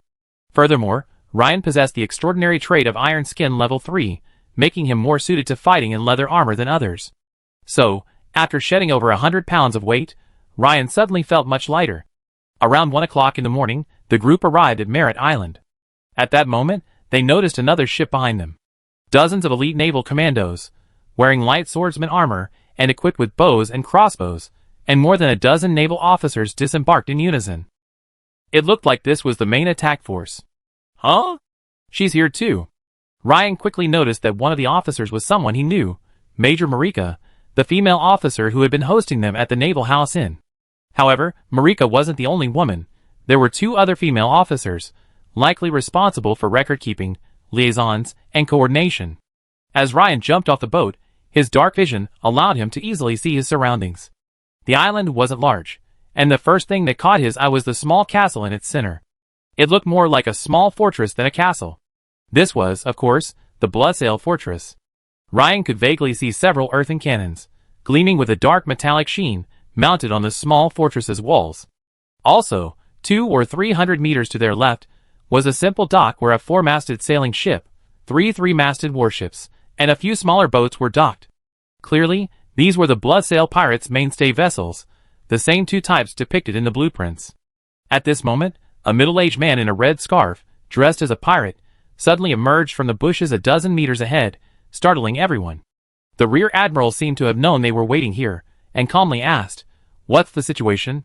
"Sir, because the Bloodsail pirates are on guard against an attack from the Imperial Navy, Willie and the courier's meeting was held aboard the central 4-masted sailing ship, the flagship, the Bloodsail. Since the banquet, neither Bloody Willie nor the courier have emerged. They're likely still on the flagship. The other 3 3-masted sailing ships are also on full alert, including the captain and first mate. Thus, the small fortress is the most vulnerable due to the absence of its core personnel." The spy, disguised as a Bloodsail pirate, quickly reported the latest situation. Ryan nodded slightly. So, they had arranged an insider response. No wonder the Rear Admiral said they'd know the situation as soon as they reached shore. Judging from the current situation, they should be raiding the pirate ships. However, from here, they had to head to the simple dock where the pirate warships were moored. First, you need to walk along a rocky path to reach the beach where 4 or 5 warning bonfires are burning. Only then can you board the ship. At this moment, at the end of the path, Ryan could see a row of torches slowly moving toward him. It looked like a pirate patrol, and over 100 meters away, the shadowy figures of 20 or 30 pirates swayed.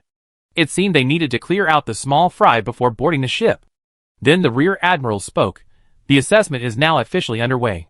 You've all been briefed on the situation. All your kills will be recorded. Begin." At this moment, 7 or 8 newly promoted knights, skilled in archery, immediately took the lead. Some, more cautious, hid to the side with bows drawn, aiming at the slowly approaching group of torch-wielding pirates. A calculated move. The ambush was carried out by regular knights again, leaving the Bloodsail pirates, who were merely ordinary, skilled warriors, with no time to offer any effective resistance. The knights took aim and, with a few swishes, quickly dispatched the 7 or 8 patrolling Bloodsail pirates, eliminating them without so much as a scream.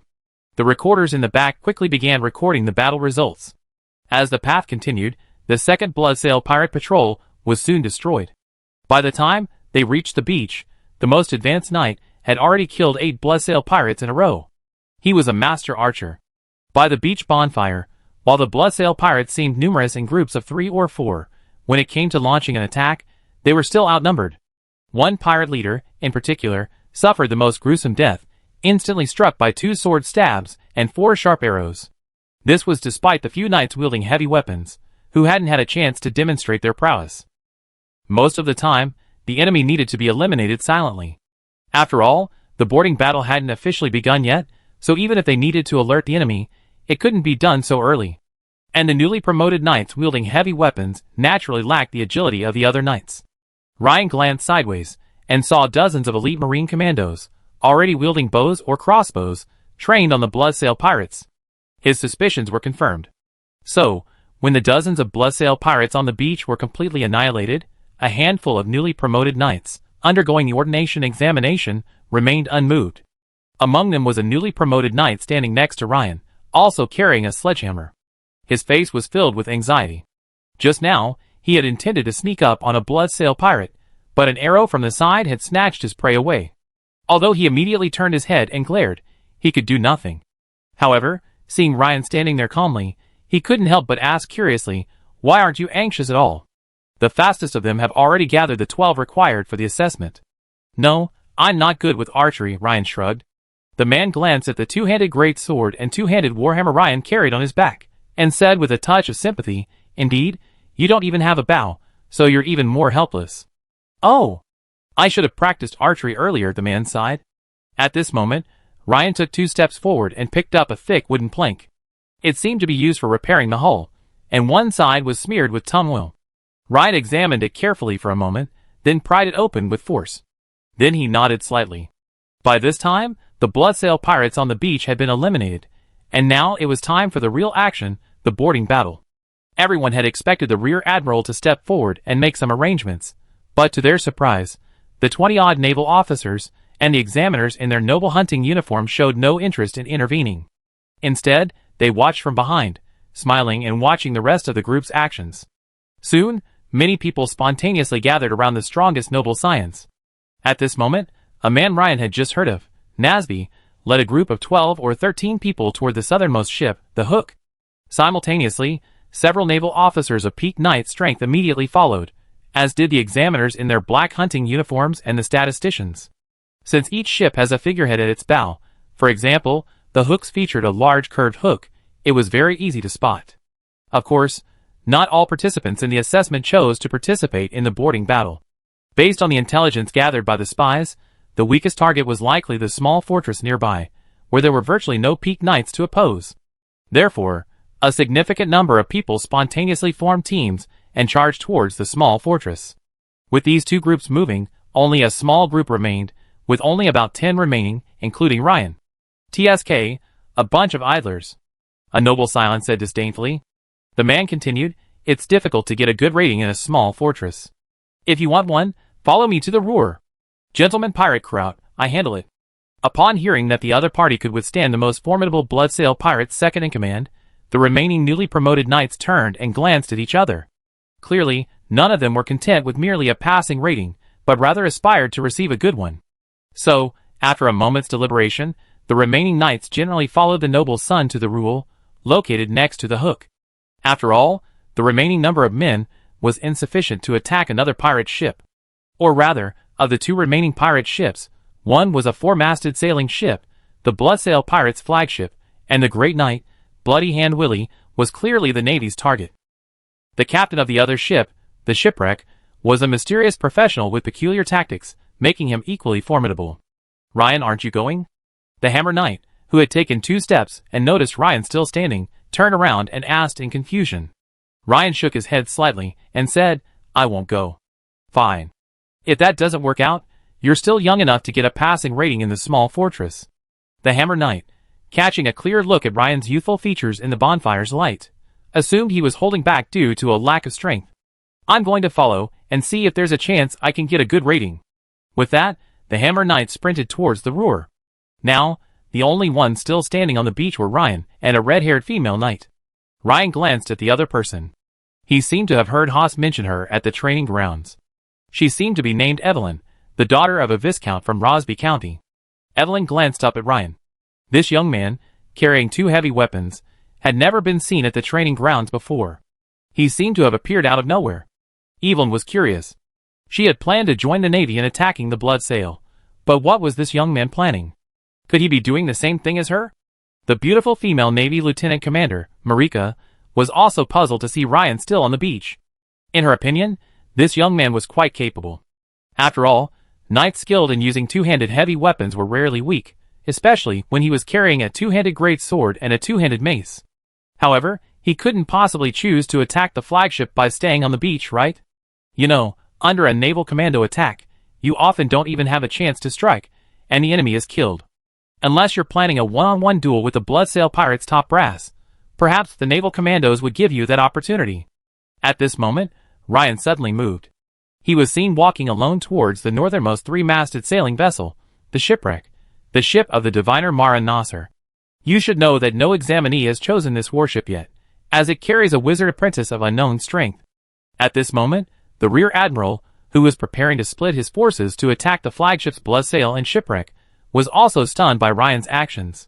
But the next second, he waved his hand, and Major Marika and an officer of peaked knight strength quickly reacted and immediately stepped out to follow Ryan. Are you going to gather intelligence alone? Wearing leather armor? Carrying heavy weapons? What a strange look. Even if you can sneak in and gather first-hand intelligence, this assessment is based on kill counts. Doesn't this young man think that simply gathering any intelligence will earn him a passing grade? Besides, if they're discovered, they'd be immediately surrounded by pirates, and the mission will essentially be a failure. The naval officer following Ryan had a flurry of questions in his mind. Strangely, Ryan stopped short of the sunken ship. He raised his head, his gaze darting back and forth at a point behind the ship for a moment. Then he simultaneously removed his 2-handed great sword and 2-handed sledgehammer from his back. This maneuver. The naval officer and Lieutenant Commander Marika exchanged a glance, each seeing confusion in the other's eyes. Taking out 2 heavy weapons? What's he going to do? Use them as one-handed weapons? That's not the case. Chapter 165. At this moment, in the captain's lounge aboard the sunken ship, Captain Mara Nasser, dressed in a black robe, wasn't fiddling with his bottles and jars. Instead, he was, in a rare moment, conferring with his first mate, the bosun. The first mate was a one-eyed middle-aged man, with a sturdy face and a powerful aura, clearly possessing the strength of at least a veteran knight. He said, "Boss, why do you oppose Boss Bloody Hand's cooperation with the Eagle Federation? I saw the 50 arquebuses they brought this time. They're well-made and powerful, and they seem very sincere. Although these arquebuses pose little threat to us knights, who have reached the transcendental stage, for our brothers, having one more of these arquebuses will significantly increase their combat effectiveness. Yes, boss, talk to Boss Bloody Hand and ask him to give us a few more for the shipwreck. The brothers have been complaining to me all day," the bosun, a large, bearded man, echoed. Mara glanced up at the 2 men, with a worried look on his face. "We can cooperate with other pirates, but if we cooperate with the Eagle Federation, I'm afraid we become a thorn in the Empire's side if the Empire learns. Besides, do you really think the Eagle Federation is here to help us? They just want to use us to further weaken the Imperial Navy." The one-eyed first mate and the bearded bosun were no fools. Upon hearing Mara's words, they immediately realized what was happening and exchanged glances. "Well, boss, how about you tell my fortune?" The one-eyed middle-aged man hesitated, as if contemplating something. "I've already done a divination, and while the results are neither good nor bad, I still feel something's off, as if something's interfering with the divination," Mara explained, pacing. "But I'm planning to do another divination now." Mara's pale face hardened. This time, he planned to try bloodgrass divination, a more advanced form of divination than watergrass divination. Bloodgrass divination requires the diviner's own blood to be mixed with the watergrass, thereby increasing the accuracy of the divination. However, Mara rarely uses this more advanced form of divination due to its physical damage. But the wizard apprentice's keen senses seemed to warn him of impending danger, especially since his eyelids had been twitching since tonight. At the dockside, the attack on the Bloodsail pirates' flagship, the Bloodsail, had already begun. For naval officers of peak knight caliber led the attack, followed closely by the Navy's assault force, with a rear admiral and another expert providing the support. 15 members of the naval assault force remained behind, led by another naval officer, seemingly preparing for a simultaneous attack on the shipwreck. By the way, Leonard, when will the divination interference within Merritt Island end? Sir, it will last until dawn. If the one performing the divination is merely an apprentice wizard, I don't think they find any problems, a naval captain behind the rear admiral said confidently. Using divination interference is a standard procedure in some special operations. The rear admiral nodded, then turned to the middle-aged man, with a mustache and hunting clothes and said, Sir Theo, let's go meet Bloody Willie and the Eagle Federation's messenger. Of course, I also want to see Bloody Willie. Theo, the head of the assessment team, nodded with a smile, agreeing. Huh? At this moment, the rear admiral seemed to sense something and turned to look in Ryan's direction. At this moment, Ryan, holding a two-handed weapon in each hand, whispered a spell. High-temperature force field. 3 seconds after the low incantation, a subtle change appeared around Ryan's body. Although Ryan's body was still clearly visible from an outsider's perspective, the temperature difference caused the air density to change, causing light to refract. Simply put, if an enemy stabbed Ryan's eyes, the sword might deflect slightly, striking his forehead or another nearby area instead. The next second, Ryan's body suddenly expanded, his muscles swelling twice as if inflated. Luckily, he had changed into otter hide armor, which was much more flexible than metal plate armor, so he didn't burst immediately. With the motion of a javelin, Ryan hurled the shimmering greatsword in his hand towards the stern of the three-masted ship, the shipwreck, some 20 or 30 meters away. Swoosh! In an instant, the greatsword, like a giant arrow, shot straight towards the stern at an incredible speed, so fast that only a bright afterimage could be seen. By the time the sound reached everyone's ears, the greatsword had already been embedded in the hull of the stern. After traveling dozens of meters, about half a meter of it had penetrated the incredibly thick hull, revealing about a meter of the shiny blade, which was vibrating and humming. Ryan, having activated his limit-breaking and extraordinary trait, Massive Strength Level 3, gave a powerful kick, charging from the dock towards a small boat moored on the shore. The next second, Ryan's foot landed on the boat's deck, and the deck instantly creaked under the weight. It turned out that Ryan was using the boat as a transit point. His kick was so powerful that it instantly pushed the entire boat down several dozen centimeters. Then, he leaped into the air again like a giant bird, flying towards the stern of the three-masted sailing ship, the sunken ship. At that moment, on the beach, the beautiful female naval officer, Lieutenant Marika, her cherry lips wide open, enough to fit an apple, her eyes wide open, unable to recover for a long time. It was as if her face was forever frozen in that expression. Only when Ryan had already flown from the dock to the stern of the shipwreck did she come to her senses and murmur, with his strength, "Why isn't he with the others? And what's he going to do?" The stern. The red-haired girl, Evelyn, watched Ryan's bird-like figure soar to the stern of the shipwreck. However, her mind was rapidly pondering Ryan's intentions. His previous movements had already shown that Ryan was undoubtedly a master on par with her. But she still couldn't understand Ryan's current intentions. Why not take the usual gangplank to enter the shipwreck? At this moment, the gangplank of the shipwreck had not been removed and was still connected to the dock. With his strength, he should have easily been able to charge indirectly. This running to the stern. Did he think that landing on the deck from the stern would be less crowded? This seems to be the only explanation. The red-haired girl nodded, musing to herself. The naval officer standing next to Major Marika, a peak-level knight, naturally looked at Ryan with a look of surprise. A single thought suddenly occurred to him. This boy before him could very well give them an explosive scene. Besides, he murmured softly, this is definitely not a formal knight who has just entered the transcendent stage. Even veteran knights don't show such exaggerated muscle growth. Could it be that he is? The rear admiral and the middle-aged man from the assessment team, further away, raised their eyebrows, their eyes clearly filled with surprise. Could it be that he's going to attack the captain's cabin directly? But the hull of a three-masted sailboat is over 30 centimeters thick, the mustachioed middle-aged man muttered, seeming to immediately grasp Ryan's intention. That's probably it, the rear admiral nodded, agreeing with the mustachioed middle-aged nobleman's opinion. Just as everyone on the shore was watching Ryan's next move, as Ryan descended, His feet landed firmly on the shimmering greatsword stabbed across the hull. Due to his own weight and the impact of his previous leap, the exceptionally flexible blade, clad in star-studded iron, bit approximately 30 degrees like a taut bow. At this moment, Ryan bit his knees, preparing to leap. He thrust his knees upward, and with the upward force of the sword, Ryan, clutching the heavy pig-headed hammer, soared over 4 meters into the air. Power burst. At the same time, his already bulging muscles swelled even further. He swung his pig-head hammer with both hands, unleashing an indestructible force. He swung it 360 degrees from bottom to top, driving it with a powerful force that hammered down fiercely on the thick hull where the small circular window had been.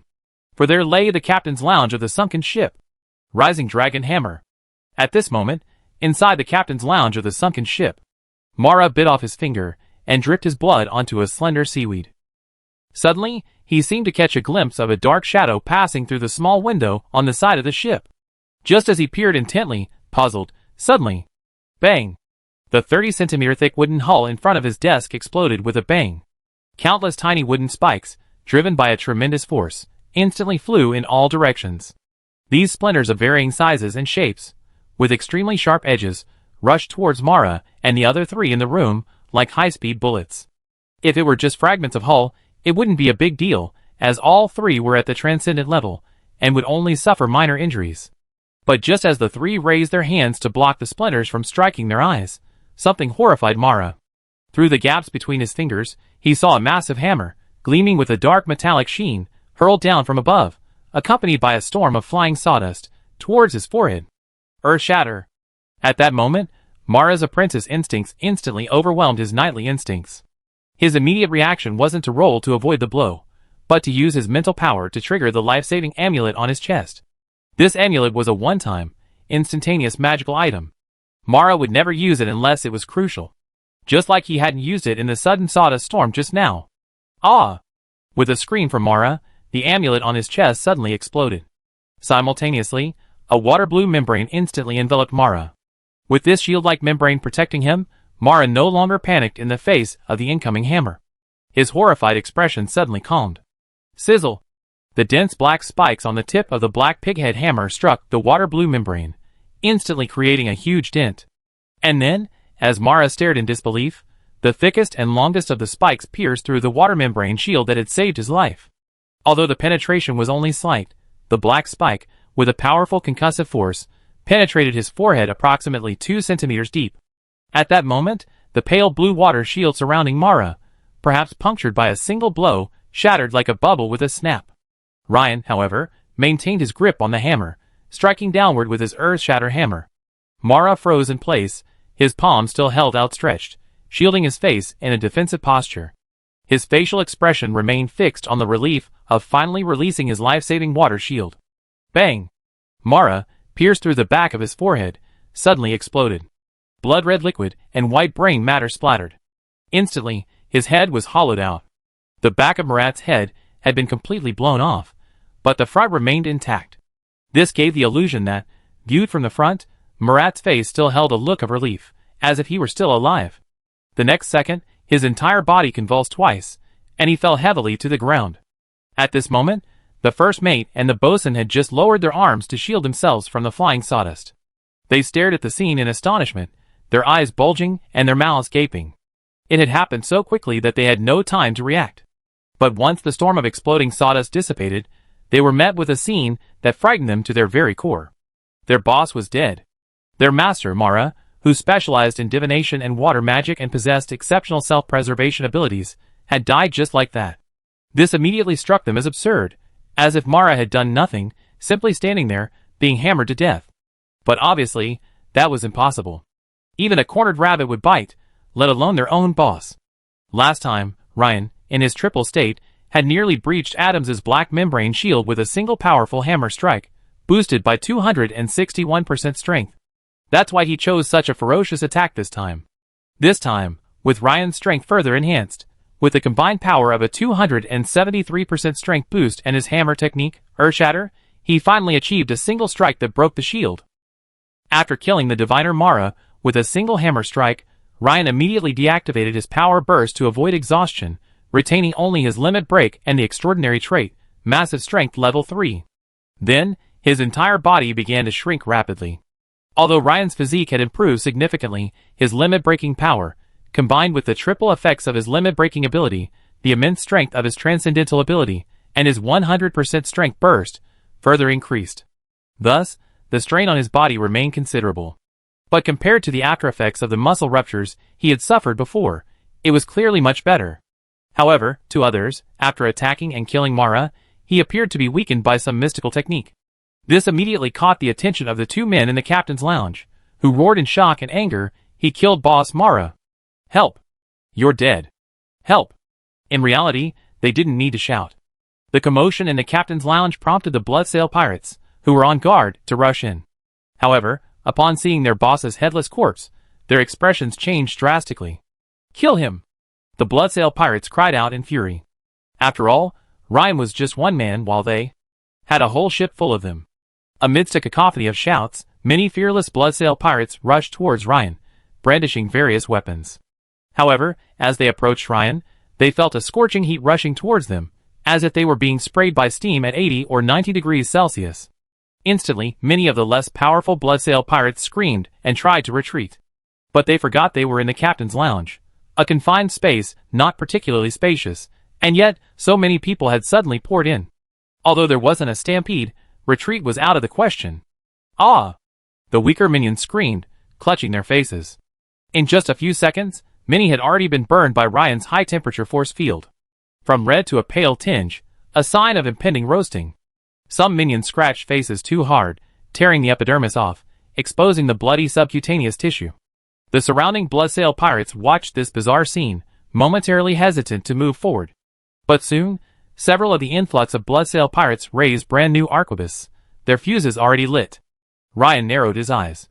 Although his iron skin level 3 trait protected him from such powerful projectiles, there was no need for him to fight them head-on. I'd better stick to my predetermined plan, Ryan thought. The next second, Ryan pounded the floor with a heavy sledgehammer, smashing a massive hole in the captain's deck. He then leaped to the lower deck. Compared to the hull, this deck was much thinner, making it much easier to shatter. Led by the muscular first mate and the bearded bosun, the Bloodsail pirates, like a pack of hyenas, pursued Ryan downhill. But as they leaped, some of the Bloodsail pirates, having just made their way around to the lower deck, saw Ryan pounding the deck again and swiftly leaping through the hole, landing on the lowest deck. This left the first mate and bosun on the sinking ship completely bewildered. They had never seen an assassin, after completing a kill, not flee but instead continue to advance behind enemy lines. This enigmatic maneuver was completely incomprehensible. At this moment, Ryan's continuous penetration of the deck had mobilized almost all the Bloodsail pirates aboard the sunken ship. Nearly 200 Bloodsail pirates began to race towards Ryan's current position. This instantly boosted the confidence of the flabby-faced first mate and the bearded bosun. Even if you're a great knight, you're doomed this time. One man's piss can drown you. At the dock. What a fuss! Even if we can breach the hull, attacking alone will inevitably lead to a siege by the Bloodsail pirates. What a foolish move! The male naval officer standing next to Major Marika exclaimed in surprise. Long military experience has instilled in male naval officers a strong emphasis on coordination and close cooperation. He abhorred such acts of individual heroism. Furthermore, as a peak knight, when he saw Ryan shatter the heavy hull of the shipwreck with a single hammer and break into the captain's lounge, he was initially astonished at Ryan's strength, but then a frown settled on his face. Because no matter how strong your individual strength is, human power always has its limits. Fighting a siege of more than 10, or even dozens, of Bloodsail pirates alone was naturally unwise. But driven by duty, this peak knight-level naval officer immediately tiptoed and swiftly pursued the massive hole in the shipwreck. It's probably too late, but I try to get the other person's body intact, he thought. At this moment, the beautiful female naval officer, Lieutenant Commander Marika, finally recovered from the shock of Ryan's blow through the thick hull. She closed her cherry lips and hurried after the naval officer. Because she was also one of the recorders for this enthronement examination, she naturally had to keep close, otherwise, how could she record the first-hand events? Behind her, 2 naval officers and a member of the examination team dressed in noble hunting uniforms immediately followed. All 3 of them breathed deeply and moved swiftly, their gestures smooth and imperfect, each one seeming to be a master of the peak knight level. And Ryan's blow to the hull of the sunken ship naturally landed on the beach, visible to the rear admiral and the middle-aged noble with a mustache. Strangely, however, neither of them moved, seemingly unconcerned about Ryan's safety. The rear admiral watched Ryan rush into the captain's cabin. After several seconds, he smiled and turned to the middle-aged man with a mustache beside him, asking, "Sir Theo, you've been in charge of so many inauguration examinations. Have you ever seen such an interesting young man?" The mustachioed man's face was equally delighted.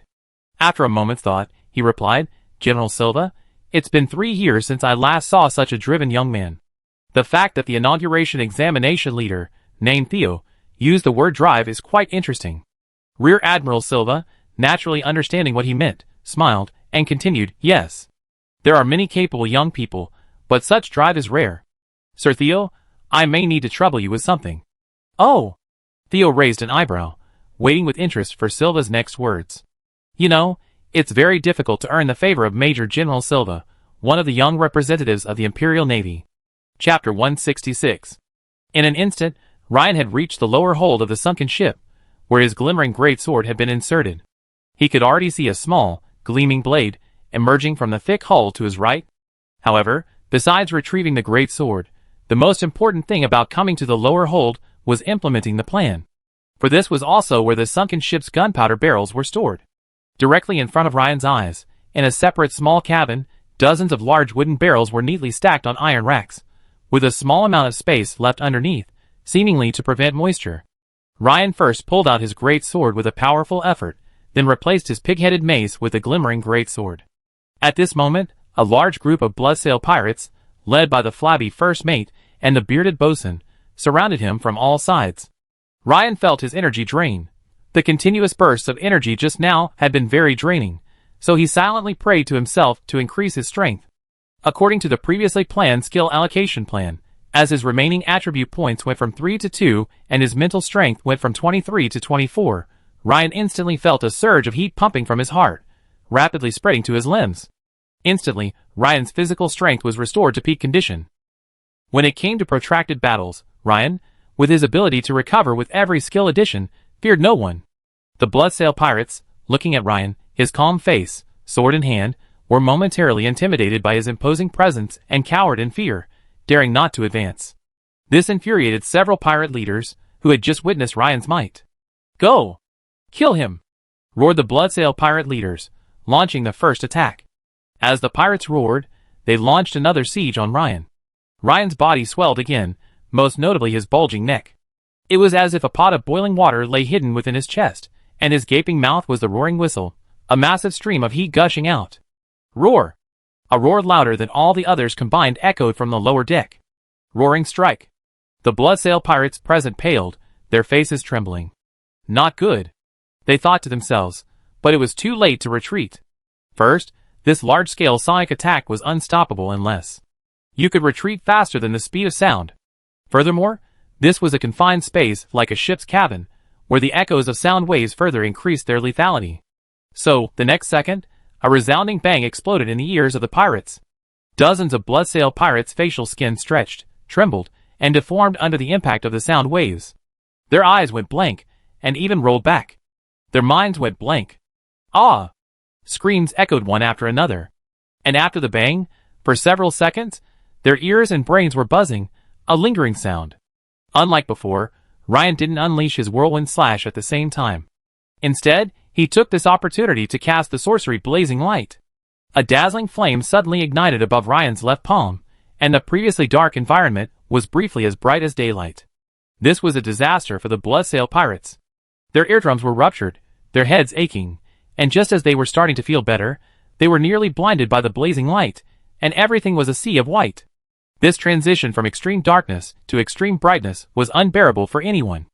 "Ah!" The screams had just died down for a few seconds before rising again. A few seconds later, when the bloodsail pirates could barely see again, they noticed that the bright light was moving closer to a pile of cylinders in the hold. The first mate and the boatswain, who had regained their sight first, were instantly horrified when they saw Ryan insert and ignite the fuse of a gunpowder barrel. Sizzle! The sound of the burning fuse was no less than a death warrant. Judging from the length of the fuse, it was about to explode in 3 seconds. Retreat! Retreat! Quickly! The first mate and the boatswain immediately abandoned all hope and fled to the upper deck. Of course, they knew that if this pile of gunpowder barrels exploded, not only would they be wiped out, but the sunken ship would likely be blown in two. The thought of such a scene filled them with fear. Where the hell did this madman come from? He chose to die together just to kill me. Panicked, the two men ran, cursing inwardly. Run! The ordinary pirates also realized that it was impractical to rush forward to extinguish the fuse against this powerful enemy. The only option now was to run. As long as they could reach the decks at either end, even if the ship exploded, they might still survive. Bang! Just as the bloodsail pirates were in a state of panic, scrambling like headless flies towards the escalator leading to the upper deck, Ryan's size swelled again, a 2.2-meter tall, muscular behemoth reappearing. He switched weapons in a flash, and with a single blow, he punched another massive hole through the over 30-centimeter thick oak hull. Then, with a powerful push of his feet, Ryan pierced through the gaping hole, his entire body like a giant bird, hurtling straight towards the nearest boat, over 10 meters away. Previously, he'd been breaking in, now, breaking out. 2 seconds. At this moment, while leaping in midair, Ryan suddenly caught sight of a familiar, beautiful female face poking out of the hole in the captain's cabin at the stern of the sunken ship. This made Ryan's pupils shrink, and his expression changed drastically. A thought flashed through his mind. Why is she there? But before he could dwell on the reason, Ryan shouted, "Run! The ship's going to explode." While shouting, Ryan waved his arms vigorously twice. It turned out that Lieutenant Commander Marika had followed the male naval officer through the hole Ryan had hammered into the captain's lounge of the sunken ship. Upon entering the captain's cabin, the others looked in shock at the sunken ship's captain and fortune-teller, Mara Nasser, lying on the ground. They stared at the scene in amazement, completely baffled as to what kind of attack could have caused the back of the head to be hollowed out, while the front remained intact. A two-handed sledgehammer? One blow would have shattered the face, too. A two-handed sword? Wouldn't that have been a decapitation or a cleavage? Marika, stunned, picked up her quill and swiftly wrote down, "Ryan, a participant in the assessment, killed Mara Nasser, captain and diviner of the bloodsail pirate shipwreck." But before she could finish, they felt the ship's hull suddenly shake, as if another large hole had been punched. So, they immediately looked out to see Ryan sprinting from the hold, shouting, "The ship's going to explode." Everyone's expressions paled. Although they hadn't figured out how the ship was going to explode, they didn't dare pause for a moment. This newly minted knight undergoing the ordination examination had already shocked them enough. He was most likely telling the truth. Run! And so, everyone darted out of the hole in the captain's cabin, leaping across the sea like giant birds onto nearby boats. 1 second. Compared to the bloodsail pirates, who trampled over each other in the cramped cabin and wooden staircases, the Imperial Navy officers were fortunate. In the same amount of time, they managed to cover a dozen or 20 meters. Faced with the threat of death, the pirates scrambled for the lead. Finally, with the explosion, most of the pirates barely made it a few steps. Boom! An explosion suddenly resounded across Merritt Island. Everyone, including Ryan, was struck by the shockwave from behind, stumbling and nearly falling. Then, a wave of water over 10 meters high drenched them all. With them in such a state of disgrace, one could only imagine the plight of the bloodsail pirates aboard the shipwreck. Looking back, they saw the over 30-meter-long shipwreck, ripped in two, blazing fiercely and slowly sinking. But because the shipwreck was moored at a coastal pier, the water was shallow, leaving one end of each hull protruding from the water like a giant reef. Outside, on the pier, Rear Admiral Silva was about to say something when suddenly, a furious roar erupted from the shipwreck. The roar was tangible, like the roar of a giant bear. This caused General Silva and the middle-aged nobleman, Theo, to pause their conversation and gaze intently at the sunken ship. A large hole suddenly blew through the ship's hull, revealing a familiar figure sprinting out. Judging by its speed, it looked more like a flight than a retreat. Huh? Is he being besieged and defeated? Is he fleeing? Upon seeing this scene, these were the first thoughts that crossed their minds. But then, upon hearing Ryan's loud cry, "The ship's about to explode," the two high-ranking officials exchanged glances, each seeing shock in their eyes. It's going to explode? He blew up the shipwreck? Just as they were stunned, a deafening roar echoed through the dock. They raised their hands to block the violent surge of air caused by the shockwave. Even over 100 meters away, the fierce blast still rustled their clothes. What the hell did this young man do? Didn't I tell you on the way here? Killing the first mate of a pirate ship is considered excellent. What the hell is this, blowing up an entire ship of bloodsail pirates? They wondered. However, Both men had seen a lot, and Rear Admiral Silva quickly recovered. He said to the middle-aged noble, "This guy not only disrupted my previous deployment, but also destroyed a 3-masted warship that was about to be captured." "Yes, but upon closer inspection, what he didn't violate any of the assessment regulations." The middle-aged noble, Theo, also smiled helplessly. Who would have thought that a newly promoted knight participating in the enthronement assessment would be even more powerful than an experienced naval commando in killing pirates? What a ragtag kid. Also, we might have to get busy. Rear Admiral Silva once again focused his attention on the blood sail. Perhaps influenced by the blast that ripped the sunken ship in two, the movement aboard the blood sail had intensified. 2 men, one in front and one behind, rushed towards the pirate flagship, the blood sail. Aboard the other pirate ships, including the blood sail flagship, pirates, elite Imperial Navy personnel, and newly minted knights undergoing the inauguration examinations were all shaken by the deafening roar. Aboard the Ruhr, a group of young knights, led by the noble's son from earlier, were engaged on deck in combat with the scimitar-wielding bloodsail pirates. Because of the large number of people aboard the Ruhr, no matter how concealed they would eventually be discovered. Therefore, after a period of stealth attacks, the situation finally escalated into a full-scale battle. As the massive explosion of the shipwreck echoed, everyone, watching the blazing, broken-in-two 3-masted sailboat, marveled at the Imperial Navy's magnanimity, their morale instantly soaring. Aboard the Hook, a similar scene unfolded. As the flagship of the bloodsail pirates, the pirates' strength was naturally not to be underestimated. They were engaged in a fierce battle with the Imperial Navy's commandos, which explains why Major General Silva said they would be busy for a while. Ryan, who had caused such a commotion, now gazed calmly ahead, seemingly admiring his own masterpiece. But in reality, he was just checking the system prompts. Your high-temperature field skill has been upgraded, adding 17 XP. Your giant bear swordsmanship skill has been upgraded, adding 54 XP. Your talker hammermanship skill has been upgraded, adding 377 XP. Your blazing light skill has been upgraded, adding 19 XP. You have experienced a battle, adding 81 XP to the knight, transcendent, and 46 XP to the wizard apprentice, transcendent. At this moment, Colonel Marika, clacking in her thick soled leather boots, trotted up to Ryan's side and said to him with a hint of anger, "Knight Ryan, why didn't you tell us beforehand if you made such a fuss? Just now we almost—" Ryan turned and glanced at the beautiful, dripping colonel. She was wearing a curvaceous navy uniform, clinging to her figure, accentuating her sultry figure. Unfortunately, a pair of beautiful eyes glared at him from her delicate face. However, Ryan somewhat understood her feelings. After all, anyone who nearly died at the hands of a friendly force would be furious. And Marika, always mindful of her image, was not only drenched in seawater from the shipwreck's explosion, but now, drops of salty water were dripping from her wisps of hair. This was truly unbearable for the always neat-minded Marika. This was indeed my oversight. But the instructions didn't mention that new knights taking the test need to report their plans in advance, right? Ryan felt the need for clarification was necessary. After all, if he hadn't warned his allies in time, casualties might have already occurred on his side. So he added, "You?" Ryan's words made Marika's plump breasts heave violently, but upon reflection, she surprisingly didn't see anything wrong with what he said.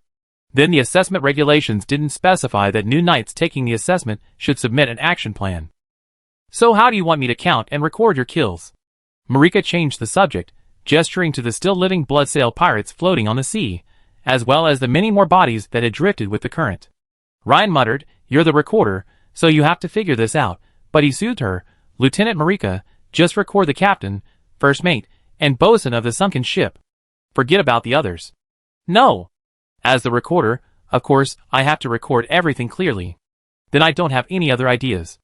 Ryan had come up with this battle plan as early as when he saw the blueprints for the 3-masted sailboat. So, back then, he carefully reviewed the ship's hull thickness, deck thickness, and other data. Also, near the bonfire on the beach, he found the thick oak planks the pirates used to repair the hull and personally tested their strength.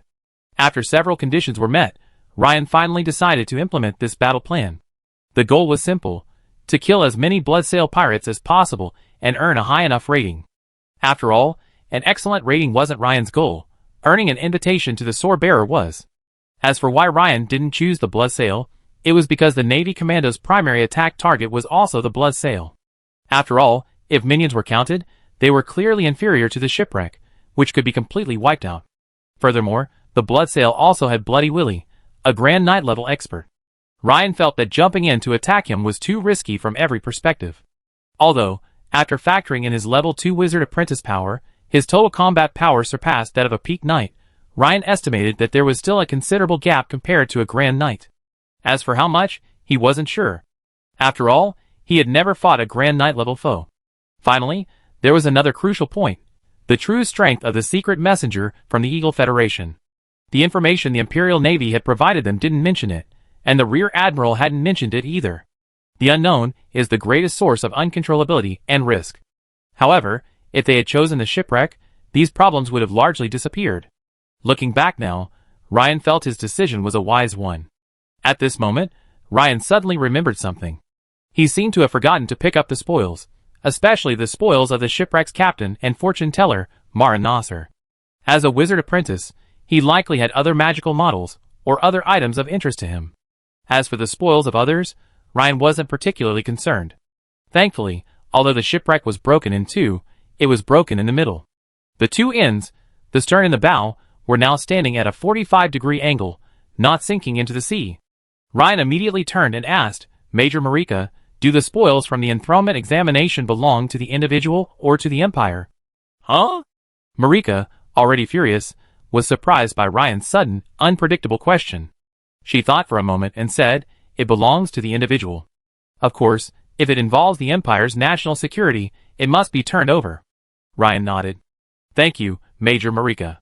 I think I need to go look for my spoils. Would you like to join me?" Okay."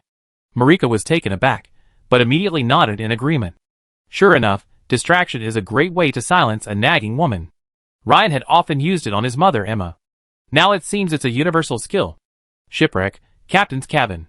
Although this was Marika's second time seeing the fortune-teller's corpse, she couldn't help but exclaim in admiration, "Knight Ryan, how on earth did you?" As she spoke, Marika pointed at the man's hollowed-out skull. "It's just a secret technique. By the way, I got an excellent rating in this assessment, so that should be no problem, right?" Ryan didn't want to elaborate on his methods, resorting to distraction again. "Of course, in my opinion, you deserve a higher rating. It's just a pity that the highest rating in the inauguration assessment is excellent," Major Marika said with a slight smile. Bloodsail, aft deck. Rear Admiral Silva, with a grim expression, watched a rapidly receding ripple hundreds of meters away. He knew that beneath the surface lay some newly developed device of the Eagle Federation, capable of short-term underwater navigation. It seemed that his ship stationed offshore would be unable to stop the enemy. This raid hadn't been a complete success. What a shame! However, as he gazed at the tall, muscular man, Bloody Willie, limp as mud beside him, Silva's expression brightened somewhat. At least, he should be able to extract some useful information from him. "General, we've discovered a batch of new-style matchlock rifles. Judging by their quality and craftsmanship, they're likely from the Eagle Federation," a messenger reported. Silva nodded, but said nothing.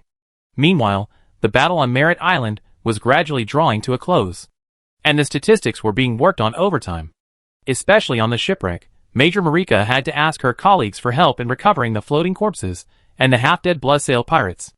The male naval officer was directing the commandos, who were originally going to attack the shipwreck, clearing the sea surface.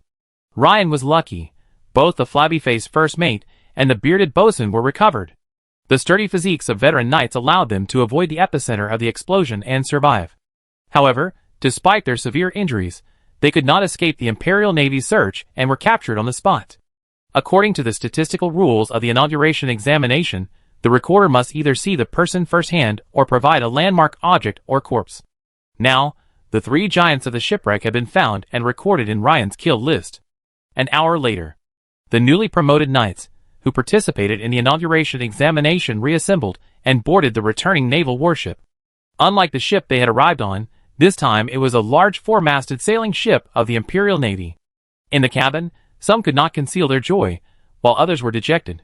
"I killed 6 Bloodsail pirate leaders this time and received good reviews, so there shouldn't be any problems. Alas, I only killed 11 ordinary pirates. I'm afraid this time it's doomed." A young man couldn't hide his disappointment. "Who told you to choose the small fortress? It's safe, but there are far fewer pirates there than on the ship, and you went there with so many people." "That's not surprising, said a slightly older young man nearby with a hint of disdain. Many people are like this. They want to minimize risk while still reaping the rewards. He went to the hook, and this time, he killed 7 Bloodsail pirate leaders and 8 ordinary pirates, earning a good rating. Did you hear? The red-haired girl, Evelyn, killed the Bloodsail's bosun and several pirate leaders. So impressive? That's a surefire excellent rating. Wow, she's been directly awarded the title of Baron. I'm so envious. Yes. Many knights have served the Empire for decades, and in the end, only receive a baronship. A young man nearby glanced at the red-haired girl with envy. However, what puzzled him was that the red-haired girl, Evelyn's beautiful eyes, kept glancing at the black-haired boy next to her. Chapter 167. Although all the newly promoted knights participating in the inauguration examination heard and saw the shipwreck explode in two, except for the red-haired girl, Evelyn, who saw it firsthand, it was Ryan's doing. Everyone else only heard the loud explosion and the burning, broken shipwreck. Thus, they naturally assumed it was the work of the Imperial Navy, never considering it as the work of a young man participating in the inauguration examination. On the other hand, perhaps due to confidentiality regulations, the members of the examination team and naval officers who witnessed Ryan's ship bombing remained silent, not revealing a single word about the circumstances. And Evelyn, the only remaining witness to Ryan's bombing, was introverted and a bit proud, and had no desire to spread the news. Thus, as a result, none of the other young people knew that Ryan had been responsible for the ship bombing. As for Ryan himself, he naturally wouldn't actively publicize this matter. At this moment, Ryan sat quietly in a chair inside the cabin, replaying the entire battle. The noise within the cabin seemed completely irrelevant to him. If the protective membrane that Diviner Mara had applied had blocked his earth shatter, then in the subsequent battle, the 2 veteran knights, the first mate and the bosun of the shipwreck, would have undoubtedly joined in. However, due to his preemptive release of a high-temperature force field that lasted for about a minute, and the fact that he was fighting in the enclosed and small space of the captain's lounge, he still had a significant advantage. Defeating a few of them would only be a waste of effort. The only possible scenario for failure is if Diviner Mara, after blocking my attack, immediately chooses to flee. Then, given their familiarity with the shipwreck, I might not be able to catch up to them immediately, and I might be exhausted from killing the Bloodsail minions that block my path. This scenario would create a lot of uncertainty. Even if I were to ultimately destroy the shipwreck, Diviner Mara would undoubtedly flee, significantly diminishing my overall success. However, Ryan thought more carefully and realized that this possibility wasn't very high. After all, the shipwreck was Diviner Mara's home base, and he had a treasure collection in his captain's cabin. Furthermore, he had never fought me. Putting myself in their shoes, I wouldn't likely abandon my treasured possessions and flee from my base the moment they met. Speaking of treasures, Ryan couldn't help but glance down at the black cloth bag at his feet, which contained the spoils from the fortune teller Mara. In reality, the black cloth bag contained a small iron box. However, Ryan, concerned that simply carrying the small iron box would be too conspicuous, found a black bag nearby to cover it. This way, it would appear less conspicuous. Many newly minted knights had gained something during this inauguration examination, and they had also stored it in black bags of varying sizes. The small box found under the bed in the captain's lounge on the shipwreck contained, first, a fish scale scroll containing a water-based magic spell called hydrotherapy. Based on the information previously provided by the Imperial Navy, Ryan guessed that this must be the Diviner Mara signature water magic. Any other wizard apprentice would naturally be delighted to capture their opponent's signature magic. However, Ryan felt a slight disappointment, as it wasn't his most suited fire magic. For him, there was no shortage of magic to learn. He hadn't yet learned Adams's 2 curses, and now he had the added bonus of hydrotherapy. While these magics could be learned, their power and effectiveness would be significantly reduced. Otherwise, the concept of affinity wouldn't exist. Secondly, Mara's iron box contained a letter. The letter itself wasn't important. It was a letter from Mara to a friend, containing only a piece of information. To Ryan, this information was as valuable as the hydrotherapy he had just acquired. The letter mentioned a mysterious market in Rosby called the Nightingale Market. This immediately reminded Ryan of the Bat Market in Meister. Perhaps, in this mysterious market in Rosby, Ryan could find something useful. Finally, the small tin box contained something very interesting, half a treasure map. At first glance, Ryan couldn't help but smile. He hadn't even embarked on a great voyage, yet he'd already come across a treasure map. Originally, Ryan wasn't particularly interested in treasure maps, as the pirates' hidden treasures didn't hold much allure for him. However, When Ryan saw the handwritten note on the back of the treasure map, he changed his mind. Because this was the Pirate King's treasure. After a long and thorough investigation, Mara discovered the origin of the treasure map. It came from a pirate king named Vicente Sanborn. He was a fire wizard and great knight, active hundreds of years ago, and was renowned for his fireball technique, rivaling heavy artillery. It was said that a single fireball from him was more powerful than a 32-pound naval gun. Especially if the fireballs were aimed at wooden ships. A single fireball would not only shatter the hull, but also ignite it. Therefore, Vicente Sanborn easily ascended to the throne of Pirate King, earning him the nickname Shipburner. Fireball! Ryan couldn't help but yearn for it. Although there was no clue to the other half of the treasure map, he still had half. What if he could find the remaining half someday? Once I learn the sorcery fireball, I definitely have to add 5 skill points. 3 wouldn't be enough to justify the word fireball. Half a day later, after a night of fighting and intense statistics, the naval officers who participated in the raid on Merritt Island and the members of the Imperial Enthronement Assessment Team were holding a joint meeting in the conference room of the Imperial South Sea Fleet's 6th Squadron, across from the Naval House Inn. A clear female voice could be heard, articulately reporting data. The voice was a female officer, wearing the same naval uniform as Major Marika, except that she had 3 stars on her shoulders, indicating a rank of captain. Felipe Kerbin killed the Hook's first mate, 3 bloodsail pirate leaders, and 8 ordinary pirates. Score, 400 points. Bridger Sanchez killed the Hook's captain, Bilkeel Jamal, 5 bloodsail pirate leaders, and 3 ordinary pirates. Score, 615 points. Hearing this, many in the conference room murmured "Shh." If it weren't for that Ryan, this would have been first in this coronation assessment, right? Yes, if it weren't for that Ryan who blew up the ship, this would have been first. With this score, the first 2 times, it would have been a sure thing. I didn't expect to only be second this time. A member of the assessment team, dressed in noble hunting attire, murmured. Ryan Kalin killed Captain Mara Nasser of the sunken ship, along with the first mate, the bosun, 22 bloodsail pirate leaders, and 149 ordinary pirates. The female captain paused at this point, then continued. Score, 2,285 points. Perhaps because of this score, the female captain's voice was much higher than before. Hiss. Several people in the conference room gasped. TSK, TSK. Even more gasps of astonishment were heard. Although the news of the ship bombing had spread throughout the naval officers and assessment team last night, at that time, many had guessed that the newly promoted knight, who had blown up the ship, would receive an extremely high score. But now, upon hearing such an exaggerated score of over 2,000 points, they were still stunned. Not only was this score more than 3 times higher than the second-place score, but you have to remember that, in the previous few investiture assessments, the second-place score would have been a clear first. This amazed everyone. When was the last time such an outrageous score appeared in an investiture assessment? Viscount Theo, dressed in his noble hunting attire, couldn't help but reminisce. Even in the memory of this person, who had been in charge of the investiture assessment for 5 years, it seemed like nothing had ever happened before. Even in the records of all the previous investiture assessments in the province of Munster, such an outrageous score hadn't appeared in a long, long time.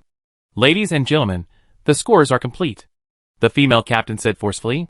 Excellent, now that everyone has heard the statistics, do any of the reviewers have any objections? Rear Admiral Silva smiled and nodded to the female captain, indicating that she could take a seat. No objections. No.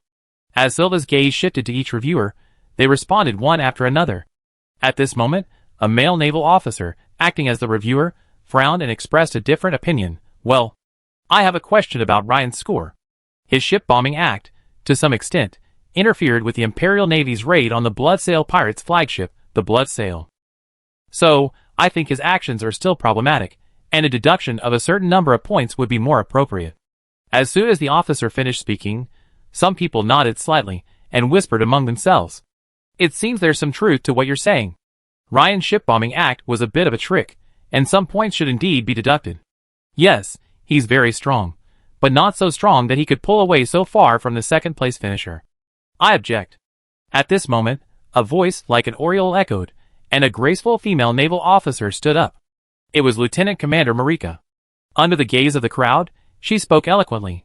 I think the first thing to clarify is whether those participating in the inauguration assessment are required to submit their individual action plans in advance.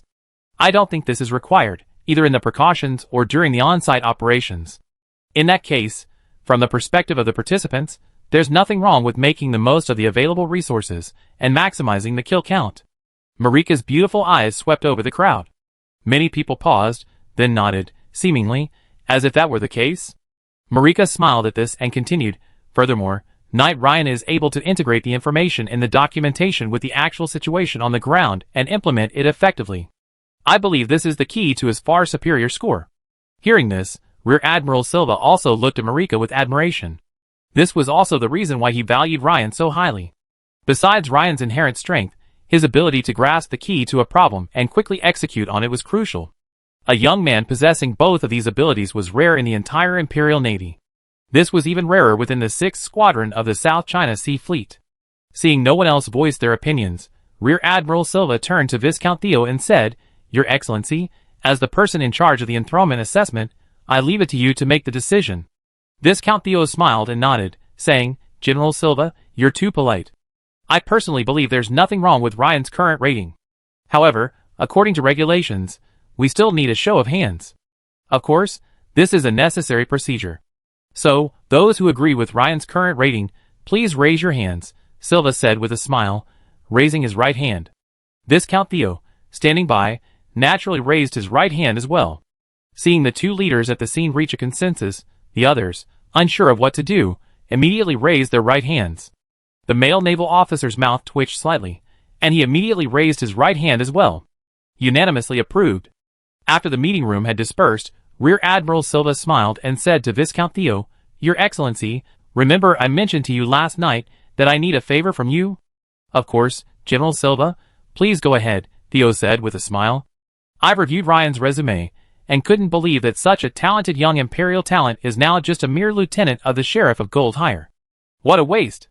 Sir Theo, could I jump the queue and hand Ryan the transfer order when the assessment results arrive? I think it's a waste of talent for such a promising young man not to serve in the Imperial Navy. Viscount Theo smiled faintly after hearing this. He had vaguely suspected that the help Silva was talking about might be related to Ryan, but he hadn't expected it to be true. According to normal procedures, after the inauguration examination, it takes about a month to determine whether a new knight has passed and what title is bestowed.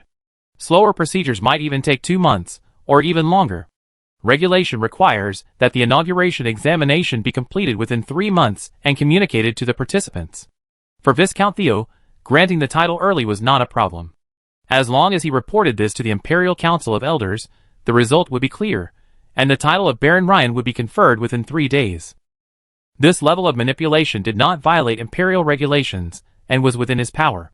So, Silva could naturally do the favor. Of course, General Silva, I agree with you.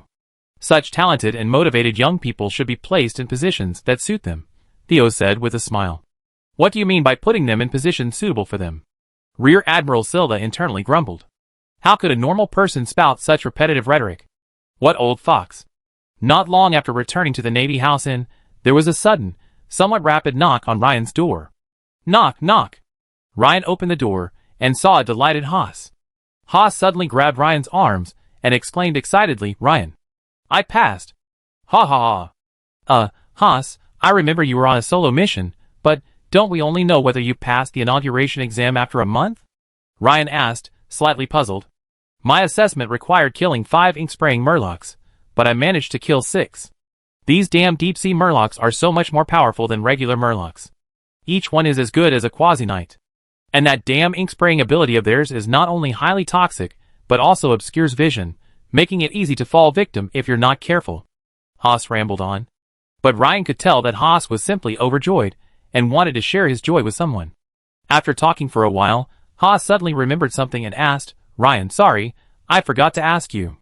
How did your assessment go? With your strength, you should have a chance to get a good rating, right? Haas asked, looking at Ryan seriously. Because Ryan had saved him from those guys before, Haas knew that Ryan's strength was superior to his, but he wasn't sure by how much. He had previously invited Ryan to practice at the training ground several times, but Ryan had declined. However, he believed Ryan possessed strength approaching that of a senior knight. After all, there were 2 official knights among the group, and ordinary knights would be unable to handle them. This shouldn't be a problem, Ryan thought for a moment and nodded. If he had simply said he deserved an excellent rating, Ryan felt it would have been a bit pretentious. Besides, he didn't want to dampen the current joy of his new friend. "You're truly worthy of it. You actually earned a good rating." "That's impressive." Haas patted Ryan on the shoulder and exclaimed. Just then, the clatter of leather boots echoed from the end of the corridor. Marika, a graceful female major in a brand new Navy uniform, approached Ryan. When she approached the two of them, Haas blushed slightly, a rare sight. He lowered his head and fell silent. Marika turned to Haas and said, "Knight, could you please allow me and Knight Ryan to have a private chat?" "Ah? Of course." Haas scratched his head and stammered slightly. After Haas left, Marika smiled at Ryan and said, "Knight Ryan, I just received a notice from my superiors that you need to stay at the Marine House Inn for another 3 days. Is that okay?" "Yes, of course." Ryan hesitated, but immediately agreed. He didn't ask why. 3 days might be just enough time for him to find the mysterious Nightingale Market. Besides, for him, it would give him the opportunity to learn more about the outside world. Rosby City was clearly much more well-informed. After all, he had previously stayed in shimmering Gold Town, rarely having the opportunity to learn about the outside world. Seeing Ryan agree, Marika's beautiful eyes gave him a strange look. Then she smiled and said, "Knight Ryan, well done." With that, Colonel Marika turned and left. This left Ryan a bit perplexed. 5 or 6 hours ago, this beautiful major had angrily complained to him, and now she was praising him again. But being praised felt quite good. So, that afternoon, while most of the newly promoted knights, including Haas, began packing their bags and preparing to return, Ryan, having received the notice, remained at his current residence. Meanwhile, in the underground hall of a mansion in Meister County, Master Priest, after several days of investigation, the druid Lord Giovanni encountered last time is no longer in Gold Hire. Black Flame Brother Lamar reported respectfully to the bloated figure seated upright. You mean, that druid who suddenly appeared was just passing through?" The high priest's tone was clearly a little surprised. After hearing the news of Giovanni's serious injury 7 or 8 days ago, he was shocked. He hadn't expected a newly promoted knight from a small town to be connected to a druid. If this were true, then it would require careful investigation. "Well, that's not certain. Since Ryan is not in Gold Hire at the moment, I can't confirm any connection through actions against him." Black Flame Brother Lamar thought for a moment and answered cautiously. "What do you mean?" "Master High Priest, according to reliable information, Ryan traveled to Rosby City a few days ago to participate in the nobility enthronement examination. Therefore, I am currently unable to confirm whether there is any connection between Ryan and the druid who injured Lord Giovanni. Also, we have no clue about the druid's origins." At this point, Black Flame Monk Lamar himself began to lose his voice, because his entire answer seemed perfunctory, even to him. But he had tried his best. The day Giovanni returned from his serious injury, he was assigned the task of investigating the druid. At the time, he was also deeply worried. After all, Giovanni was no match for him, let alone him. After several days of careful investigation, he finally confirmed that the druid was no longer in Gold Hire. But at that time, he discovered that Ryan seemed to be gone too. Chapter 168. Lamar was relatively responsible. After painstakingly inquiring, he finally learned from a secret source that Ryan might be participating in the ordination examination. Just then, he received an order from the high priest to return and report, leading to today's scene. After hearing Lamar's findings, the high priest remained silent for a long while. The entire underground hall fell into a dark and brief silence, Lamar barely audible even his own breathing. The high priest was speechless. Isn't this Ryan just a newly promoted knight? How could he be so unstoppable after so many attempts? Instead, he seemed to be growing stronger. This simply didn't make sense. The Black Flame prayer at the previous time point had also missed its deadline due to the failed blood sacrifice in Shining Gold Town. Preparing for the next Black Flame prayer at the next time point was the top priority. But if Ryan wasn't dealt with, it would not only be embarrassing, but the enemy might even sabotage the guild's operations once again. At this moment, the high priest, a tall, portly figure, shifted slightly in his wide chair. He tilted his head to look at Lamar and asked, "Just now, you said Ryan went to Rosby City to take the test for enthronement?" "Yes, Your Excellency," Lamar nodded confidently. "Then do you think he can pass the test?" Lamar wanted to say, of course, but he felt he couldn't embolden his enemies and undermine his own prestige. So, after carefully considering his words, he said, "Probably." "Yes." The portly officiant didn't mind Lamar's slick, questioning tone at the end, but continued, "If it's possible, then after he returns, he'd be awaiting honors and promotions. Isn't that right?" Yes, Your Excellency, according to the official imperial procedure, that's how it is. Lamar's face brightened, as if sensing the officiant's need to confirm the imperial procedure. Well, Lamar, contact Baron Alonso and inform him of this situation. Now that Ryan has become a noble, find a way to have him promoted to Sheriff of Fishing Harbor. As the officiant spoke, a glint flashed in his small, portly eyes. However, Merrill frowned upon hearing this and asked, Your Excellency, are you going to use the pirates to deal with them? Not the Poseidon cult. The Poseidon cult? They've started showing up too? Aren't you afraid of another imperial crackdown? Lamar asked hurriedly, startled. Yes, after a long period of silence, they've finally started moving. Otherwise, why did the pirates cooperate so well with our operation last time?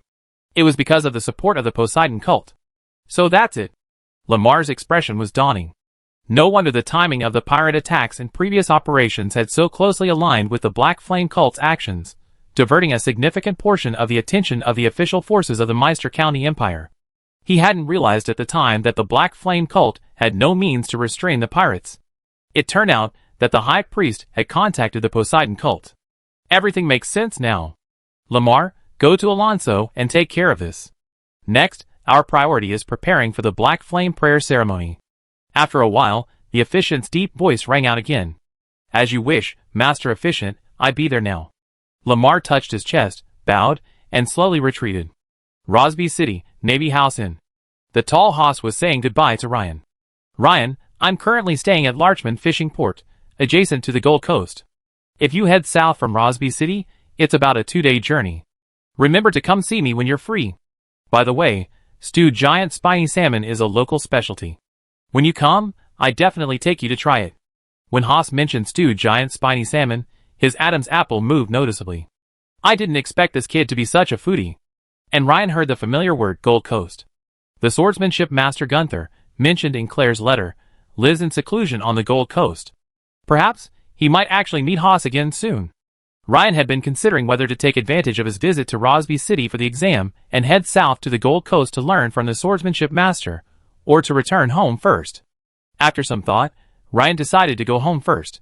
Because, if he went to study with Master Gunther, it would probably take at least a month, and possibly several months at most. Without advance notice, his parents would undoubtedly worry. Furthermore, he was also the deputy sheriff of Goldhire. If he was absent for a month, Hamilton would at least have to be informed in advance. Okay, Haas, I definitely come see you when I get a chance, Ryan said, smiling and nodding. Have a nice trip. After seeing Haas off, Ryan began to wander around Rosby. On his first day, he had already taken a stroll around the area surrounding the Marine House Inn, giving him a good idea of Rosby. In terms of overall city size, Rosby was nearly twice as large as Mayest and much more prosperous, a characteristic of a trading port city. Generally speaking, trading cities located on the coast, with smooth sea transportation and constant trade, are much more prosperous than inland cities. Since he had 3 days, Ryan wasn't in a rush. He planned to explore some of the bustling alleys and taverns first. Perhaps, like the Bat Market, this Nightingale Market would also be located in a quiet spot amidst the bustle. Under the warm winter sun, a relatively warm and moist sea breeze blew in, bringing a slightly salty, fishy aroma. In the bustling stalls along the way, Ryan saw a wider variety of seafood, shellfish, and goods from remote islands than in the bustling streets of Meister. After walking around for a long time, Ryan couldn't find the entrance to the Nightingale Market, which surprised him. After most of the day's wandering, he had basically walked through all the bustling and lively areas of Rosby. Could it be that the Nightingale Market was located in a different location, among the aristocratic mansions or wealthy areas? After a brief thought, Ryan felt that this possibility was unlikely. Suddenly, a flash of inspiration struck Ryan, and he had an idea. There was a place he might have overlooked. That was the docks. Rosby City had several docks, such as the naval dock, the fishing dock, and the cargo dock, with 2 fishing docks alone. So, Ryan began searching each dock one by one. Soon, when Ryan arrived near the cargo dock, he spotted a nightingale pattern not far from a tavern called the Sailor's House. This made Ryan's face light up, and he walked over.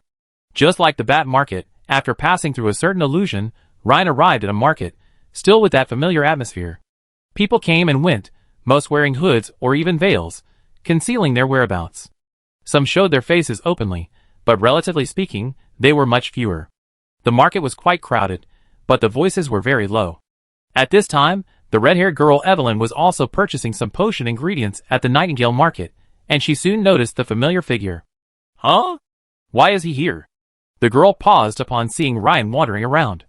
To be honest, Evelyn was quite curious about Ryan, who had blown up the ship during the enthronement assessment.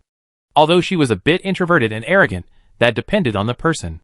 For someone who ranked near the top among her peers in Rosby City, a certain amount of pride and reserve was unavoidable when facing most so-called young talents. But Ryan was different. His performance during the enthronement assessment was truly astonishing, and she was deeply impressed. Ryan, ever perceptive, naturally noticed the girl's gaze. Although the woman was wearing a hood, the glimpse of red hair and the familiar, bright eyes made Ryan quickly identify her as the red-haired girl, Evelyn. Soon, their eyes met. Ryan smiled, prompting Evelyn to smile back. After a moment's thought, Evelyn approached and said, "Knight Ryan, hello. I'm Evelyn. Your performance in the inauguration examination was truly astonishing. Knight Evelyn, you're too polite. Haas has already described your strength and beauty to me. In comparison, I'm just taking advantage." Evelyn covered her mouth and chuckled, saying, "Knight Ryan, I thought someone as powerful as you would be busy with cultivation and not very articulate, but it seems that's not the case. By the way, Knight Ryan, may I ask if there's anything you need at Nightingale Market? Perhaps, as a local, I could serve as your guide," Evelyn offered. Evelyn was also puzzled by the sudden uplift in her mood after hearing Ryan's praise. After all, she usually received at least 7 or 8 young men fawning over her every day. Also, their words were much more direct and exaggerated than Ryan's, but none of them gave her the same feeling he had just given her. Rain had only been complimenting her, and since it was their first formal conversation, it was mostly politeness, but somehow, it made her happy. Perhaps it's because he's powerful enough? Evelyn thought. Of course. It's an absolute honor to have the beautiful and powerful Knight Evelyn as my guide. Ryan immediately agreed with a smile. Besides, after thinking it over, he felt there was nothing to hide. After all, having come to the Nightingale Market, it meant that, in some sense, he and Evelyn were on the same page. Evelyn was most likely a wizard apprentice, but he didn't know what her specialty was. So Ryan continued, "I'd like to see if there are any witchcraft models that suit me, but after looking around, there don't seem to be any high-powered witchcraft." Evelyn smiled and said, "Of course not. At a mysterious market of this level, there won't be any high-powered or first-level witchcraft. But sometimes, you can find some good entry-level witchcraft." Is there a reason for this? Ryan asked with a hint of confusion. Because the actual management behind these markets is a joint effort between the Empire and certain wizarding schools, some things are still restricted, Evelyn explained. I see. Ryan nodded. No wonder. He remembered the last time at the Bat Market, he'd taken a large bag of goods from Adams's shop and was subsequently stopped by 2 market managers. But after he introduced himself, he was allowed to pass without incident. As he'd suspected, these mysterious markets were under some sort of imperial control. Looking at the red-haired girl, Evelyn, Ryan couldn't help but think of Ginny, also a noblewoman. However, Ginny's level was a bit lower. Furthermore, she was simply a noblewoman, not particularly skilled in martial arts. Evelyn, on the other hand, was not only the heir of a viscount, a higher rank than a baron, but also possessed considerable strength. Ryan had a feeling that her strength might not be much weaker than his. Evelyn, like him, was a wizard apprentice and knight, possessing strength far exceeding that of a typical peak knight. Ryan continued, "So, if I want to learn powerful witchcraft, what are the ways?" Evelyn looked at Ryan with her beautiful eyes, covered her mouth with her hands and laughed, saying, "Sir Ryan, you're asking even though you already know the answer. What else can I do? Generally speaking, there are 2 ways. One is to join an ancient wizarding school, and the other is to hold a high enough position in the Empire's violent institutions. If you hold a high enough position, you naturally have access to many secrets, including confidential witchcraft, combat techniques, research materials, and so on." The 2 chatted and strolled, quickly becoming familiar with each other. Evelyn realized that Ryan wasn't a descendant of nobility. This suddenly made her realize why he had asked so many questions, which to her seemed like common sense. But when she thought about it more carefully, she was even more astonished. How could a commoner possess such power? Evelyn found herself even more puzzled by Ryan. Because she knew that whether it was a knight or a wizard apprentice, the path of cultivation required a lot of resources. If a commoner wanted to reach Ryan's current level, it would be very difficult. Accompanied by Evelyn, his familiar guide, Ryan quickly toured the entire Nightingale Market. As Evelyn had said, High-powered witchcraft was largely unheard of at the market. However, there were many rare ingredients, such as starfish grass, the ingredient for the spiritual potion, another potion mentioned in Ryan's animal taming diary. This was sold here. Spiritual potion. When consumed, it enhances the spirituality of animals. In some places, it's also called the wisdom potion, meaning that feeding an animal with this potion will enhance its intelligence to a certain extent. This potion requires a main ingredient, starfish grass, which grows in the sea. Its name comes from its five-pointed shape, resembling a starfish. Huh? Ryan saw a tattered book in a shop. The spiritual inscription on the cover suggested the words witchcraft notes. There should have been a name before these words, but perhaps due to age or some other reason, it was no longer legible. Ryan thought for a moment and asked, "Hello, can I look through this book?" "Only 2 pages, the clerk nodded and handed the book to Ryan. Ryan carefully flipped through the 2 pages and closed the book. Evelyn also glanced sideways. Although Ryan's face was expressionless, he was actually quite pleased. The contents of the first 2 pages suggested that this was likely a magical notebook containing fire magic. "How much is this?" 2,000 imperial gold coins. Ryan nodded. The price was acceptable. He was just considering buying something else to buy this book. Evelyn, standing nearby, suddenly interrupted. "The first 2 pages are indeed a genuine wizard's manuscript, but the material of the pages behind them isn't right. A closer look reveals subtle differences. I don't think they're a single piece." The clerk's expression changed after hearing this, but he chuckled and said nothing. Ryan, knowing what was happening, immediately frowned and left the shop. "Thank you, Knight Evelyn, for the heads up." He had nearly gotten into trouble just now. Ryan felt that browsing this mysterious market for witchcraft models was like searching for antiques at the Panjiayuan antique market in his past life. Want to find the real thing? It's not impossible, but firstly, the probability is too low, and secondly, you'd need a keen eye. "You're welcome, Knight Evelyn. I just have a little more experience than you. Finding good items here is still very difficult," Evelyn said with a slight smile. Munster, the capital of the Munster province. In his office, Special Envoy Javier Stewart received the materials for the enthronement examination from Theo in Rosby City. He was momentarily surprised. The first place winner was Ryan's name. He had thought Ryan might achieve impressive results, but seeing his performance this time, he was completely shocked. He knew exactly what a score of over 2,000 meant. After a moment's reflection, he quickly stamped the agree and dispatched a report to the imperial capital. 2 days later, Baron Theo had been quite pleased to receive the response from the Imperial Council of Elders. But along with it came a piece of paper resembling an invitation. This Count Theo's expression suddenly darkened, and he exclaimed, "It's the sword-bearer's invitation." Then, he shook his head slightly and sighed, "It seems I didn't earn General Silva's favor after all." After some thought, he decided it was best to tell Silva the bad news as soon as possible to prevent him from further unnecessary effort. Just as he reached Silva's office door, he heard Silva's slightly angry voice from inside. "That idiot from Maester County actually rejected my transfer order. Let me see, the person who refused is a baron named Alonso Habsburg." "Huh? Habsburg? This person should be a direct descendant of Earl Habsburg." When the name Habsburg was mentioned, Silva was clearly a little surprised. Although he was far away in Rosby County, he was naturally aware of Earl Habsburg, the head of the neighboring county. Since Ryan's current administrative position naturally fell under Maester County, all transfer orders for Ryan would, in principle, have to pass through Maester County. The County of Meister has the right to refuse or reject any lateral transfer orders, or any transfer orders from departments not directly under its superiors, unless it's from the province of Munster, or a higher level transfer.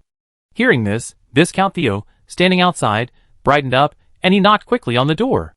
"Knock, knock, knock. Come in. Viscount, you arrived just in time." Silva, noticing it was Theo, couldn't help but repeat his earlier complaint. "No. If the 6th Squadron isn't respectful enough, I issue the transfer order in the name of the Imperial South Sea Fleet. I doubt anyone in the county of Meister would dare to reject it." After hearing Silva's complaint, Viscount Theo gave a wry smile and said soothingly, "General, I don't think you need to be angry. Perhaps you should take a look at this first." Silva took the invitation from Viscount Theo with a puzzled look. An invitation, familiar yet rarely seen, appeared before him. The invitation depicted 5 dragons, each in a different pose, soaring through the sky. 5 colored dragons. "This is an invitation from the Imperial Swordbearers. How could it arrive so quickly?" Silva exclaimed, taken aback. Silva's original plan was to buy time, recruiting Ryan before the Imperial Special Forces discovered his potential. After all, within the Empire, the South Sea Fleet was a formidable force, responsible for the security of the Empire's territory. Even if Ryan were transferred, even if a special force wanted to transfer personnel, it wouldn't be easy. At least they could negotiate with each other, and even if he was transferred, they could still receive some compensation. But now, his request for the 6th Fleet's transfer had been rejected by Meister County, and the Swordbearer's invitation had already arrived. These past few days have been a waste of time. That's right, General. Once Ryan receives this invitation, he'd be a candidate for Swordbearer. So, even if you succeed in snatching him away, it won't mean much. Silva thought for a moment, sighed, and said, yes, rather than this, it's better to train him ourselves. My lord, I won't be with Ryan when the announcement is made. I'm sorry to trouble you. As for Ryan, he was naturally unaware of the twists and turns that had occurred. Ryan was completely unaware that he had missed the opportunity to participate in a great voyage, experience the vastness of the ocean, and battle for treasure and pirates. A room on the 2nd floor of the Navy House Inn. A rhythmic yet steady knock suddenly sounded on the door. Ryan opened the door, and was slightly startled to see the prominent figure he had only met during the enthronement examination. The person in charge of the enthronement examination, dressed in aristocratic hunting attire, and sporting a mustache, appeared before him. His name, apparently, was Viscount Theo, a title he had been given by Major Marika. Good day, Viscount. Ryan hurriedly ushered him into the room. Clearly, the man had come to see him about something important. Smiling, Theo entered the room and looked around. Seeing that Ryan, despite staying at the inn, had his belongings neatly arranged and organized, he felt a surge of approval. Who said Ryan had no sense of propriety? He clearly has one. Knight Ryan, I just received a letter from the Imperial Investiture Assessment Committee. Your outstanding performance in this assessment has been approved, and you will be granted the title of Baron. Thank you, Viscount. Ryan was immediately overjoyed, his fists clenching slightly. The dust has settled. From today on, he is a noble, a Baron. However, Knight Ryan, perhaps this is what you would prefer to see. Viscount Theo, with a broad smile on his face, handed him a piece of paper resembling an invitation. Chapter 169. Ryan accepted the invitation, already harboring a vague suspicion. It was a pale blue invitation, made of unusual paper. What surprised Ryan most was the 5 dragons, each in a different pose, soaring through the air. Ryan opened it, and saw a single line of text. Ryan Kalin is invited to participate in the Imperial Munster Province Sword-Bearer selection in 3 months. But a closer look revealed a further line of text in the lower right corner, detailing the time and location of the selection. 1 Boulevard, Munster, on the last day of the month of Vitality. It was indeed an invitation to the Sword-Bearer. But it was quite different from what Ryan had expected. Ryan had always assumed that with this so-called invitation, he could directly become a member of the Imperial Sword-Bearer, but now it seemed that wasn't the case. It turned out that this invitation was an invitation to someone to qualify for the selection. It's like a film crew in a past life being invited to a film festival. Winning or not wasn't certain, but the underlying message was, your film is good, the jury has taken notice, and it might win. Similarly, the Sword-Bearer's invitation letter conveys the same message. Ryan, your performance is excellent, we've taken notice, and you might win. However, given the opportunity, Ryan believed he could seize it. From another perspective, most people will never have such an opportunity in their lifetime, nor will they ever receive an invitation from the Sword-Bearer. Although there will be further selections, this is certainly good news. 2 consecutive pieces of good news made Ryan unable to conceal his excitement. At this moment, Viscount Theo, who was standing nearby, saw that Ryan had finished reading the invitation and, with a smile, reminded him, not every newly promoted knight who receives an excellent evaluation will receive a Sword-Bearer invitation. Only the select few who rank near the top of the list will receive an invitation.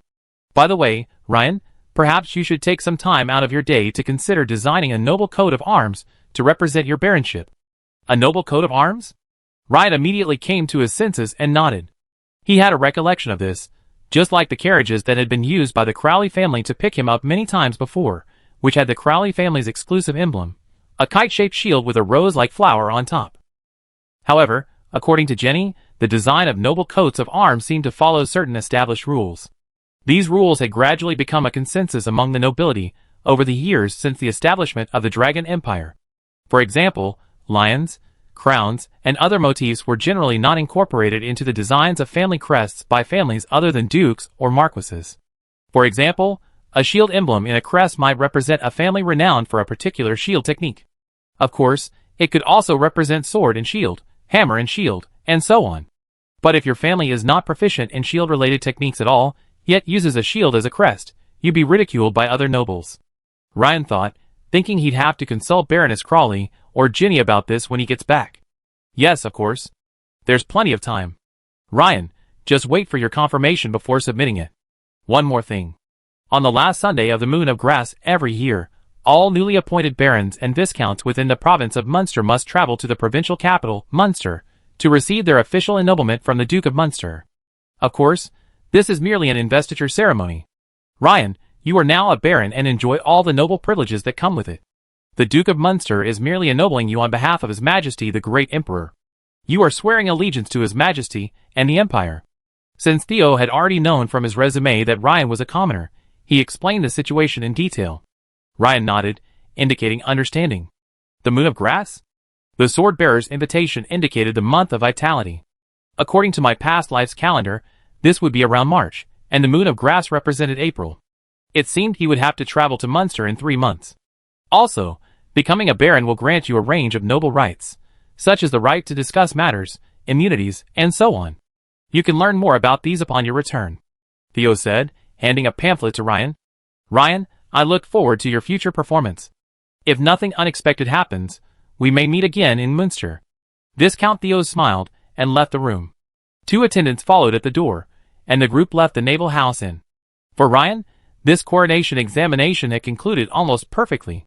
He hadn't expected that in just 3 days, he would receive the examination results and the sword-bearer's invitation. The Empire's efficiency suddenly gave him a big surprise.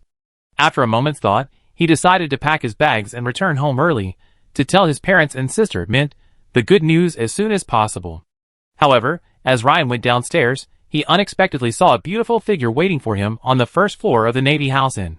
Major Marika smiled at Ryan, who was carrying his bag. She took 2 steps forward and said, "Knight Ryan, no, Baron Ryan, are you ready to go back now?" "Major Marika, you can still call me Ryan." Ryan could tell there was no malice in the other person's words. "Baron Ryan, have you considered joining the Navy? With the abilities you demonstrated in this appointment examination, you will definitely be highly valued. The South China Sea Fleet needs talented young men like you." Ryan raised an eyebrow.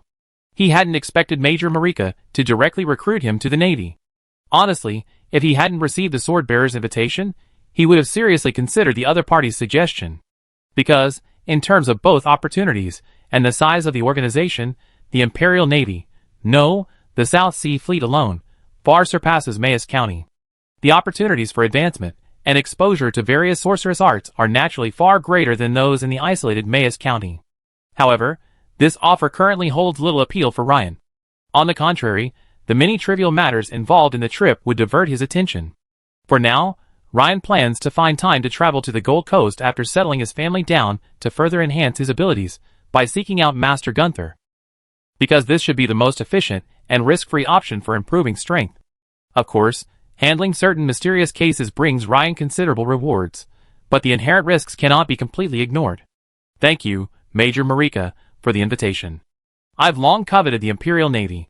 Unfortunately, I've already received an invitation from the Imperial Special Department, so I'm truly sorry, Ryan said sincerely. As for not mentioning the sword-bearer, it was mainly because I didn't want to give Marika the impression of showing off. Huh? So soon? A hint of surprise crossed Marika's beautiful face. How could the Imperial Special Department contact Ryan so quickly? With such energy and efficiency, could it be? Baron Ryan, the Special Department you're talking about is not the Imperial Sword-bearer, is it? Marika asked curiously. Huh? How did you know it was indeed the sword-bearer? Ryan nodded. This was Ryan's turn to be surprised. Viscount Theo would most likely not actively spread such news, which meant that Marika had guessed it herself. Major Marika, on the other hand, had a look of sudden enlightenment. No wonder, just now, when she was discussing with General Silva why they hadn't invited Ryan to the South Sea Fleet, General Silva had said something rather jokingly, "You might try, but I definitely can't." It seems General Silva already knew at that time that Ryan had received an invitation from the Imperial Swordbearer. And yet, she even excitedly volunteered to act as a lobbyist. The old fox was just trying to see if she could entice Ryan to stay. Marika's face flushed slightly as she reflected on this. Ryan looked at Marika, feeling a bit strange. Why did the female lieutenant commander look so shy? But in her Navy uniform, this shy expression was truly a beautiful sight. Several men nearby were already stunned. Then Baron Ryan, I wish you a safe journey. Remember to write to me? Since there was no hope of Ryan joining the Navy, Marika quickly adjusted her attitude and waved with a smile. Thank you, Major Marika. I will. Also, you're welcome to visit Mayster County anytime, Ryan said with a smile. After saying goodbye to Marika, Ryan, carrying his bag, went to the stables beside the Naval House Inn. He placed his bag on his brown horse, mounted his black horse, and joined the crowd on the street. However, Ryan did not head north directly to Mayster County, but instead headed towards the aristocratic mansion area west of Rosby City. Soon, he arrived at the door of a luxurious mansion. The servant at the gate, upon seeing Ryan, immediately opened the door and greeted with a smile. Knight Ryan, Miss Evelyn is training with a friend. This was Evelyn's home. Ever since Ryan's chance encounter with Evelyn at Nightingale Market, the two had quickly become familiar with each other. Yesterday, Ryan had visited Evelyn's home at her invitation, so the servants at the gate all knew this young lady's new friend. At first, Viscountess Norman was curious and a little concerned that her daughter had invited a young man she had never met to her home. After a brief meeting with Ryan, she realized he was a commoner, a significant difference from Evelyn's status, even though he was a newly promoted knight.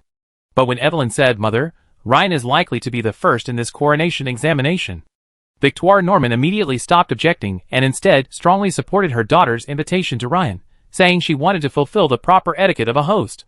This left Evelyn speechless. At the training ground with friends? Ryan didn't think much of it, and stopped the servant from taking his horse to the stables. Instead, he followed the servant, and rode directly to the training grounds beside the mansion's back garden. After saying hello, he planned to return directly to Goldhire.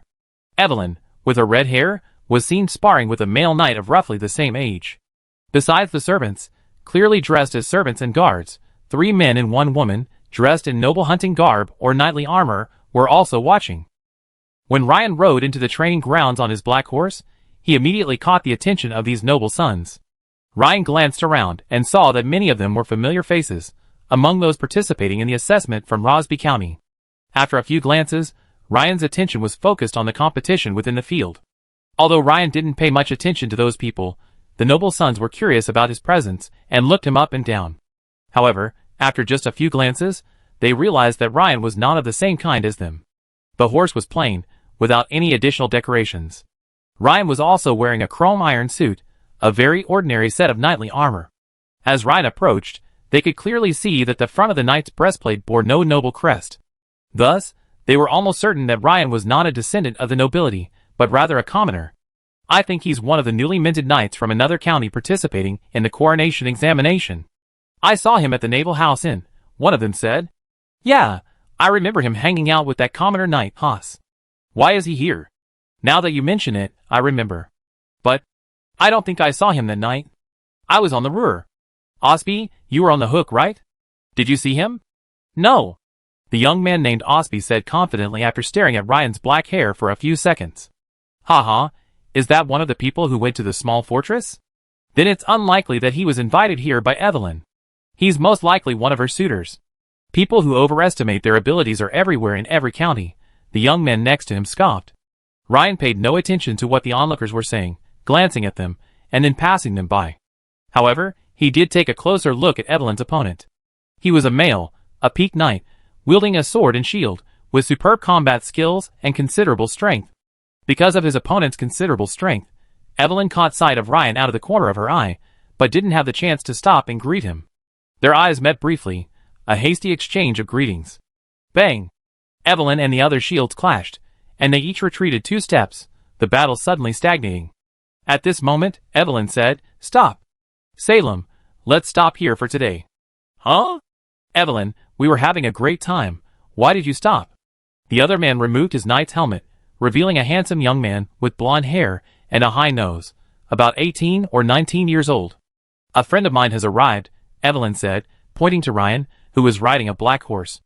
At this moment, the young man named Salem squinted his eyes, and looked Ryan up and down. I seem to have never seen this friend of Evelyn's before. However, judging by Evelyn's attitude, she seemed to value this friend very much. Could he be a rival? Huh? Judging from his attire, he didn't seem to be a noble. Also, he probably wasn't from Rosby City, because if he was from Rosby City and had reached the level of a full knight, I would have seen him at least once. At this moment, Evelyn waved to Ryan, glanced at the bag behind him, and said, "Ryan, are you ready to go back? Why not stay a few more days?" Seeing Evelyn approach, Ryan dismounted his black horse and said with a smile, "Yes, Evelyn, I'm planning to return to Maester now, so I came to say goodbye."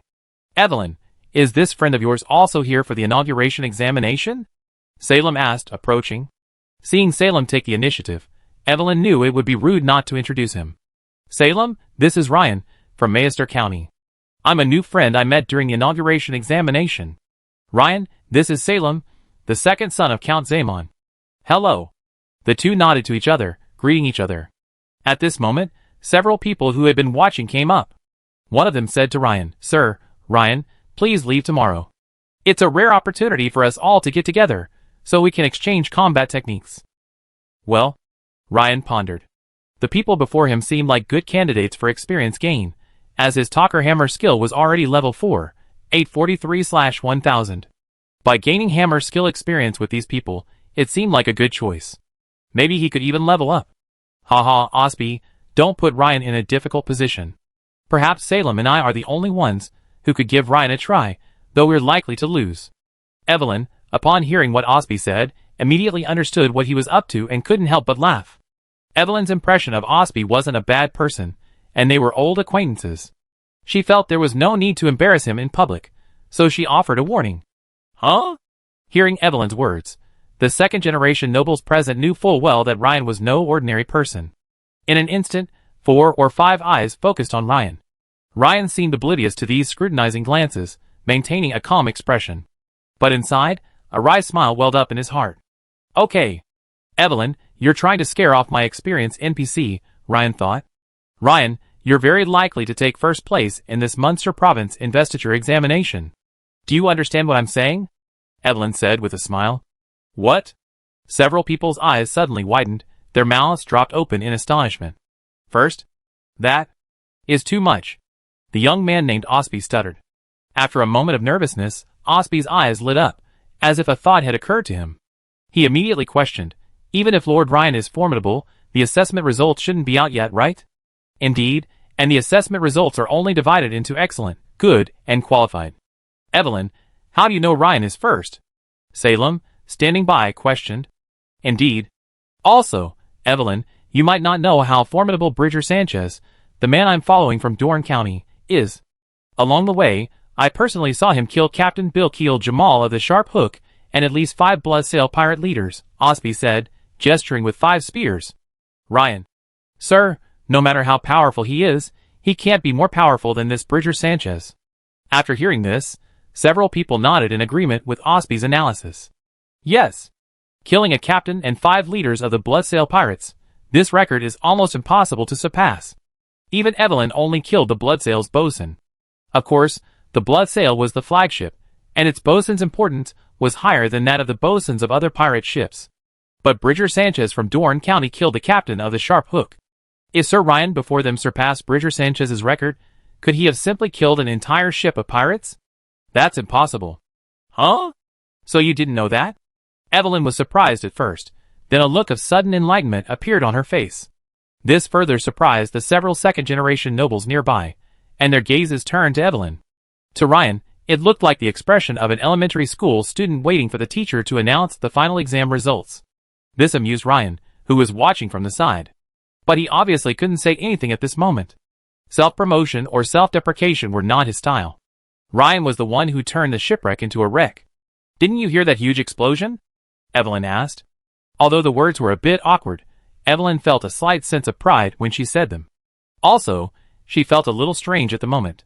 Because usually, she had been in Ryan's shoes, quoted by her friends, but now the situation was reversed. If Ryan could hear what Evelyn was thinking, he'd immediately understand. Isn't it like a good friend in a past life who won first place in the 100-meter race at the school athletic meet?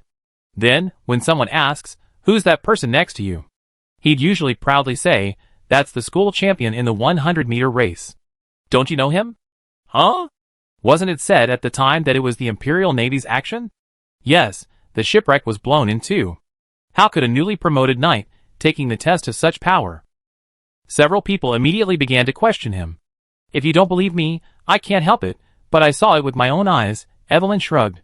Upon hearing Evelyn's words, the others fell silent. Knowing Evelyn well enough, they knew she would never lie. So, they once again focused their attention on Ryan.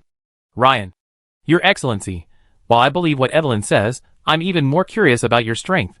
Would you like a duel? Salem, standing nearby, said in a deep, serious voice. He was a newly promoted knight who had participated in the previous inauguration examination.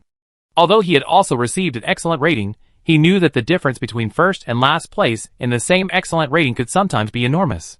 Some earned an excellent rating after exhausting their efforts, while others earned it because the highest rating was merely excellent. And first place often fell into the latter category. Ryan was stunned at first, then a surge of joy filled his heart. Yes, just now, he had been lamenting the loss of a wave of experience. But now, it seems the NPC with the highest experience points has returned. Since Ryan wouldn't have challenged Evelyn, a new friend, to a duel, the strongest among the crowd present was undoubtedly the Earl's second son. Of course, Ryan agreed. To avoid Evelyn's obstruction, he began to walk toward the center of the arena. Evelyn pursed her lips, but seeing Ryan's interest, a hint of worry crossed her face. This struck another female knight as odd, and she asked, Evelyn, didn't you say this Lord Ryan was number one? Why are you still worried about him? I'm not worried about Ryan, but I'm worried Salem might be seriously injured, Evelyn said, recalling that night when Ryan smashed through the thick hull of the sunken ship with a single hammer. That time, she was truly shocked. The others nearby exchanged glances in bewilderment. That's not the case. Salem is no ordinary person. He's a master who received an excellent rating in the previous inauguration assessment. Even compared to Evelyn, he's on par. While he might not be Ryan's match, the difference in strength shouldn't be that great. At this moment, Ryan and Salem had already arrived at the center of the training ground and stood still. Ryan removed the indestructible pighead hammer from his back and grasped it in his hand. He stared directly at Salem, his blazing gaze causing Salem's heart to skip a beat. Salem had a strange feeling. It was as if Ryan, across from him, was looking at him as if he were looking at an object. But it certainly didn't look like he was looking at a living person. Chapter 170.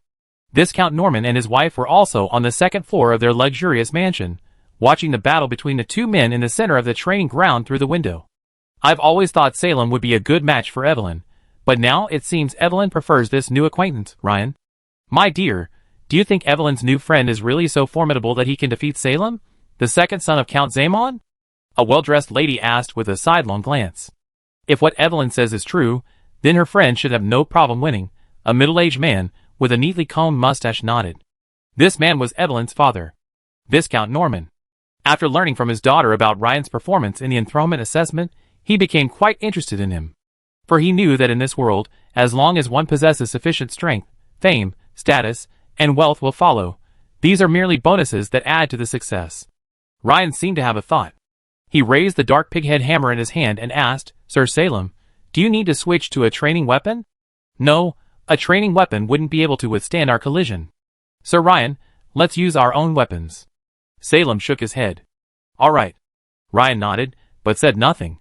Salem's statement was factual, as the previous duel between him and Evelyn had also used their own weapons. After reaching the peak knight level, one becomes very familiar with their weapons and combat techniques. Therefore, as long as the competition doesn't involve secret techniques, they can generally control them with ease. Even if injured, they were relatively minor. Soon, Ryan and Salem engaged. Break the limit. After both men broke the limit, their movements and maneuvers became incredibly swift. Ryan wielded a two-handed warhammer, performing the Talker hammer technique, while Salem wielded a sword and shield, likely due to their family's martial arts leaning towards sword and shield. Bang! Ding ding clang clang. The sound of weapons clashing continued. The piercing sound shook the servants nearby, each covering their ears with a look of pain.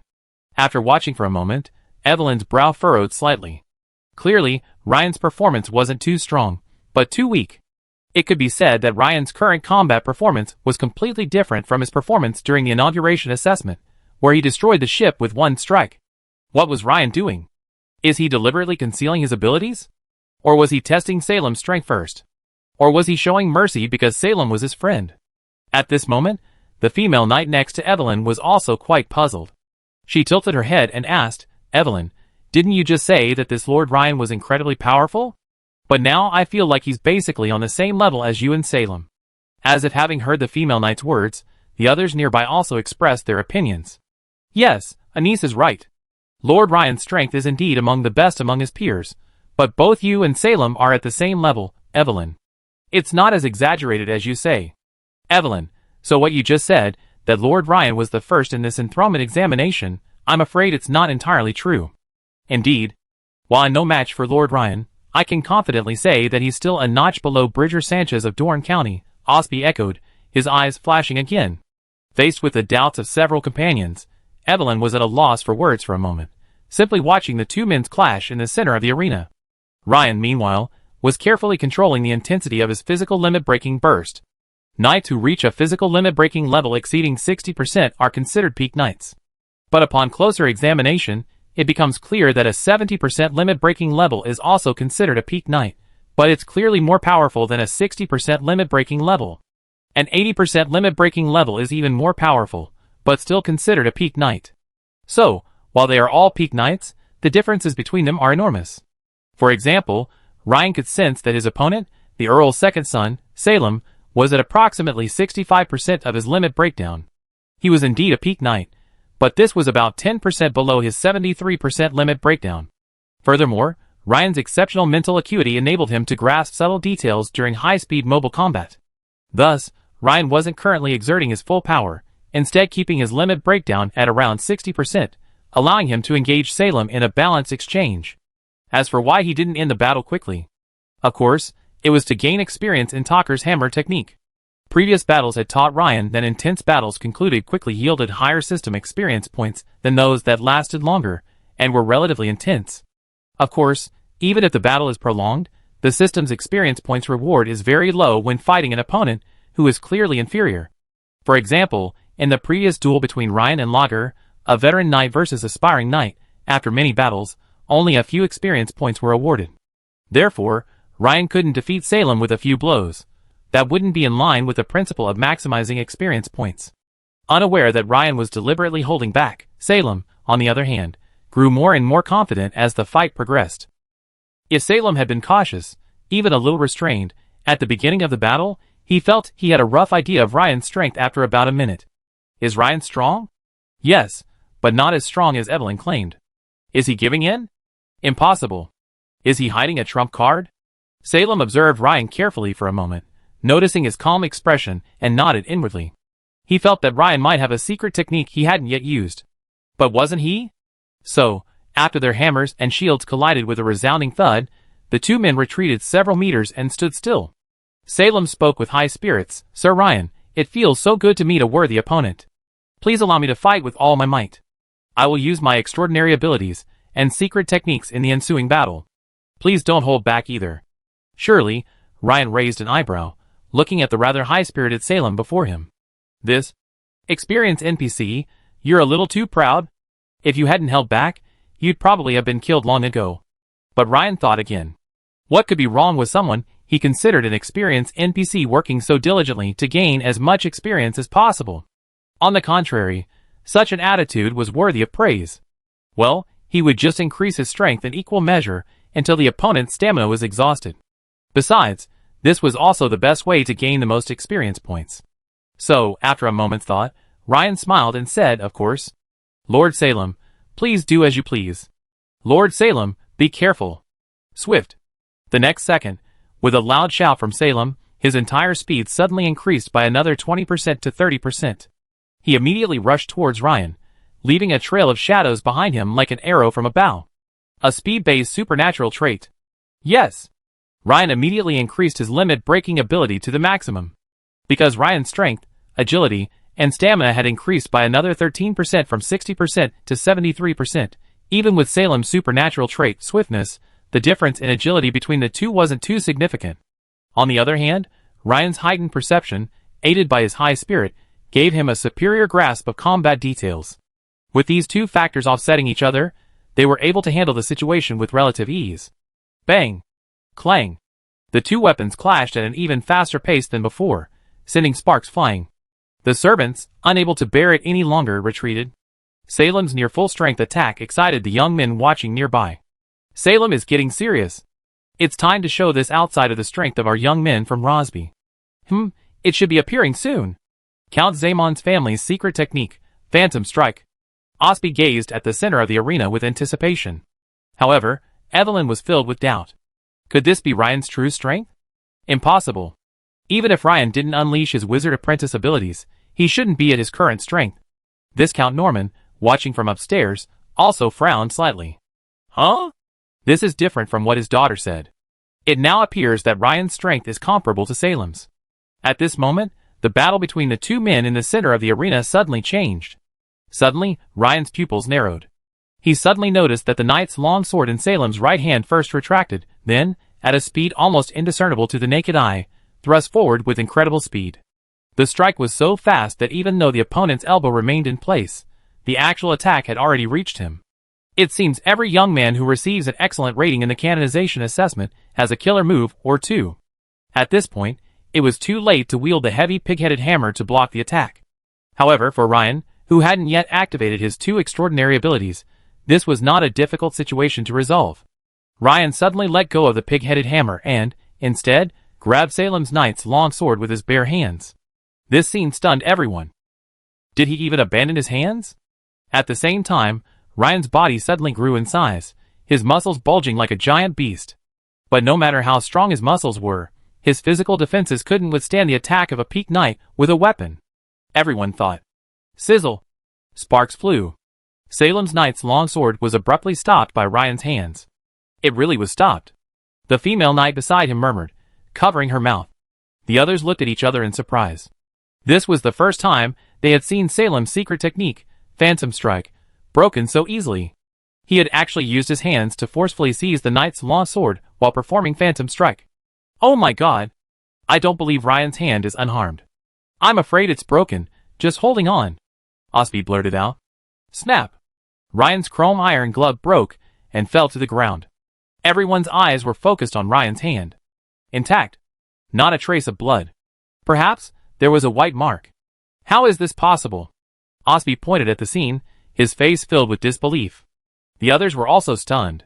Evelyn nodded slightly. That's right. That matched her impression of his strength.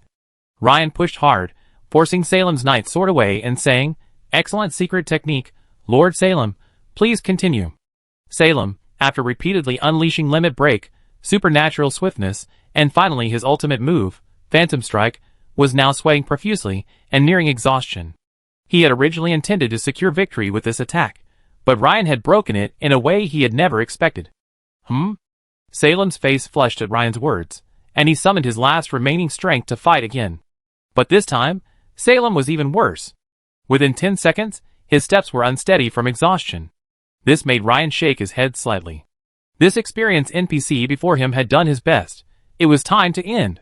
However, out of respect for Salem's efforts, Ryan intended to end the battle with a single earth shatter. Ryan's stature ballooned further, exceeding 2 meters and 2 meters tall. A set of chrome knight suits draped around him like baby clothes. This was Ryan unleashing a burst of power, transforming into his triple form. This instantly made Evelyn's pupils shrink. That's right. This is the form. This is the form Ryan had taken when he destroyed the shipwreck that night. Ryan, don't kill him! Evelyn shouted from the side. She wanted to rush forward to rescue him, but it was too late.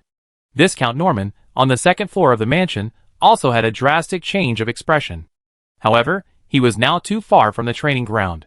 Even if he wanted to rescue, he would be powerless. And so, before everyone's horrified gaze, Ryan, like a behemoth, swung his dark two-handed hammer, descending from top to bottom with a shrieking sound that ripped through the air, lightning fast and swift. Salem closed his eyes, thinking it was over. Bang! But the next second, Ryan tilted the pig-headed hammer slightly, slamming it hard into the ground in front of Salem. Dust billowed from the ground within a radius of 7 or 8 meters. After a few seconds, as the dust dissipated, a crater appeared in the center of the training ground, resembling a meteorite impact. The center reached a depth of over a meter, forming a fan-shaped area that reverberated and extended forward. It wasn't until 4 or 5 meters away that the ground finally calmed down. Salem, the Earl's second son, who had been so high-spirited and believed he could defeat Ryan, was flung high into the air and spit out a large mouthful of blood. This was the result of Ryan deliberately avoiding hitting him, and instead striking him at his feet. Bang! Salem fell heavily to the ground, but quickly struggled to his feet, a look of fear and apprehension on his face. In that instant, he truly smelled the scent of death. If Ryan's hammer had been half a meter further, he would have been dead. Having been struck by Ryan's dark hammer, there was a high probability that broken bones wouldn't be an option. The only way out was to return to the goddess's embrace. At this moment, the few second-generation nobles watching nearby reacted and quickly stepped forward, hurriedly helping Salem to his feet and quickly assessing his injuries. However, they soon discovered that Salem had no obvious injuries, indicating that the recent vomiting of blood was merely the aftermath of the concussion. While the injuries were not minor, they were ultimately not serious. Furthermore, the second-generation nobles had sharp eyesight and could clearly see that Ryan had held back this time, not directing his attack at Salem. Thus, their eyes were filled with awe and admiration as they looked at Ryan. The female knight then closed her gaping mouth and said to Evelyn, "Evelyn, I take back what I said. To think that such a solid training ground could be wrecked like this. Ryan is simply not a normal person." Evelyn, too, stared blankly at the ground of her own training ground. If she hadn't quite empathized with the last time Ryan shattered the thick hull of the shipwreck, she wouldn't have felt the same way, since she hadn't struck a hull before. But she knew full well how solid the ground of her own training ground was. She had trained there since she was a child. The repeatedly compacted soil of her own training ground was almost as hard as ordinary rock. But Ryan's blow had shattered it into this state. On Ryan's side, a system notification appeared. Your talker hammer skill has been upgraded, gaining 178 experience points. You have fought a battle, gaining 69 knight, extraordinary, experience points. After this battle with Salem, Ryan had successfully upgraded his talker hammer from level 4, 843/1000, to level 5, 21/2000. At this moment, Ryan was comprehending the newly emerged, fragmented memories of his talker hammer training. These fragments of memory were scattered fragments of hammer training, as if they were all from Ryan's own training experiences, now being rapidly absorbed and integrated into his muscle memory. Soon, Ryan felt as if he had suddenly gained 2 years of diligent practice in the talker hammer technique. And some details of the hammer technique that he had previously overlooked were gradually becoming clear in his mind. At this moment, Salem, who was being supported by someone, looked at Ryan and said seriously, "Thank you, Lord Ryan, for holding back." Ryan regained his composure and glanced at Salem, the second son of the Earl. He saw that his face was pale, and he looked as dejected as a defeated rooster. Ryan was quite impressed by the dedicated experienced NPC who had given his all. After all, the NPC had just given him his all in a duel, providing him with a significant amount of experience points, helping him advance his hammer skill to level 5. Furthermore, the NPC was grateful for his mercy, demonstrating that he at least knew when to advance and retreat. Naturally, Ryan offered his encouragement. "Well, I'm sorry, Lord Salem. Your strength is quite impressive, so I got carried away just now and couldn't control myself," Ryan said apologetically. Salem's face, which had been rather disappointed, flushed upon hearing Ryan's praise and recognition. He said excitedly, "It's my honor to compete with Lord Ryan. I hope to learn from you again someday." As expected, when one's strength surpasses the opponent by a significant margin, the opponent loses all desire to compete. Furthermore, young people need the affirmation of their elders, or even powerful individuals like Ryan. Suddenly, an idea popped into Ryan's mind. Perhaps, he could consider making more friends with talented young people and encouraging them to spar with him. After all, youth and passion mean they're easier to motivate. But Ryan glanced at the young second generation standing next to Salem and shook his head slightly. He still had to screen them. Those with too little ability could be dismissed. At this moment, Viscount Norman and his wife descended from the second floor of the mansion and arrived at the training ground. Mice County City. Inside the Bat Market. Inside a shop with a star, moon, and sun logo on the doorway stood a tall, black-robed customer. This person was none other than Dennis's father, Baron Norman. After nearly 10 days, Baron Norman still hadn't received a response from his old friend Adams. He sensed something was amiss, so he made a special trip to Adams's shop. But to his surprise, he discovered the shop was sealed. This immediately cast a pall over his heart. Could Adams have failed? That's impossible. Could it be that some unforeseen event occurred, some other expert or force intervening? Baron Norman frowned, deep in thought. Meanwhile, in a luxurious study in Earl Habsburg's mansion. A bearded man in black aristocratic attire with gold trim was scowling over a document before him, muttering to himself, "Damn it. How is this possible?" Not only did this kid Ryan actually pass the ordination exam, he even received an excellent rating and was awarded the title of Baron. His talent is even more terrifying than Claire's. Ryan became a Baron. He actually became a Baron. Compared to that, all these years of hard work are a joke. Yesterday, Lamar of the Black Flame Church had come to discuss what to do if Ryan passed the ordination exam. According to the high priest's opinion conveyed by Merrill, if Ryan passed the exam, he would be transferred to the position of sheriff of Fishing Harbor Town. At the time, he had stated that he could handle the matter, regardless of whether Ryan received a knighthood or a knighthood. But he hadn't expected to be slapped in the face so quickly. Now that Ryan had been awarded the title of Baron, he no longer had the final say in his transfer. His father, Count Habsburg, will undoubtedly summon Ryan personally. All the previous arrangements between him and the Black Flame Church are now null and void. Damn it! The problem is, Ryan has grown so rapidly, beyond anyone's expectations. This can't go on. Alonso's expression grew increasingly gloomy, and he made a subtle decision in his mind. Michelle, arrange a carriage. I need to go out for a while. Chapter 171. Although he had previously wanted to participate in the Black Flame prayer ceremony, it was only with the intention of borrowing a little divine power to enhance himself. Alonso did not want to fully embrace the transformation of divine power. While that would grant him immense power, he was also well aware of the dangers. He would not choose this path until the very last step. In addition, the Black Flame prayer ceremony at the previous time point did not proceed smoothly. Therefore, even if he wanted to be transformed by divine power, he would have to wait for the next Black Flame prayer ceremony. So, this time, Alonso was going to a place to meet a secret person.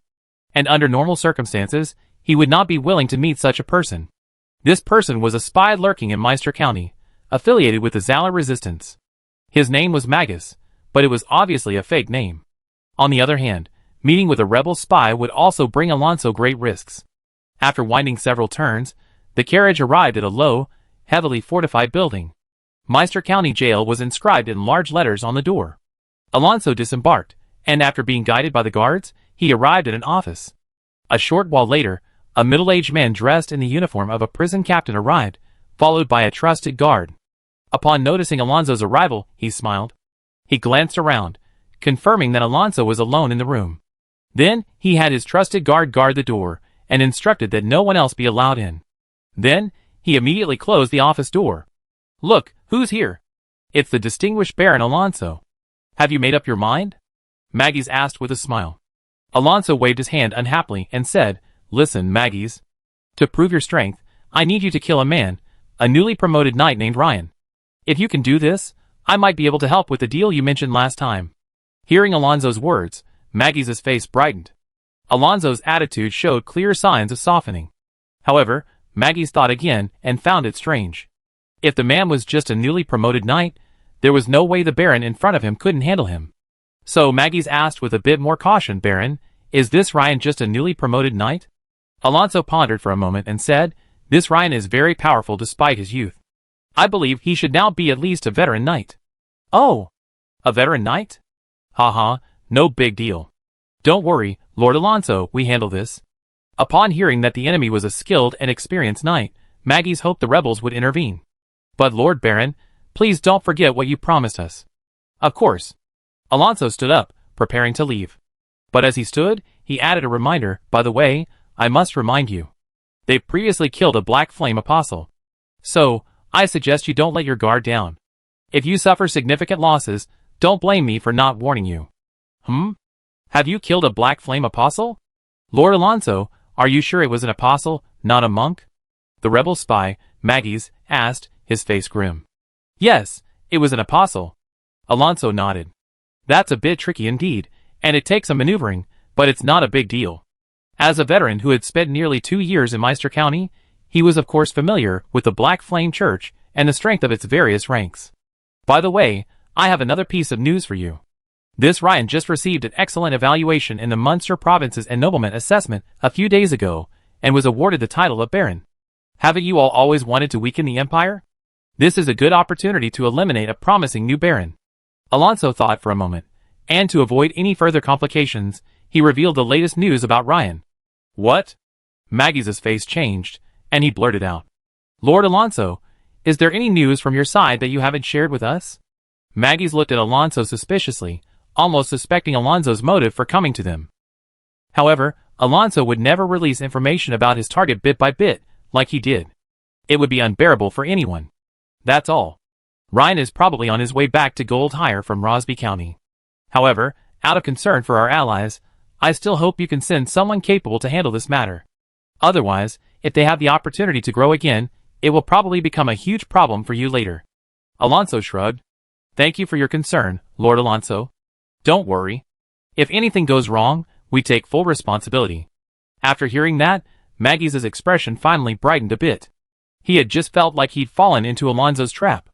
He'd agreed to it straight away, then been led around by the nose, with the difficulty increasing step by step. But fortunately, this ride is at most a peak night. Relying on the forces stationed near Meister County, they should be able to handle it. Alonso, on the other hand, was also very satisfied with what Maggie's had just said. As for why not turn to the assassin organization? The difference is that if they turn to the assassins, if they fail, Ryan will immediately react, and it's easy to get into trouble. The rebels, on the other hand, are a good thing. They themselves are a draw card.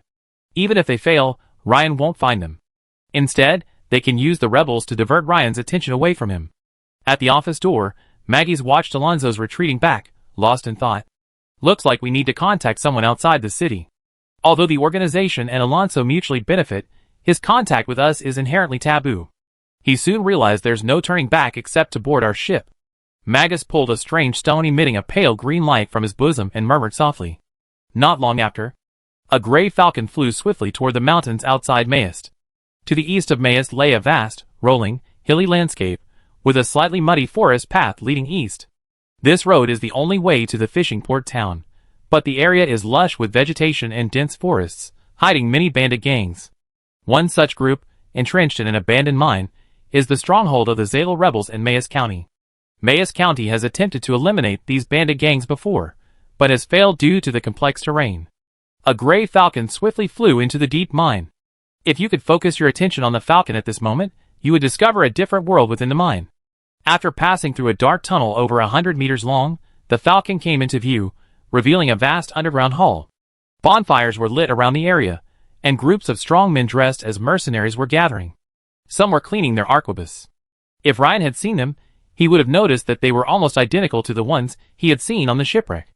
Another group gathered around a knight in plate armor, listening intently. Over 2,000 years of rule, the empire has gradually decayed internally. Nobles in many regions have begun to exploit the people harshly.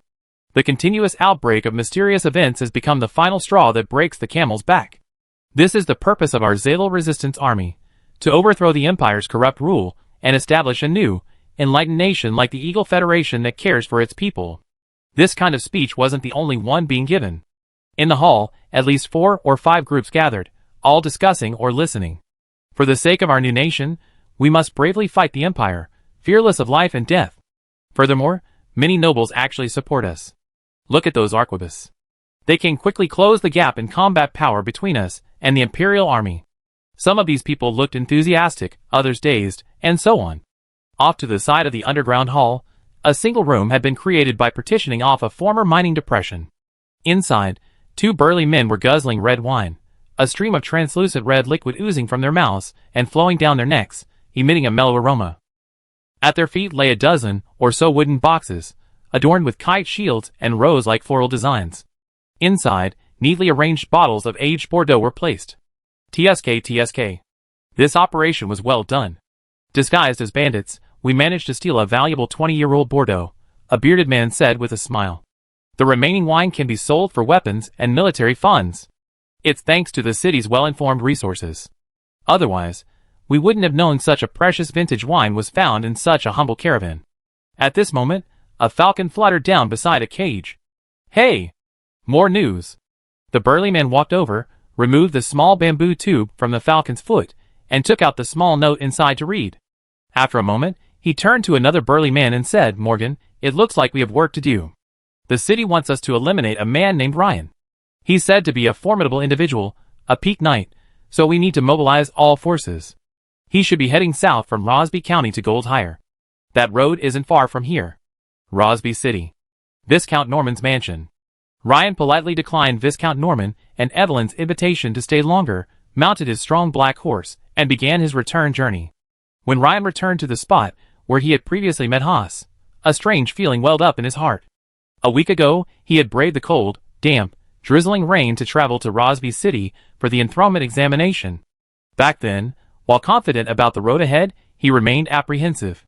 But now, as he set out on his return journey, the warm winter sun shone brightly, and the winding path through the forest ahead was no longer dark and damp, but resembled a path strewn with golden fragments. 4 days later, Ryan successfully completed the final stretch. Another half-day's journey, and after crossing the hills, he would reach Goldhire Town. In terms of the boundary demarcation, Ryan was now at the edge of Goldhire Town. As he set foot on the path to Goldhire Town, Ryan felt a sense of security and an urge to share his joy with his parents. They could never have imagined that in just a few days, they would become the parents of a baron. Thinking of this, a smile crept onto Ryan's lips.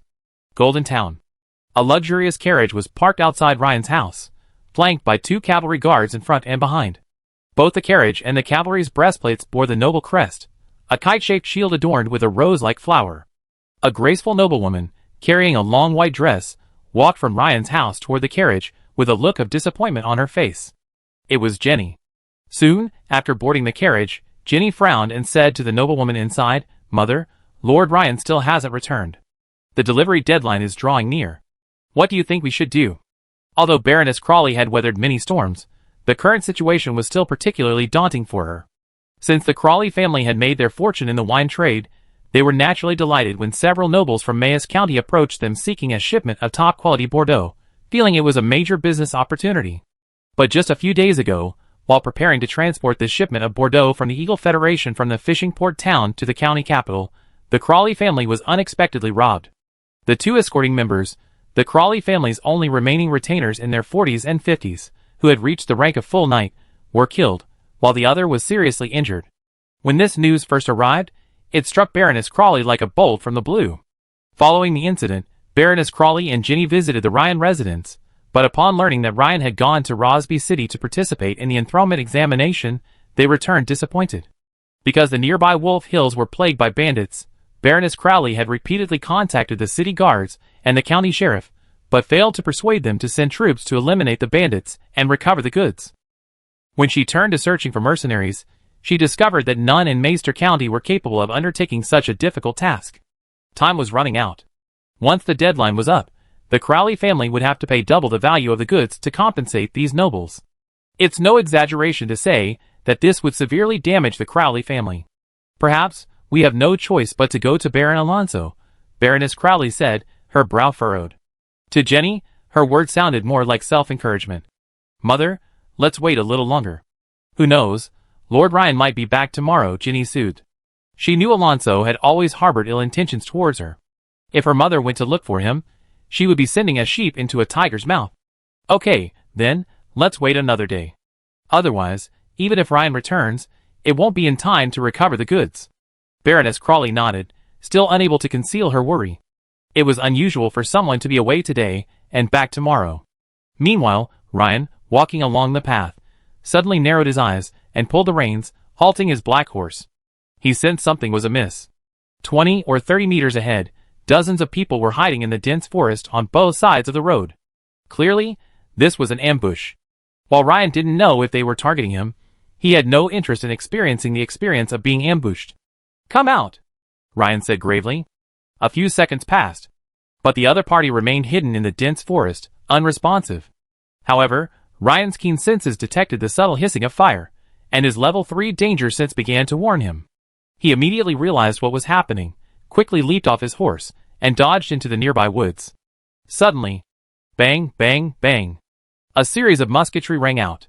This response instantly ignited Ryan's anger. Seeing that the shots missed Ryan, several people in the dense forest seemed to sigh in regret. Followed by a rustling sound, a group of strong men wearing chain mail and leather armor, armed with various weapons, burst out from the dense forest. Ryan immediately spotted the 4 or 5 men wielding muskets, and the 4 or 5 strong men in plate armor leading them. It was indeed a matchlock. 5 knights? No, one seemed to be a peak knight. But that didn't matter.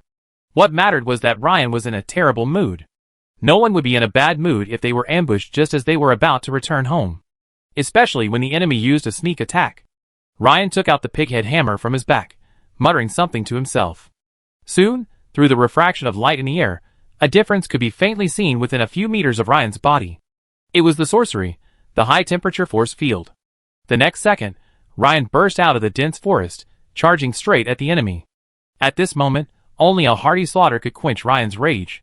Chapter 172. Ryan burst out of the dense forest, his stature suddenly expanding to over 2 meters and 2 meters tall. A chrome knight suit draped over him like a child's suit. What had originally seemed absurd, now became terrifying in the eyes of the elite rebels. This was Ryan, having unleashed his limit-breaking ability, the extraordinary attributes of massive strength and power burst, transforming into his triple state. This time, he employed a completely different strategy from his previous encounter with Salem. Because of their different objectives. Last time, he was trying to gain experience in Talker's hammer technique, but this time, Ryan simply wanted to vent his fury. Watching Ryan charging towards them with unparalleled momentum, the leader of the rebels, Andre's pupils shrank sharply. Although he knew the target was difficult, he hadn't expected it to be this difficult. Besides, are you the only peak knight, and I'm not? Andre thought to himself. Andre roared in response, his muscles bulging. He transformed into a muscular figure roughly half a head shorter than Ryan, brandishing his sword and shield as he charged. A power knight? Indeed, in terms of strength, it seemed he hadn't feared anyone in his class. Earth shatter. Ryan, using the momentum of his sprint, leaped up and swung his dark, two-handed hammer. With a dull, humming sound, he struck the oncoming muscular man with a flat end like lightning. Ah! Andre roared in anger at Ryan's devastating blow, his eyes bulging so hard they threatened to burst. He mustered all his strength, heaving the heavy steel shield on his left arm to block Ryan's hammer. Clang! Sparks flashed, and the sharp sound of metal clashing erupted between hammer and shield. The next moment, bang! The heavy steel shield shattered, scattering in all directions at high speed like shrapnel. Several elite Zalo-resistant soldiers, struck by the shield fragments, fell straight down without a sound. The impact of Ryan's hammer ripped Andre's body apart, as if he'd been slapped in the face by a hill giant over 10 meters tall. Half of his body was buried in the ground, and his left arm, holding the shield, was twisted at its joints. If Salem were present, he would undoubtedly sigh in admiration for Andre. Even though they were both peak knights, the difference between them could sometimes be unimaginably great. Ah! Andre's spirit had completely crumbled, and he let out a series of screams. His injuries went far beyond the simple rupture of his left arm. The concussive force from the shattered shield was the most devastating. The layers of force transmitted down his body bruised the cartilage and fascia in several joints, and this was despite his peak knight's physique. Any ordinary knight would have had their spine shattered. Seeing this, Andre's right-hand man, Margan, roared and charged at Ryan, brandishing his great sword, attempting to stop him from attacking Andre. The other elite rebels were stunned for a moment before they finally reacted and rushed to the rescue, attempting to pull their leader from the ground. At this moment, Ryan smiled. A powerful blow sent Mal Jen reeling back 4 or 5 steps. The next second, Ryan raised his pighead hammer high and unleashed his earth-shatter hammer, slamming it hard into the ground in front of Andre. The ground within an area of 8 or 9 meters was instantly covered in dust. Those who came to the rescue, whether knights, quasi-knights, or elite soldiers, were all thrown into the air. Some, due to the distance, had blood oozing from the corners of their mouths, while others were spitting blood profusely. A few seconds later, as the dust dissipated, a crater appeared in the middle of the road, resembling the result of a 155 mm howitzer. The center was about 1.5 meters deep at its deepest point, forming a huge fan-shaped area that extended forward. It wasn't until 6 or 7 meters later that the ground gradually returned to its normal slope. Andre, nearly hammered to death, vomited blood and stared at Ryan in fear, his eyes devoid of the same youthful energy and confidence. Is this still a peak knight? This is the worst a great knight can do. Andre roared inwardly, lashing out at the man who had delivered the message. If the other party were here, Andre would have devoured them alive. In fact, the prison agent, Magus, couldn't be blamed for this. Ryan didn't pause. He quickly switched from his pig-headed hammer to a shimmering greatsword and, with the force of a tiger, charged into the stumbling remnants, hacking away at them. Soon, Ryan had left only 5 knight-level leaders, including Andre and Mal Jen, alive. After severing their tendons, he dragged them into the nearby dense forest for interrogation. A quarter of an hour later, as screams echoed, Ryan wiped the blood from his hands, his face grim. The group that had come to attack him were actually members of the Zalo resistance. He immediately recalled the time he had rescued Hez on the forest trail near Rosby City, where the Zalo resistance had secretly supported him. He hadn't expected to encounter elite resistance troops on his doorstep this time. Why had they attacked him? The burly leader said they had received orders from above, but the specific reason was unclear. After repeated interrogation, Ryan confirmed that the men were indeed unaware of the reason. Then, after learning more about the Zalo resistance, he sent the group back to the embrace of the goddess. It turned out that these men were members of the Zalo resistance, stationed in Meister County. Furthermore, their base was located in an abandoned copper mine in the nearby Wolf Hills, where no peak knights were left. The strongest was only a senior knight left behind, and most of the elite troops in the mines had been brought out. In fact, when Ryan first heard this news, he couldn't help but feel puzzled. The Zala rebels stationed in Meister County seemed a bit weak. That's all they could do to fight the Empire? Relying on those muskets, which seemed to be imported from the Eagle Federation. They might be fine against ordinary elites, but as for full-fledged knights, forget it. No, could there be experts in their base, and they were trying to trick him into entering? After further interrogation, Ryan realized that the Zala rebels did have more powerful individuals. Rather, the overall development of the rebels was primarily along the coastline, along port cities with thriving maritime trade, gradually expanding into the surrounding areas and inland. For the Zala rebels, while some areas of Mayes County were coastal, such as the fishing port, it wasn't a developed trading port in the mainstream sense, so it was considered a secondary tier in the rebels' overall planning. This explained why the highest-ranking rebels in Mayes County were merely peak-level knights. Furthermore, their primary mission wasn't to fight the Empire, not even to harass it. Their current mission was to win over nearby bandit gangs, gather supplies, and build up strength, awaiting further orders. Unexpectedly, they were practically wiped out by Ryan this time. Ryan quickly pondered. Since the enemy only had one senior knight left guarding their lair, wasn't this a perfect opportunity to eradicate them completely? In this case, even if they wanted to rebuild, it would take considerable time and effort. Ryan looked up at the sun's position. It was almost noon, and the abandoned mine wasn't far away. A round trip should only take him half a day. Spending half a day to completely eradicate the Zala rebels' stronghold in Meister County. Not bad. Having made up his mind, Ryan immediately hid his 2 horses in a secluded spot and quickly headed towards the abandoned mine they had discovered through torture. A quarter of an hour later, a small caravan of 3 carriages passed by. Seeing the large pit in the ground, the driver's face was filled with surprise. After the report, a caravan leader wearing a thick tunic stepped off the carriage, carefully examined the massive hole in the ground, then looked up at the sky. He muttered to himself, strange. I haven't heard of any meteor showers lately. How could such a large hole suddenly appear? What a nuisance. Quick, a few people, fill the hole a little so we can go around it. The middle-aged man waved his hand. Chapter 173.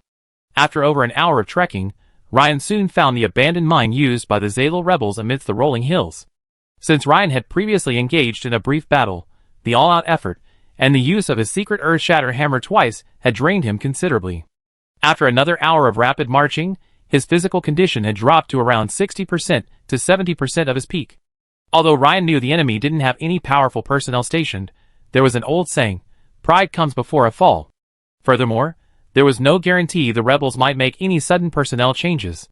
So, after a moment's deliberation, Ryan decided to add a point to his spirit attribute to quickly restore his physical condition. As his remaining attribute points increased from 2 to 1, and his spirit power increased from 24 to 25, a surge of heat surged from his heart, rapidly spreading throughout Ryan's limbs. Instantly, Ryan felt himself back to peak form, and the muscle soreness from his triple state burst vanished.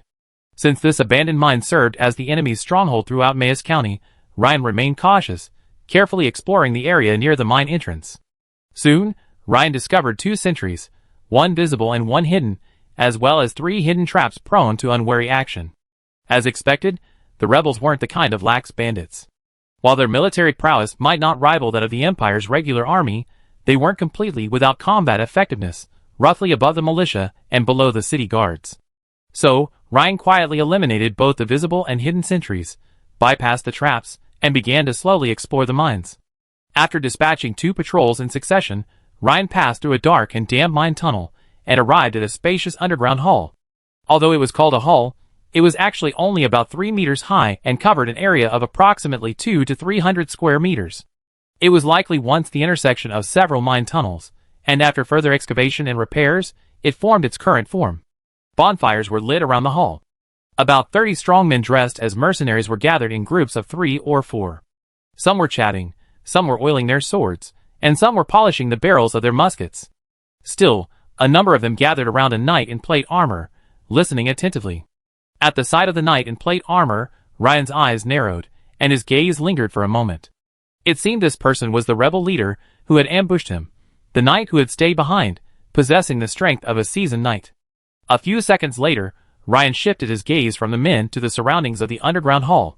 He discovered that the hall was connected to at least 4 deep tunnels. So Ryan knew that his cautious, stealthy approach had been a good tactic. If he had forced his way in, even if he had successfully fought his way here, the rebels in the underground hall would have scattered, even if they were defeated. Many would have slipped through the net and escaped. After all, it was difficult to guarantee that these 4 tunnels weren't secret passages leading to the outside world. Besides, he was alone, and it was impossible for him to stop or kill all those dozens of rebels on the spot. Suddenly, a thought flashed through Ryan's mind like a flash of lightning.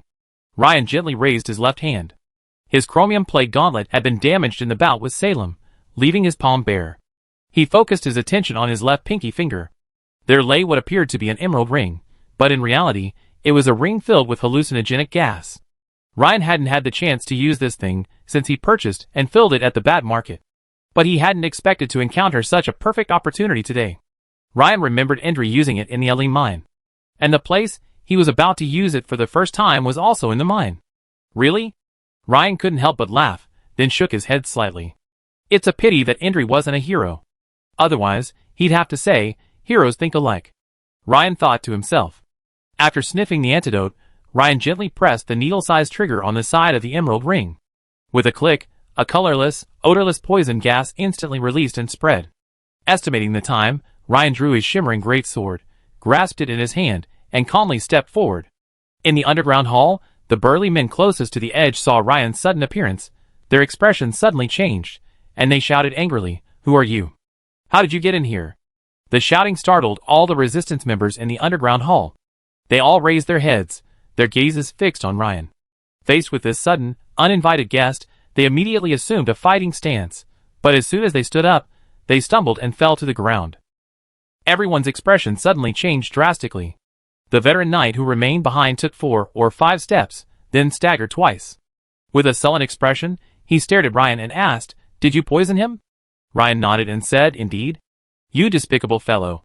You're lacking in strength, so you resort to such despicable tactics. Go to hell." Following a roar, the opponent swung his knight's sword with a powerful, devastating blow. As expected of a veteran knight, Endry's poison gas tactics had little effect on him. It merely reduced his speed and accuracy. However, the opponent clearly misjudged Ryan's strength. He assumed he was using poison because he was lacking in strength. His strength was already far inferior to Ryan's, and the poison gas had also slightly affected him. This weakening of the two further widened the gap in strength. Clang! The 2 swords clashed. The next second, the sound of blades slicing into flesh rang out. Puff! With a single blow, Ryan pierced the opponent's right arm through the armpit and, with a single upward thrust, severed it. An arm holding a knight's long sword flew through the air. Puff! With another sword strike, Ryan took a sideways step, circled around the veteran knight's left rear, and swiftly struck the weak point of armor behind the knee, severing his calf. "Ah! Who the hell are you? Ah! Why are you attacking us?" The remaining leader of the rebels screamed, repeatedly demanding. But Ryan ignored him. "You attacked me first.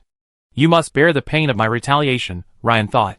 The other elite rebels, witnessing this scene, turned pale.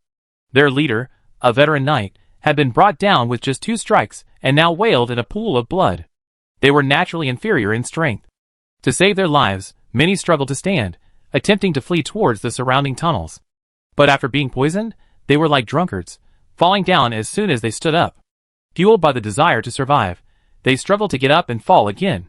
After repeating this several times, most of them could no longer stand. Their expressions ranged from bewildered to terrified, and they began to babble incoherently. Clearly, the hallucinogenic gas had begun to spread rapidly throughout the group. Ryan watched the scene unfold, nodding inwardly. Hallucinogenic gas proved quite effective against large numbers of ordinary people, saving him from the awkward situation of being forced to chase ducks. At this point, aside from a few would-be knights who could still struggle, the others were already meat on the chopping block. After sparing a few rebels, who were clearly leaders, Ryan dispatched the rest with a single blow. Immediately afterwards, Ryan began searching the area.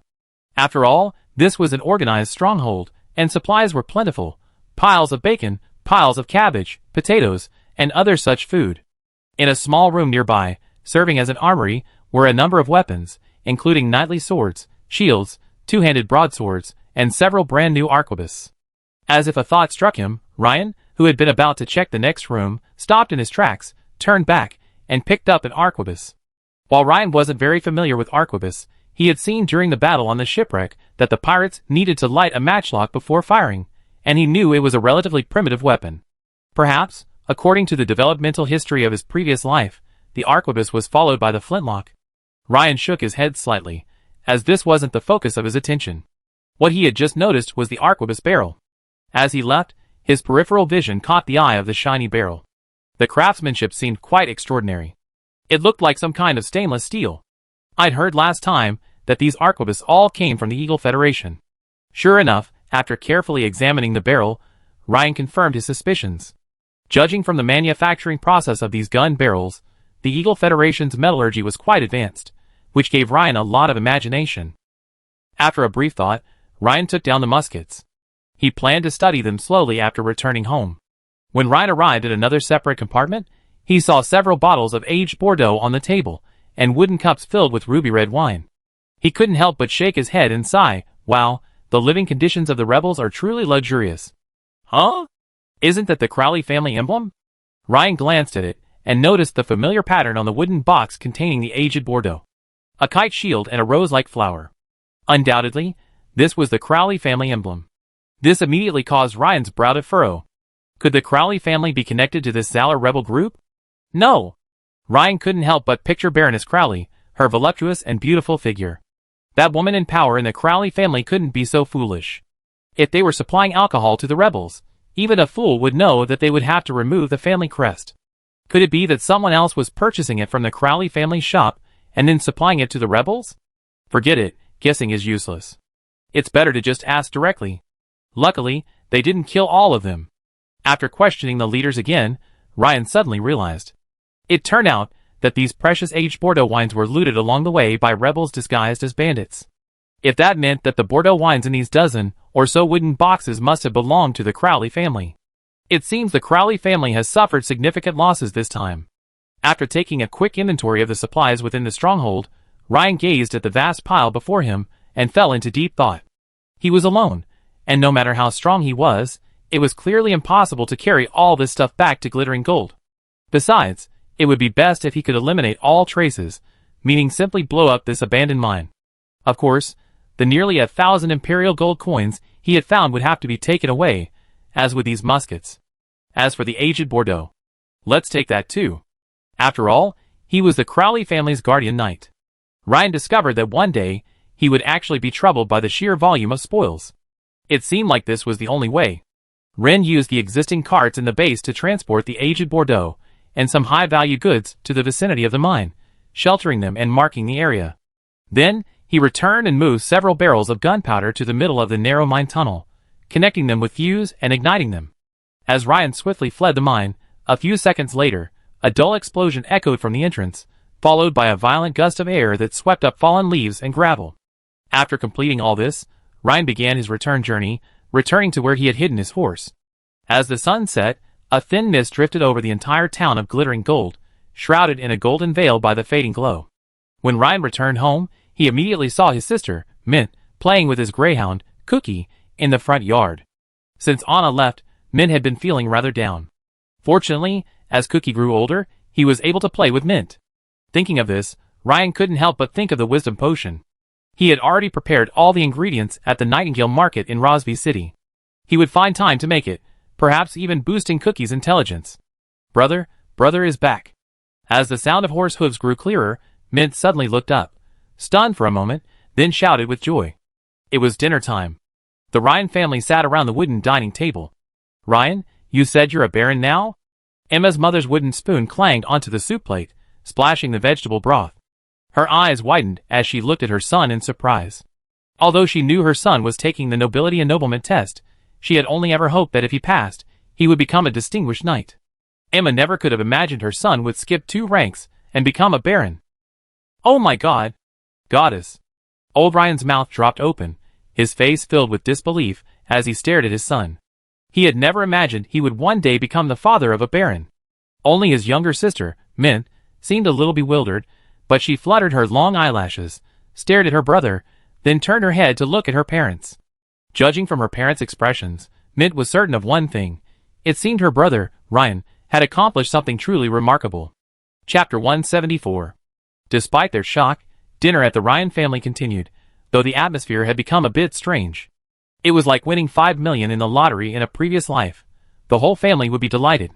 But if they had won $10 billion, the family would be filled with joy and a lot of thoughts, especially the adults. At this moment, Ryan and Emma's minds were still in a whirlwind, with all sorts of thoughts racing through their minds. For example, what should they wear if they became the mother of a baron? Also, what should they be mindful of in their words and actions, so as not to embarrass Ryan? Would the other nobles laugh at them for being country bumpkins? Only their younger sister, Mint, continued to enjoy her meal as cheerfully as ever. Suddenly, Mint's large eyes fluttered, as if she had thought of something. She said, "By the way, brother, that beautifully dressed sister Ginny came to see you today. I said you weren't here, and then Ginny left without saying anything." After a moment's thought, Ryan nodded, indicating understanding. Meanwhile, in Maester County City, on the second floor of Baron Norman's family mansion, in a luxuriously decorated study, Baron Norman, dressed in aristocratic hunting attire, frowned over a stack of documents on his desk. On each of these papers appeared the same name: Ryan. Just then, there was a knock on the door. "Come in," Baron Norman said, raising a brow. His son, Dennis, entered with a look of joy, saying, "Father, I feel like I've reached a bottleneck. I think it's time to try an advanced potion." Upon hearing this news, Baron Norman managed a forced smile and said, "Not bad." But Dennis was deeply disappointed. He had expected his father to give him high praise, not just a calm "not bad" utterance. In his imagined scenario, when his father expressed his high approval, he would then propose a marriage alliance with the Crowley family. Recently, while cultivating with divine blood, he had been thinking a lot about the stunning Baroness Crowley. But the scene now was so different from what he had imagined. Dennis didn't dare say anything. He glanced at his father's expression. Although his face remained as impassive as a statue, as a son, Dennis could sense that his father's mood wasn't quite right. He pondered for a moment, and just as he was about to ask, he suddenly caught sight of a familiar name on the documents on his desk. Ryan. All this information, all about Ryan? Dennis's pupils suddenly shrank. Only then did he realize that his always strong father was worried about this farmer's son. Dennis was puzzled. Didn't his father say he'd handed this matter off to an old friend who was practically infallible? Why? After stammering a few times, Dennis finally asked, pointing to the documents on the table, "Father, is there something wrong with this?" Baron Norman's face darkened, he sighed, and nodded. This made Dennis anxious. Another problem. Damn it! Could this farmer's son be the illegitimate child of the goddess of luck? We'd sent men over again and again, but none had been able to defeat the enemy. Father, how is this possible? Didn't you say that this old friend of yours once had a record of killing great knights? Even if your friend's strength has declined, killing a full-fledged knight should be as easy as killing a chicken. Baron Norman didn't immediately respond to his son's question. He had been pondering the question. An eerie silence fell over the study for a moment. After a while, Baron Norman seemed to have composed his words, and his deep voice rang out. "A few days ago, I hadn't heard from Adams, so I became suspicious and went to his shop to check. As I expected, there was a problem. I then obtained this information through several friends in government departments." At this point, Baron Norman pointed to the documents on his desk. Dennis immediately reached out, picked up a document, and began to read. There was a passage on it that seemed to be copied from an official document. 10 days ago, the Empire's most wanted criminal, Adams, was successfully killed by the combined efforts of Gold Hire Sheriff Hamilton, Deputy Ryan, and dozens of elite Knights Watch. Jointly surrounded? Dennis muttered at the words. No wonder they failed. They were under siege. Dennis seemed to have found a plausible explanation. After all, the Empire's paramilitary forces, the Night's Watch, were not a bunch of uncoordinated ragtag bandits, but a coordinated fighting group that was greater than the sum of its parts. Of course, the main reason was that his father's old friend's strength had declined significantly. Just as Dennis was lost in thought, Baron Norman added something almost earth-shattering. Also, I got the latest news from Alonso. This Ryan has just passed the Munster province's nobility and nobleman examination and been awarded the title of Baron. What? Baron? Hearing his father's news, Dennis's eyes suddenly widened like walnuts, and his mouth opened wide enough to fit a whole roast chicken. Fuck, could anything be so outrageous? He was still gloating over being able to take an advanced potion, and now this pariah has suddenly become a noble. And a baron. The same title as my father's. This former pariah has surpassed me, the son of a baron. Dennis felt his long-standing sense of superiority crumble.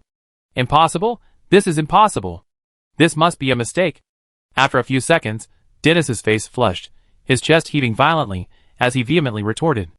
The imperial letter arrived in the county capital 2 days ago. Alonso was the one who handled it. The relevant information has now been handed over to Count Habsburg. Baron Norman offered no rebuttal, calmly stating the facts. Dennis's body trembled as if a bucket of ice water had been poured over him, then he immediately calmed down. He knew that even if his father and Baron Alonso could be wrong, Count Habsburg wouldn't, and the Empire wouldn't. The thought of having to bow and address Ryan as Baron whenever he met him again made Dennis feel more sick than if he had eaten warm dog shit. After a long moment of stunned silence, Dennis finally came to his senses and asked with a look of resignation, "Father, what should we do now? I find a friend later." Hearing this, Dennis resisted the urge to question his father. Find a friend? After a pause, Baron Norman continued, "If all else fails, I will challenge Ryan to a bloody duel." Dennis's face lit up with joy. He had long hoped his father would take action and eliminate this farmer's son directly. As for why his father hadn't challenged Ryan openly before, he knew exactly why. Because if a noble challenged a commoner to a duel, they would be condemned by the other nobles, and even the Imperial Council of Elders. And, most importantly, a commoner could refuse such an unfair challenge. Now that Ryan had become a baron, his rank equal to his father's, a duel suddenly became feasible. Furthermore, duels between nobles are divided into bloody duels and ordinary duels. Ordinary duels end when one party surrenders, while bloody duels end when one party dies. However, bloody duels must be approved by the local governor and conducted in a designated location under the witness of multiple supervisors. "Father, are you confident?" Dennis asked, despite his absolute confidence in his father's extensive resume and impressive combat record. "I previously paid a large sum for a secret medicine, and word has reached me that a master alchemist in the imperial capital is willing to help create it. Once I take it, I'd be able to repair my hidden injuries and regain my peak combat power." Baron Norman didn't answer Dennis directly. "Excellent. If you, father, can return to peak form, Ryan will undoubtedly lose." Dennis's face flushed with excitement. "Okay, I need to go out for a bit."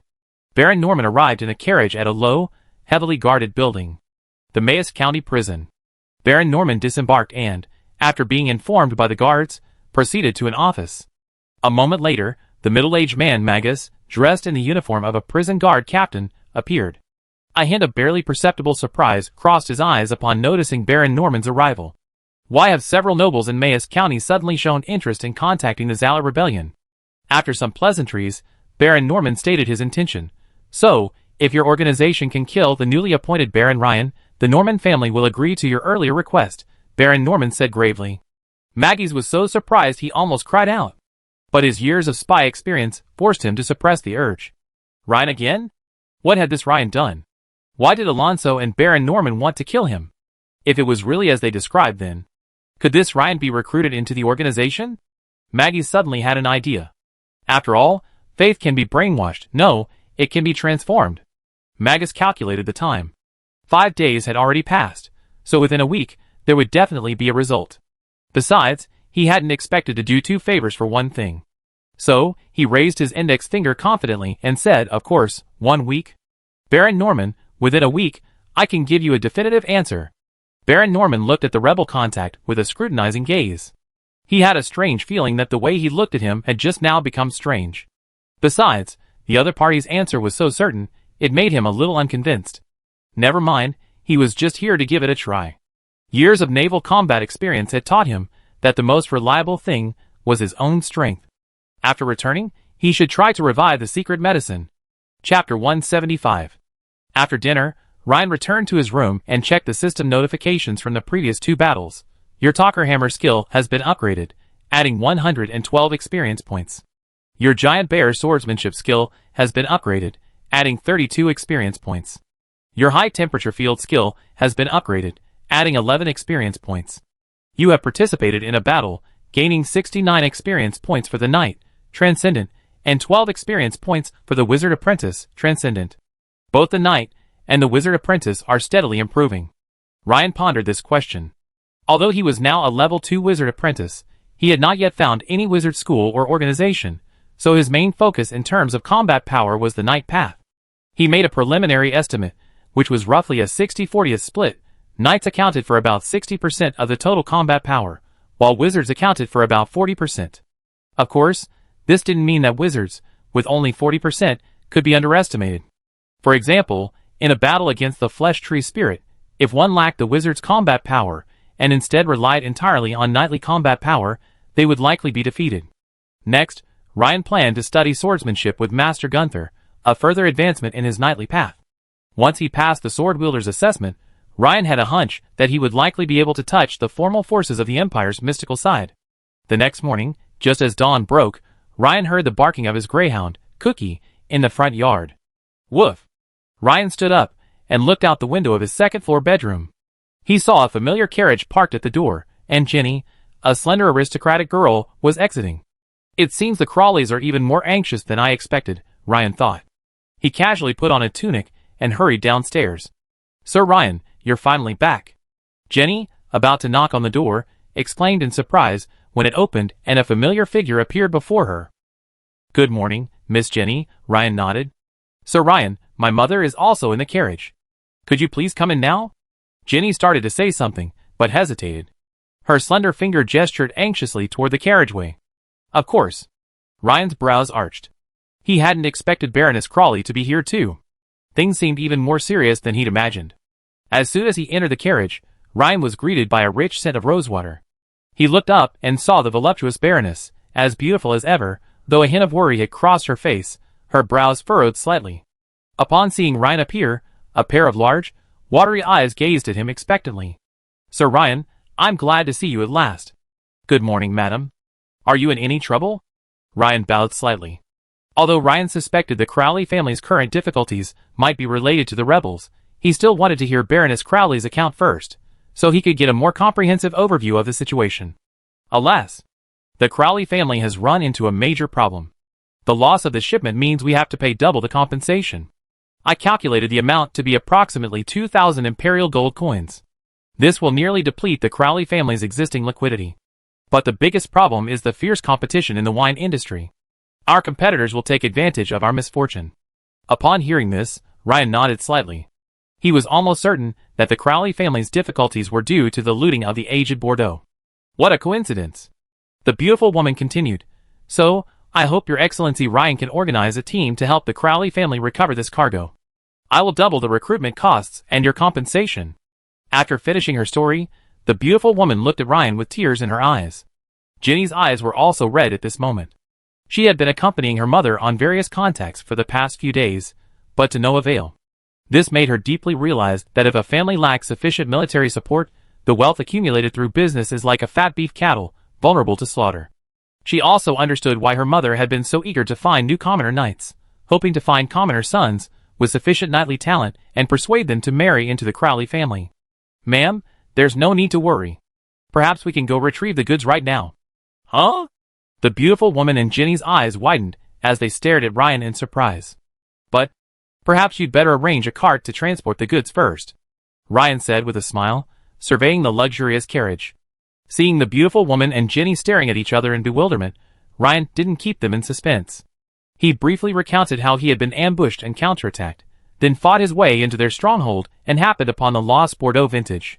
Ryan hadn't concealed the mastermind behind the two women. The Zala rebels. Suddenly, Ryan felt a soft, fragrant body fall into his arms. It was Baroness Crowley, overcome with joy at having regained what she had lost, who embraced him, weeping with joy. Ryan froze. At that moment, Ryan wanted to say, "Madam," Have you underestimated your allure to the opposite sex? Ever since Lager left, Ryan hadn't tasted flesh for many days. At that moment, smelling Baroness Crowley's mature feminine scent, and catching sight of the milky white of her neck, Ryan felt a surge of warmth rising in his stomach, his mouth suddenly dry. Ouch! Baroness Crowley uttered a low cry as something poked her in the stomach. The next second, the beautiful woman let go of Ryan, her eyes cast down, a hint of shyness on her face. She gently brushed the hair from her ear and said, "Sir Ryan, I'm so sorry. I was just so happy just now. Please forgive my loss of composure." Ryan coughed, masking his embarrassment. "I should have put on my plate armor before coming out. Damn, I'm wearing a tunic now. It's so hard to hide." Only then did Ryan take a closer look at Baroness Crowley, who was sitting across from him. The lady was wearing a gorgeous, one-shoulder lavender gown embellished with lace. Her original white plush cape had been set aside, presumably because the carriage was warmer.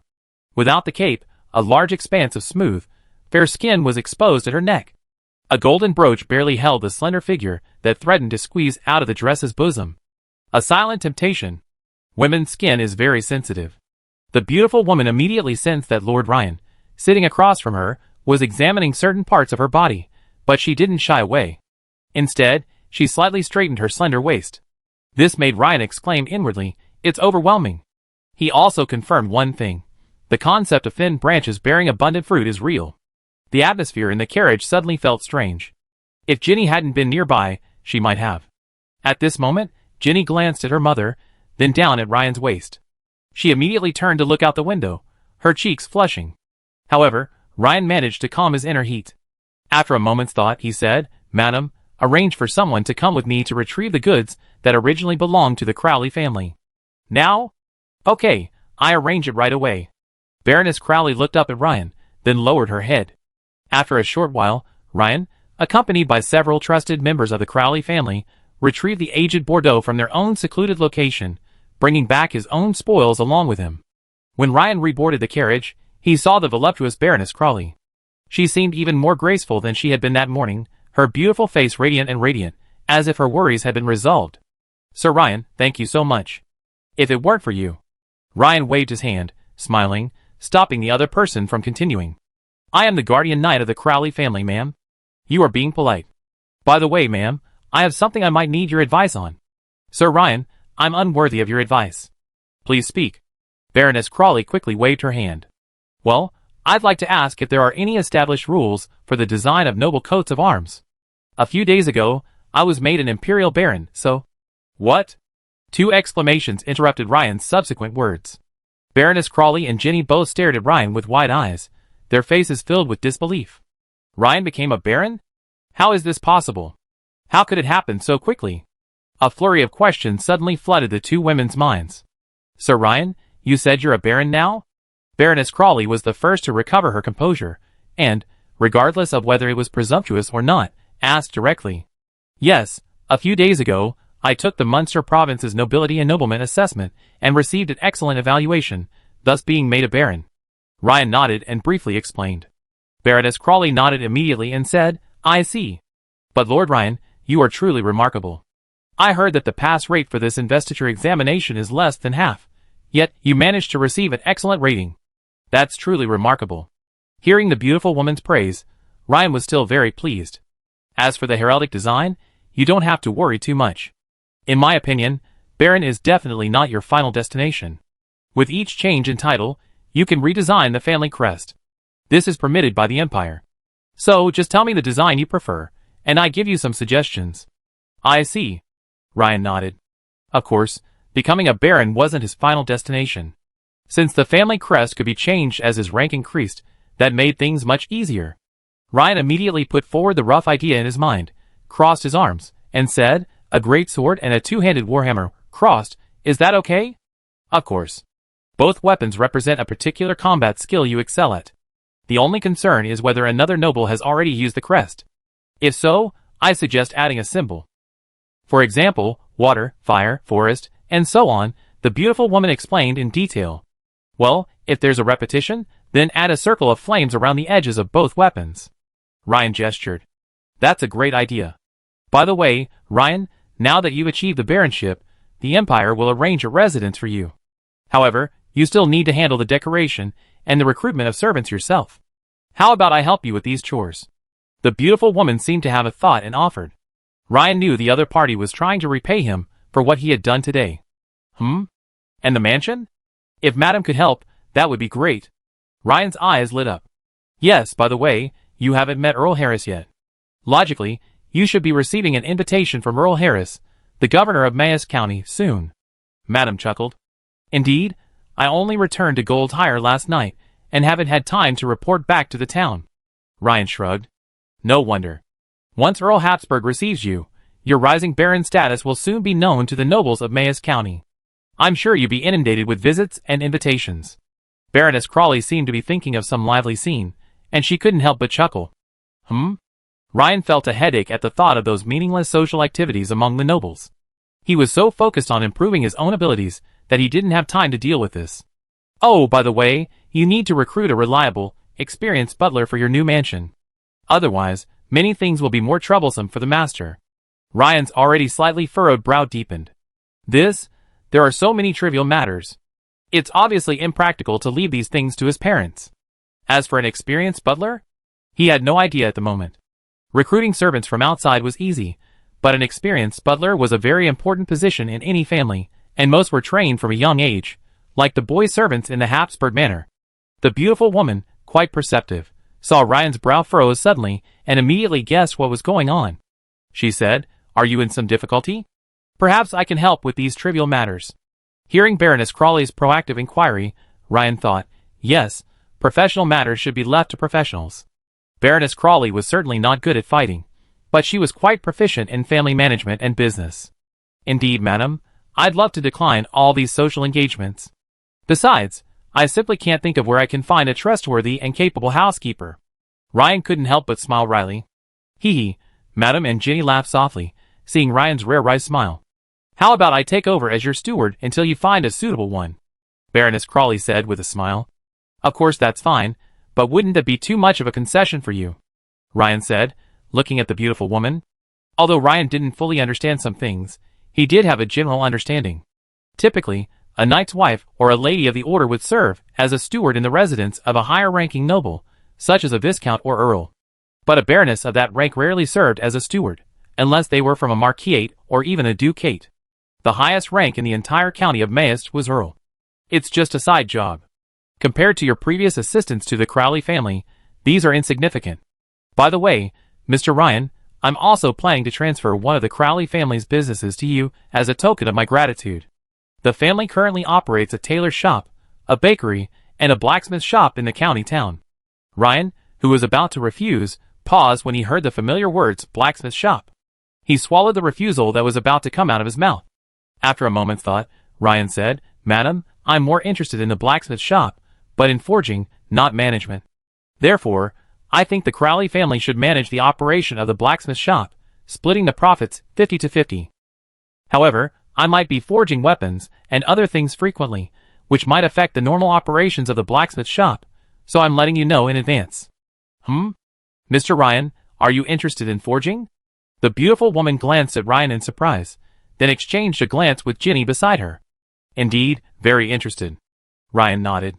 Ryan saw no shame in this.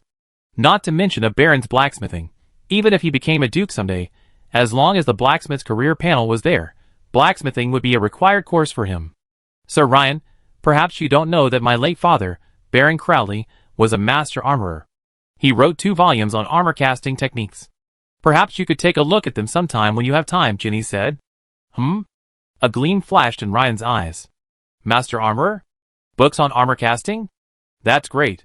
Ma'am, Jenny, I go to Sheriff Hamilton's office first, and then we go to the county seat together. Ryan was a little impatient to read the books. Perhaps he had a vague hunch that armorer was likely one of the subsequent career paths for a blacksmith. Of course, the beautiful woman said with a smile, Gold Hire Town Hall, Sheriff's office.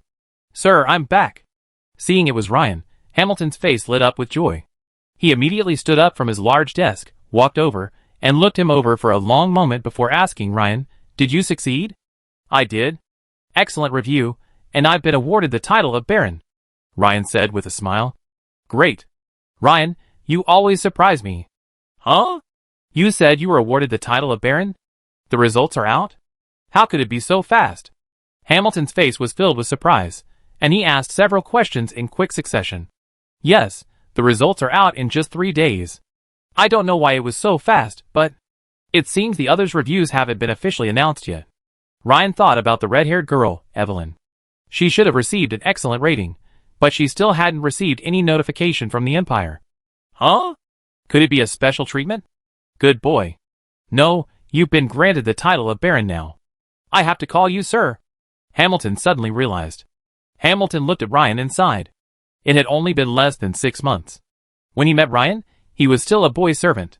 And now he's a baron. Sir, you're joking, Ryan said, waving his hand. By the way, can you briefly tell me about the enthronement assessment? Hamilton, a lord who had previously only received a good rating, was intrigued by Ryan's special treatment from the Empire. Ryan nodded and immediately explained the key points to Hamilton. For example, how he had exploited the explosion of the bark's ammunition magazine to destroy the shipwreck, and how he might very well have ranked first in the enthronement examination. Hamilton listened with rapt attention, and it took him a moment to digest what Ryan had said. Then he asked, so, the invitation to the sword bearer. At Hamilton's hopeful gaze, Ryan nodded and said, I've received it. I'll be traveling to Munster in about 3 months to participate in the sword bearer selection. Excellent. Ryan, well done. Hamilton patted Ryan's shoulder. By the way, I almost forgot something important. Yesterday, Earl Harris sent a warrant, hoping you would meet him at his residence upon your return. Hamilton said, turning and handing Ryan a piece of paper resembling a letter. It's just right. I'm going to the county town later, so I go visit Earl Harris first. Well, after you've settled some things, come see me again. I have a friend who would like you, Ryan, to help solve a mystery. But I haven't agreed yet. I'd like to hear your opinion first, Hamilton said. Okay, sir. I go to the county town first. Ryan nodded. After arriving in the county town by the Crawley family carriage, Ryan planned to visit Earl Harris first, then go to the Crawley family to read the late Baron Crawley's work on armor casting. Soon, the carriage stopped at the Earl's mansion, which was quite large. This was Ryan's first visit to Earl Habsburg's mansion. Although he had a long-standing connection with the Habsburg family, it was only today that he had the opportunity to meet the most powerful man in all of Maester County. It wasn't a viscount, but an earl with the added prefix. Hereditary. The weight of a hereditary earl, even across the entire Dragon Empire, was no small matter. In addition, Earl Habsburg was a special case. Because he enjoyed the trust of the Imperial High Command, after the previous governor of Maester County was transferred, Earl Habsburg became the current governor, further deepening his influence. Thus, as a newly appointed baron, Ryan had no choice but to consult the Earl on many matters. However, Ryan couldn't immediately determine whether he had a positive or negative opinion of the Earl. However, it was quite interesting that his descendants, Claire, were on good terms with him, while Alonso was hostile. In a luxurious study, Ryan met Count Habsburg for the first time. He was an old man with meticulously combed hair. Although his forehead was smooth and full, with no visible wrinkles or age spots, his graying hair indicated that he was no longer young. He was dressed in a black, gold-trimmed noble hunting suit, which was extremely well-dressed. Even the Kaleri bird pattern on his chest was woven entirely with gold thread, giving him a sense of understated luxury. Count Harris gave Ryan an overall impression of calm, majestic, and unfathomable, as if he were facing a volcano about to erupt, always feeling a sense of trepidation. Good day, Count. Ryan bowed respectfully. Hello, Baron Ryan, please take a seat. Count Habsburg smiled, and nodded to Ryan. Ryan, I heard you received excellent reviews in the Munster Province Investiture Assessment a few days ago, and were awarded the title of Baron by the Empire. I'm very surprised. Ryan, you performed very well. Thank you, Lord Earl, for your praise. Ryan bowed slightly, and said with a smile, I asked you to come here this time because, first, I wanted to meet you, and second, I wanted to ask you about your plans for the future. Ryan, are you interested in becoming my captain of the guard? Earl Habsburg said with a smile, changing the subject. Ryan was stunned. Captain of the guard? This position is quite extraordinary. It signifies Earl Habsburg's deep trust in me. That's right. According to my resume, I was born and raised in Goldhire. In Earl Habsburg's eyes, I was a native of the area, worthy of careful training and trust. Unfortunately, his current goals were no longer limited to Mayes County. In some ways, Ryan would have seen and experienced more in the South Sea Fleet than in Mayes County. Clearly, faced with Count Habsburg's olive branch, Ryan could only politely decline. Thank you, Lord Earl, for your approval. However, I'm truly sorry. I'd like to take advantage of my youth to further my studies and improve myself. Count Habsburg looked at Ryan deeply, paused, and said, a young eagle always longs to spread its wings and soar, to explore the wider sky. I understand that. Don't feel sorry, Ryan. I felt the same way when I was young. In that case, since you performed so well in the enthronement assessment and have brought honor to Mayes County, I offer you 3 options for your appointment. The first option is to serve as the deputy sheriff of the county seat, primarily responsible for daily and nighttime patrols within the county. The second option is to serve as the sheriff of the county jail, in charge of Mayes Prison. The third option is to serve as the governor and sheriff of the fishing port town. Pirates are rampant there, and public security is under great pressure. I need a strong person to go there. Giving myself 3 options? Immediately, Ryan began to think rapidly. Chapter 176.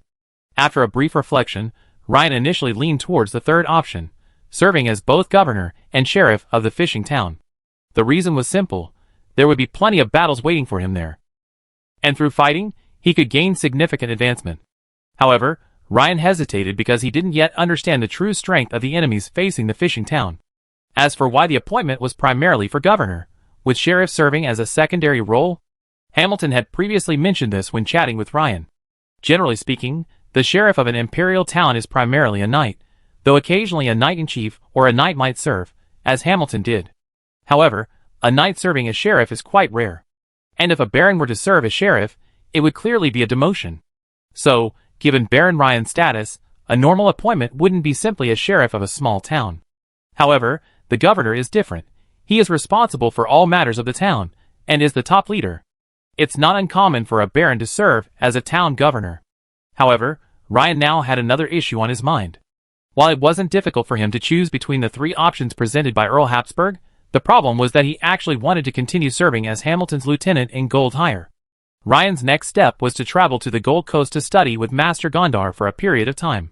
He would then continue serving as Goldshire's sheriff's lieutenant, allowing him to maximize his time, with Hamilton handling many matters for him. But if he chose to serve in Fishing Harbor, it would mean he wouldn't be able to leave for the Gold Coast for the foreseeable future. After some thought, Ryan decided to speak directly with Count Habsburg. Your Excellency, regarding my appointment, I'd like to postpone it for a while. I'm currently experiencing a period of growth, and I'd like to study swordsmanship with a master swordsman. So, at this point, Ryan felt his scalp tingle as Count Habsburg's gaze was fixed on him. After all, in a sense, Ryan had already violated his superior's will, especially since he was being courteous and offering him a choice. After a brief silence in the room, Count Habsburg finally spoke. Okay, then I give you a month. However, in this case, I arrange your appointment directly. 1 month from now, Ryan, you will serve as governor and sheriff of Harbor Town. At this last sentence, Ryan's face lit up. He hadn't expected Count Habsburg to finally secure this position for him. Of course, thank you, Lord Earl, for your understanding and support.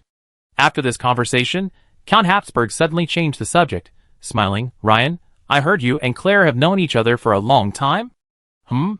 Ryan immediately realized that the Lord Earl before him must have thoroughly investigated him. Come to think of it, Habsburg Manor was also owned by this Lord Earl, from the manor steward, Knight Lloyd, to Perez's swordsmanship instructor, and even the head maid, Shadia. If they knew it was Count Harris, who wanted to know about their situation, no one would dare to fail to report it honestly. So, the other party's agreement to allow him to go to the Gold Coast might have been due to Claire's influence. Yes, Lord Earl. In fact, Miss Claire has, in a sense, been my guide on the path of chivalry, Ryan said frankly. Very good, Ryan. If you have any difficulties in the future, you can come to me. Remember, Mayes County will always be your home. That's all for today. I still have some matters to attend to. My butler, Henry, will take you to handle any minor matters. Of course, thank you, Lord Earl, for your understanding and assistance. Ryan bowed slightly. Earl Harris rang the bell on his desk. Ding-ling-ling.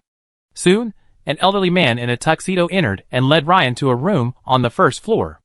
Earl Habsburg's butler, Henry, was actually a nobleman with a lordship. Ryan nodded politely. This reminded him of an old saying from his past life. The Prime Minister's servants are 7th-rank officials. It seems that in any human society where power hierarchies are rigid, the situation is essentially the same. When butler Henry opened the door, Ryan raised his eyebrows in surprise. He hadn't expected the room to contain a model resembling a giant sand table. It clearly depicted the county town's topography, with even the main streets marked in detail. The aristocratic residences, in particular, were modeled with small wooden houses, so lifelike they could almost be considered scaled. Baron Ryan, these are several vacant mansions. You can choose one, butler Henry said, pointing to 3 small wooden houses with white labels affixed to their tops. Thank you. Ryan nodded, taking a closer look. The noble residences were also divided into different levels. The outermost circle held the knights and lords. In the eyes of some upper-class nobles, these 2 categories were not considered true nobility. They were the most numerous, but in a county town, where every inch of land was valuable, their residences also occupied the smallest area. Inner circle was the baron level. In the county town, these were considered the backbone of the class, and their numbers were much smaller than those of the knights and lords. Further in, the viscount's residences consisted of only 5 or 6 cabins, and the villas they simulated were larger and more luxurious. And in the center, like a moon surrounded by stars, was naturally the residence of Count Habsburg.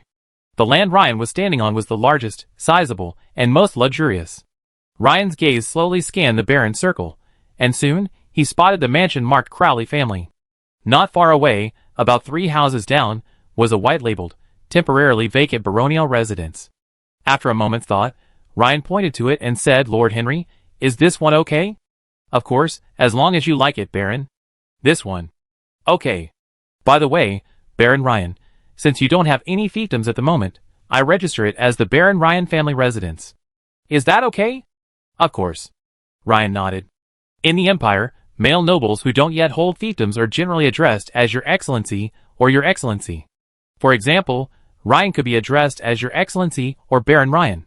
However, once a fiefdom is granted, for example, Ren fiefdom is named Normandy, the official title is primarily Baron of Normandy.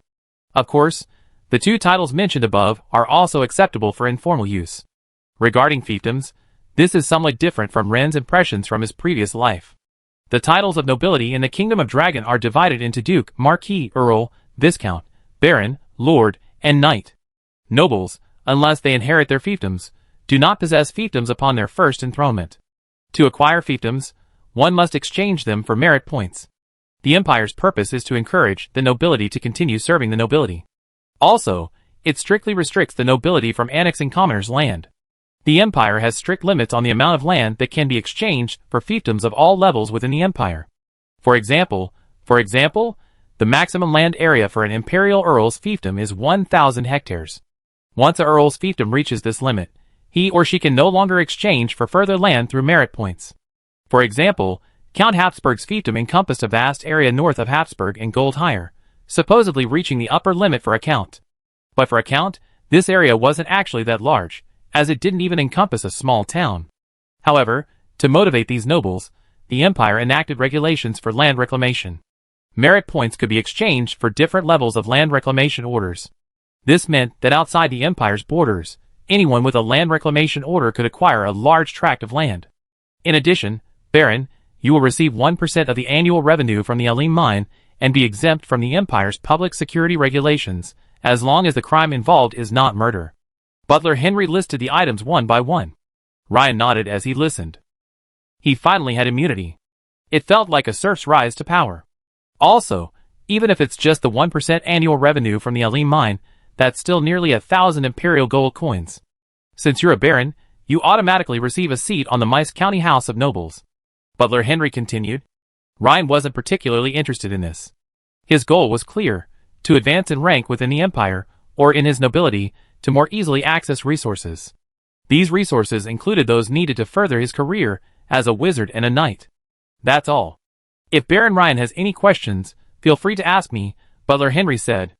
Thank you, Lord Henry, for the information. By the way, Baron Ryan, would you like to visit your residence right now?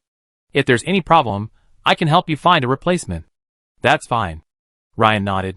Baroness Crawley and Ginny were probably still waiting for him in the carriage, so asking them to help him check things out was perfect. The group soon arrived at the baronial residence Ryan had chosen and began to tour it.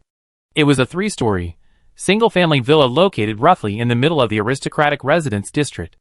The main building covered approximately 300 to 400 square meters, with a front yard of over 300 square meters and a whopping 1,500 square meters in the backyard. The backyard was so large because it contained a training ground and a stable that could accommodate 10 horses. Thus, the total area of the villa was approximately 2,000 square meters. What Ryan valued most was the training ground in the backyard, similar to the one he'd seen at the Crowley family's house. He hadn't expected to own a private training ground so soon, and it made him quite happy. As for the stable, it was quite necessary for Ryan, especially since he was currently feeding his black horse the mutation growth potion. In the neatly cleaned training ground, Ryan excitedly drew the shimmering great sword at his back and performed an impromptu giant bear sword technique. Whirlwind. Cleave. The brave and resolute movements and flowing techniques caught the eyes of the two beautiful women beside him in awe. After touring the training ground, the group entered the villa and walked around from the first to the third floor. Ryan found that the county administration office had done a very good job of maintaining the mansion. Most of the necessary repairs had been made. Ryan touched the wooden handrail and found it was as smooth as new. Seeing this, Butler Henry couldn't help but laugh. He said, "My lord, the county administration office has assigned a special person to clean the house every 3 days. So you can move at any time." Ryan nodded and said, "It's indeed well maintained. Lord Henry, thank you for bringing me here. This is the one I'm looking for." "Very well, my lord, Baron, Lady Crawley, Miss Jenny. I have some matters to attend to with the Earl, so I take my leave." Butler Henry bowed slightly in farewell. Before leaving, he gave Ryan a smile that every man knows. This left Ryan speechless. He was completely innocent. "Sir Ryan, when do you plan to move in?" Baroness Crawley asked, brushing her hair away from her ear. Ryan thought for a moment and said, "As soon as possible. I plan to settle my family here, and then leave Mayster County for a while.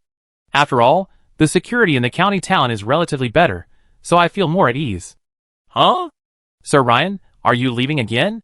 the beautiful woman asked in surprise. "Yes, I'm going to Rossby County to train with a swordsman. I'll be back in about a month. By the way, madam, if you encounter any problems you can't resolve, please contact me. This time, I bring the blue-helmeted pigeon Ginny gave me last time," Ryan said with a smile. Upon hearing that Ryan was going to improve his own strength, the beautiful woman's eyes lit up.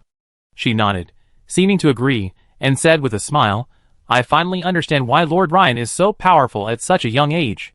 Besides your extraordinary knightly talent, your hard work is beyond the reach of ordinary people. Yes, I heard that young William of the Stander family has also passed the examination for canonization. The imperial decree hasn't even been officially issued yet, and young William has already been hosting a banquet at home for 3 days," Ginny said with disdain. After touring the villa thoroughly, Ryan, Baroness Crawley, and Ginny returned to the nearby Crawley family home. "Lord Ryan, it's already dinner time. I've just asked the servants to arrange a banquet. Please do come," the beautiful woman said with a smile. "Well, I wonder if this is too much of an interruption." Ryan looked up at the sky. As expected, the sun was setting. He had planned to take the books on armor casting and return home to Goldhire, but now it seemed a bit late. This morning, he had helped the Crowley family recover the looted Bordeaux vintage. In the afternoon, he visited Earl Habsburg and toured his future baron's mansion. He hadn't expected time to fly so quickly. "Yes, Lord Ryan, you've done the Crowley family a great favor this time. Please do me the honor of visiting," Ginny said, smiling beside him. "Very well then." Ryan nodded. It was just a dinner, and since the host had repeatedly invited him, it would be inappropriate to refuse. Ryan immediately gave up. Soon, Ryan followed Baroness Crowley and Ginny to the Crowley family's banquet hall, also known as the dining room. The walls of the banquet hall were decorated with shields, deer antlers, and other ornaments. More than a dozen chevron-shaped candlesticks illuminated the entire room. A variety of food, fine wine, and large bouquets of flowers lay spread out on a long, quaint dining table. Although only Ryan, Baroness Crawley, and Ginny were dining, the dishes were incredibly sumptuous. The beautiful woman seemed to know that Ryan, as a knight of exceptional caliber, had an unusual appetite, so she had the kitchen prepare 2 expensive varieties of ferocious beast meat. After finishing a whole roasted red-crown turkey and a pot of stewed cliff-spike boar, Ryan felt a warm feeling slowly rising in his stomach and spreading throughout his body. "Sir Ryan, this is the 20-year-old Bordeaux you helped bring back. Please try it," the beautiful woman said with a smile, gesturing to the glass. Gazing at the amber-red wine, Ryan could already smell the hint of aged oak barrels, a taste that made him yearn for the red wines of this world. Thank you, ma'am. Ryan raised his glass and downed it in one gulp. Instantly, the rich aroma of fruit and wine permeated his mouth, and the taste was surprisingly delicious. So, accompanied by Baroness Crawley and Ginny, Ryan enjoyed a hearty meal. During dessert, Ryan asked, "Ma'am, I'd like to borrow this book on armor casting. I wonder." "Of course, Your Excellency, please follow me." The drunken woman's face was radiant with radiance. She stood up and led the way. In fact, the beautiful woman was quite nervous about what she was about to do. Ever since her husband, Baron Crawley, passed away a year ago, her stunning beauty had been coveted by many, including wealthy businessmen and aristocrats. At first, she thought that with the Crawley family's background and her business acumen, she should be able to get by easily. But the beautiful woman soon discovered that despite her considerable business and family management skills, in a world where strength trumped all else, the Crawley family, without its core force, was like a sailboat without a mast. Once faced with strong winds and waves, it was in danger of capsizing. The recent looting of the Bordeaux vintage was a prime example. The beautiful woman increasingly felt that a hidden hand in Maester County was manipulating individuals and forces, intent on gradually eroding the Crawley family. Now, she was powerless to resist this dark hand. But when she saw the lost goods recovered this morning, she instantly felt that this young man, roughly her daughter's age, with his tall, sturdy frame, was like a solid shield, protecting her and the Crawley family's future. From that moment on, the beautiful woman was determined to find a way to tie herself to this promising young man. He was currently merely the guardian knight of the Crawley family, which wasn't nearly enough. But unfortunately, he seemed completely uninterested in a noble woman like Ginny from the start. Especially when Ginny mentioned that she had even asked her best friend Agatha to accompany him on a tour of the library, but he also showed no interest in her. And after he was made a baron, the plan of marrying into her family became completely unfeasible. This troubled the beautiful woman. It wasn't until today, when she had lost her composure and hugged him, that she realized the young man seemed quite interested in her.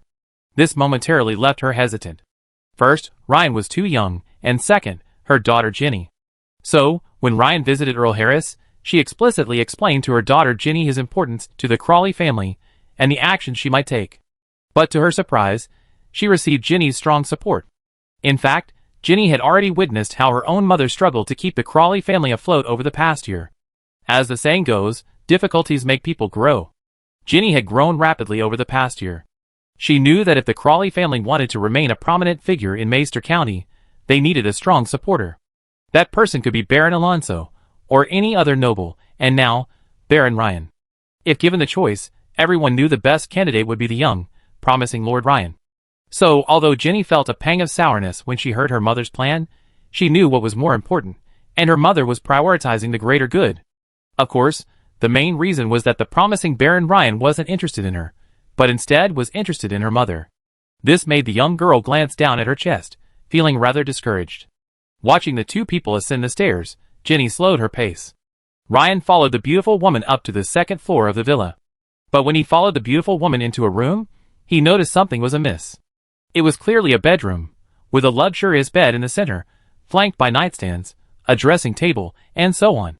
Entering Baroness Crawley's bedroom in the middle of the night was clearly inappropriate. But when he turned around, he discovered that Ginny, who had been following him, had disappeared. Now, Baroness Crawley and he were the only two in the room.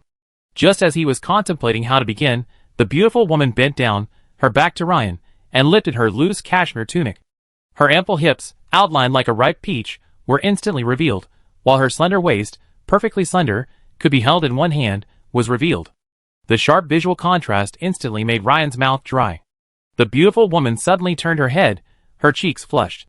She brushed her slightly disheveled hair from her ear, and said in a delicate voice, "Sir Ryan, can you do me a favor? The armor casting technique you requested is in this cabinet, but it's probably tucked away at the bottom." Chapter 177. It's a bit too dark in the closet. Could you hold the candle for me? The beautiful woman said in a gentle voice. Ryan swallowed hard, gazing at the beauty before him. But he suppressed his inner throbbing and reached out to grab the mountain-shaped candlestick next to him. At the same time, he stood behind the beautiful woman to help light the room. In the flickering candlelight, Baroness Crawley's beautiful cheeks, already rosy from drinking aged Bordeaux, became even more radiant. This almost made Ryan lose control. And when the beautiful woman saw that Ryan didn't step forward, but instead obediently helped hold the candlestick and light her room, she sighed silently. Alas! It seemed this was the only way. Suddenly, whether intentionally or accidentally, the beautiful woman's large, round breasts moved back a little. Instantly, a warmth and unusual softness pressed against Ryan. This caused Ryan's hand, gripping the candlestick, to tremble. A drop of scalding candlelight dripped onto the beautiful woman's fair neck. Ah! The beautiful woman cried out softly. Could this young man have such a hobby? The beautiful woman wondered. But the beautiful woman's cry was like the straw that broke the camel's back, for Ryan had already been struggling to endure it. The thought suddenly crossed Ryan's mind. This is intolerable. What is unbearable? With that, a strong hand grasped the beautiful woman's slender waist, while the other hand lowered the mountain-shaped candlestick and opened, 10,000 words omitted here, in the back garden, outside the villa. The next morning, Ryan looked at the beautiful woman beside him, who was still sleeping soundly. Yet, even from her current expression, she still radiated immense joy and satisfaction.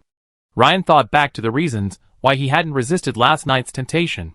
On one hand, it might have been Baroness Crawley, with her stunning beauty and exaggerated waist-to-hip ratio, and how incredibly alluring she had been last night. On the other hand, it was Ryan's own fault. Ever since his in-depth discussion with the wild girl, Lauder, some time ago, thoughts about this topic seemed to pop up from time to time. Especially as his limit-breaking abilities continued to rise, these feelings grew stronger. Thinking of last night, a smile played on Ryan's lips. Although Baroness Crawley was merely ordinary, at this moment, as if because of the winter morning light, shining through the slits in the curtains into the bedroom, the beautiful woman's long eyelashes fluttered slightly, and the next second, she opened her beautiful eyes. The beautiful woman gazed affectionately at the strong young man before her, a wave of shyness and a hint of fear welling up in her heart. To be honest, although she knew that Ryan, as a knight paragon, would likely possess incredible physical strength, she hadn't expected it to be so remarkable, a tireless Iron Man.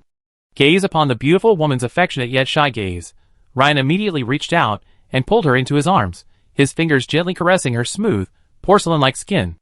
Ryan naturally understood Baroness Crawley's intentions last night. But some things are best left unspoken. To put it bluntly, it felt like a transaction. Furthermore, Ryan had just realized that while he had now secured a beautiful woman, there were many who coveted her. Only by being strong enough can one truly protect the people and things before one. As for the pleasures of love and sex, they are a welcome change of pace during cultivation, but one must never indulge in them. Suddenly, Ryan remembered something. Both the first-level wizard apprentice, Indri, and the third-level wizard apprentice, Adams, had left diaries filled with records of their romantic affairs. And he, a second-level wizard apprentice, seemed to be following in the footsteps of their predecessors. No! It was still different. They were thieves, but he was not, because Baroness Crowley was a widow. Also, Ryan finally learned Baroness Crowley's name, Jennifer Cece. The beautiful woman came from a middle-class merchant family. After marrying Baron Crowley, Jennifer essentially took over all of the Crowley family's businesses, expanding them threefold to fivefold within a few years. This made Ryan understand. No wonder she was so adept at business and management. Suddenly, Ryan thought of something and asked with a smile, Jennifer, is there really a book on armor casting? Ryan couldn't help but ask. The beautiful woman was stunned by this, but soon she understood what Ryan meant and rolled her eyes at him, her cheeks flushing. He thought she had been seducing him from the beginning. Of course there are, in the cabinet, the beautiful woman said coquettishly. There really are. Ryan stood up upon hearing this. Sure enough, there were 2 rolled-up parchment scrolls in the cabinet, but not at the bottom, but at the very top. Ryan had thought Jennifer and Ginny were acting all along, but it seemed they weren't. At most, the last step was a bit of a dramatic performance. Also, the parchment scroll was quite large, seemingly a single piece of sheepskin, lightly trimmed and then tanned. Just as Ryan was about to open it to take a closer look, the bedroom door suddenly rang. Knock, knock. Mother, are you awake? Jennifer was visibly startled by Jenny's voice. Although she had discussed this matter with her daughter Jenny beforehand, her sudden appearance at the door still made the beautiful woman a little nervous. But the beautiful woman quickly calmed down, her face a thoughtful expression. Jenny shouldn't have disturbed her at this hour. Could something have happened? The beautiful woman immediately called out, Awake! Jenny, wait a moment. The people outside seemed to breathe a sigh of relief, and Jenny's voice rang again, saying, Mother, Baron Alonso is here again. The guards couldn't stop him, and he's already downstairs. Alonso? Ryan's face grew serious, and he turned to look at the beautiful woman beside him. He felt the beautiful woman was still chaste. He could sense it in some way. How could Jennifer be connected to this guy, Alonso? If his father hadn't been Count Habsburg, the grass in Alonso's grave would probably be quite tall. Seeing Ryan's questioning expression, Jennifer looked at him seriously and said, "Well, he's come to me several times this year, hoping I'd be his mistress, but I refused." "I see." Ryan nodded. It seemed like another guy was coveting Jennifer. "Just lie down and rest. I get rid of him for you. Oh, by the way, Ryan, did you know he's Earl Habsburg's eldest son?" The beautiful woman nodded, then looked at Ryan nervously and asked. "Of course, not only that, but I have some less than pleasant memories with him," Ryan said in a deep voice. Hearing Ryan's words, the beautiful woman understood and continued, "I suspect he's involved in the looting of the goods this time, as well as the suppression of the Crowley family by all parties in the county. But I don't have any evidence." Ryan was stunned. This was using both threats and inducements. Jennifer had it tough. Ryan thought for a moment, hugged the beautiful woman, and softly comforted her. "Ryan, let me help you get dressed." The beautiful woman helped Ryan get dressed, like a wife. As expected, mature women are very caring. Soon, Ryan was dressed and walked out of the bedroom. Seeing Ryan emerge, Jenny, standing at the doorway, was stunned. "Okay." In front of her, the two of them didn't even bother to hide their feelings. Lord Ryan, isn't my mother going?" Jenny asked softly. "Let Jennifer get some rest. As for Alonso? Leave it to me," Ryan said gravely. At that moment, a luxurious carriage had just stopped at the main entrance of the Crawley family villa. A middle-aged man in aristocratic hunting suit stepped out with a haughty expression. The Crawley family's butler said with a gloomy face, "Baron Alonso, your wife is resting and hasn't gotten up yet. It's not proper for you to go up like this." "It's okay. Perhaps Jennifer is ill, and I go to her room to see her." As soon as these words were spoken, it was as if Sima Zhao's intentions were known to everyone. The butler was like a drake being strangled. He was about to say something, but Alonso's shameless words silenced him. So, under the helpless gazes of the servants, Baron Alonso, protected by his personal guards, strode into the villa. At this moment, Alonso was extremely happy. The fruit was ripe. He came to pick it, and even if he couldn't, he could still squeeze it. In the previous 6 months, he had secretly contacted and influenced many low-ranking nobles and wealthy merchants, suppressing all aspects of the Crowley family's business, leaving the Crowley family in a precarious position in the commercial world. And it was he who had leaked the news of the other party's import of a batch of precious Bordeaux vintage to the bandit gang in Wolf Hill. Alonso was overjoyed to hear that the Crowley family's Bordeaux vintage had been looted. He believed that this would be the final straw that broke the camel's back for the beautiful woman Jennifer. So, this time, he came as a victor, to witness the beautiful woman's submissive behavior. The thought of the beautiful woman's voluptuous figure and stunning face suddenly warmed Alonso's heart. He didn't like to use force. He liked to see the beautiful woman submit voluntarily, then beg him for mercy. That was what he found most enjoyable. After all, he was a gentleman. He couldn't use force. Suddenly, Alonso stopped. He sensed an aggressive gaze fixed upon him from the front. Alonso looked up and saw a tall, burly figure, perched high on the second floor's central staircase, gazing down at him. This situation, with the other person so high and mighty, while he was so low, made him feel extremely uncomfortable. Just as he was about to rebuke the other person, Alonso took a closer look and his heart skipped a beat. It was Ryan? Why was this kid here? "Baron Alonso, long time no see," Ryan said, condescendingly, with the air of a host, smiling and greeting him. "You, Baron Ryan, long time no see," Alonso said, suppressing his inner uncertainty. He knew that Ryan had just met his father, Count Habsburg, yesterday. "Thank you, Baron Alonso. It seems you're well informed. By the way, may I ask why you're here?" Ryan asked knowingly. "Visiting a friend?" Alonso replied reluctantly. "Oh, could it be Baroness Crawley? If so, please leave." Ryan immediately ordered him to leave. Alonso's eyes twitched, a bad feeling rising within him. She's worked hard all night, and is resting well now. Seeing Alonso still refusing to give up, Ryan said something every man would understand. "What? How could that be?" Instantly, Alonso realized what was happening, his once arrogant face suddenly turning a rosy purple. He snorted loudly and turned away. Damn it! Alonso's heart was bleeding.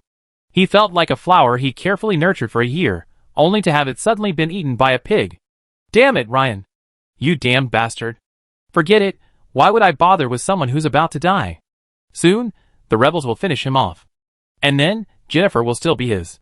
However, Alonso's heart ached again at the thought of Jennifer being used again. Damn. A young man actually liking a mature woman. Alonso had heard before that Ryan had become the Crowley family's guardian knight, but he had never imagined Ryan would actually be involved with Jennifer, given the huge age difference. Shouldn't Jenny and Ryan be a better match? Alonso was furious at the thought, a feeling of having his home robbed lingering in his heart.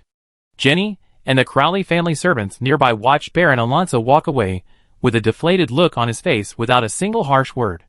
Suddenly, everyone looked at Ryan in astonishment, as if asking, "Sir, how did you do that?" You know, in all of Mayes County, there aren't many people who can make Baron Alonso lose face. After all, most people would give face to Earl Harris if they didn't give Alonso face. Ryan watched Alonso leave. A moment later, he returned to the bedroom. Seeing how quickly he'd finished, the beautiful woman asked curiously, "So fast?" "Well, Alonso's gone. As long as I'm here, I don't think he'd come looking for you again." "Yes, Ryan, thank you." The beautiful woman got out of bed, and suddenly embraced Ryan from behind. Instantly, a fiery sensation spread from Ryan's back, especially at 2 points. Originally, Ryan had intended to examine the 2 scrolls on armor casting more closely, but unexpectedly, the beautiful woman seemed to have fully recovered her strength after a night's rest. In reality, it was Ryan who misunderstood. Ryan had just quickly dealt with Alonso's harassment, which further convinced Jennifer that she had chosen the right person. In a moment of inspiration, she hugged Ryan from behind. But Ryan mistakenly thought the beautiful woman was about to do something. So, the symphony began to play again in the room. Jenny, outside, blushed. With a spit, she hurried away. It wasn't until noon that Ryan, taking the 2 parchment scrolls, boarded the carriage, and, refreshed, left the Crawley mansion for Gold Hire. He was going home to discuss the upcoming move with his parents. Just before he left, Jennifer assured Ryan that she would arrange for 3 maids, 3 footmen, and a team of guards to arrive later, and that she would also have people prepare the daily necessities. Basically, Ryan could move his family into the new mansion tomorrow. Ryan couldn't help but feel delighted to have such a helpful wife to handle these chores. He planned to hand over the valuable loot seized from the rebel stronghold to Jennifer later. He, however, had only one responsibility, improving his own strength. The carriage moved steadily along. Inside the carriage, Ryan slowly opened the first parchment scroll and carefully read it. Inscribed on it were the words, "Crowley's Armorsmithing Compendium, Volume 1. The first paragraph briefly and concisely described the armorsmithing compendium, focusing primarily on the forging of metal plate armor rather than chain mail, scale armor, or other armor materials. However, what caught Ryan's eye were the 2 sets of knight plate armor, each with intricate patterns and varying degrees of forging difficulty. The first set, called the Spear Cavalry set, consisted of 8 pieces: a plate face guard, plate shoulder pads, plate breastplate, plate gauntlets, plate leg armor, plate greaves, and plate combat boots. Each component was marked with key points and difficulties in its production.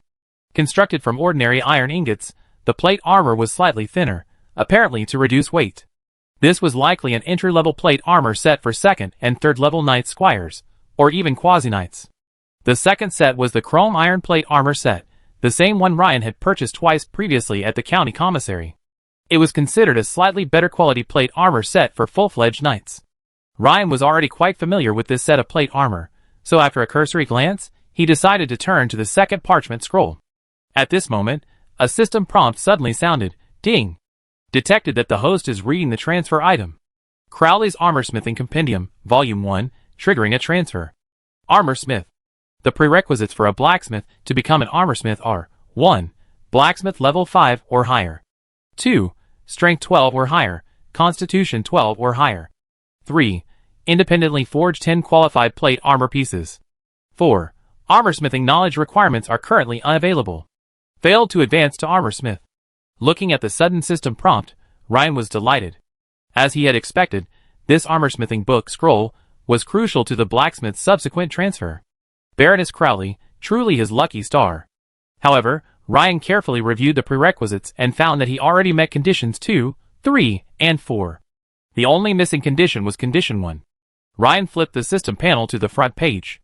The attributes section. Name, Ryan Kalin.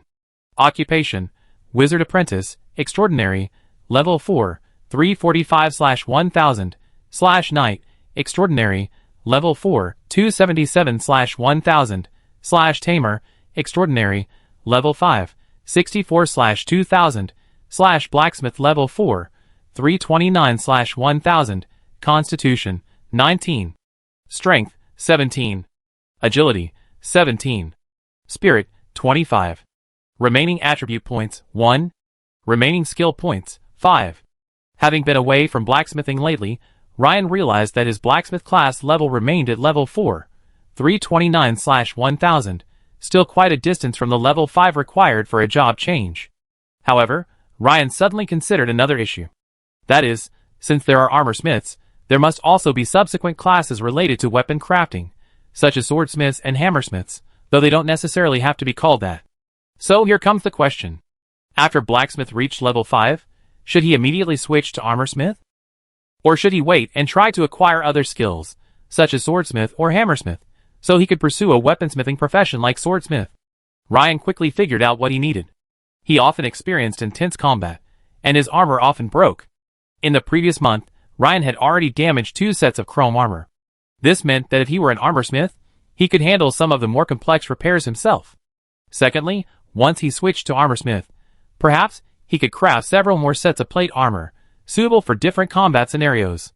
Stacked armor style, that's also a style. Finally, based on previous job transfer experience, a job transfer generally brings a certain attribute point increase and triggers certain core skills, significantly boosting his combat power. Thus, switching to armorsmith would be more suitable for him than switching to a weaponsmith-related profession. After figuring this out, Ryan opened the second parchment scroll. The first thing that caught Ryan's eye was the large words Crowley's Armorsmithing Compendium, Volume 2. Then Ryan discovered that the second volume also contained detailed instructions and patterns for 2 sets of knight plate armor of varying difficulty. The first set, called the Ice Iron set, exuded a pale blue metallic sheen throughout. Its components were the same as the Spear Cavalry set, totaling 8 pieces. It was crafted from a rare ice iron ingot, a special ore. Ryan had only heard that it seemed to possess special resistance to fire. Sure enough, the note beside it stated that the ice iron set could slightly reduce the damage inflicted by fire on its owner. This reminded Ryan of the high-level knight plate armor set he'd previously ordered from the county commissary. The water-coated steel set. The two were quite similar. The ice iron set was likely a high-level set of the same caliber as the water-coated steel set. Huh? This first set is already a high-level knight set? Wouldn't the second set be even more powerful? Ryan quickly focused his attention on the second set of plate armor, known as the mithril card plate armor. Its exterior was a dark silver, and its surface was intricately engraved with linear symbols, giving it a rather mysterious look. This design didn't seem like something that could be crafted simply by hammering or forging. It looked more like some kind of sorcery. But Ryan was more curious about the function of this mithril card plate armor. Chapter 178. As Ryan focused his gaze on the annotation, after a few seconds, Ryan's brows raised in shock. The annotation read, Mithril card plate armor, slightly amplifies witchcraft power. Here's a bit of common sense. You know, almost all metal knight plate armor hinders the ability of the mind to mobilize surrounding mystical energy particles. Depending on the metal material, this can weaken the power by 50%, 10%, or even more. If that weren't the case, would wizards and wizard apprentices be fools? Don't they know that wearing thick knight plate armor offers greater defense, instead choosing thin wizard robes to fight? Ryan had already experienced this in previous battles. For example, the chrome iron armor reduced the power of Ryan's spells by about 15%. However, for Ryan, the priority at this stage was to resolve the issue of whether or not witchcraft existed, rather than pursuing the ultimate in witchcraft power. Therefore, he wasn't particularly concerned about this. Of course, as Ryan's wizarding career deepened, this 1/10 reduction in power would likely surpass the defensive power of the chrome iron plate armor itself. Thus, the slight increase in sorcery power he'd just witnessed from the mithril card plate armor overturned Ryan's preconceived notions. After calming down his shock, Ryan carefully examined the craftsmanship and process of crafting the mithril card plate armor. First, its primary material was mithril ingots. Ryan had, of course, heard of mithril. It was a rare, or said to have excellent tolerance for all types of energy particles. Among metals, it had the least effect on sorcery power, seemingly less than 0.5%. However, the obvious problem was that simply using mithril as the primary material wouldn't be enough to achieve the slightly enhanced magical power the annotations claimed. Sure enough, Ryan continued reading, only to see a further step, referred to in the parchment as inscription, which essentially involved carving and outlining some mysterious linear symbols onto the surface of the forged mithril plate armor. While Ryan still didn't quite understand the principles behind this step, it was clear that this was the key to the slightly enhanced magical power of the mithril carved plate armor. As Ryan pondered this question, a flash of inspiration struck him. No! This craftsmanship clearly didn't seem like something a rough blacksmith could master. It was more like some kind of mystical art. Could it be that the late Baron Crowley was not only an armorer himself, but also a senior wizard apprentice? Otherwise, it would be impossible to explain how he could so effectively combine forging skills with this complex inscription technique. Ryan pondered for a moment, muttering to himself, it seems the late Baron Crowley wasn't so simple. Perhaps there's a hidden story behind his death. However, Ryan quickly shook his head. He wasn't ready to investigate the matter yet. Clearly, it would likely consume a significant amount of his time and energy. His current priority was to improve his strength to meet both known and unknown challenges.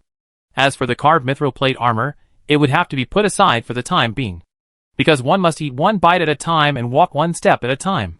He wasn't even an armorer yet, let alone master the inscription technique. How could he craft this most challenging mithril carved plate armor? For now, Ryan planned to craft the first volume, which contained the simplest set of plate armor. The Spearman set. On the one hand, crafting the Spearman set would allow him to raise his blacksmith class to level 5.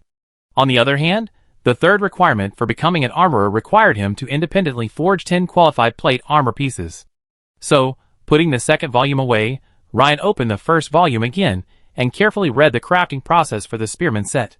Before arriving in Gold Hire, Ryan had already mastered the entire process of crafting the Spearman set. The Spearman set had one advantage. It only required ordinary iron ingots to forge, making the materials easy to collect and relatively inexpensive. This made it suitable for batch production and ideal for gaining experience. What impressed Ryan most was that the cuirass of the Spearman plate armor set was a rare muscle-type breastplate. It's similar to the breastplates worn by ancient Spartan warriors, with the outlines of pectoral and abdominal muscles, but for the sake of likeness, it's much thinner. Also, it's not hammered, but directly cast from a mold. Naturally, the quality isn't as good as a meticulously hammered muscle-type breastplate. However, the parchment scroll suggests that this Spearman suit is positioned as an entry-level mass-produced item. Huh? The Spearman suit's breastplate is made of 2 large iron plates, one for the chest and one for the back, cast separately and then joined together. Suddenly, Ryan's eyes lit up. An idea had just occurred to him, recalling a spiritual book he'd read before, an exploration of the application of scorching touch in forging. If it's this kind of crafting technique, it seems I could combine it with the sorcery of scorching touch to greatly improve production efficiency. Perhaps it won't take long to reach level 5 in blacksmithing. Once my family moves to the county town, I can go to the blacksmith shop and try my hand at forging. If all goes well, I might be able to reach level 5 in 2 or 3 days. However, Ryan quickly considered another question. If the experience bonus from the Lancer breastplate is high, should I upgrade my blacksmithing to level 6 before considering switching to armorsmith? Ryan hesitated, pondered for a moment, and then shook his head slightly. We see. Right now, we don't know exactly how much experience points the system will reward for crafting a Lancer breastplate. Also, even if the system rewards generous experience points at blacksmith level 5, that doesn't mean they'd be equally generous at level 6. Previously, during skill upgrades, this kind of situation has occurred where skill experience points are significantly reduced after a certain level has been reached.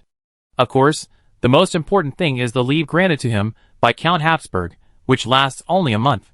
So, he needed to quickly settle his family, and then travel to the Gold Coast of Rosby County to seek further training with Master Gunther Odinga.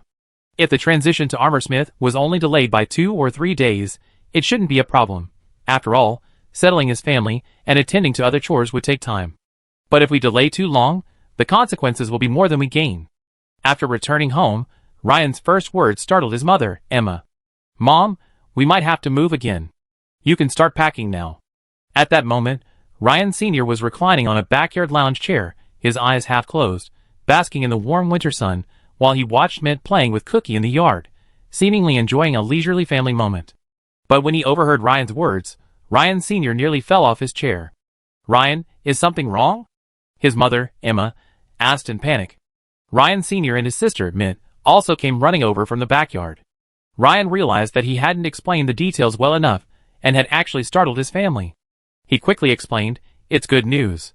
I've been made a baron, and the Empire has arranged a baronial residence for me in the county town."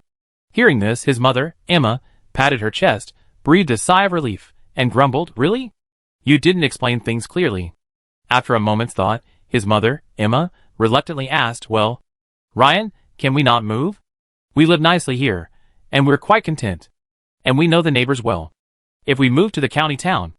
Old Ryan nodded in agreement. "Yes, Ryan, we live nicely here, and we're familiar with the neighborhood. If we go to the county town, we won't know anyone." In old Ryan's eyes, this large house was the living conditions he had always dreamed of. He was truly content to live here now. Well, Ryan's face was thoughtful. He certainly understood his parents' concerns, but if his family continued to live in shimmering gold, their safety would be. So Ryan quickly shook his head and said, "I'm afraid not. Since the new mansion is in the aristocratic district of the county town, it's more secure. If it were in shimmering gold, it would be much more dangerous. But brother, with you here, safety should be okay, right?" Little Sister Mint said, gazing at Ryan with sparkling eyes. She had always been confident in her brother's abilities. Ryan stroked his sister's soft hair and said, "Of course, but I'd be going on a long journey soon to improve my abilities. I'd probably be gone for about a month. So, Mint, you don't want me to worry about your safety from so far away, do you?"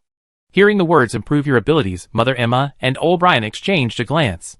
Of course, the two knew this was a major matter concerning their son's future. They immediately understood that it wasn't a question of whether they wanted to move or not. Instead, for Ryan to feel at ease while away from home, the entire family had to move to the county town. "Okay, let's pack up right away," said old Ryan with finality. Ryan glanced at his father and nodded slightly. It seems that when faced with such a major event, men are often more decisive than women. "Ryan, I pack right away." Mother Emma nodded, turned, and headed for her room to begin packing. "Mother, just bring the necessities." At the new mansion, someone has already prepared the bed, bedding, and even clothes. By the way, there are several servants and a team of guards who have already moved in to clean and provide security, Ryan instructed. Ryan's words immediately froze his mother, Emma, who had just turned to leave. Old Ryan and his sister, Mint, looked at him with eyes that widened, their mouths slightly open, a look of surprise as if to say, "What did you just say?" Before, they had only heard Ryan talk about him becoming a baron. But they had never fully considered the impact his baronship would have on every aspect of their lives. All they could imagine was better food, better accommodations, and perhaps even a carriage for travel, but that was all. This time, when they heard Ryan mention the word servants and guards, they finally realized what was happening. So, their lives were about to be completely different. "Brother, does that mean I have someone to play with?" Mint said, breaking the silence with a hint of joy. "Of course," Ryan nodded. The next morning, after loading their valuables onto the Crowley family's carriage, the Ryan family set off for the county town. Ryan entrusted the sale of the rest of his belongings, including the new house in shimmering gold, where he had only lived for a month, to the captain of the night watch, the short man named Mateo. Soon, the Ryan family arrived at the gates of their new mansion by carriage. As soon as Emma disembarked, she was stunned to see two neat rows of people standing on either side of the mansion's gate, uniformed servants and maids, and fully armed guards. Upon seeing the Ryan family disembark from the carriage, the servants and guards immediately called out respectfully, "Good day, Baron Ryan." "Madam, miss, good day." Young Mint clung tightly to her brother Ryan's coat, appearing quite nervous. But soon, she poked her head out from behind Ryan, curiously surveying her surroundings and the group of strangers who were calling her miss. At this moment, Ryan Sr. and Emma's heads were still buzzing. They had imagined this scene before, but the protagonist was their son, Ryan. They had imagined their son becoming a distinguished knight, adored by the people. But they had never imagined that one day, they too, would be treated with such respect. Ryan beckoned to several servants, saying, "Come here and take down your belongings. Everyone else, do your duties." "As you command, Baron." Instantly, two lines of people began to move. The guards continued their duties, while three servants came to the back of the carriage to help carry the luggage. The maids diligently led the way. "Ryan, this place is so big," his mother, Emma, said, glancing around curiously as they walked. This new mansion was at least 10 blocks ahead of the new house in shimmering gold. She noticed that, though the decor and style were unlike anything she had seen before, they exuded a sense of understated luxury, something she loved. At that moment, a radiant woman, accompanied by a beautiful noblewoman, sauntered out of the villa. It was Baroness Jennifer, and Jenny Crawley. Father, Mother, this is Baroness Crawley, and this Miss Jenny, I believe you've already met, Ryan introduced with a smile. When old Ryan and his mother, Emma, heard that this person was actually a noble baroness, they shuddered and seemed a little bewildered, unsure how to address Jennifer. Jennifer, a beautiful woman with a keen eye for detail, naturally wouldn't let such an awkward situation arise. She approached with a smile, took Ryan's mother Emma's hand with a familiar touch, and said in a down-to-earth manner, "Sister Emma, you can just call me Jennifer. I'm also serving as the housekeeper at Baron Ryan's residence. So, if you need anything, please let me know. By the way, how about I show you around the new residence?" The beautiful woman's kind expression and warm words immediately eased Emma's nervousness. However, she and old Ryan immediately turned to Ryan, their eyes filled with questioning, as if to ask, how could such a noble and beautiful baroness be their housekeeper? "Is that okay?" Ryan nodded to the two of them and smiled. "Father, Mother, let Miss Jenny show you around. I have something to discuss with Baroness Crawley." The beautiful woman blushed slightly at these words. She thought Ryan wanted to. But the next moment, after hearing what Ryan said, she realized she had misunderstood. "Madam, I need the use of the Crawley family blacksmith shop as soon as possible." Perhaps they need some cooperation," Ryan said, turning to the beautiful woman.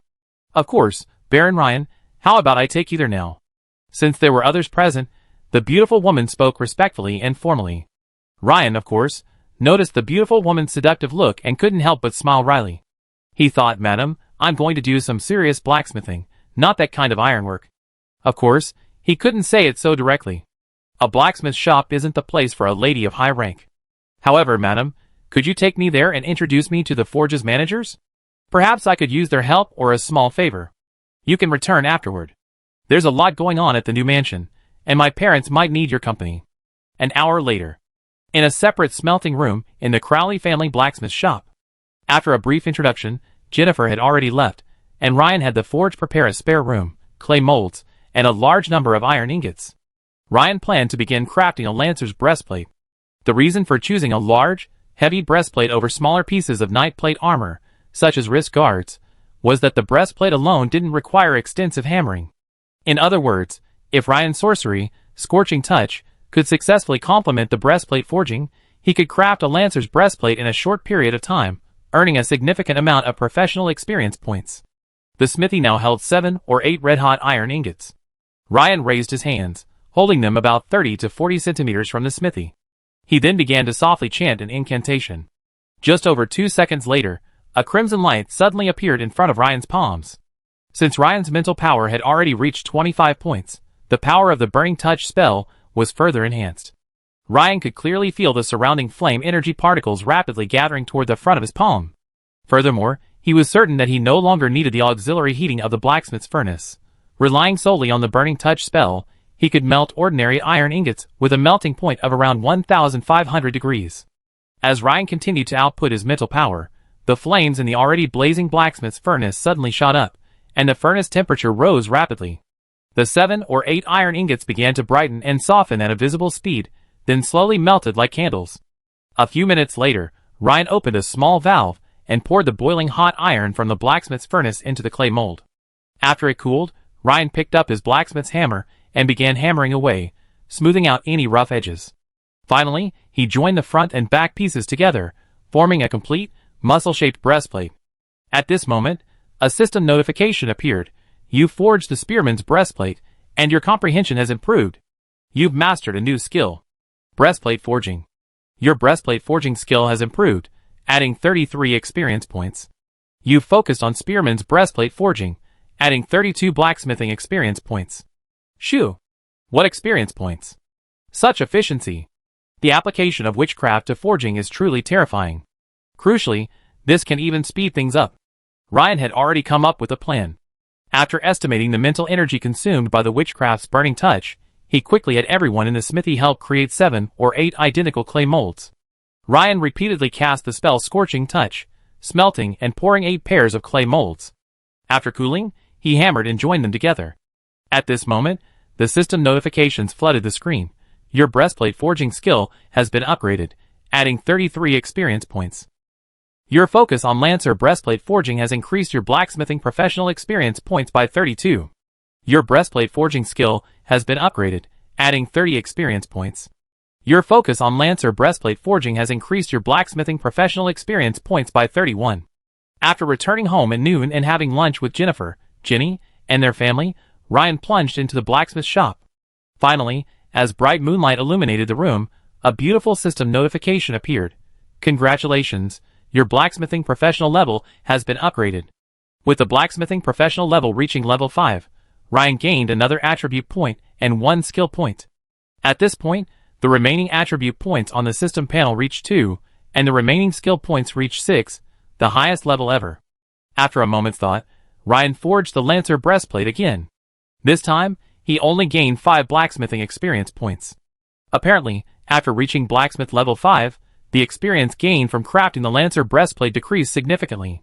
So, without further hesitation, Ryan decided to start his job change immediately. The prerequisites for a blacksmith to become an armorsmith are 1. Blacksmith level 5 or higher. 2. Strength 12 points or higher, Constitution 12 points or higher. 3. Independently forge 10 qualified plate armor pieces of any kind. 4. Armorsmithing knowledge meets the current requirements. Yes/no? Note, after changing to Armorsmith, the original Blacksmith panel will be integrated into the new Armorsmith panel, and the original Blacksmith's core skills will be retained. If core skills can be retained, there will be no problem at all. After reviewing it again, Ryan chose yes without hesitation. Ding! Job transfer to Armorsmith successful. Strength increased by 2, Constitution increased by 2. Armorsmith core skill gained, Armorsmith expertise level 1. Wow! A new core skill. Ryan's face lit up with joy. Because every core skill's appearance almost always brings him some kind of immediate strength boost. I wonder if it will be the same this time. Chapter 179. Armor Forging Mastery LV1. Passive. Due to the armorer's years of meticulous research in forging metal armor, they are very familiar with the crafting of various metal armors, which slightly increases the success rate of metal armor crafting. Huh? It's a crafting core skill? Ryan's heart suddenly sank. Of course, he wanted a combat core skill, but he didn't expect it to be a manufacturing core skill this time. This made Ryan feel like a false alarm. But there was nothing he could do now. Ryan continued to read the skill effect description. Core skill, Armor Forging Mastery LV1, passive, Armor Forging Mastery LV1, passive, effect. For all metal armor you craft, the pass rate is significantly increased, the good rate is slightly increased, and the excellent rate is slightly increased. The above information quickly made Ryan fall into deep thought. This core skill. It seems that it is not completely useless. Perhaps, when he can craft higher level nightplate armor, it will have miraculous effects. You know, it's extremely difficult for even an average armorer to forge high-level nightplate armor properly. But if he possessed the core skill of armorsmithing, Ryan had already vaguely imagined a scenario where this core skill could be put to good use. But he could put that aside for now. There was no rush. Ryan now turned to examine the panel carefully. The original blacksmith panel had disappeared, revealing the armorsmith class panel. However, unlike the other 3 extraordinary classes, the armorsmith class panel remained white, indicating a regular class, not an extraordinary class. At the same time, a quick glance revealed that all of his original blacksmith skills had been incorporated into the armorsmith panel, as the system had previously indicated. After being promoted to armorsmith, Ryan's strength increased by 2 points and his constitution by 2 points, raising his strength from 17 to 19, and his constitution from 19 to 21, effectively putting him in the 20s. Feeling the surge of power throughout his body filled Ryan with joy. Professional level increases typically only grant 1 free attribute point per level, but now, after Ryan transitioned from blacksmith to armorsmith, he gained a 4-point increase all at once. This was equivalent to a 4-level career advancement. Furthermore, thanks to these 4 attribute point increases, Ryan's physical breakthrough value shot up from 75% to 83%, edging ever closer to the 100% breakthrough mark. His most important achievement was that, through this forging exercise, Ryan further demonstrated that when forging and sorcery are effectively combined, the experience gained from the forging profession can be significantly enhanced. After some thought, Ryan decided not to continue crafting the Lancer set, but instead prepared to return to his residence. He planned to make some preparations for his journey. In Ryan's new mansion, his daughter Jenny had already returned to the Crawley family residence, while the beautiful woman Jennifer was bathing in a bedroom in Ryan's new mansion. As for why the beautiful woman stayed with Ryan instead of returning to the Crawley family mansion, Jennifer's reasoning was simple. she was now also serving as the housekeeper for the new Baron, Ryan. So, as housekeeper, she naturally had to prepare a bedroom for herself in the new mansion. As the warm water washed over parts of her body, the beautiful woman couldn't help but gently close her eyes, imagining the beauty of that night. It had been over a year since she'd experienced that exquisite feeling. And at her age, it was exactly what she needed. Of course, the most crucial factor was that the boy was truly gifted. When the beautiful woman thought of the boy's true talent, not only in terms of strength, but also in other areas, she suddenly felt a sense of crisis. Alas! After all, she was getting too old. She was no longer a fresh young girl. In the future, as the boy's strength continued to rise, his status would likely rise, and he would be able to meet more and more outstanding women. Although she had never considered becoming a significant other, she at least wanted to make sure she had a place in his heart, Jennifer thought. Rely on family background? She was born into a middle-class merchant family, and the Crowley family was merely an ordinary baronial family, while the young man was already a baron. Obviously not. Rely on beauty? Jennifer, rubbing her still beautiful face against the current, felt confident for the time being, but after all, she wasn't 18 yet, and her confidence would probably wane. Rely on good business skills? No, that was just a bonus. It required strong support. Looking at it this way, there seemed to be only one way to keep the young man attached to her. At this thought, a blush quickly spread across the beautiful woman's face, as she recalled the words of one of her best friends, once drunk and boastful, "Why am I not beautiful, but I can capture a man's heart? Because I'm sexy." Just as the beautiful woman was coming up with a bold idea, Ryan returned to the new mansion. Returning to his bedroom, after a quick shower, Ryan began his daily practice of basic meditation. Last time, before Anna left, when his spiritual attribute reached 23, he had already been able to visualize 20 will runes at once. With his spiritual attribute reaching 25, Ryan was now able to visualize 22 will runes at once. He was only 2 points away from successfully visualizing all 24 will runes in the basic meditation method, thus reaching the level of a third-level wizard apprentice.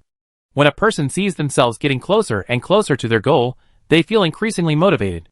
Ryan felt the same way. At this moment, he really wanted to put his remaining 2 attribute points into spirituality. If so, perhaps today, he could successfully visualize all 24 will runes at once. However, the adding points to recover trick, a potential comeback, naturally couldn't be used here. So, it was just a thought. After completing his basic meditation practice, Ryan began to consider his pre-departure preparations. First and foremost, the most important thing was to make arrangements for his family before leaving. This had already been accomplished. The aristocratic mansion area of the county capital was, in a sense, the safest area in all of Meister County. Not only did the aristocratic district have extremely strict entry and exit restrictions, but the patrolling city guards were far more numerous than in the civilian and trade areas. Under normal circumstances, as long as his parents and sister, Mint, stayed within this area, there was a high probability that nothing would happen. As for unusual circumstances, Ryan shook his head slightly. There was no need to consider unusual circumstances. This was, after all, a transcendental world. Beyond ordinary means, there were many mysterious methods to return a person to the embrace of the goddess. And Ryan currently had no good solution for these. Because even he could only rely on his own far superior mental and physical strength to withstand certain curses or invisible, deadly techniques. At the same time, this also instilled a subtle sense of urgency in Ryan, driving him to continuously improve his own strength. As for other matters, Ryan thought again. Now that his family was settled, other matters were less important. However, he still had to send someone to Gold Hire to inform Hamilton tomorrow. As for the mysterious incident, he was afraid he wouldn't be able to spare the time for now. He would have to wait until he returned from the Gold Coast. There was no time to lose. Ryan planned to say goodbye to his family and Jennifer tomorrow, and immediately set off for the Gold Coast to search for Master Gunther. At that moment, a gentle knock sounded outside the bedroom door. Knock, knock, knock.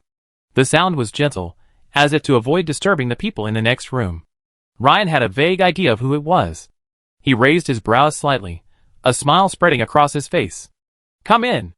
As soon as Ryan finished speaking, a hooded woman in a black robe quickly opened the door and walked in. She quickly removed her hood, revealing a stunning face. It was the beautiful woman, Jennifer. The beautiful woman glanced at Ryan with her beautiful eyes, then immediately turned and locked the door.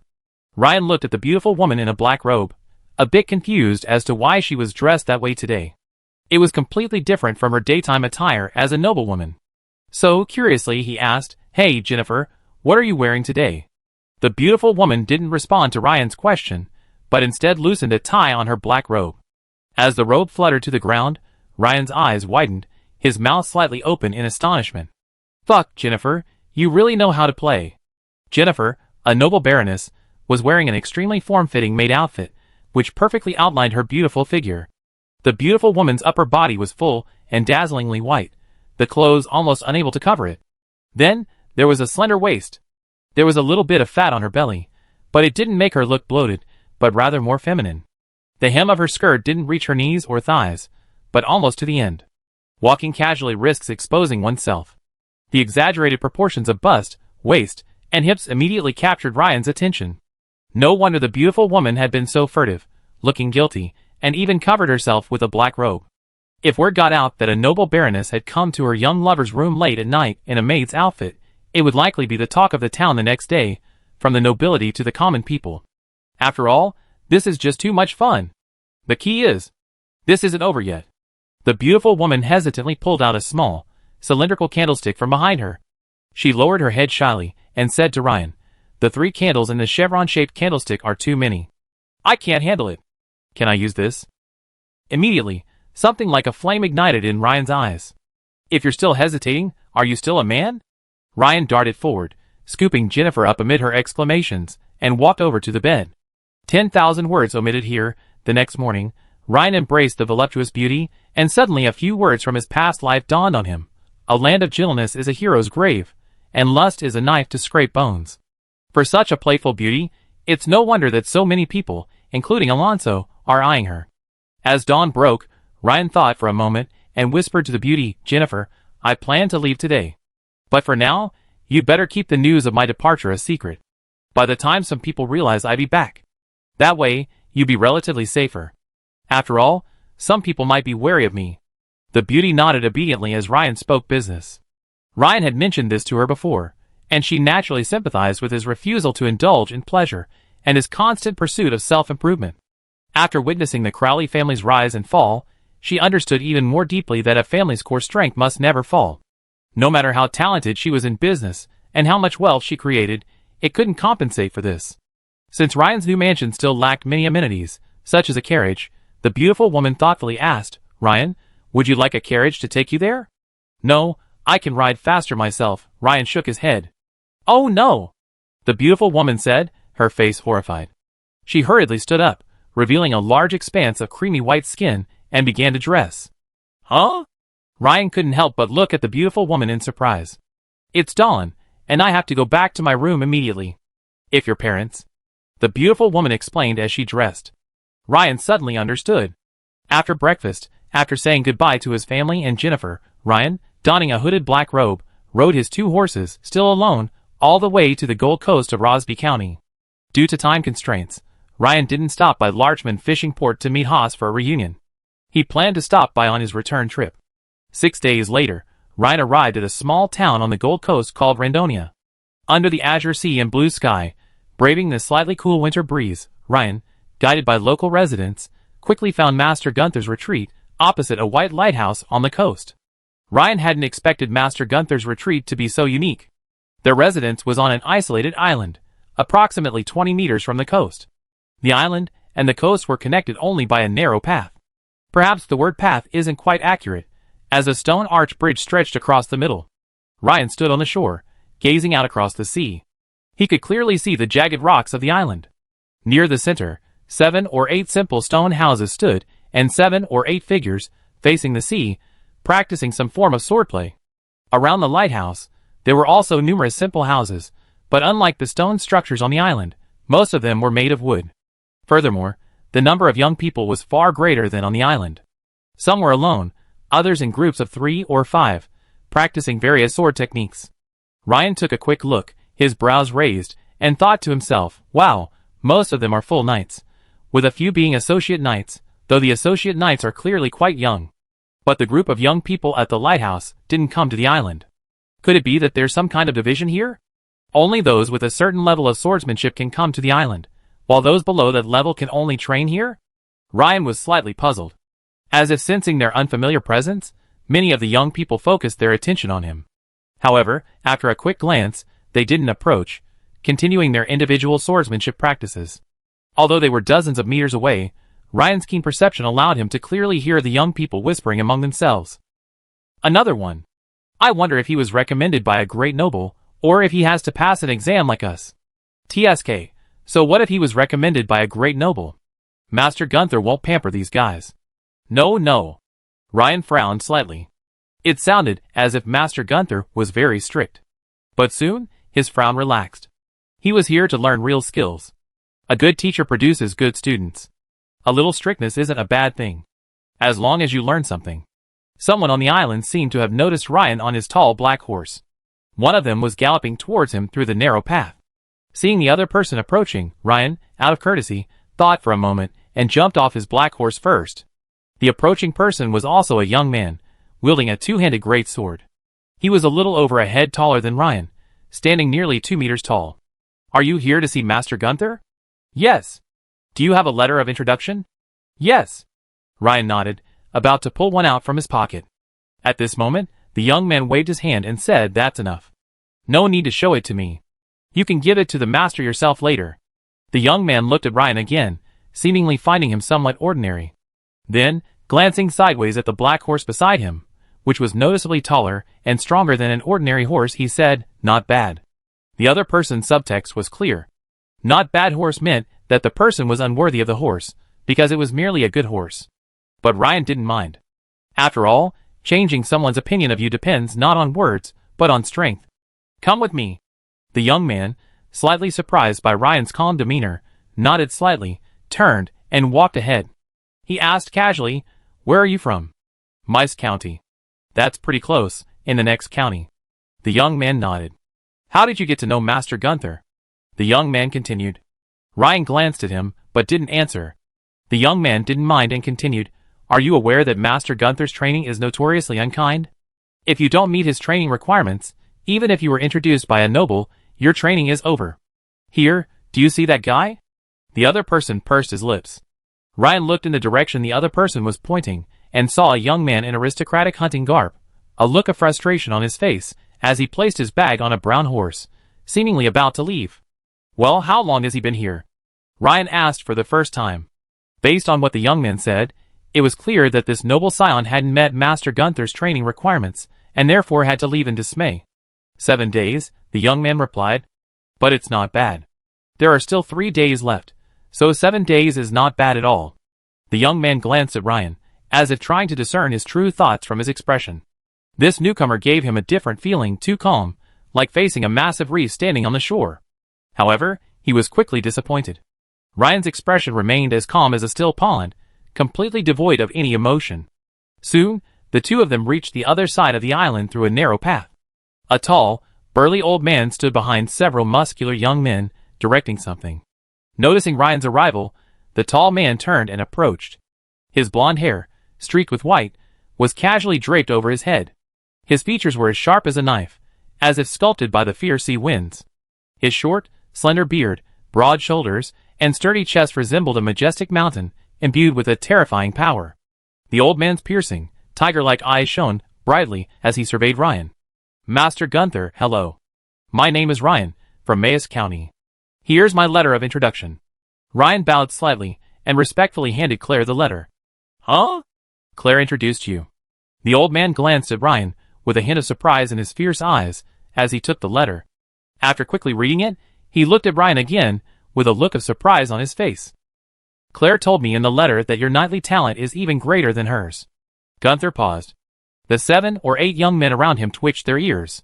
Several of them, brandishing their swords, tilted their heads slightly to glance at Ryan. They seemed to be curious to see what this supposedly talented newcomer looked like. But soon, they returned to their usual self, seemingly a little disappointed with Ryan. At least on the surface, Ryan didn't seem to have any outstanding qualities. However, here, talent isn't the key, only results. "If you can complete the daily training requirements, you can stay," Gunther said solemnly. "I understand, Master Gunther." Gunther nodded. "Well, Bask, take the newcomers and put their luggage away." "Okay, Master Gunther," the young man who had just met Ryan replied quickly. Come back in half an hour to complete your first training mission, Gunther said, turning his head to Ryan. Ryan was slightly taken aback, then nodded and said, "Okay, master." Chapter 180. The young man who had been leading the way suddenly became quite enthusiastic, speaking more and more as he led the way. "So your name is Ryan?" "My name is Bask. My father is Baron Landonia of the Gold Coast. I have an older brother." Hearing this, Ryan glanced at him. No wonder. Judging from what he sensed, he must have recently become a full-fledged knight. His strength wasn't particularly strong, and there was a clear gap between him and the others training on the island. So, because he was a local tyrant, he must have received some kind of preferential treatment from Master Gunther. This was understandable. Master Gunther was indeed devoted to swordsmanship, but he always needed help with the chores. Besides other things, when it came to food, someone had to prepare it extra. For example, Ryan himself needed to eat over 10 pounds of regular food in one sitting to meet his nutritional needs. While it would be much better if some ferocious beast meat could be added, the cooking process is time-consuming and laborious. Having a dedicated person to assist would definitely save time and worry. Bask continued, "You have to work hard later. According to Master Gunther's custom, you have a maximum of 3 days to complete the first training mission. If you can't, you have to leave." Ryan found the other party's sudden enthusiasm somewhat odd. But after a moment's reflection, Ryan seemed to understand. Bask's behavior was most likely not due to Master Gunther, and certainly not to his own fault. The answer was obvious. Because of Claire. Sure enough, the young man named Bask quickly shifted the topic to Claire. Rubbing his hands together, he asked, slightly embarrassed, "Ryan, you and Miss Claire must be quite familiar with each other, right?" "Yes, otherwise she wouldn't have written me a letter of introduction, right?" Ryan said with a smile. Yes, so what about you two?" Bask continued. Seemingly noticing Ryan's slight frown, Bask immediately waved his hand and said quickly, "Ryan, don't get me wrong. I mean, Miss Claire doesn't seem to have a fiancé yet, does she?" Ryan was stunned by this. Claire's influence seemed profound. She'd been gone for so long, yet legends about her still lingered here. After a moment's thought, Ryan shook his head. "Ah! Miss Claire actually has a fiancé." Bask's expression was filled with shock and dismay. Ryan glanced at him speechlessly and said, "I shook my head because I don't know." "Ah? So that's how it is?" "That's great." The boy's moods always shifted so quickly. "But don't worry about it. Claire likes those who are stronger than her. Your strength." Ryan glanced at him and immediately poured cold water on the boy named Bask. "Don't look down on me, Ryan. I'm only 16, and I'm already a full knight. I'm training here with Master Gunther so that I can achieve excellence in the inauguration examination. Although my strength is slightly inferior to Miss Claire's, it's just a little bit short. I think I still have a chance," the boy said confidently, changing the subject.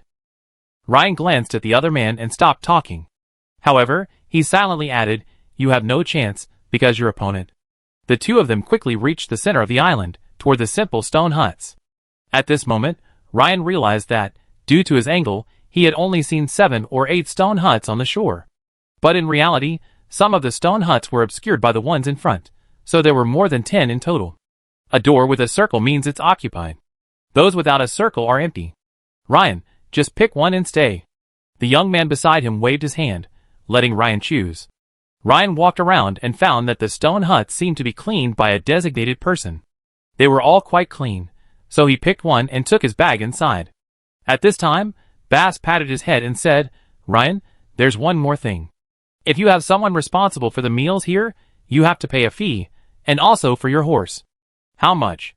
Ryan nodded. It seemed reasonable. If it's a nutritious meal with ferocious beast meat, it's a bit more expensive, 10 imperial gold coins a day, including 3 meals.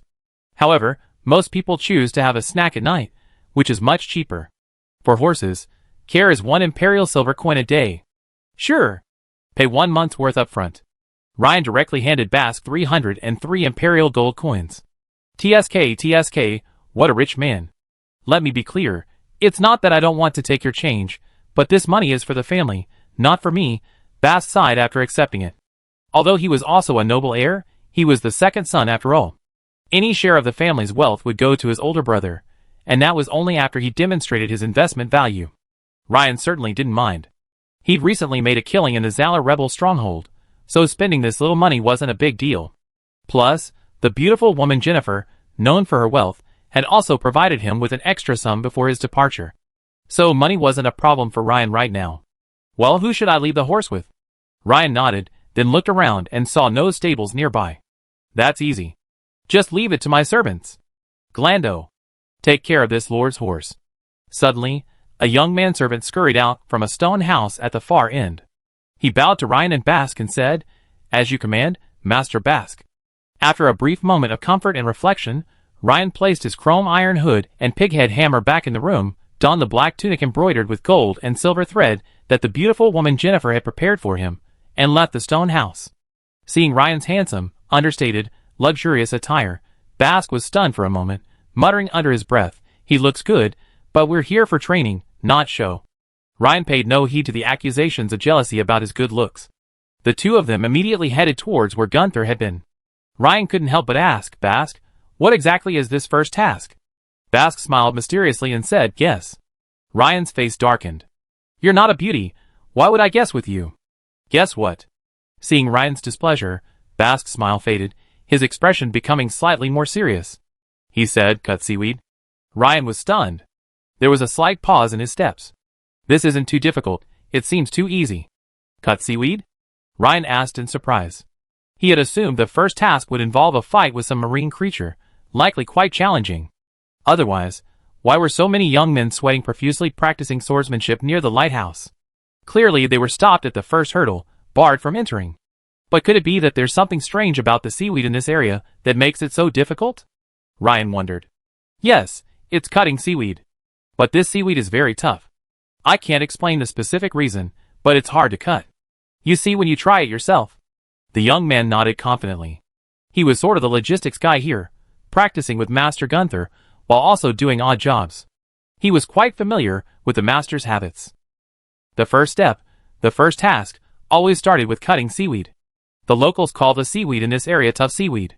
Unlike other seaweeds, it has a permanent, water-insoluble, mucous membrane on its surface. Swords and other sharp weapons often absorb the force when slashed against it. Even after being pulled from the seabed and stripped of this membrane, this tough seaweed itself remains incredibly resilient. Drying and twisting several strands together can be used as ropes for sailboats. You can imagine its incredible resilience, hence the name tough seaweed. However, Ryan, you'd be at a disadvantage if you use a two-handed greatsword. If you can wield a knight's long sword, completing your first mission should be much easier, the young man warned, glancing at the shimmering greatsword strapped to Ryan's back. Ryan's heart skipped a beat. He had a glimmer of understanding as to why Basque had said that. Because a two-handed greatsword has a much larger cross-sectional area than a one-handed sword, the resistance when swung through water is naturally much greater. But Ryan thought for a moment and asked, has anyone completed the first mission with a two-handed greatsword? Or what does Master Gunther mean? Yes, but rarely. The master never cares whether you use a one-handed or two-handed sword, nor does he remind you. But I heard him say that you should use whatever you've been fighting with. Otherwise, from what the master has said, you probably won't be able to complete the subsequent training missions. In that case, then I won't have to switch. But Basque, thank you for the reminder, Ryan shrugged and said with a smile. The young man seemed quite nice, aside from being a bit talkative. The two of them reached the other end of the island. Master Gunther remained where he was, instructing the young men in swordsmanship. Seeing Ryan and Basque approach, he nodded slightly, motioning for Ryan to follow. Gunther led Ryan to a nearby reef and pointed toward the water. There's a kind of tough seaweed underwater. Cut 10 of them with your sword within 3 days, and you have completed your training. Note, use your sword, not your hands. Understood, Master Gunther, Ryan nodded. As Ryan followed Gunther's lead and gazed at the azure water, he realized that because this was an island about 20 to 30 meters from the coastline, the water around the reef was already over 2 meters deep. About 10 meters from where he was standing, he could vaguely see the seafloor, where a number of slender plants were swaying. This must be the tough seaweed Master Gunther had mentioned. Without further questioning, Ryan took a deep breath and slowly stepped into the azure waters.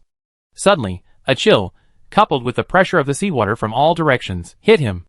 Because it was winter, the water temperature was much colder than in summer, and even with Ryan's physique, he couldn't help but shiver slightly. However, his physique, as strong as 21, allowed Ryan to quickly adapt to the icy waters. After diving only 3 or 4 meters, Ryan saw green, belt-like seaweed growing on the bottom, but rising upwards. Now, a large group of tough seaweed was swaying slightly in the water, following the undercurrent. This tough seaweed was different from what Ryan had expected. It looked more like kelp from his previous life, but much thinner and thinner. Without a second thought, Ryan swung his shimmering great sword and slashed directly at the swaying resilient seaweed. On the shore, a young man with a crew-cut frowned slightly, glanced at Bask, and said, "Bask, didn't you tell him that using a two-handed sword to cut resilient seaweed underwater would be disadvantageous?" Bask shrugged helplessly. "I did, but he didn't listen. What can I do?" "It seems he's confused again. He might still think the seaweed here is the same as he's seen before," another young man said. "That's not necessarily true. The person Claire introduced might be quite powerful." "No, he's young. He might be talented, but at his age, he's not very strong. After all, strength takes time to build. I also think he surfaced soon and asked Master Gunther to replace his one-handed sword. Let's wait and see. When he finds he can't, he remember what you said, Bask." So the group continued practicing swordsmanship, occasionally glancing towards the sea where Ryan was. In the sea, because the resistance of water is far greater than that of air, so Ryan's originally swift strike was much slower than on land. When the greatsword struck the soft, resilient seaweed, it was like willow catkins in the wind, barely bearing the force, merely swaying, and surprisingly, remaining unscathed. Huh? Ryan hadn't expected this to happen. His casual strike had been completely ineffective. After all, even a regular knight wouldn't have been able to withstand his casual strike. This made Ryan's eyes narrow slightly, and he began to examine the tough seaweed carefully. Although it was a sunny day, Ryan was in the ocean, and the sunlight that penetrated the water was dappled by the algae, plankton, various fish, and aquatic plants in the water, making visibility difficult. However, Ryan's dark vision wasn't greatly affected. He could see that the tough seaweed's green surface was covered with a layer of nearly transparent gelatin. It must have been this substance that had deflected the force of his previous strike. Of course, the swaying state of the resilient seaweed in the water also made it difficult to withstand force. Add to that the resistance of the water, and the combined effects of these three factors rendered Ryan's previous sword strike ineffective. Now that he knew the reason, Ryan struck again. This time, with greater force, the effect was even better than before. A pale white mark had already appeared on the seaweed. Clearly, this time, the sword had broken through the gelatinous barrier and struck the seaweed itself, rather than causing nearly no damage as before. Ryan observed for a moment, then struck several more times. Soon, Ryan had a vague grasp of the technique. He realized that he had to constantly pay attention to the direction of the undercurrent. When the seaweed drifted to the front or back, reaching a certain limit, the force of the strike was greatest. He decided to try again. This time, his feet touched the seabed, and the mud instantly stirred, but Ryan felt a sense of solidity. Breaking the limit. Swish. The shimmering giant sword swept across, sending up a puff of bubbles. A strand of tough seaweed was successfully severed. Ryan, observing the scene from the water, nodded slightly. He didn't stop, but continued to chop. Because they were underwater, the more intense the movement, the higher the oxygen consumption. And even Ryan couldn't breathe underwater like a fish, so he had to hurry. After mastering the trick, with Ryan's physical limit already at 83%, this task was relatively easy. After all, this was only the first training mission. Once the trick was mastered, it wouldn't be difficult. Finally, before his last breath ran out, Ryan surfaced. The crowd on the shore, watching him emerge so quickly from afar, all shared a common expression, as expected. Even the young man who had just suggested Ryan might be very powerful couldn't help but look disappointed. Less than 5 minutes had passed. Even Burnett, the strongest among them, had to make it his second attempt. Clearly, Ryan couldn't succeed in such a short time. So, this time he surfaced, either to catch his breath and try again, or to ask Master Gunther to replace his one-handed sword. See? I told you, even if you have great talent, you don't have great strength. I understand the nature of most aristocratic heirs. They enjoy excellent training conditions yet. Suddenly, the young man stopped talking, a look of disbelief on his face. Several people looked at him in confusion, their faces instantly filled with the same stunned expression. Hiss! Many people gasped. Ryan, dripping wet, was dragging a bundle of long, tough seaweed behind him. Judging by the number, there were clearly more than 10 strands. How could this be so fast? The young man raised his finger, pointing at the scene. Are any of us that fast? How long did it take you, Doug? About 2 hours, the young man named Doug said gravely. What about you, Arturo? The young man named Arturo blushed slightly and said, half a day. Instantly, everyone's eyes fixed on Ryan, silent. Excellent. Faster than I expected. You've passed your first training mission. Now, give this tough seaweed to Bask, and then follow me. Gunther smiled, a rare moment, and led Ryan to a stone hut. Sit cross-legged on the stone slab, Gunther said, pointing to a large slab in the center. Okay, master. Now I teach you a method of underwater breathing. More accurately, it's called internal breathing. It's an ancient technique that can be combined with the night's breathing method you've been practicing to further enhance your own abilities. This internal breathing method is compatible with whatever breathing method you've been practicing. Huh? Aren't you supposed to be learning swordsmanship? Why are you learning this internal breathing method? But learning something good is always a good thing. Just then, footsteps sounded familiar to Ryan. It was Bask's. As expected, someone outside the door said, Master, I've ground the tough seaweed juice. Bring it in, Gunther said. Bask brought in half a barrel of green juice, exuding a herbal aroma with a hint of the sea. Ryan knew it must be the tough seaweed he had cut down, but he still didn't know what its juice would do. You want to learn to breathe through your skin, rather than your mouth and nose. It'd be difficult at first, Gunther continued. Breathing through the skin is a rather abstract concept, difficult for ordinary people to grasp. If you apply this fresh tough seaweed juice all over your skin, it will help you accelerate your realization of this inner breathing. However, this tough seaweed juice evaporates very quickly in the air. After about half an hour, the effect will begin to diminish. This is the second training task. I hope you can master this internal breathing technique within 3 days. If you still want some tough seaweed juice, go to the ocean and get some more. Gunther finished his words and left the stone hut. Bask, listening nearby, muttered to himself, that's strange. It's always been 7 days, but why is it 3 days for Ryan? Does Master Gunther have a problem with Ryan? That shouldn't be the case. After hearing Master Gunther's words, Ryan suddenly understood. So that's it. He now understood the significance of the first training task. First, the first step was very challenging, requiring a high level of both nightly breathing and swordsmanship. Even a seasoned knight would likely have to try for hours, repeatedly collecting juice, to complete this task. For a full-fledged knight, the challenge was even greater. But this was a threshold. Only after reaching this level would the subsequent training become meaningful. So, this tough seaweed was used to accelerate the mastery of this internal breathing technique. Obviously, if you've spent a long time barely completing the cutting tough seaweed task, then the subsequent task of mastering the internal breathing technique within 3 days becomes practically impossible without the aid of tough seaweed juice. Therefore, Ryan understood that these training tasks were likely interconnected. Ryan stripped off all his clothes and rubbed the light green seaweed juice all over his skin. Soon, he felt a hint of a cool substance slowly seeping into his skin. He held his breath, focusing on the sensation. Half an hour later, a system notification sounded. You have completed internal breathing training, and your understanding of the technique has improved. You have mastered a new skill. Internal breathing. Your internal breathing skill has been upgraded, and your experience points have increased by 1. Not bad. Looking at the new skill that appeared on the Knight Extraordinary panel, Ryan had now mastered this internal breathing technique, albeit only at level 1, 1 out of 100. Ryan glanced at his stats. Name, Ryan Kalin.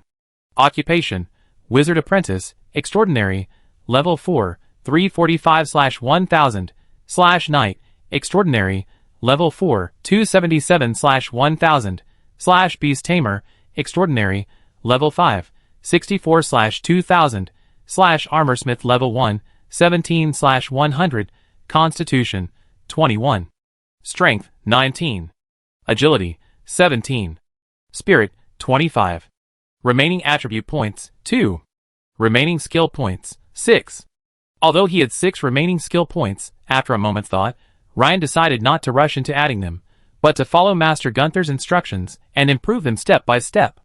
After all, he had 3 days, so if any problems arose, he could still address them by adding points later.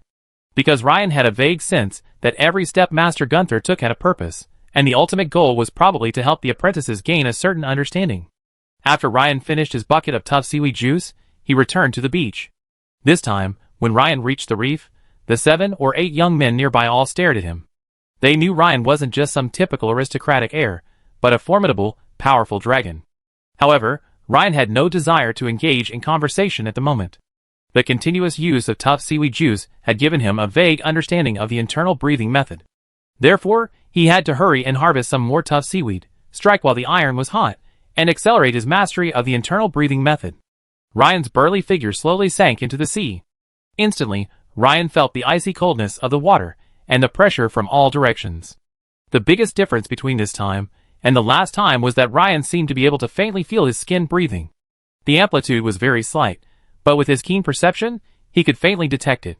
If before, oral and nasal breathing accounted for 99% and skin breathing accounted for 1%, now, oral and nasal breathing accounted for 95%, and skin breathing increased from 1% to 5%.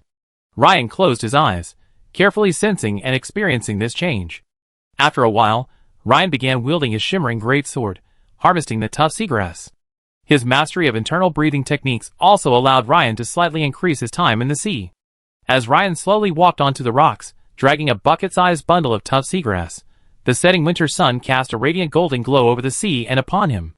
The young men surrounding the white lighthouse, and those practicing swordplay on the island, both gazed upon Ryan with a dazzling golden glow. As Ryan strode ashore, he seemed, for a moment, like a god descending from heaven. The young man, Basque, gazed upon the scene before him and muttered to himself, "There are indeed differences between people. But they shouldn't be this great." Suddenly, realizing something, he scurried toward Ryan. From his posture, it looked as if he were about to take the tough seagrass from Ryan's hand and grind it himself.